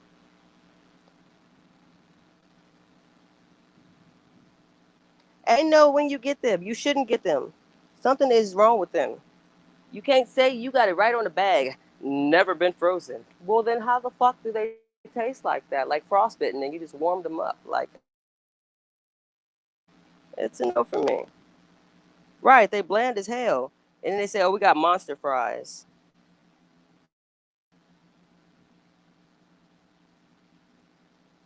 They ain't got no freezers. Let me get Google this. If they ain't got no freezers, then where they keep the... Okay. Why they just need to stop. Like, no, I eat it there.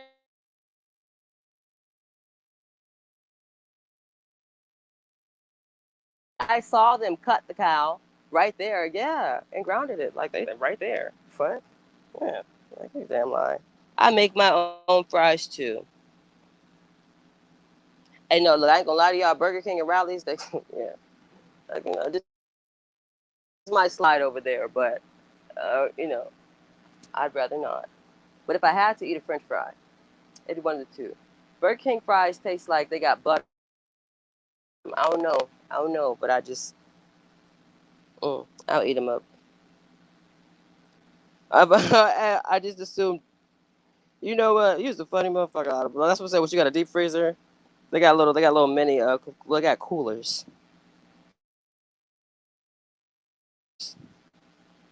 That's right. So they'll be like, was the food cooked when it got here? Like, y'all are concerning me, sir.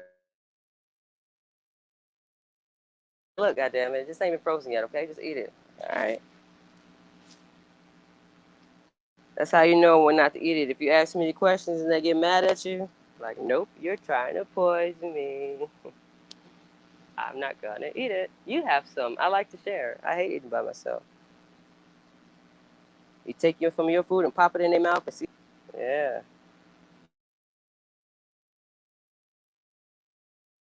Protect y'all. I'm gonna tell y'all, I'm weird. So all the weird stuff people could possibly do, I don't do it, but my mind will venture there, and that's how I tell everybody, you better watch them people who always want to share something. You're too generous. It's something that you don't want to have by yourself, and I don't. No, no, no.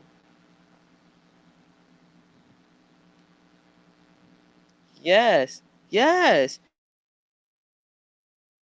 I go there and I'll get my food when they have that little like bucket of fries. even know they Rallies is ghetto like that. They put the damn fries in a big cup and but it don't matter. Just give me that. I need all that. Anybody know? I just need another one.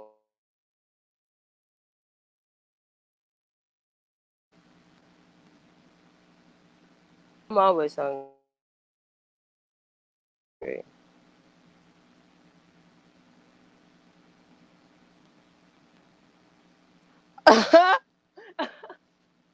Wait a minute. There's the Gemini for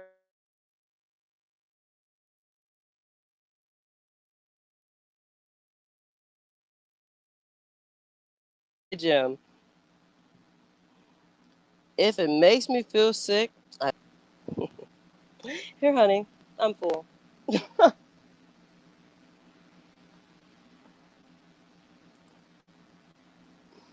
Yeah, but have me some fun tomorrow. He gonna be in bed. I know. You want some tea? Some Pepto? All right, I got you. Yeah, I just didn't want any more. I drank too much of my juice. Nah. And look at Tracy over there laughing. She thought I would do that too. Tracy the type she'll let it sit for a minute, warm it up, and then give it to you. Here you go. Just something.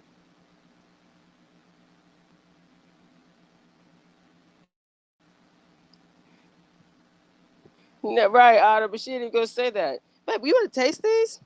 Because she probably know how his appetite is and know he gonna eat them all anyway. And you be like, did you really eat all? Wow. No, it's fine. It's fine. I'll get something else. Hey, just as long as you had enough. Well, I'm horrible because I'm telling your business. It's all right, Tracy. I said I'll cook for you. You noticed that, right? I never gave you no chances. I got us. I got us. What about this? You can watch over both shoulders. We can be all right. You don't want to cook in front of me because you probably be like, not even obsidian. You just call them for real names. Like, give it in there. What are you doing? Like nothing. You sitting on your shoulders and shit. I'm just watching. You know, I was just looking. I was making a documentary. I'm live. And she over here whipping it up, huh? Now if I fall down, y'all, I'm gonna know something. I just want to see.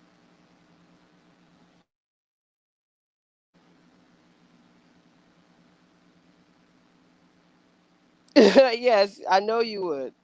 Here, I just got it. You know what, Q? When I pull, I'm always first to answer. But I swear, I'll take a picture and send it to you right now on my whiteboard. My main goal, I just up the numbers sometimes and make X amount of people smile today, or just remind them that why they exist, and you know what I mean. But your purpose is to be alive. How you live it, that's on you. You gotta. Well, I don't care if you ain't got no teeth or nothing. Like you gonna show me that jaw. I want to see the back of your throat when you talk to me. What? Okay, it's real. I need some truth behind that smile. Don't you come at me with the fake shit. What? I don't know how to not smile. People, I thought you were sad. I am.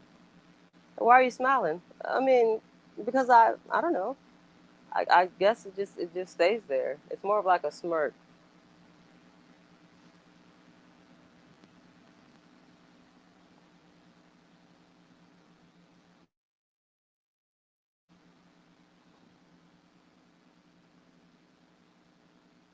Oh really? Getting results. They said, we interrupt this broadcast. John, it's a QQ. Just making live phone calls for the boys and getting results. Let's do it. Be right back. I don't never leave. I got a split screen.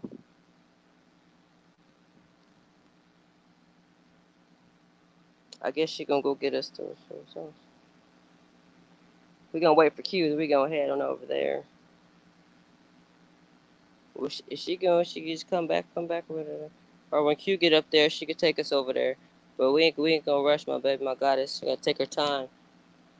Cause if Q ain't got no teeth, y'all, how she gonna talk to us? What we gonna do without Q, man? I give an ugly cry if Q stop. I be here sucking both my lips. I don't know. She says she can't talk. She's just gone. She's just gone. I'd be hurt. They're like, don't you got her number? It's not the same. It's not the same. Okay. I like her on here. I be proud of her. I like to be proud of her. I don't know if that's weird, but I like being proud of her. You know, when you really get to witness somebody's evolution, it's something, as opposed to just jumping in like, oh, well, I mean, she got this many followers. She don't really care. Like, nah, wait a minute, though. Because when that woman was just sitting there talking to her damn self, ain't shit changed. And that's rare, you know? So, that's what separates you from the rest. Hip shake, drop mic. But nah, real shit, you. Like, I'm honest to say, I watched that and I'm still watching that and somehow just swindled into becoming a part of that. But hey, when I feel guided, I don't question. I just gravitate. I don't even think I walk. I just float. It's like I constantly have on heelys all the time. I'm an immaculate skater, but that's because my drunk ass auntie used to sneak me to the skating ring when she was supposed to be watching me. But yeah, I skate like an old man. Cascade with it. Oh, backwards. You guys, let's go skating. All of us. We can just turn our cameras around and watch each other. Like, look at me. Look at you. Look at us. What we doing? I'm probably doing circles, little hip hops and stuff on one leg. Nah, if one of y'all can come push me. Q look like she'd be the one to come nudge me accidentally on purpose. Hey, Obsidian. Boom.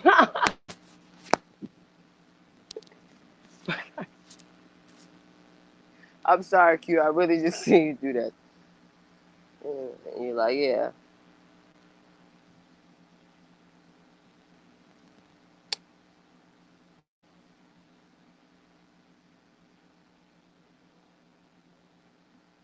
I don't want to see you skate. Why, you get down on it or you gonna fall?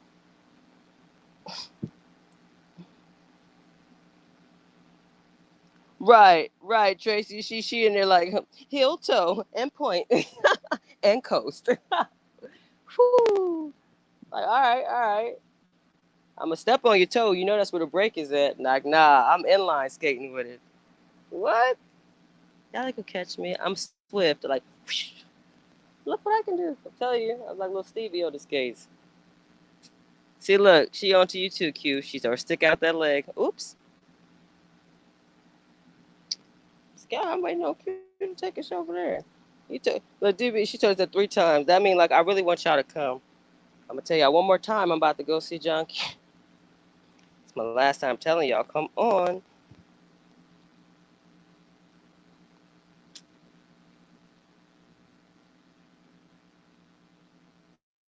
Yeah, Francis, and that's what that whole moment of.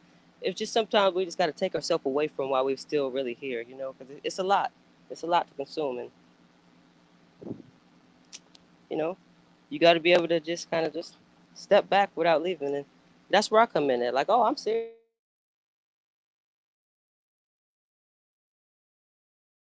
Hella sense, but kind of restore ourselves and fulfill ourselves and all the good things that keep us going when we sat on our own and share it with everybody. That's all. If I could put John Q's channel up, I would, but I don't got credentials. I'm not privy to all the credentials like that. Well, aren't you lucky because I'm here. Ooh. And we can go. There go my baby. There go my baby right there. I'm still snacking on these fries. I heard all that shit you was talking, but I'm still eating my fries. I love me some you. Thank you so much. For real. Well, it's better now. I popped the IV. You feel better? You feel better? But I haven't used the canker yet. It's quiet right now. So the more I talk, usually is when but I just took the 800 milligram ibuprofen. So currently, I'm okay. Thank you, Nancy. Thank you. Out the shadows. I've been creeping. For the whole time. Actually, Leslie, I've been listening. I was like, That's oh, I all I like need to this hear. show. The whole time. I heard every word that Yeah, came I out your told mouth. you It was I would awesome. chat them down. I told you I'd chat them down for. They love it. And that was perfect, dude. Okay, so now I know who to call. Is that my TV? That sounds like cartoons. Sorry, I'm gonna have my son turn that down. Thank you though. That was like awesome. You definitely don't have to go until you're ready. And I'm gonna be texting you like, yeah, so what you doing? You already know it means chat him down. Come chat. What you did is actually exactly what the unicorns get with the membership for a limited time, not like just all day long, but I think I said 2 hours in there, like twice a month, to just have the platform to take a topic or just chat it up if they want to chat it up. But that's not something the moderators have to worry about. But I wanted to point that out so people could kind of see that's how that goes. That's what that is. Hold on 1 second, y'all. So but she got the canker. I got a little jet lag over there, but I'm glad you got the canker. I'm about to catch up over here on my other device.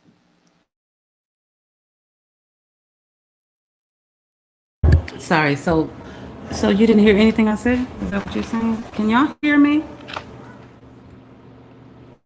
Can anybody hear me? Obsidian, can you hear me? You're muted.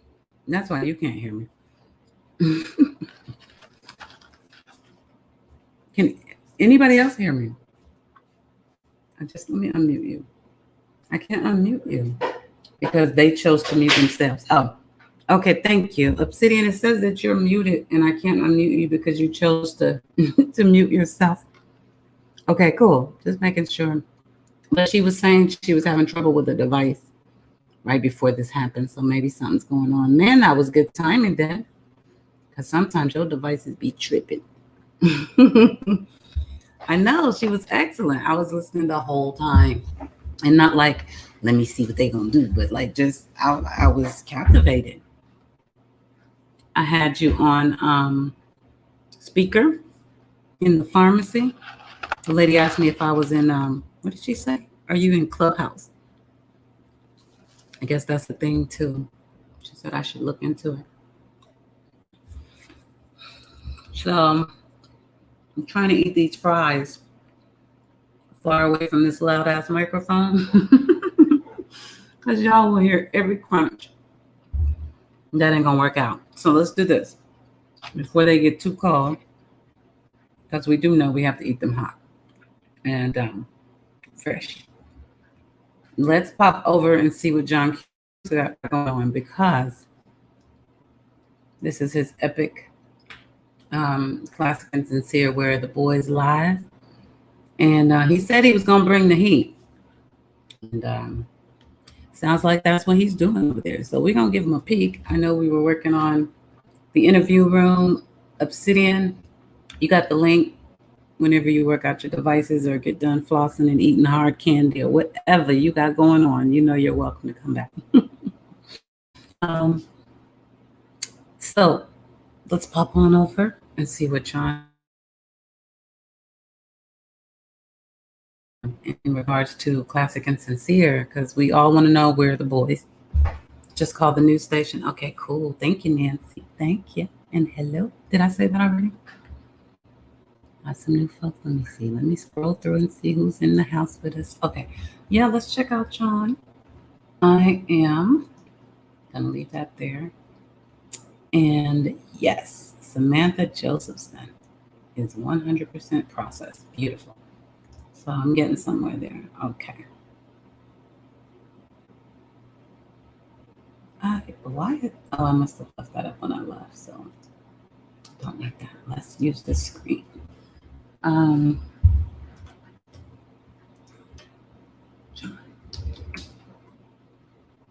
Come on. You know you're supposed to pop up. You know. I'm trying to act like you don't know. Oh, I did it wrong anyway. John Q, right?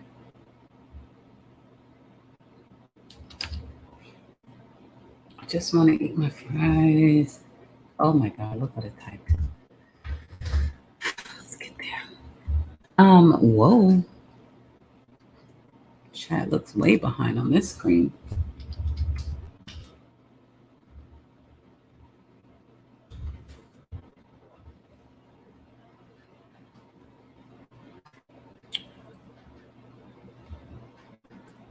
Thank you, thank you. Yeah, the world is sick. Why is that message just now coming through? Okay, the lag is real. Oh God, I do have to put it all in there. That's probably why you have to get creative with that one. Okay, I'm gonna have a fry.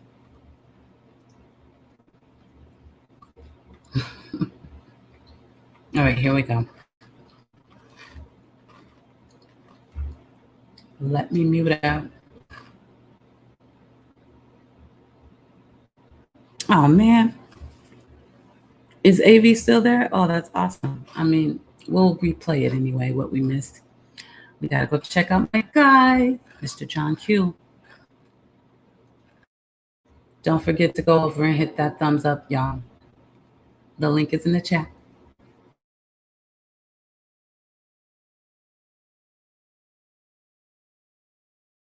Low 80s maybe or something like that, because you know it's the desert, Mojave Desert. So here's the thing, and I had a lot of it wasn't a whole lot of people, but there was a handful of people that said, well, what difference does it make if they were out, if the dog's name is Chalk or if they were playing with chalk?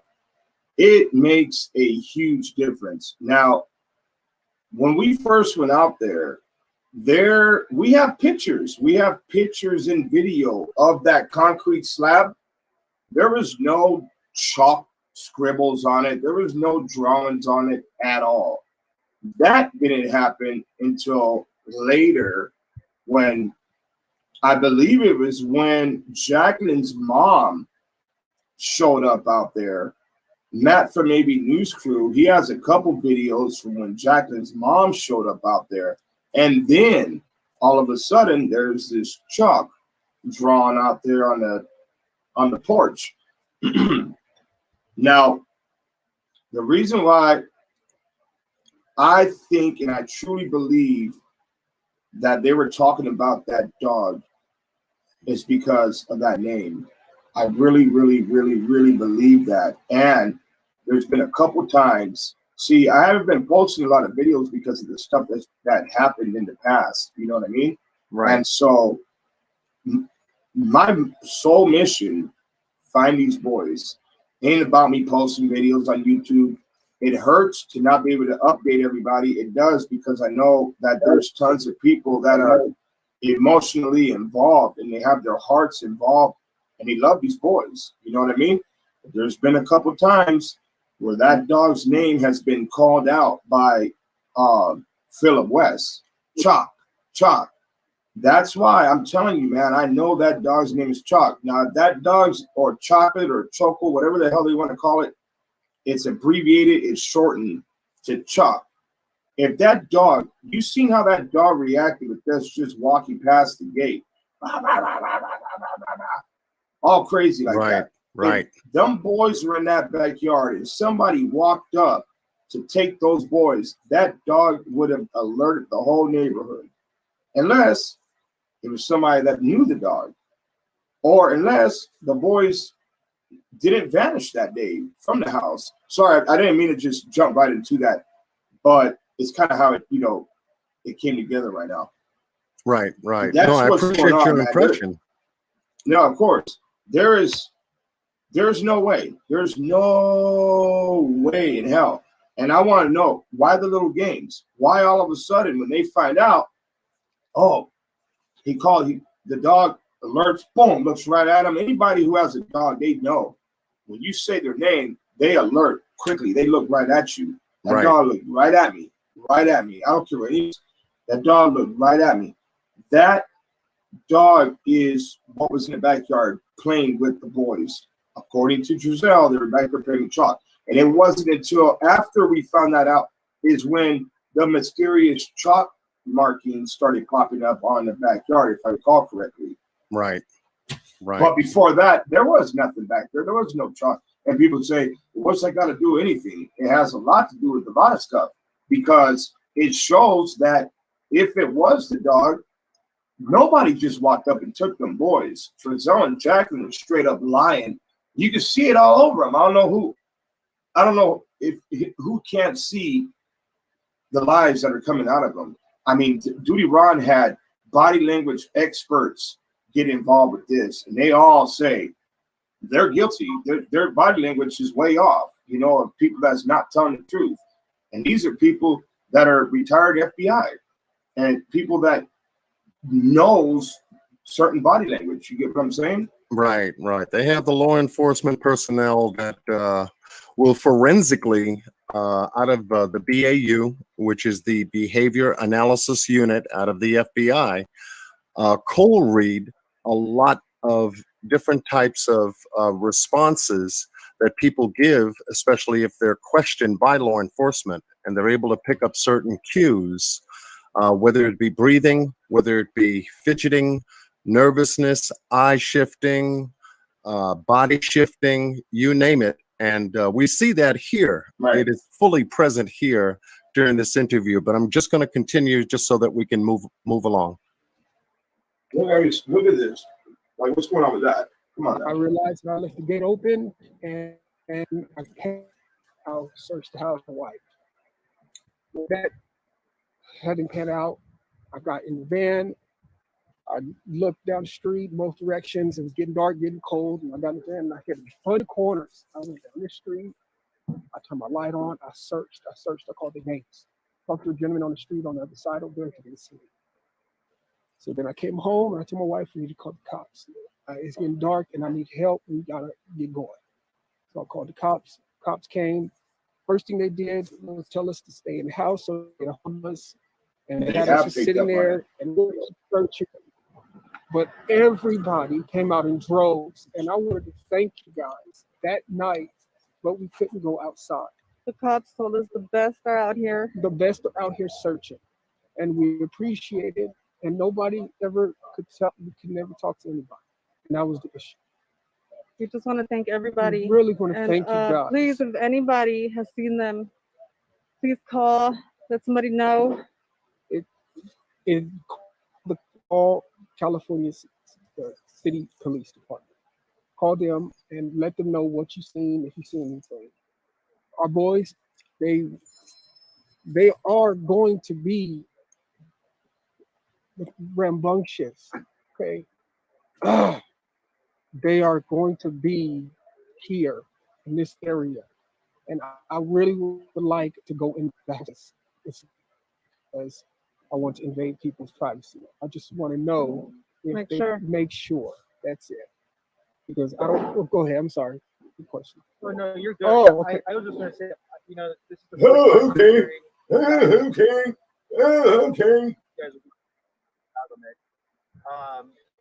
For you guys, for people who are thinking that there's some kind of foul play involved.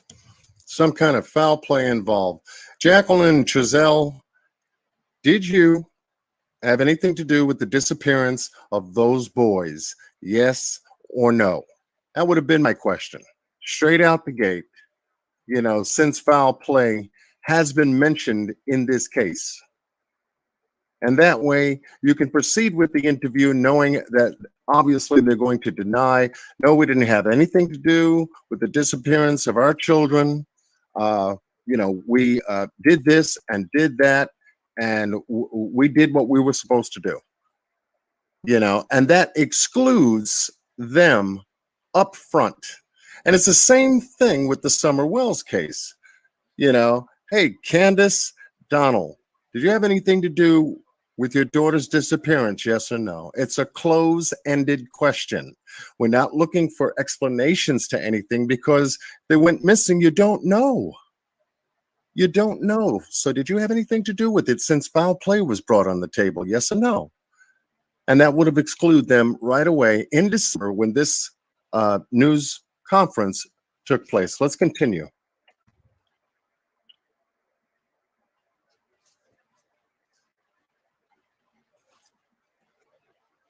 And by the way, I believe this was Crenshaw's copy of the interview. You know, we just spoke to the biological mother. She says she had a conversation with you guys. You think there's some kind of foul play involved? That you guys did something. That's understandable. What's your response to that? Understandable. I think the same thing. Yep. I mean, that's exactly the point. And we can find our babies, and guess what? That's no. And that's all I want is to find our babies. That's it. And I talked to her this morning, and I really wanted to tell her that I am sorry because I didn't trust them. And it became our children. We named Hey, John, pause it real quick. Children. It's skipping a lot, but if you can, just rewind it just a little bit. This part right here really stands out to me a lot. Listen to just listen to him really good, how he emphasizes on a couple of things. I'm not going to say what it is. I want to see if you guys can catch on to it. Go ahead, John.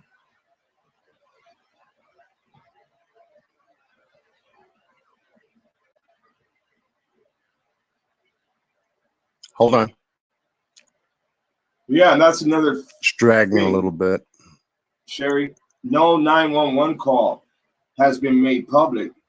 That is crazy. They should have been released. I'm responding. Our babies didn't what? That's no. That's all I want. Our babies. That's it.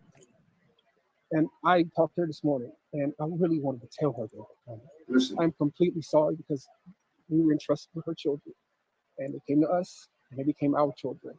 We named them, and they are our children, and so we want them back. So please, if y'all could get back on what you guys are doing, we should be able to get a hold of somebody, but they took all of our tech. So did you guys hear that? Like, did you hear that? A couple of things that he emphasized on. Did anybody catch on to that in the chat?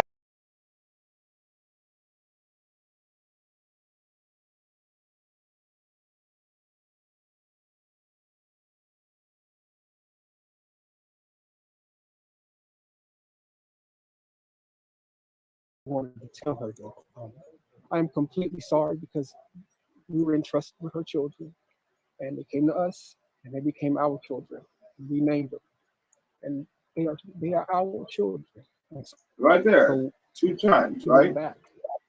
Please, they are our children. And there's another part where he actually says it again. He emphasizes on that. And it just always stood out to me for some reason from the beginning.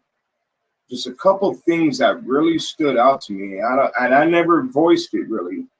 And I'm not about to start voicing it now, but my thoughts on something like that.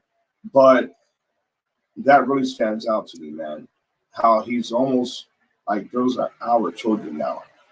We named them. You get what I'm saying? Right.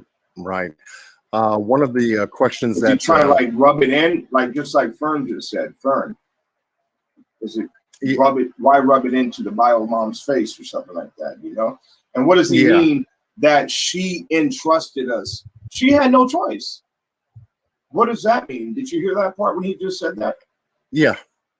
She had no choice in the matter. Almost like if they had cooperation of some kind from her to have the kids, you know? Right. Like, how does that make sense? She entrusted us. No, she did not. She didn't even know you had them, supposedly, right? But yet here he is saying that she entrusted us. How is that? When the state took those babies, she's not supposed to know where the hell they're going. Right. Now, this news conference is 2 days after the boys went missing. And one of the main questions that popped up in my head is that the biological family is there with the bio mom and the bio dads. And I was wondering, how in the hell did they get there that quick? Okay, so Matt, I asked Matt that question. because a lot of people want to know that. And Matt said that they seen his video. Now, I don't know how. I mean, Matt's videos reaches out, but they don't reach out that far. They reach out far now. I just don't know how. I don't know how that happened, but he said that they contacted him through his video. So Okay. I don't know. We would have to literally ask Matt again, but that's what he said. I just found that just so strange to say 48 hours later, here they are doing a news conference, and the Bothel family's right there on the sidewalk, all of them. And I said, how is that even possible when you have an adoption that taken place, number one, not unless there was some kind of visitation going on between these two, then I could understand. But I said, man, that quick, and they're standing right there on the sidewalk. Either they seen it on Matt's, or they seen it on probably, you know, KGET or something like that, the news. From Bakersfield to Cal City, it's only what, like 45 minutes or something like that. But if you can, John, just one more time, if you could just rewind it right back to that spot one more time. I really want to hear that one more time where he says that they entrusted. Let me hear one more time. I talked to her this morning, and I really wanted to tell her that I Did something. And that's understandable. What's yours to that? That's understandable. Same thing. That's exactly the point. And we can find our babies, and guess what? That's no. And that's all I want is to find a baby. That's it.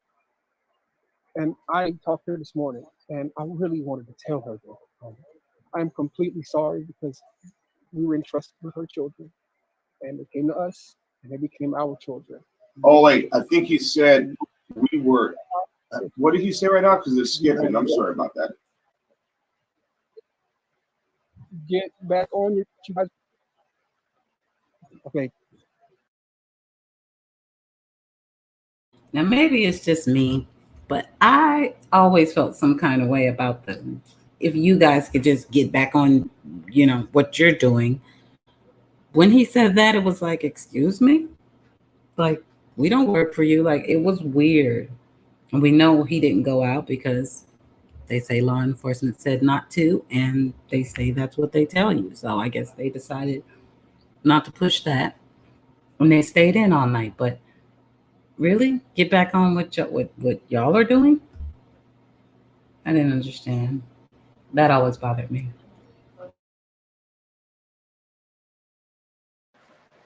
And I talked to her this morning, and I was her children, and they came to us, and they became our children.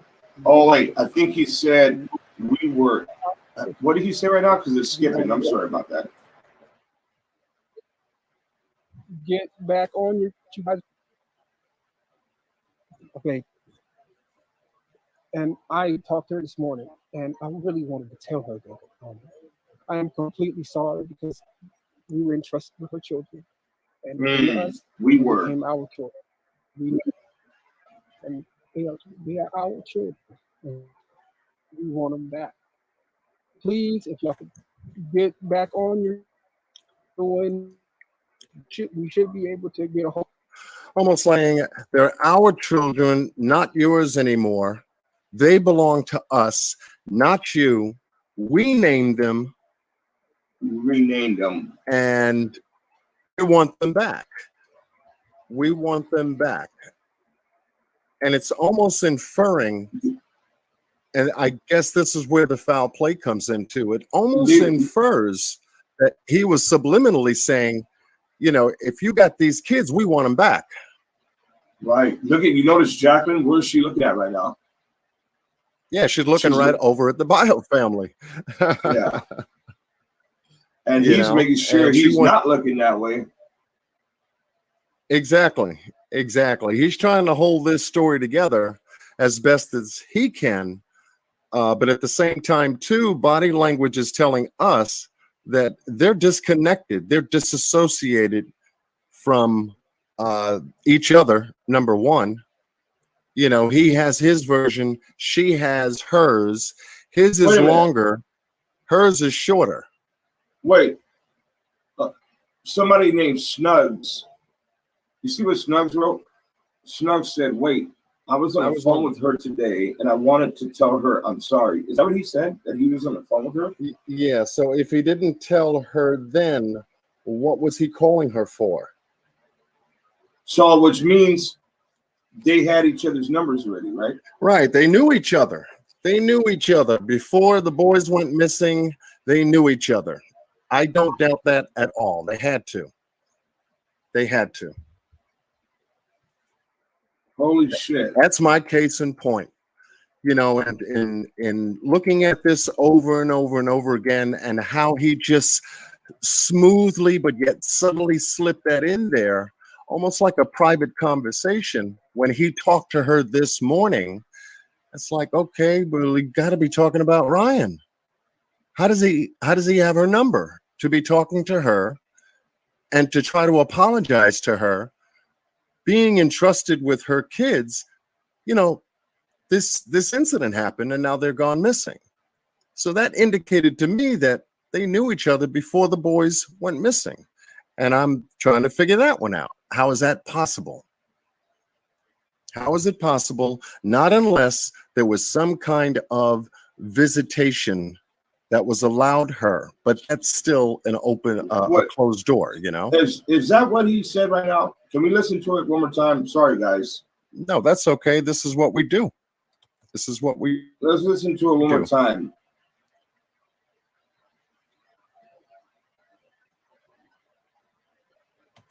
Guess what? That's no. And that's all I want is to find a baby. That's it. And I talked to her this morning and I really wanted to tell her. I'm completely sorry because we were entrusted with her children. And it came to us. I didn't hear nothing about him saying a phone call. He said, I talked to her this morning. I think that's when she went and knocked on his door. Please get back on what you guys are doing. We should be able to get a hold of somebody, but they took all of our tech. So they wanted to, I guess, just rule us out, which makes sense. That's part of the investigation. So let's figure it out. Have you guys, when you talked to police all our, Yes. what, so you guys willfully gave them your Everything. technology, Yes. the car? Yes. Did they get how did they get a search warrant? Did you I guys? I don't see why they got one, but they got one. Yeah, we would have they let them didn't take need one, anything. but- We would have let them take everything. We let them come in and search with us. We asked them to come do that. What did they take? Just tech. And yes, Steve, you know, if she had gotten there early that morning and knocked on the door and that's when they spoken, that could be another way of taking a look at it as well. You know, I also Right, yeah, 'cause I didn't hear into nothing the, about phone call. I didn't hear that right now. I heard somebody we spoke to her this morning, which makes Right. sense because she knocked on her door. You know, something that, you know, she's worried about her kids. So right.